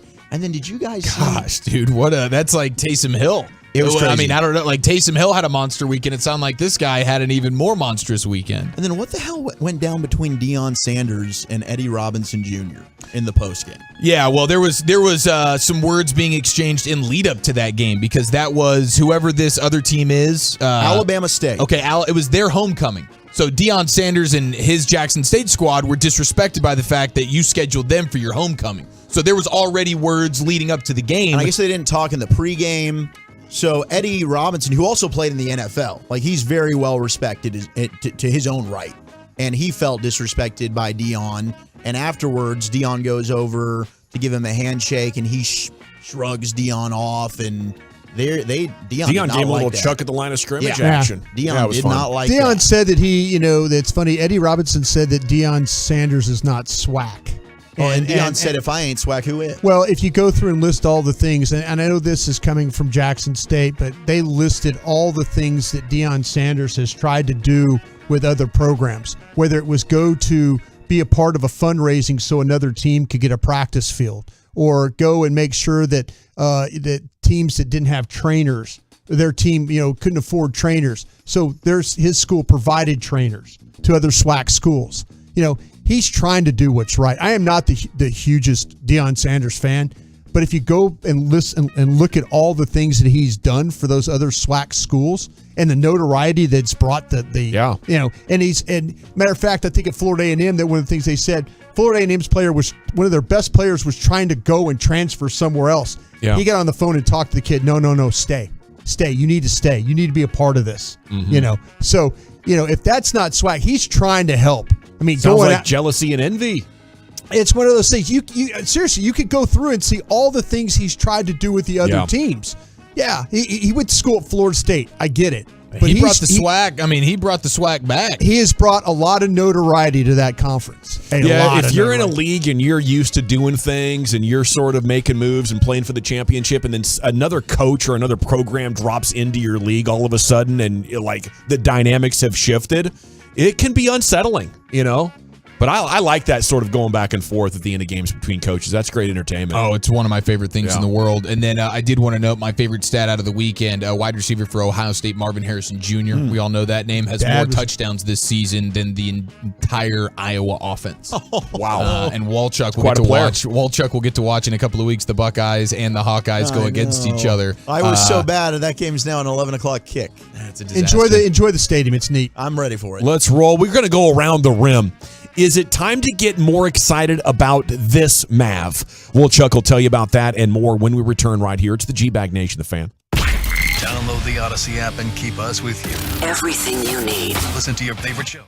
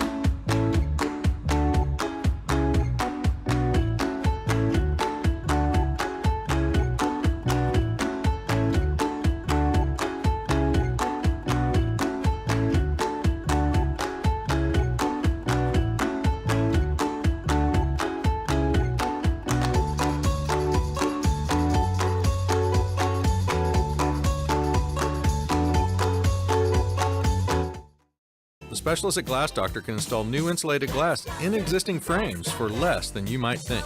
Visit glassdoctor.com today. Welcome back, Nation. We have some preseason Mavericks content for you.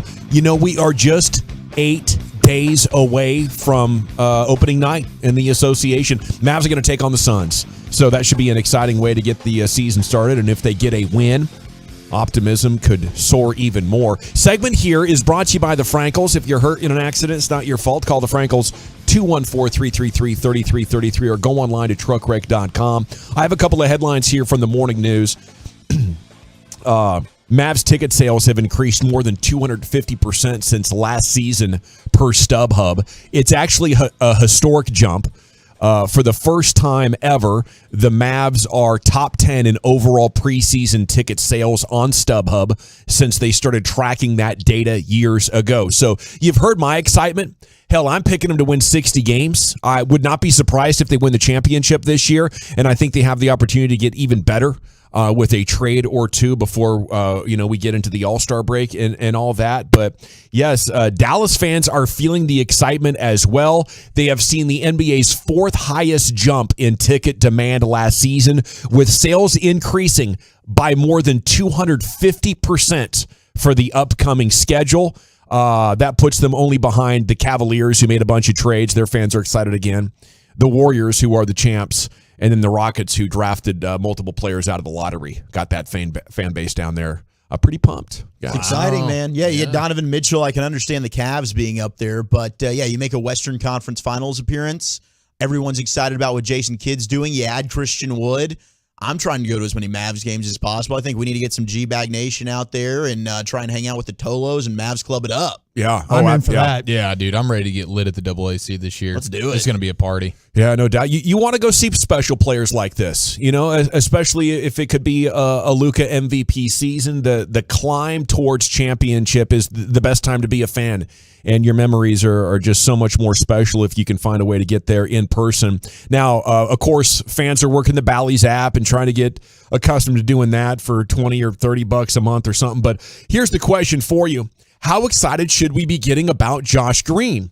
Mavs picked up the 4th-year option. Another sign of hope for him. That comes to $4.8 million for next season, the 2023-2024 season. He is just 21 years old.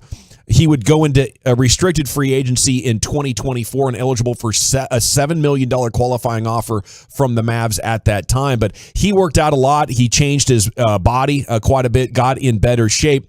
And here's a player that I actually have been talking about for over a year now as a guy that I feel can be a really, really good role player on the team because of his ability to pass and defend and dribble the ball. Like, he's got the traits. And as a young player, I think with some experience, it could grow into him being like a top-end type of championship role player. That's what I think.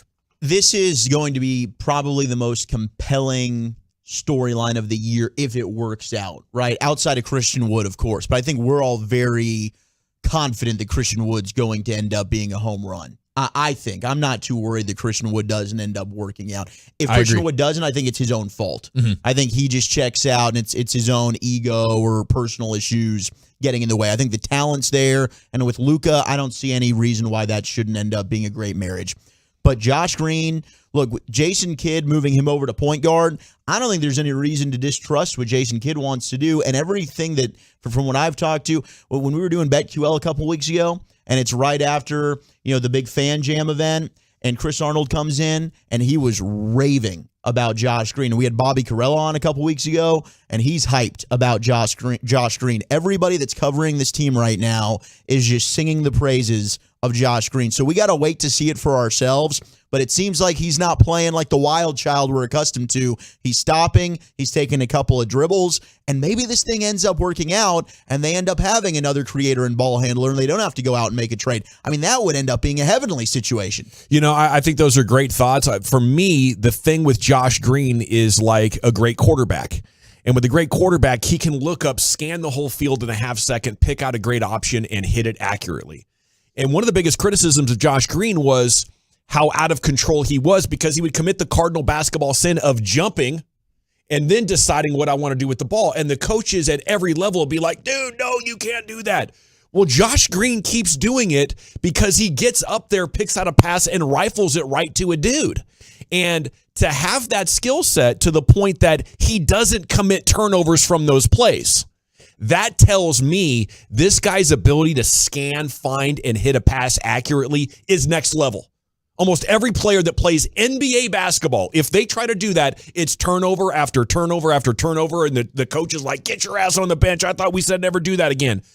With the Mavs, they're like, holy crap, it keeps working for Josh Green. It is next level special type of vision and passing. And then you get into the handle and the athleticism and things that he's demonstrated a little bit more consistently. All this is going to take is a great jump shot, I think, for Josh Green. And you said it, to be like the most compelling Maverick, or one of the biggest reasons to believe that, you know, a player could change their trajectory in a significant way. Crazy to think about, man. Yeah, we were writing this kid off. But this is what the Spurs would do, right? They're like, oh, we're really good. You know, we're a playoff team now. We can't be drafting guys in the top 10. So they'd find a guy like Tony Parker, Manu Ginobili, so on and so forth, outside of the lottery. And, you know, when you get a couple to hit and you already have star players on your team, it can be absolutely amazing. So I'd say, shoot, yeah, I'm happy the Mavs did it. At $5 million, is he worth that yet? I'm not sure, but I think this investment's going to pay off. What are you hearing, Brian, about this guy, Josh Green? No, I just reached out. You know, it was something that I should have done earlier in the day, and I got trapped, and I didn't get it done. So hopefully I'll get something on this. But I was going to ask you guys, because the Smoking Cuban was having some potential ball handlers for the Mavs. They had like the top 5 guys. And the number one guy they have on that list is Mike Conley from Utah. Oh, yeah?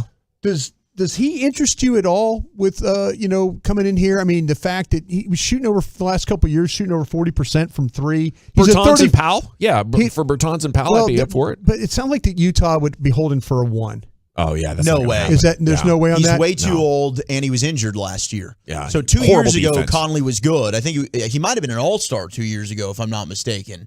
But he's coming off of a bad year. He's not worth a first-round pick. I mean, the Jazz are crazy if they think they're getting that. How about Jordan Clarkson then? Jordan Clarkson's much more interesting to me. I would need to look at his numbers. When you look at Conley, like Conley is at 35 years old. He's making almost $23 million this year. And then next year at 36 years old, he'll be making over $24 million. So it's not like an expiring contract that you feel like you can just use a rental on him and then boom, he's off your books. If you trade for Conley, you have a $24 million price tag on him for this season and next. And I think they're playing the game of keeping our options open at every turn, waiting to capitalize on something special. And maybe that ends up being their own Christian Wood in the offseason, or maybe it's a different trade. But I don't think Conley would be the guy for So me. you guys don't feel like is Josh Green going to be your secondary ball handler? No, I don't think he's ready for that He's yet. not secondary. No. Dinwiddie's the secondary. But yeah, and then Nili Keena. They've already come out, like kids come out and said that Dinwiddie's going to run the second unit. Yes. Yeah. But do you need somebody to play next to him?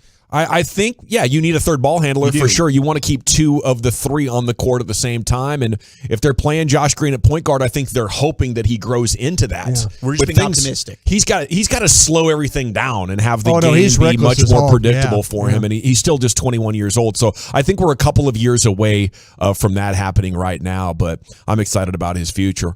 Okay, most sacks through first 5 games in Cowboys history. Where does this team rank compared to the great sacking teams in Cowboys history? Tied for 4th. In 87, in 85, and 77, they had more. But that's it. 20 sacks combined through the first 5 games. The all-time record, 24 sacks by the 1987 and the 1985 teams. Everybody's getting a piece of this. It's pretty fun to watch. NFL defensive touchdowns since 2020 in the NFL. This is team defensive touchdowns total. Where are the Cowboys here over the last 2+ seasons? Oh, they got to be pretty dang high. They're number 1. Even that 2020 team that was a nightmare had Aldon Smith running for a touchdown at times. They have to be number 1. They are number 1 with 9. Yeah. Wow. Yeah. Now That's from a team that we were like begging, can they somehow buy a turnover? Yeah. And now they're number 1 in defensive touchdowns. Amazing. What a dream. I think you got to salute Coach Mike McCarthy for emphasizing takeaways. You know, and the players that they draft and the importance of working for that football and practice. I think that goes to Mike McCarthy. Now, the Bird Turds of Philadelphia are tied with the Dolphins for 2nd place with 8, and the Chiefs and Patriots are sitting there in 4th place. They're tied with 7. Dorrance Armstrong blocked punt first block punt for the Cowboys this season. Dallas has blocked 4 punts since the start of the 2021 season, and that is also most in the NFL. Shout out to Bones. Defense and special teams. Dallas has only given up 5 touchdowns in his first 5 games of 2022, joining the 1972 team as the only teams in franchise history to give up 5 touchdowns or less in the first 5 games of the season. How could this not be special? It's totally different than the last 15 years. You know, prior to that, obviously the broadest years, early 2000s, they couldn't find a quarterback. Then they found a quarterback and had a good coach there in Bill Parcells, but it was gone like that. Yeah. And the defense dissipated, the offensive line fell apart by the time you got to 2010. But I don't know. It just feels like it could be different this time around for sure. The Cowboys have not allowed any of their opponents to reach 20 points this season. First time Dallas has done that since 72. And they've held up opponents to 10 points in back-to-back weeks. The last time the Cowboys did that was in 2009. They're the last really good Wade Phillips team. Did the Eagles break 20 on them this week? Brian? Just put your nuts on the line and give me something. I'm saying no. I'm saying they will. They will. Because you're a hater. No, that's wow, okay, Chief. Yeah, that's what I am. I'm a You're hater. a I've picked them to win the last 4 games they've done. The fact that I'm hesitating about this, You're saying yes. I kind of feel like Dallas is going to hold this thing in check. But man, I'm still trying to figure out though what this guy is from the pocket. That's what I want to know. I'm gonna go through all these games and I'm gonna try and find out who best played again. And you can find it in quarters. Like they build leads and then all of a sudden they don't score. You know, they got up on. I think they got up on the Lions and didn't score. You know, I mean, they've had these games where all of a sudden they're really good, like in the second quarter. They're the best scoring team in the league, and then everything kind of flattens out for them. I've got those numbers somewhere. I need to figure that out. So, they've got weapons. There's no question about that. But the way Dallas is playing defense, I mean, I think they can hold them. I think they can hold them. What was it you said, Chiafalo? You need somebody to put their nuts on the line and give an opinion on this? Yeah. Right on the table? Yeah. How about tomorrow at about 4 o'clock? Okay. Ooh! Yeah. Here it is. Yeah. Injury Eagles. reports. How about that for a tease? I need the injury reports. They average 18.4 points per game in the second quarter. Right? That's first in the league. Yeah. They're averaging 2.8 in the first quarter. That's 21st in the league. Yeah. Third quarter, 3.4 points. That's 19th in the league. Fourth quarter, they're averaging 2.4 points. Yeah. They got to win the second quarter. It's a wrap. They'll keep them under 10 if they can shut them out in the second quarter. But let's not forget how amazing. It's not like that second quarter's but ungodly. The second quarter, it's they could kill you and win the game in the second quarter. In the second quarter, they're scoring basically 20 points right now. What is the NFL average points per game right now? It might be under 20. Like so many teams are just not getting it done. We've had enough Detroit Lions and Seattle Seahawks kind of games that I think it pulls it above 20, but scoring is definitely down. There's no question about that. It's at 42.1. That's 21 points per team, per game right now. Wow. So all you have to do is be slightly above average to hold a team under 20. I say chances are good, but I got to know about Suomalo and Mailata tomorrow on the injury report. Where are we going next, Chief? Okay, we when in doubt, blame it on the butt, and one NFL player will confirm that for us, plus an NFL Hall Pass and a fast food bonanza. That's next. All righty, I got to tell you right here, though, about my friends at Window Nation, because when it comes to windows and the Cowboys, these guys are a match made in heaven. Window Nation and Cowboy Nation, they've come together.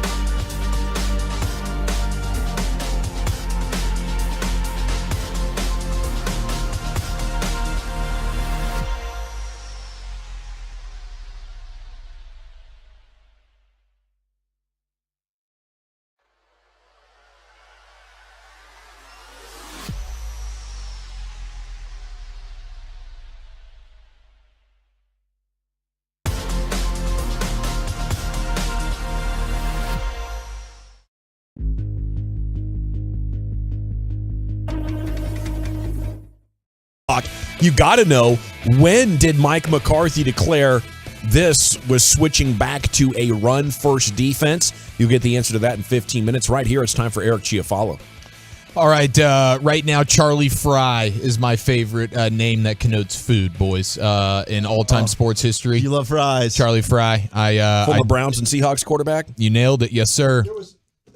There was a player way back in the day, Washington. They were the Redskins way back in the day. You don't even have to sugarcoat it. Stephen Jones is just running with Redskins still like it's no problem. It's not. I love it. Linebacker number 55. His name was Chris Hamburger.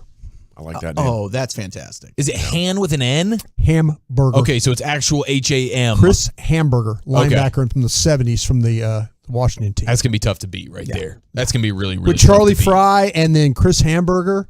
You got yourself a delicious offense. You got yourself, you're rolling the right. Especially you put a little OJ Mayo with it. Yeah, you put a little OJ Mayo on there. OJ I like Mayo. that. OJ Look at Mayo. you. That's good. That might be because you get the winner. first and the last name. Yeah, that there. might be good. I don't That want to might be crown a the best. champion until 7 o'clock, okay? That's Because fair. there's a lot of, I guarantee you there's a lot of good names in sports history that connote food. OJ Mayo might be leading the I was trying to clubhouse. get Colonel Mustard involved from the Clue game, but he can't do that. He would be a good arbiter for this. Yeah, Colonel Mustard. Okay, did you guys see the fans sign that they were donning at Arrowhead Stadium last night? No, I missed this. There's a female fan I holding up. did see that sign. It says, go KC. There's a bunch of Chief stuff on there. There's footballs, there's hearts, there's paintings. There's a photo of number 87, Travis Kelce, and the text reads, Travis Kelce is my hall pass.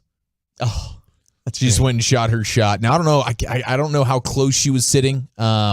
I would like to think she was sitting close enough to where maybe possibly he could have read this. I mean, I know he's got wind of it by now. Well, he's done the dating show. He has done the dating show. I mean, and we know that he's single because that was some off-season fodder that we got into a little bit. So, I mean, he's a single guy, and I assume ready to mingle based on his dating show choices that he did a few years ago. So, very public dater. Good for her, man. I don't know what the rules are on the hall pass thing. Like, are you allowed to shoot your shot that way? We'll ask Corey I don't have Nature's experience the break. with this. Yeah, I don't know. Like, it's just got to happen, right? You can't go looking for it. You can't, like, stalk the dude and be like, hall pass. Right. Especially if you're a smoke. You know, if your girl is like a 6.5, you'd be like, ha, ha, ha, right? Sure. You Go know, do your cool. thing, yeah, man. your hall pass, honey. Go say hi. Go get his As autograph. long as or your something like hall that. pass isn't like Ed Orgeron or something. No, there's a I feel reason good about the fact that no one's going to want Here's you, my sugar. question, though. As the dude sitting there, right? Because I assume dude was there. No, don't go there. Is that BDE? Okay, is that big energy or is that cuckold energy? Oh, that's cuckold energy. Is that cuckold energy? Yeah, I don't think that a man standing next to his wife or girlfriend, whatever, in that scenario, does not come across to me as like some level of masculine BDE kind of deal. Like, I'm so confident. Have your fun, honey. Yeah, I know sure. you're coming back for some of this. Travis Kelce, she ain't coming back, bro. I mean, that dude's Her got ticket some just got a torque in little those better. hips. Hey, I'm a voyeur and I don't mind watching. I thought that was pretty incredible last night. Monday Night Football went out of its way to give her a little bit of TV shine, and kudos to her, man. I mean, hey, shooters shoot, and I wonder if maybe there was a secret swish that took place. I guess we'll never know. Even though with her, she seems like the person that would be flaunting it. Like next week, she's gonna have a different sign holding up like. I cashed in with Travis Kelce. Swish. That's all she's got to put up. I'm now sitting in a suite. Bucket getter, man. You get in too. She's up there. Shout out to the 214 Hayden Fry, legendary North Texas. Hayden Fry, there you go. Okay, yeah. I mean, Iowa. all the Fries are welcome here. Shake Milton, I like that 6'8" Shake. Shake Milton's pretty strong. So we'll continue to monitor this. I think OJ Mayo's probably in the lead right now. But I do like this as a fun little game. We have some food things to get to here in just a moment, but I did want to throw out here. Wow, she's a mom. You can't do that with kids. Sorry, Chief. No, you're good. I was No, reading the thread. absolutely. I appreciate it. Taken care of if you get crap. You can't do that. Do we have She's name? a Do we have mom. She's a Instagram? mom. Can we look and Yeah. see what she's what's the scouting report on her? The photo's not like the photo of the sign, the still shot that I'm looking at here is not. It's not helping me. But She's not hideous. Not okay. hideous. She Yeah, appears okay. to be The same fit. mom I'm Stands a looking chance. at. Yeah, she has a sweater on. I think it was kind of cold last night. So, Cutting glass. no. Okay. Not going full. I just Jen can't tell. Aniston I and can't Friends. much tell about the physique and things that would probably be attractive You don't to even like Friends. a superstar. Yeah, but I I love I Jennifer like those Aniston. things. Okay, quickly here. Are we buying this this butt story? When in doubt, blame it on the butt. There was a tweet that a Steelers fan tweeted that said BS ...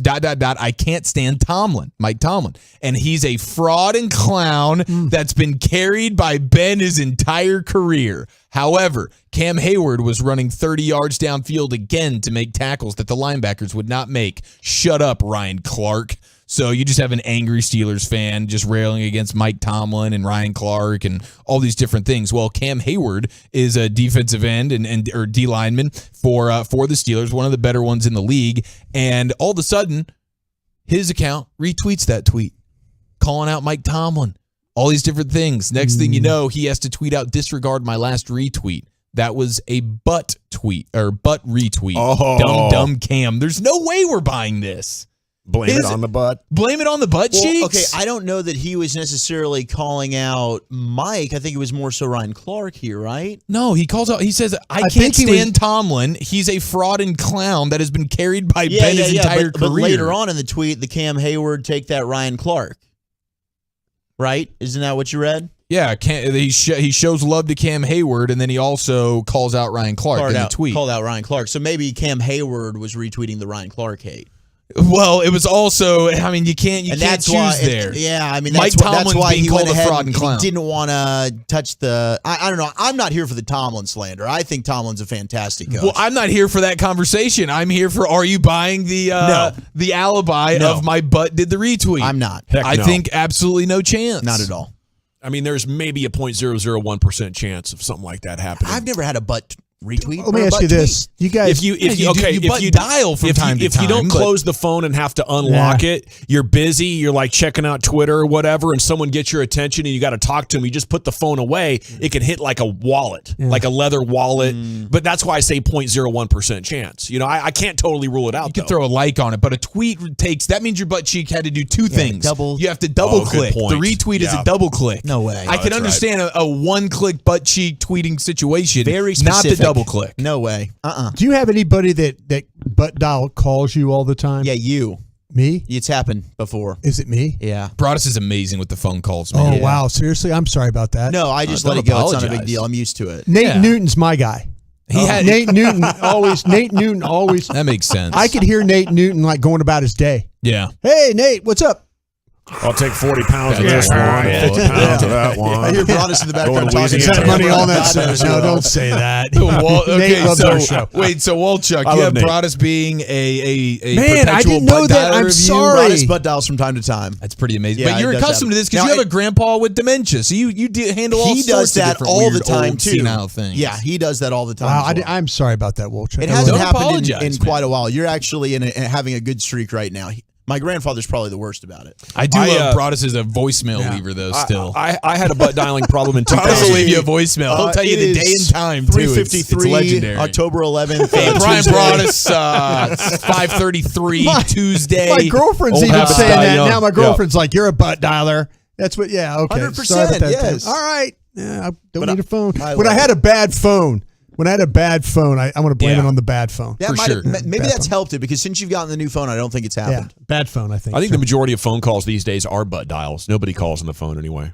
Well, and especially leaves a voicemail. But Right. Broadus is keeping the voicemail alive. Like it's on an answering you- machine in 1994. That's one of the crustiest things about Broadus is every once in a while you can look down and Do you see guys that you not have a listen to Broadus voicemails? You No. don't know? Do you just immediately call back? Yeah, Like I'll call you or text you. Yeah. Yeah, I'll probably text you. It depends on who's leaving the voicemail. Do you just let my call go to voicemail? Yeah, just for the. I'm just for learning the a lot comedic- about you guys right now. No, it's wonderful. Look at Gavin. He's looking at me. Yeah, a lot of times. Usually yeah. no. No, I'd always answer your call. But if you did leave a voicemail, I wouldn't listen to it. I'd either call you back or text you back. You know. Okay. If I'm on So I should a not leave date, voicemail. No, I don't you think should so. because it's. I mean, in reality, you shouldn't. But comedically, I think it's wonderful because I love seeing like a 7-second voicemail from Broadus where it's just But- day, time, his name, and then give me a Call me shout, back, please. Best thing, it's wonderful. when you call Ryan back, it's not like, "Hey, how are you doing?" He gets right into the subject matter of the That is initial good. call. Yeah. You know, he just gets right into the segment. He doesn't mess around. Yeah, by means of hello, he's like, "Yeah, so what do you think about this cornerback or whatever the subject was?" And then basically, it's like, "Okay, now I'm done with you. Goodbye." Okay. So good. And we do like that. Yeah. I will save our Let's get fast straight food. to the point. Fast food bonanza will get pushed to a later time. Okay. So just Looking look forward to that. Yeah. Cowboys Twitter, when did Mike McCarthy declare this was switching back to a run-first defense? It's interesting, and it's coming up next. The Fan. Keep the volume turned up all day and night. And thanks for being a Tolo. We're DFW Sports Station.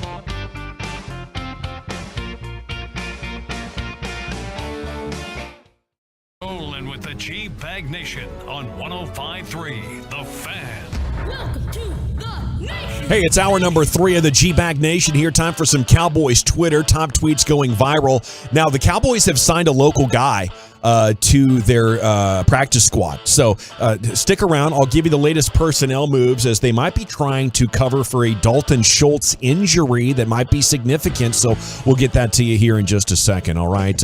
We start, though, with a glorious tweet from the account of Dan Rogers blogging the boys. A funny thing happened while we weren't paying attention. With the win over the Rams and the Giants beating Green Bay, the Cowboys now have the highest winning percentage of any team in NFL history once again. Let's go! They've done it. America's team? I think so. Yeah, they eke percentage points ahead of the Packers. And I would say, based on how the Packers are playing, those percentage points are only going to get bigger right now. Cowboys are better than the Packers, aren't they, Brian? Tell you what, they're trending that way. I thought it was really funny. I think I saw something very similar. If the Packers had won and the Bears had lost, it'd be the first time since 1921 that somebody other than the Bears had the all-time winning percentage in NFL of the NFL teams. So yeah, but it goes back that far. So yeah, but I'm looking forward to, you know, the thing with the Packers is, man, is it really just the skill guys there, or is the defense getting bad? You know, what's the struggle with the offensive line? David Bakhtiari. I mean, there's a lot of things going on with that team right now. Aaron Rodgers 3 years ago looked like he was getting old. These last 2 years, he froze time and went back to his prime and had dominated MVP seasons.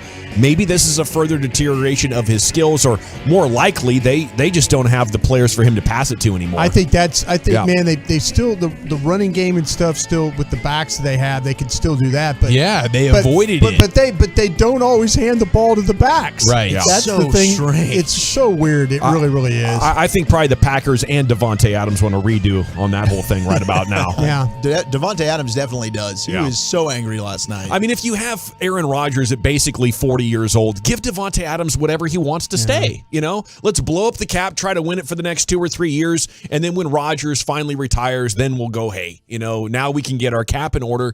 But you can't leave quarterbacks without any good wide receivers. We saw what that has looked like time and time again. Right now, out in Arizona, Kyler Murray struggling as DeAndre Hopkins is out, you know. So we shall see where that Green Bay story goes. But for right now, I do consider the Cowboys better. And I don't know who there really is to fear, considering the injuries and the losses that have happened so far in this NFC. Okay, Cowboys coach Mike McCarthy.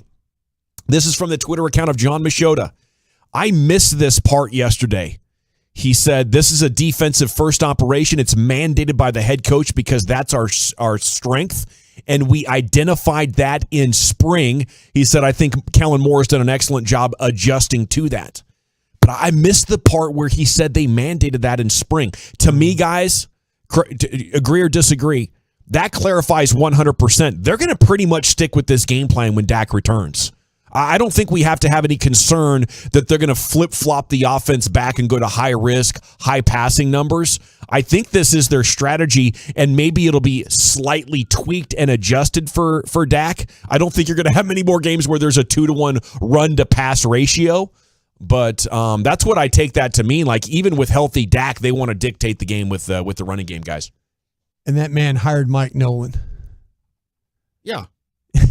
Yeah, he hasn't had a great record. No, this is a great decision from him now. I'm just saying, man, I mean, if you can't imagine Dan Quinn falling in your lap any better than this guy. Dan Quinn might have saved his job.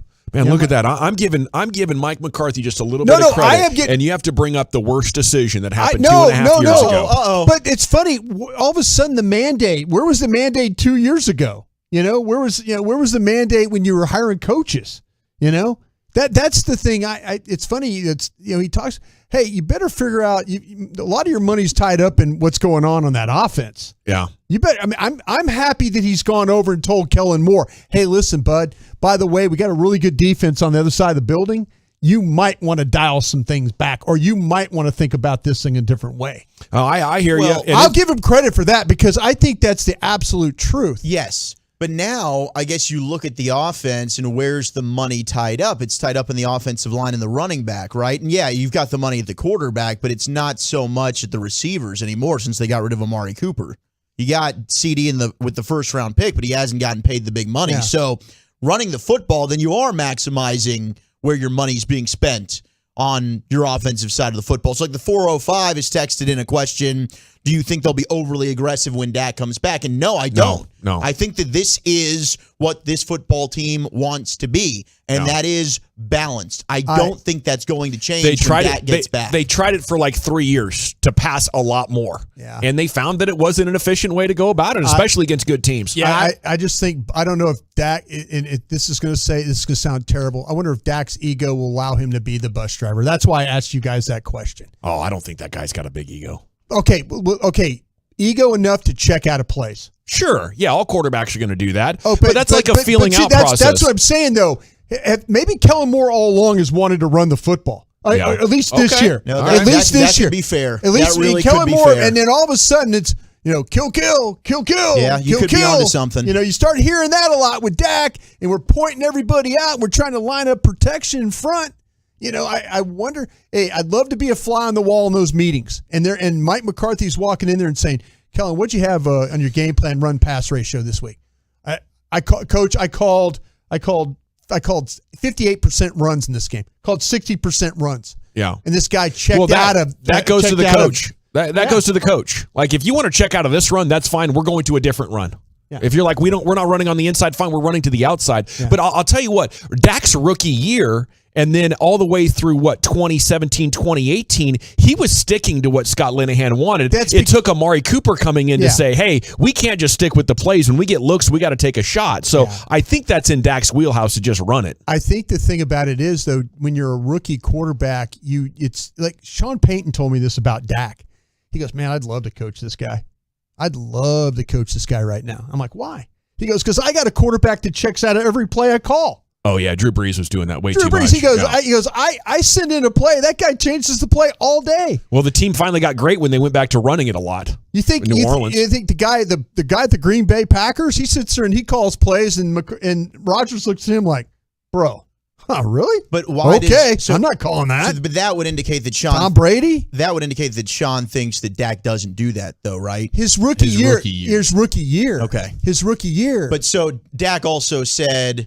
That would contradict what he said this year if he does go back to just checking out of everything. Because he said watching this and that's what I'm saying. So we just got to hope that maybe that's a hint. Maybe he gets back to, and it could be. You could be onto something that previously he was getting pass happy, but maybe sitting back and watching the success of the offense is having, it's reset mentally for him. Well, I don't need to be doing that. I don't need to do all this. Whoever was responsible for calling all the code passing, Mike McCarthy made it a team edict in the spring. And whether that's Kellen or Dak, we're not going to go back to passing all over the place because it's just not working against the good teams. I just don't fully buy that. I think the real changing of philosophy happened when your quarterback got hurt.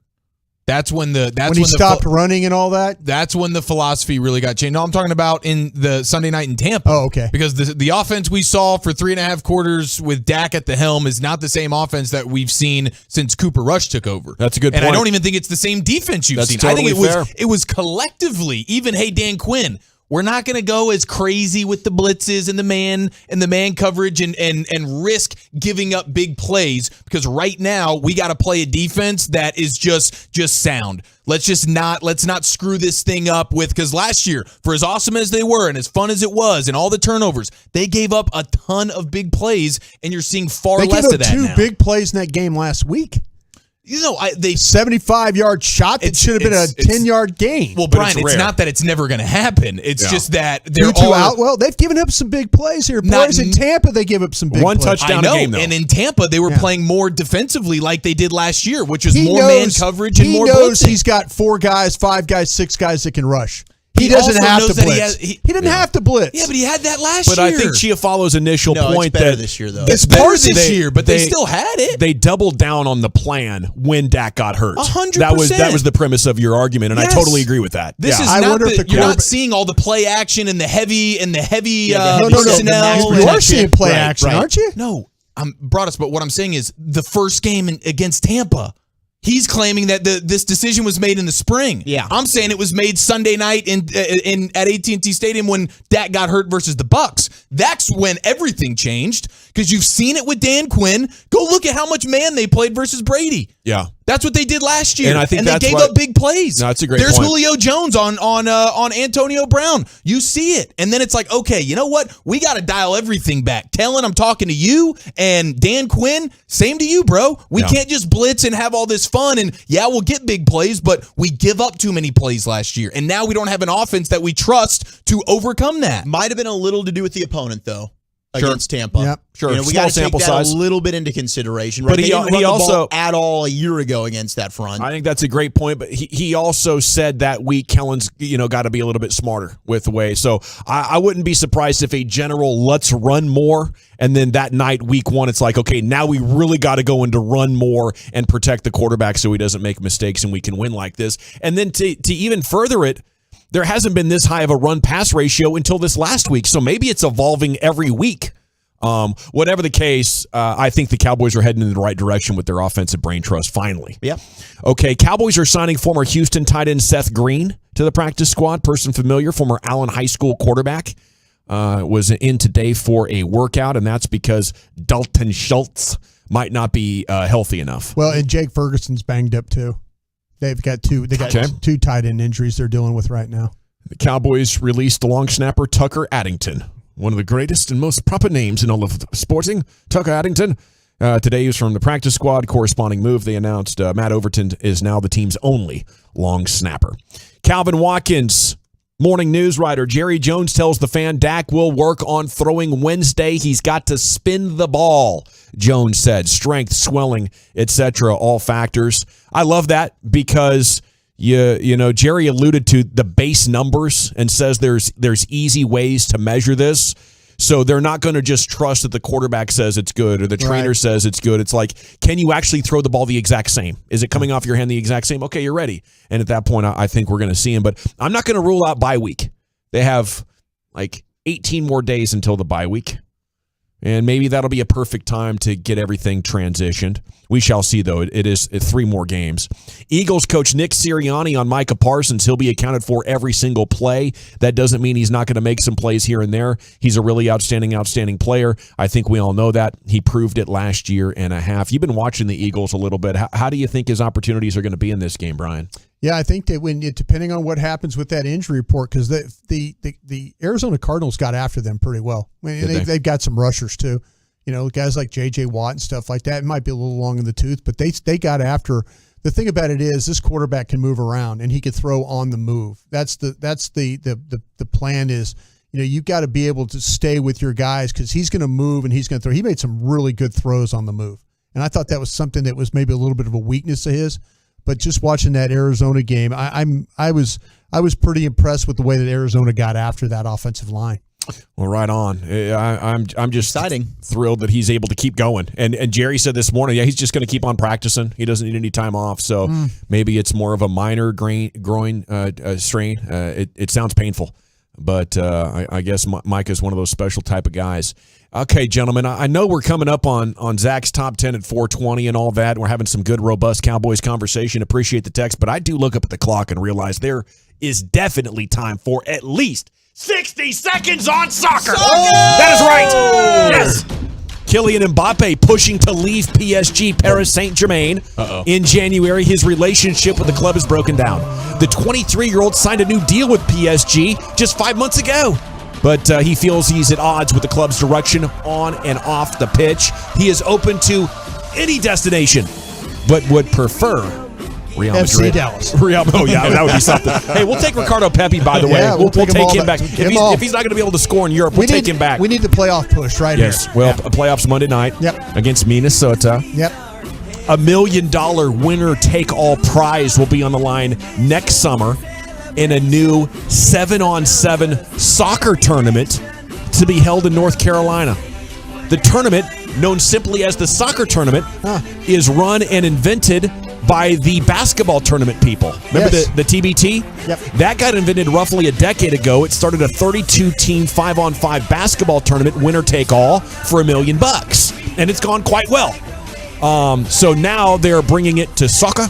It's going to be 7-on-7, and among those involved is former U.S. international Clint Dempsey, who's serving as an advisor, and he'll manage Team Dempsey. And they're going to have tryouts across multiple states, and they want to put together a squad of young players. But Dempsey said he might play. That'd be something. Give it a little star power, little crusty star power there. Yeah. All right, there you have it. 60 on soccer. Where's Landon Donovan? Is he interested in this thing? I don't think so. Anybody wants to hear Tony that name Mello? again. Yeah, maybe. Need a keeper.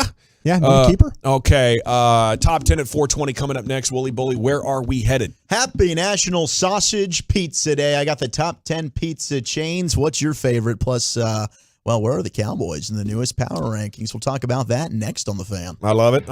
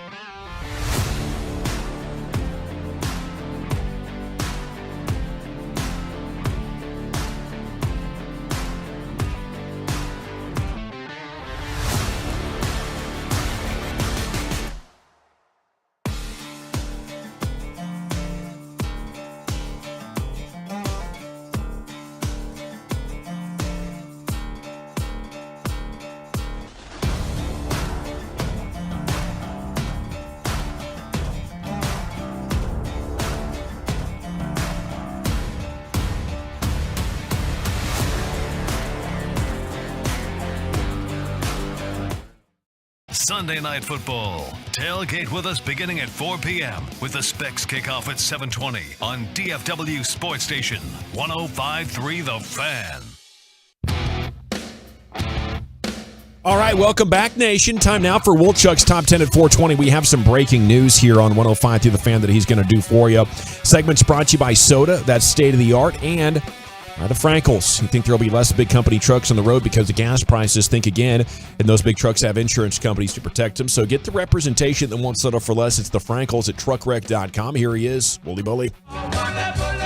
Thank you. Yes, we're about to get into the top 10 pizza chains. What is your favorite? 877-881-1053. It is Happy National Sausage Pizza Day. Also give you where the Cowboys are in the latest NFL Power Rankings. Before we get to that, we do have some breaking news here on 105.3 The Fan, and that's presented by BetQL. Smarter bets start with BetQL. Download the BetQL app or visit BetQL.com today. And former Angels communications director Eric Kay has been sentenced to 22 years in the Tyler Skaggs overdose case. Ex-LA Angels employee Eric Kay sentenced today to 22 years in federal prison in connection with the 2019 overdose death of Angels pitcher Tyler Skaggs, announced U.S. Attorney for the Northern District of Texas, Chad Meacham.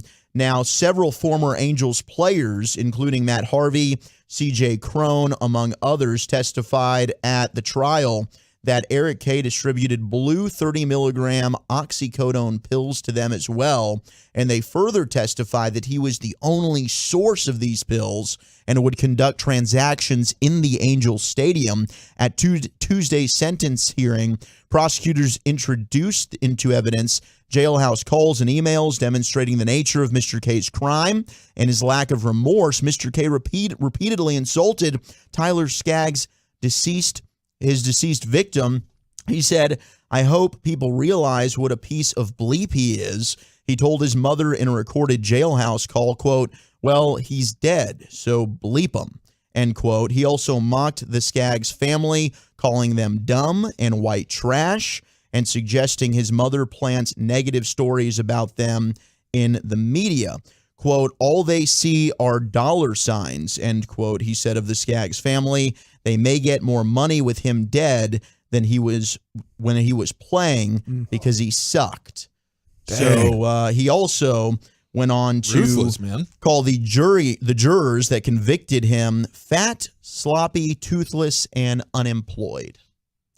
So there is the breaking news of Eric Kay, who was sentenced to 22 years today in the Tyler Skaggs overdose case. Of course, that happened a few years ago in South Lake when the Angels were here playing a series against the Texas Rangers. What was that there at the last part? Who got called fat, toothless, The and jurors, smelly? the jurors that convicted Eric Kay, he called them fat, sloppy, toothless, and as he was like unemployed. being led away. Yeah. He insulted them. He yelled at them for prosecuting them. Yeah. That's tough. You know, when this story first came out, I said, I hope this is not just the case of a group of addicts working together to find drugs in a workplace, right? And then one dies and you blame the others when they were really like drug addicted people who were just trying to find dope. But now that I know that this Eric Kay guy is a bad guy, you know, he was the only one providing drugs, you know, and he's just such a despicable human being in the ways that he's comported himself throughout this whole process. I'm pretty confident the right thing is going on, you know, but I guess I still have an issue with a drug addicted person asking somebody, especially from a position of power, right? You're a pro baseball player. You're going to somebody inside the organization saying, "I need these drugs to pitch." And you're like, "Okay, let me see if I can help you out," right? It should be personal responsibility. You took the drugs that caused your own death. A coworker, was he trying to help you? Is he also addicted to drugs? And like, okay, well, I guess while I get some, I can get some for you too. You know, there's like so many complicated ways this happens. And, you know, drug addiction is a massive sickness. And nobody that's that far down the rabbit hole is having a lot of fun with it. But it's just sad that Skaggs and so many people had to die as a result. Mm-hmm. And who's putting the fentanyl in the oxycodone? You know, how is this even a thing? It's just, you know, because that's the real problem. And I think the lawyer said something about that in the closing arguments. Like, the real issue here is, how is the fentanyl getting in the oxycodone supply? Yeah. And killing thousands of Americans every year. It's a horrible crisis. Yeah. No question. And, very sad for the Skaggs family, but Eric K. sentenced to 22 years today. So that is your breaking news, and I'm sure we'll, discuss that a little bit later. But before we get into our top 10, and we do have a lot of texts coming in about their favorite pizza places, I think what's going to be debated is how high is Papa John's on this, because Eric Chiafalo, hey, settle down, all right? Not Home of the necessarily Cowboys. Maybe a fan of Papa John's. You don't like the garlic butter? That's actually the really the only He thing I loves do the garlic like. butter. And I do like that. I do jalapeno enjoy Papa pepper John's thing they put in there. He doesn't like it compared to others. Like, it's just not as high on his list. No one out pizzas the Hut, and I Micah do love Parsons will agree with love that. Pizza Hut as well, but I grew up eating a lot of Papa John's, so for me, Papa John's is near and dear to my heart. But I'm not going to fight you on Pizza Hut. I love it, but you have many a slandered Papa John's to me. Yeah. So it's hotly debated between the two of us. Now, where are the Cowboys, though, in the latest ESPN Power Rankings? Gentlemen, they were 11 last week. How high do you think they've jumped this week? They got to be up at 8. Yeah, got to be in the top 10. They probably don't get Give me a number. Give me a number. Yeah, give me a number. give me. I'll go one better. I'll go 7. 7, 8, 6, 5. 5, baby. They're number 5. They moved up from 11 to 5. They've now got a 96.3 chance to make the playoffs. They've got a 26.3 chance to win the division. The only teams higher than our Dallas Cowboys, the Minnesota Vikings, who moved up from 7 to 4. Disagree. Philadelphia is at 3. That's fair. Nobody circles the wagons like the Buffalo Bills. Buffalo Bills, they should be number 1, though. And the Kansas City Chiefs are at 1. And guess what? We get 1 versus 2 this weekend, and we get 3 versus 5. So Yeah, looking man. forward to this Sunday. It's a hell of a slate of NFL action. And just for the people that are interested, the advanced numbers, the efficiency numbers, DVOA, and things like that, the Cowboys as a team come in at number 6. Okay. So that's pretty dang strong. Right around where it should be. You have San Francisco, Tampa, and Philly ahead of them when it comes to the NFC teams. NFL.com, though, only had the Cowboys at 10. Not a big jump. for I've the seen Cowboys. some as low as like 12 because they just still have no respect for really, I guess, what Watch the them win in offense is doing. Philadelphia next week. And they're going to be up to 3. And they'll be maybe 1. 1. 100%. Yeah, they'll be right up there in the top 3. All right, let's get to the top 10 list. Gentlemen, your favorite pizza chain.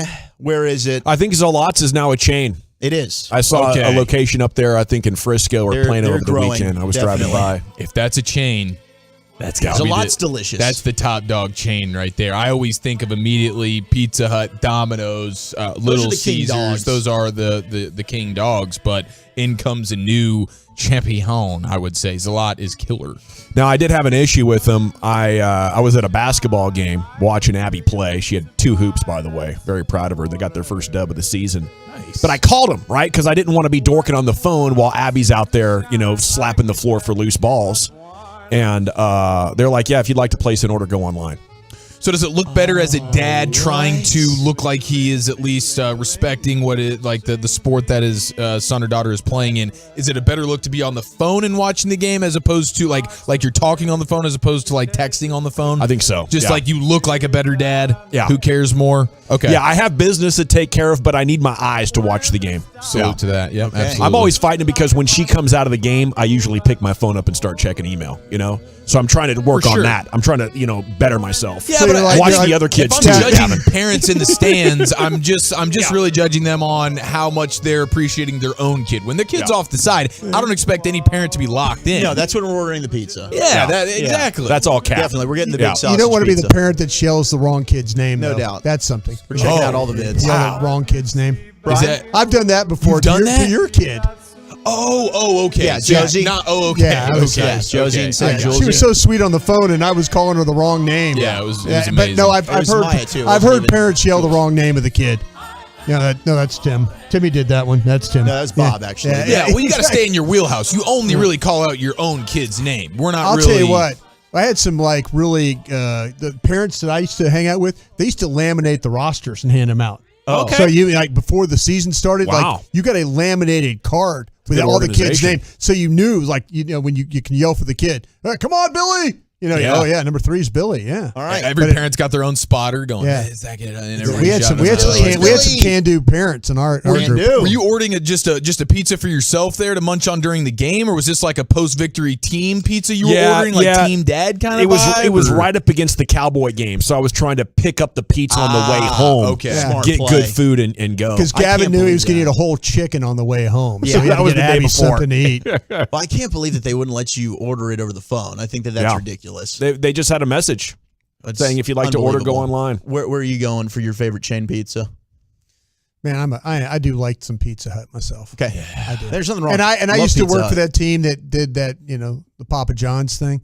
But Pizza Hut to me, Stuffed crust there, and they're I'll the tell you, original. college it was I like their thin Domino's. crust. College was Domino's. Domino's is good too. Was really good. I'm not going to fight any of it. I'm down. If it's pizza, I'm into it. Domino's was the first to do the delivery thing, and they were first in. But unlike a lot of folks that get first into market, they have not held up the test of time. I say if you're talking true chain, it's Pizza Hut, and everybody's competing for number 2. I mean, nobody out pizzas the Hut. Lucius? Yeah, I'm a big fan of Pizza Hut myself. Okay. Yeah. What's your It's go-to? a lot. I like the lots. It used to be the crispy thin crust meat lovers from Pizza Hut. Yep. It used to be the joint right there. I agree. The thin crust is really good there. It's so good, man. It is. But the original pizza you're was sleeping on the Papa John's was the stand? real thick pan. Now I think the best Pizza Hut crust is the hand tossed one. Yeah. Have you guys tried this new Detroit style that they've got No, going on? I have not tried the Pizza Hut Detroit style, but if you wanted some good Detroit style chain-wise, Jets Pizza does a nice Detroit I've had pizza. Jets, and it's not bad. And I haven't had it in many years, but when I did try it was good. We're getting Jim's texted in. Mr. Jim's. Yep. That, Fratelli's. I had a lot of Mr. Jim's in high school because there was one by our school, so that was like the easy place to order. Whew, I want to give some love to Mama's Pizza in Plano. I love you, Mama. Great place there. They would treat Cece's us right. Pizza trash? Hey, Mama. Cece's is getting texted in, and I think Cece's bang for your buck. Yeah, for sure. Sign me the bleep up. Just man. quantity-wise, you go in there. And I will say from a dessert standpoint, like they're at the height of fast food pizza chain dessert with what they have with those cinnamon rolls, dude. So my delicious. dear God. Delicious.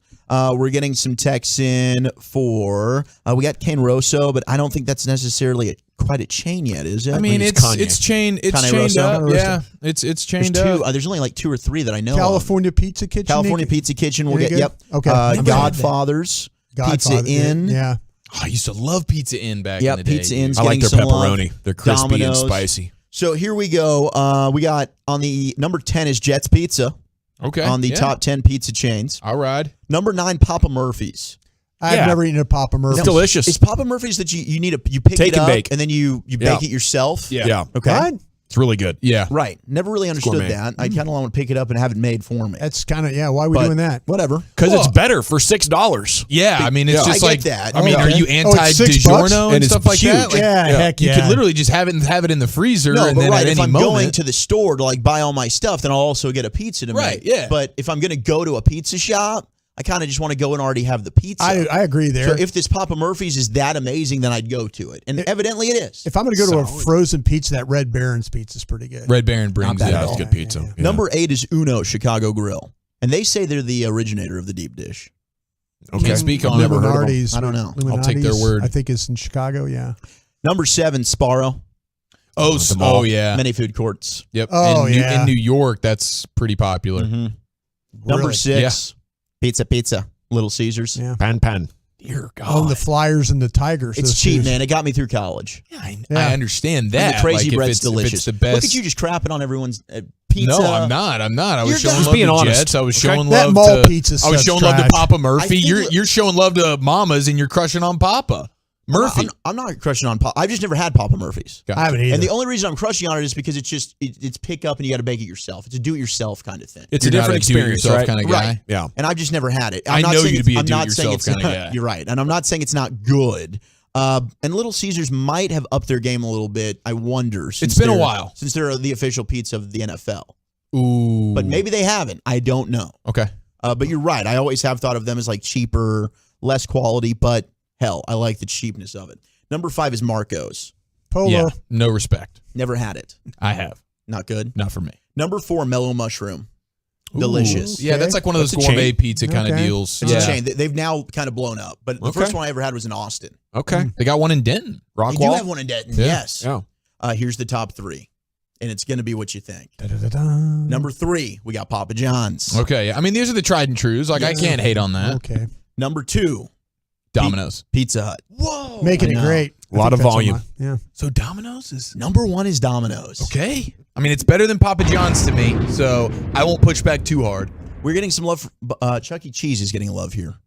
That's a terrible piece. That's a troll. That's a troll. It's been happening for years. And Zio Al's. False start. Offense. Oh, Campese's. Campese's is really good. Yeah, Campese's. But Is that a chain? It's not a chain. It's a local chain because there's a lot of stores. By the way, so it's just locally. Was Mr. Gaddy's a chain? Oh, Mr. Gaddy's in Gaddy's Baton used to be my Rouge. spot, bro. Yes. Mr. Gaddy's. Hungry Howie's was just on the outside looking in, by the way, and we got Lucius, some text for Hungry do Howie's. you ever remember Shakey's Pizza? I remember my uncle calling Troy Aikman shaky. Yeah, Mr. Gaddy's was good. All right, there you go. There's the top 10 pizza chains. Thank you so much. It's time to go around the NFL. We'll get you top stories from pro football here in the G-Bag Nation. 5 o'clock, Woolchuck's going to unleash a sports hodgepodge for you. Bobby Belt, Cowboys Insider, coming up at 5:30 there. You're set. Let's talk about my friends over here at Diamonds Direct, though, because they're the best place to go if you need diamond jewelry right here in DFW. One thing I know, they never take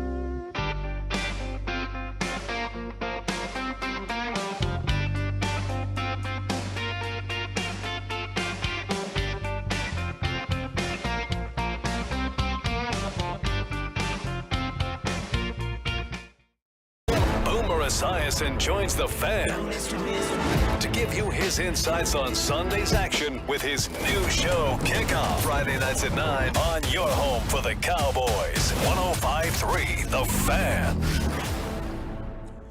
If you're in need of traffic control or barricade rentals, Buyers Barricade is a full-service provider taking care of your project or special event, no matter the size from start to finish. It is the Texas Authority in Barricade Rentals.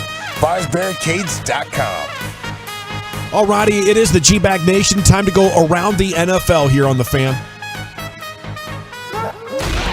Let's go around the NFL, G-Bag style, on 105.3 The Fan. Okay, I got first down here. We do have movement in the story of Mr. Favre, the former Packers and Jets and Vikings quarterback out of Mississippi. Are you buying this explanation? I'm not. I think it's already shameful. Maybe he figures it's not any more shameful to lie about it. Might as well just deny.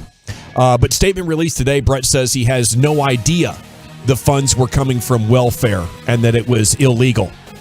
Now, down in the story, if you keep reading, it says, according to text messages made public in the civil lawsuit, Favre asked, if you were to pay me, is there any way the media can find out where it came from and how much? That gentleman has since pleaded guilty to fraud. And then Favre continued to press state officials for money even after being told by Governor Phil Bryant that misusing public funds could be illegal. The texts show them saying, well, yes, this could be illegal. Brett saying, well, I didn't know I was taken from welfare.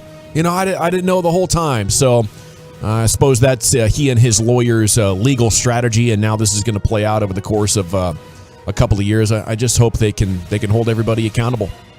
All right, that's a wild dude. Did you say the name? I did not. You did not. Okay. Mr. Favre. He went Mr. There you go. The former Packers quarterback. Brett at one point, but never together. So yes, sir. All is fair. Okay, here's Eric Chiafalo with second down. Okay, so I wanted to get to this yesterday. Did not have time, but the most legendary kicker in NFL history, Justin Tucker, had himself another game-winning moment on Sunday Night Football after the game. This is the way he described it, and this dude just seems pretty damn cool. I mean, I love it and I hate it and everything in between. It's, I'd be lying to you if I said every time I go out there, I'm not just a little bit nervous. I'm not thinking about, worst case scenario, but it's really important to me and to us to take, those 1.3 seconds between the snap, the hold, and the kick, and just focus on the nuts and bolts of what's going to make the kick. And my feelings don't matter. What matters is seeing the ball snapped with 12 o'clock laces from Nick Moore, seeing the ball spotted cleanly from Jordan Stout, his first career game-winning hold. And then from there, I'm just a system kicker. The ball kicks itself at that point. And all we're really thinking about is those things that are going to make the kick. All the feelings and stuff, we can enjoy them after the fact. Yeah, trust the process. It was an incredible interview, and I didn't know Tucker had this, in his bag being, I don't know, so interesting to listen to. I know. So I would almost guarantee media afterwards if he wants it. For sure, yeah. If he wants it, this dude's a stud. And Next Gen Stats showed that the kick that he made to win the game, if the uprights had been squeezed in to just 18 inches apart, he still would have made it. Wow. Because it was so dead balls on. It's 61 consecutive fourth quarter or overtime kicks made for Justin Tucker. And the problem for that, though, is there's really nothing he can do to overcome the fact that even though kickers are people, they're not football players. Oh, come on. Because the problem here, and it's not Justin's fault, it's the nature of the beast. Did you see what happened to Niners kicker Robbie Gould this week? No. He decided to get involved in 2 tackles on kickoff, and he's now potentially out for the season. Well, we've seen he make exited some great the game. tackles, okay? No, Robbie Gould, he's just not one, and he's very old. It doesn't matter, man. It's just as much as they can be people,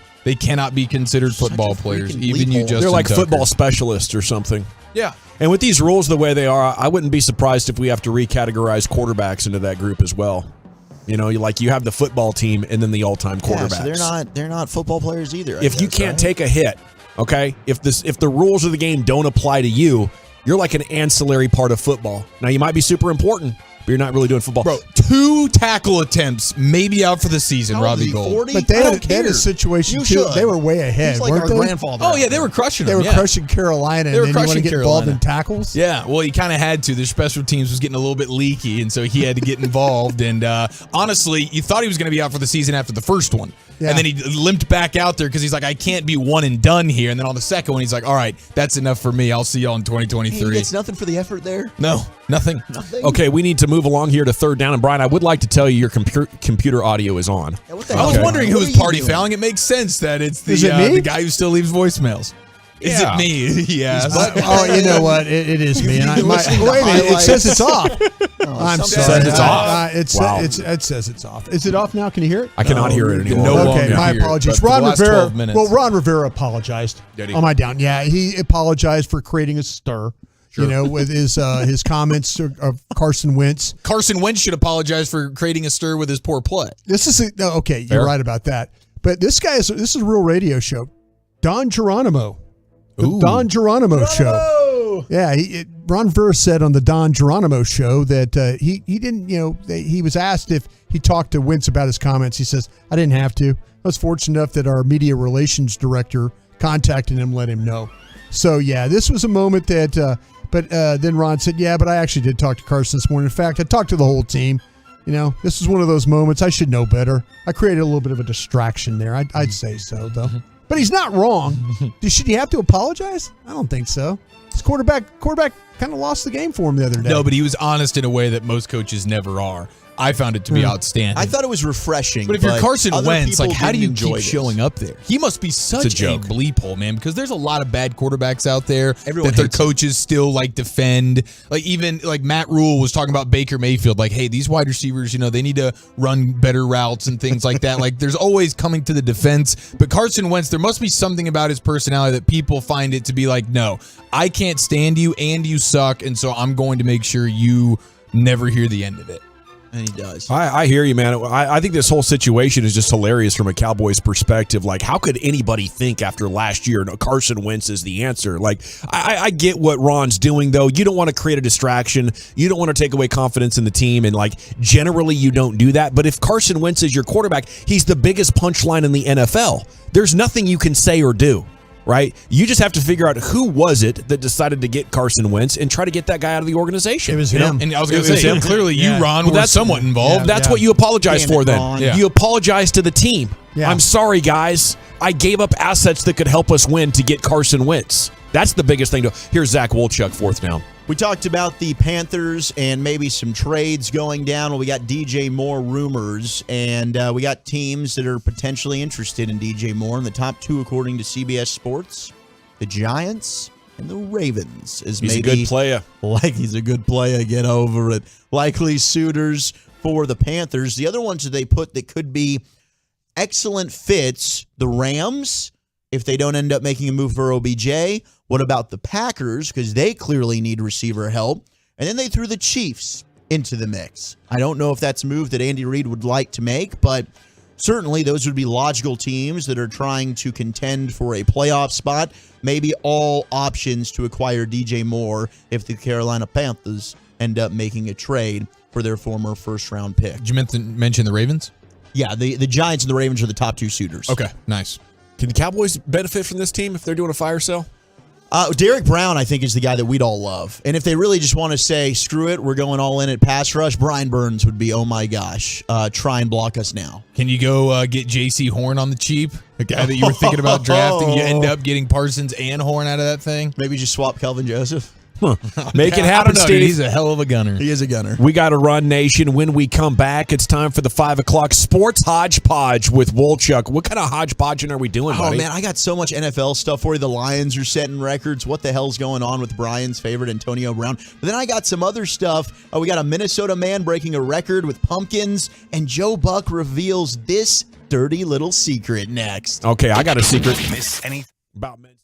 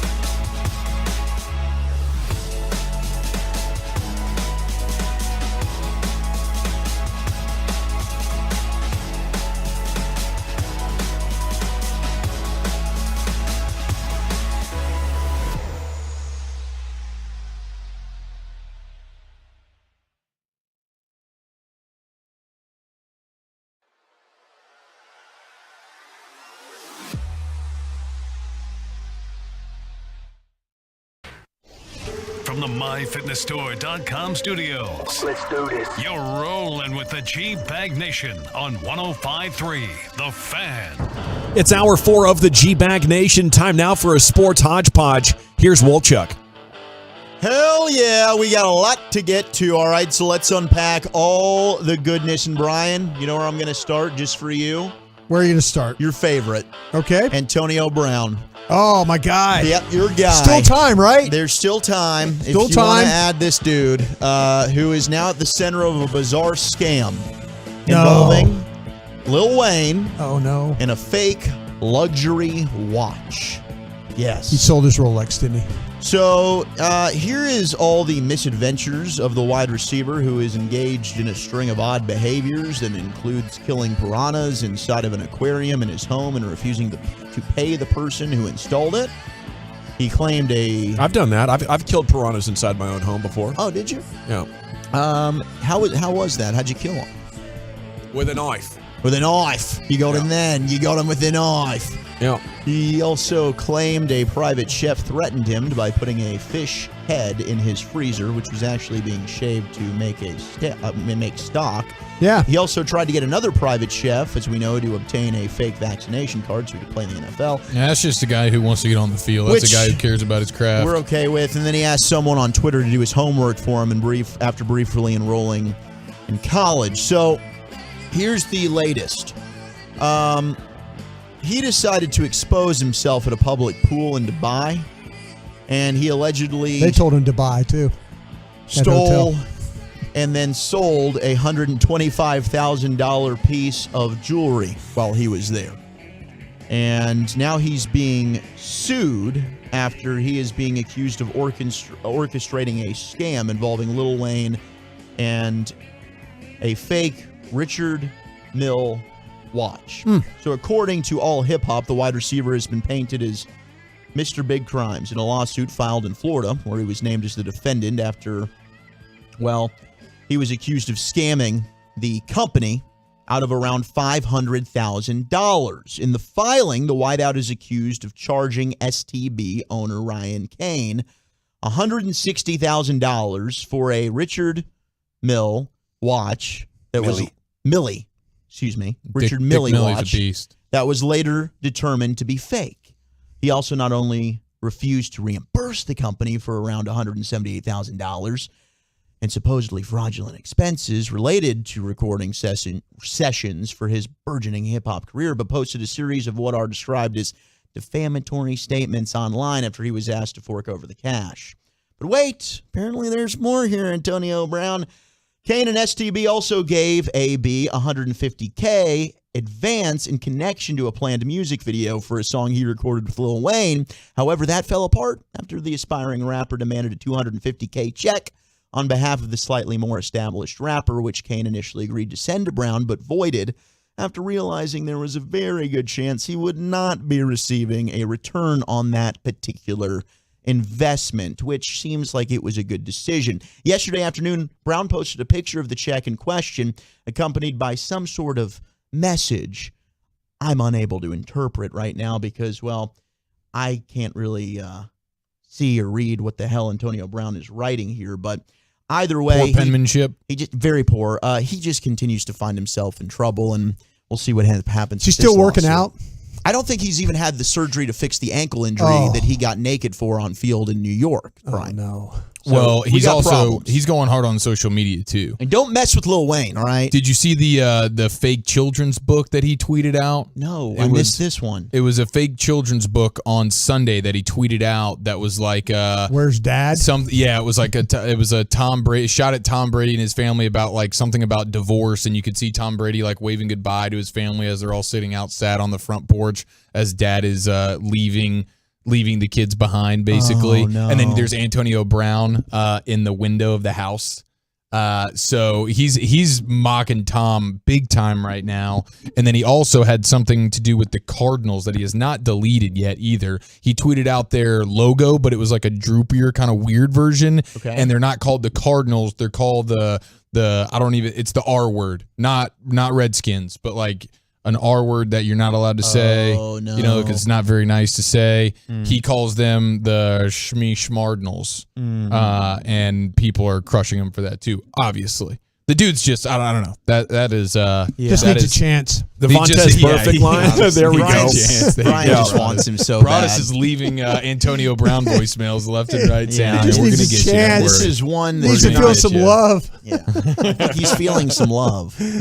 Joe Buck also shared this, that he wears, when he stands next to Troy Aikman, right? Troy's a lot taller than Joe. We know that. And stand on a box. Joe's 6'1", but he does, to look, taller than Troy. He decides to stand on, or he wears lifts in order to look taller when standing next to Troy Aikman in the booth. Now, is this uncommon? Because we have seen, Brian, people stand on boxes. Oh, yeah. You see it when you go to Mavs games all the time when Follow will standing next to Harper. Yeah, Mickey stands on a box. Are you calling out Mickey? Oh, Mickey admits it. He stands on a box. Yeah, he does stand on the box. But that Tom makes more Cruise in sense. every movie. He's wearing stilts. Yeah, I mean, that's what's weird is because Joe Buck is like Aikman Or 6'3". Lifts, I should say. Buck being 6'1", like I get it if you're Mickey and you're like sub 5'9" and you're next to a 6'3", 6'4" dude, it makes sense. A lot of We got to get it in one This is shot. like 2 inches. Well, a lot of the lady broadcasters and stuff, when they broadcast with a male, they stand on boxes. Look, Lindsay Draper used to stand on a box all the time. Cowboy pregame show. Yeah, because you want to make sure it looks even in the you shot. Yeah, you want to make sure the shot's right. Yeah. But, well, if my rule would be, I'm going to ask the producer, do you want me to stand in a box? Because I'm not going to make the decision. I'm sufficient just the way that I am. I look good. Yeah. But Buck said, Hellman stand on these the are box. big men that are playing quarterback. People meet me on the street and they think I'm 5'1". It's because I stand next to him. I'm 6'1", but I look 5'1" on television. I'm wearing lifts. These are big people. And people have taken this and run with it, and they're mocking. They should. It's pathetic. Joe Buck. You're 6'1" and you're self-conscious about a guy being 6'3" standing Yeah, next what's to the big you. deal? It's 3 inches. You're fine, Joe. Well, that's 2, You're okay. actually. Oh, do you have the Wolfchuck. picture? Oh, well, yeah. Shout out to Mike Osmond. He's a big My total. math is terrible. Obviously. No, 6'4", 6'1", Turtles a that's not major? 3. Oh, it was 6'4", 6'1"? Yeah, right. I'm There you good. go. I'm okay. Yeah. But the fake children's book that Antonio Brown tweeted out, it's called Daddy Doesn't Live Here Anymore, a book about divorce. And Brady is waving goodbye as the family is sort of crying on the front porch, and Antonio Brown is lurking inside the house in the window. Like the song from Goldmember, Austin Powers, Daddy. So funny. Daddy wasn't Well, it's there. obvious people are making these memes and he's just retweeting them, right? Sure. But, Yeah. but to do that to a guy who literally opened his own house to you and you didn't have a chance to play anywhere and was like, hey, come on over here and we'll win a Super Bowl together. It's insane. I do buy the CTE stuff with Vontez Perfect. It's either I believe that too. or like massive amounts of substance abuse because the behavior is so erratic. It's just, it's not normal. No, it's not. It's one of those two things. Speaking of erratic behavior, Devante Adams was ticked off yesterday after the Chiefs lost. He ended up pushing a cameraman on his way off the field. The last play, the last play of the game, their last chance on 4th down, they collide. Him and Hunter Renfrow. Like the field's not big enough for the two of them. No, they end up running right into each other. It was disgusting. It was an ugly play, and Adams ends up just throwing this poor guy out of the way. He's now being sued, and he could face discipline from the NFL. Now, Adams took to Twitter today, said, sorry to the guy I pushed over after the game. Obviously very frustrated at the way the game ended, and when he ran in front of me as I exited, that was my reaction. And I felt horrible immediately. That's not me. My apologies, man. Hope you see this. But it was rude to run in front of him. Was it? The way he did. Yeah, you're walking off the field, the guy runs right in front of you and almost hits you. He's got a camera in his hand too, right? Field camera looked like. Yeah. And I wouldn't say he threw him. I would say it was a pretty good push that the guy ended up falling down from. But yeah, he chucked his helmet after the game too, so he was running pretty warm at that point. Yeah. And 469, I don't think we're being PC. I don't think we can actually say that word. We can't. So it's like an FCC violation. We're not trying to be ESPN. Although I do love Tom Rinaldi and his sign off there. Now, millennials, get ready. Blink-182 is coming back, and I did love Blink-182. Yeah, dude, this is pretty incredible. This is good news. They're reuniting for a new album and a new tour, so let's get pumped. This is the first time since 2014 that they are doing this, and they were broken up? Yeah, well, they were broken up. Now, the band announced their newest single, Edging, will be released on Friday, October 14th. So we will be looking forward to listening to that one. Sure. Yeah, we certainly will. Brian, as you're loving that song title, Michael Jordan has pulled off a power move as he has bought one of NASCAR's brightest young stars for his team. Did you hear about that? Which one did he buy? Who did he buy? So he's co-founded his race team with driver Denny Hamlin last season, right? Yep. So the team won its first race with Bubba Wallace. They did. And they have... Kurt Busch has been out because of a concussion. Yeah, so they're struggling there, yeah. So they've secured the services of rising star Tyler Reddick. And is there anything you can tell us about Tyler Reddick? Because I can't tell you I know a darn thing about him. JJ's brother, right? Yeah. He drives the number 8 car. Yeah, it's kind of controversial how they left because they were, he drove for Richard Childress, and they were trying to re-sign him and all that, and it really kind of one of those moves that went in the cloak of darkness. Richard Childress thought he had a deal with him, and then so Tyler Reddick left Richard Childress, who gave him an opportunity to drive. Gave him actually some pretty good equipment too to drive in. So kind of a shocker over there at Richard Childress Racing. The Lions set an NFL record for fourth down futility that has not been done in 32 years in a shutout loss to the Patriots. They went 0 for 6 on fourth down. That set a new NFL mark. Are we fearful our guy, Man Campbell, might get canned out? Well, if they miss the playoffs or if they have a losing season, I could certainly see that. But I don't even know how many games have they won. They've won one. Oh, they've only won one. I think that is kind of crazy. Yeah, but they just lost to Bailey Zappi. And shout out to Bailey Zappi. He was awesome at Western Kentucky. Yeah, he had like 60 plus. Was I calling him Brady Zappi the other day because he's at New England? Yeah, you were. He calling might him be the next Zappi. Brady. People are saying he Brady should start over Zappi Mac is Jones. what I think I was calling him. Yeah. Now, we talked about this earlier, okay? You brought this up, the Alex Smith stuff. Lucius, I think we have this audio. So we had Ron Rivera at the Commanders that called out Carson Wentz. Yeah. So Alex Smith, who knows a little thing about the quarterback position, he was on Monday Night Countdown yesterday, and they played him the comments from Ron Rivera, and this was Alex Smith's reaction to what Ron Rivera said about his starting quarterback.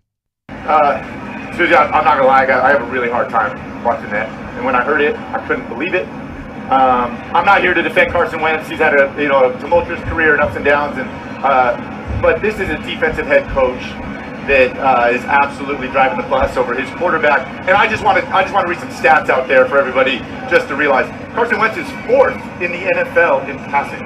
The only guys ahead of him are Josh Allen, Justin Herbert, and Tom Brady. This is a defense that is 26th in the NFL in scoring, giving up points. Oh, and they're also 28th in rushing offense. So, the blame has got to be spread around. This is a team sport. It is the ultimate team sport, and how a head coach can stand up there in front of the media and usher one word, and it's quarterback. Yeah, I think those are cool stats, but again, stats aren't going to get you home. That's what we're finding out more and more in this new passing era, where all these quarterbacks that couldn't hold Troy Aikman's jock are like passing his career numbers before they even get halfway through their careers. And we're seeing like Matt Ryan put up these Hall of Fame numbers, Phil Rivers, guys that, could not travel through time and stand up against, players like Troy Aikman, but they have these stats. And I just need the NFL world and fan base to understand these stats don't mean jack. How do you do against really good teams? Not how do you compile stats throughout the football season. And I think the Commanders might be the first team to be like, oh, yeah, man, stats don't mean jack squat when it comes to quarterbacking. Final thing I have for you here in the hodgepodge, a Minnesota man has broken a record, a 2,560-pound pumpkin. He has smashed the pumpkin way off. Yes, he is the new champion, 2,560 pounds of pumpkin. Congratulations to this Minnesota man. And now we no longer have to search for the world's largest pumpkin. And this thing is Goliath. It's the Great Pumpkin. Yes. Jeez, man. I don't even understand. Well, I didn't know we were doing this. I We're didn't know. doing it. Are we pumping pumpkins with steroids and stuff? Look at this bad Is this girl. like a PED pumpkin? I don't know, but this thing is. He had to drive it, by the way, 35 hours from Anoka, Minnesota, to wherever the hell they were weighing this. That bad entire girl. pumpkin's still not as big as Barry Bonds' head? That's actually, no, I don't think it is as big as his head. Close, though. It is close. Okay, thank you. There it is, a sports hodgepodge with Woolchuck. We do have the Expressway coming up. LA Live with Lucius at about 5:40. Bobby Belt 5:30. If you've missed us on the Tour Day DFW or at Fat Daddy's in Mansfield, you can order a G-Bag Nation flag as Flagtober does roll on. We will have a few more tour stops later on in the month, but go to 105thethefan.com/Flagtober to order your flag today. Okay, what do we learn from Jerry Jones? And what do the Rangers need to do to make the playoffs next year? We'll hit the Expressway. Top stories developing throughout your afternoon next on The Fan. I got to chat about Twin Peaks, though. This is...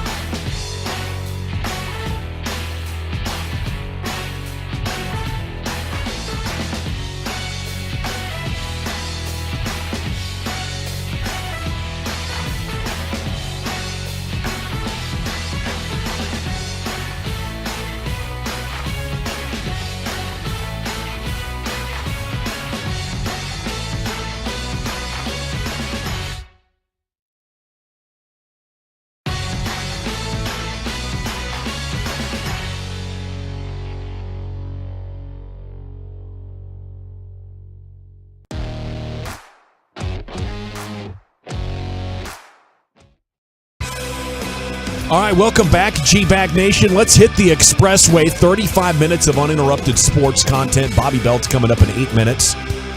LA Live coming up here in about 20. So let's hit it. Latest on the Cowboys as they get set to return to practice tomorrow and what the Rangers got to do to make the playoffs next year, along with everything else that's been developing throughout your broadcast afternoon here in the world of sport. Chop asked Jerry this morning, why do you want a top-of-the-market quarterback if you want to run and punt it and play defense? It's a pretty good question. Yeah, really good question. He said, yeah, we're run first. That's how it was with Troy Aikman. And Jerry talked about how the rules have been built, to make it advantageous to pass more and more. But, maybe they're going back to the future here. And despite those rules happening to make it advantageous to build with offense, he talked about how they've squared up the money, how they're, for the first time in a long time, spending evenly on both sides of the ball, and they have a record number of defensive players on their roster. So I do love the move back to being a little bit more defensive-minded, Brian. Here's my theory. The rules are making it easier to score for offenses, so you don't have to use 70% of your cap to score, right? They were looking at it like they're making it easier. Let's spend more and we'll outscore everybody, leaving their defense exposed. I think the philosophy still has to be, let's make sure we have a great defense. If you really want to win the Super Bowl, that's what's happening historically. Even over the last 10 years, as they've changed these rules, all your Super Bowl winners have at least a top 10 defense. You can't even get there without a top 10 defense. What do you think about this strat?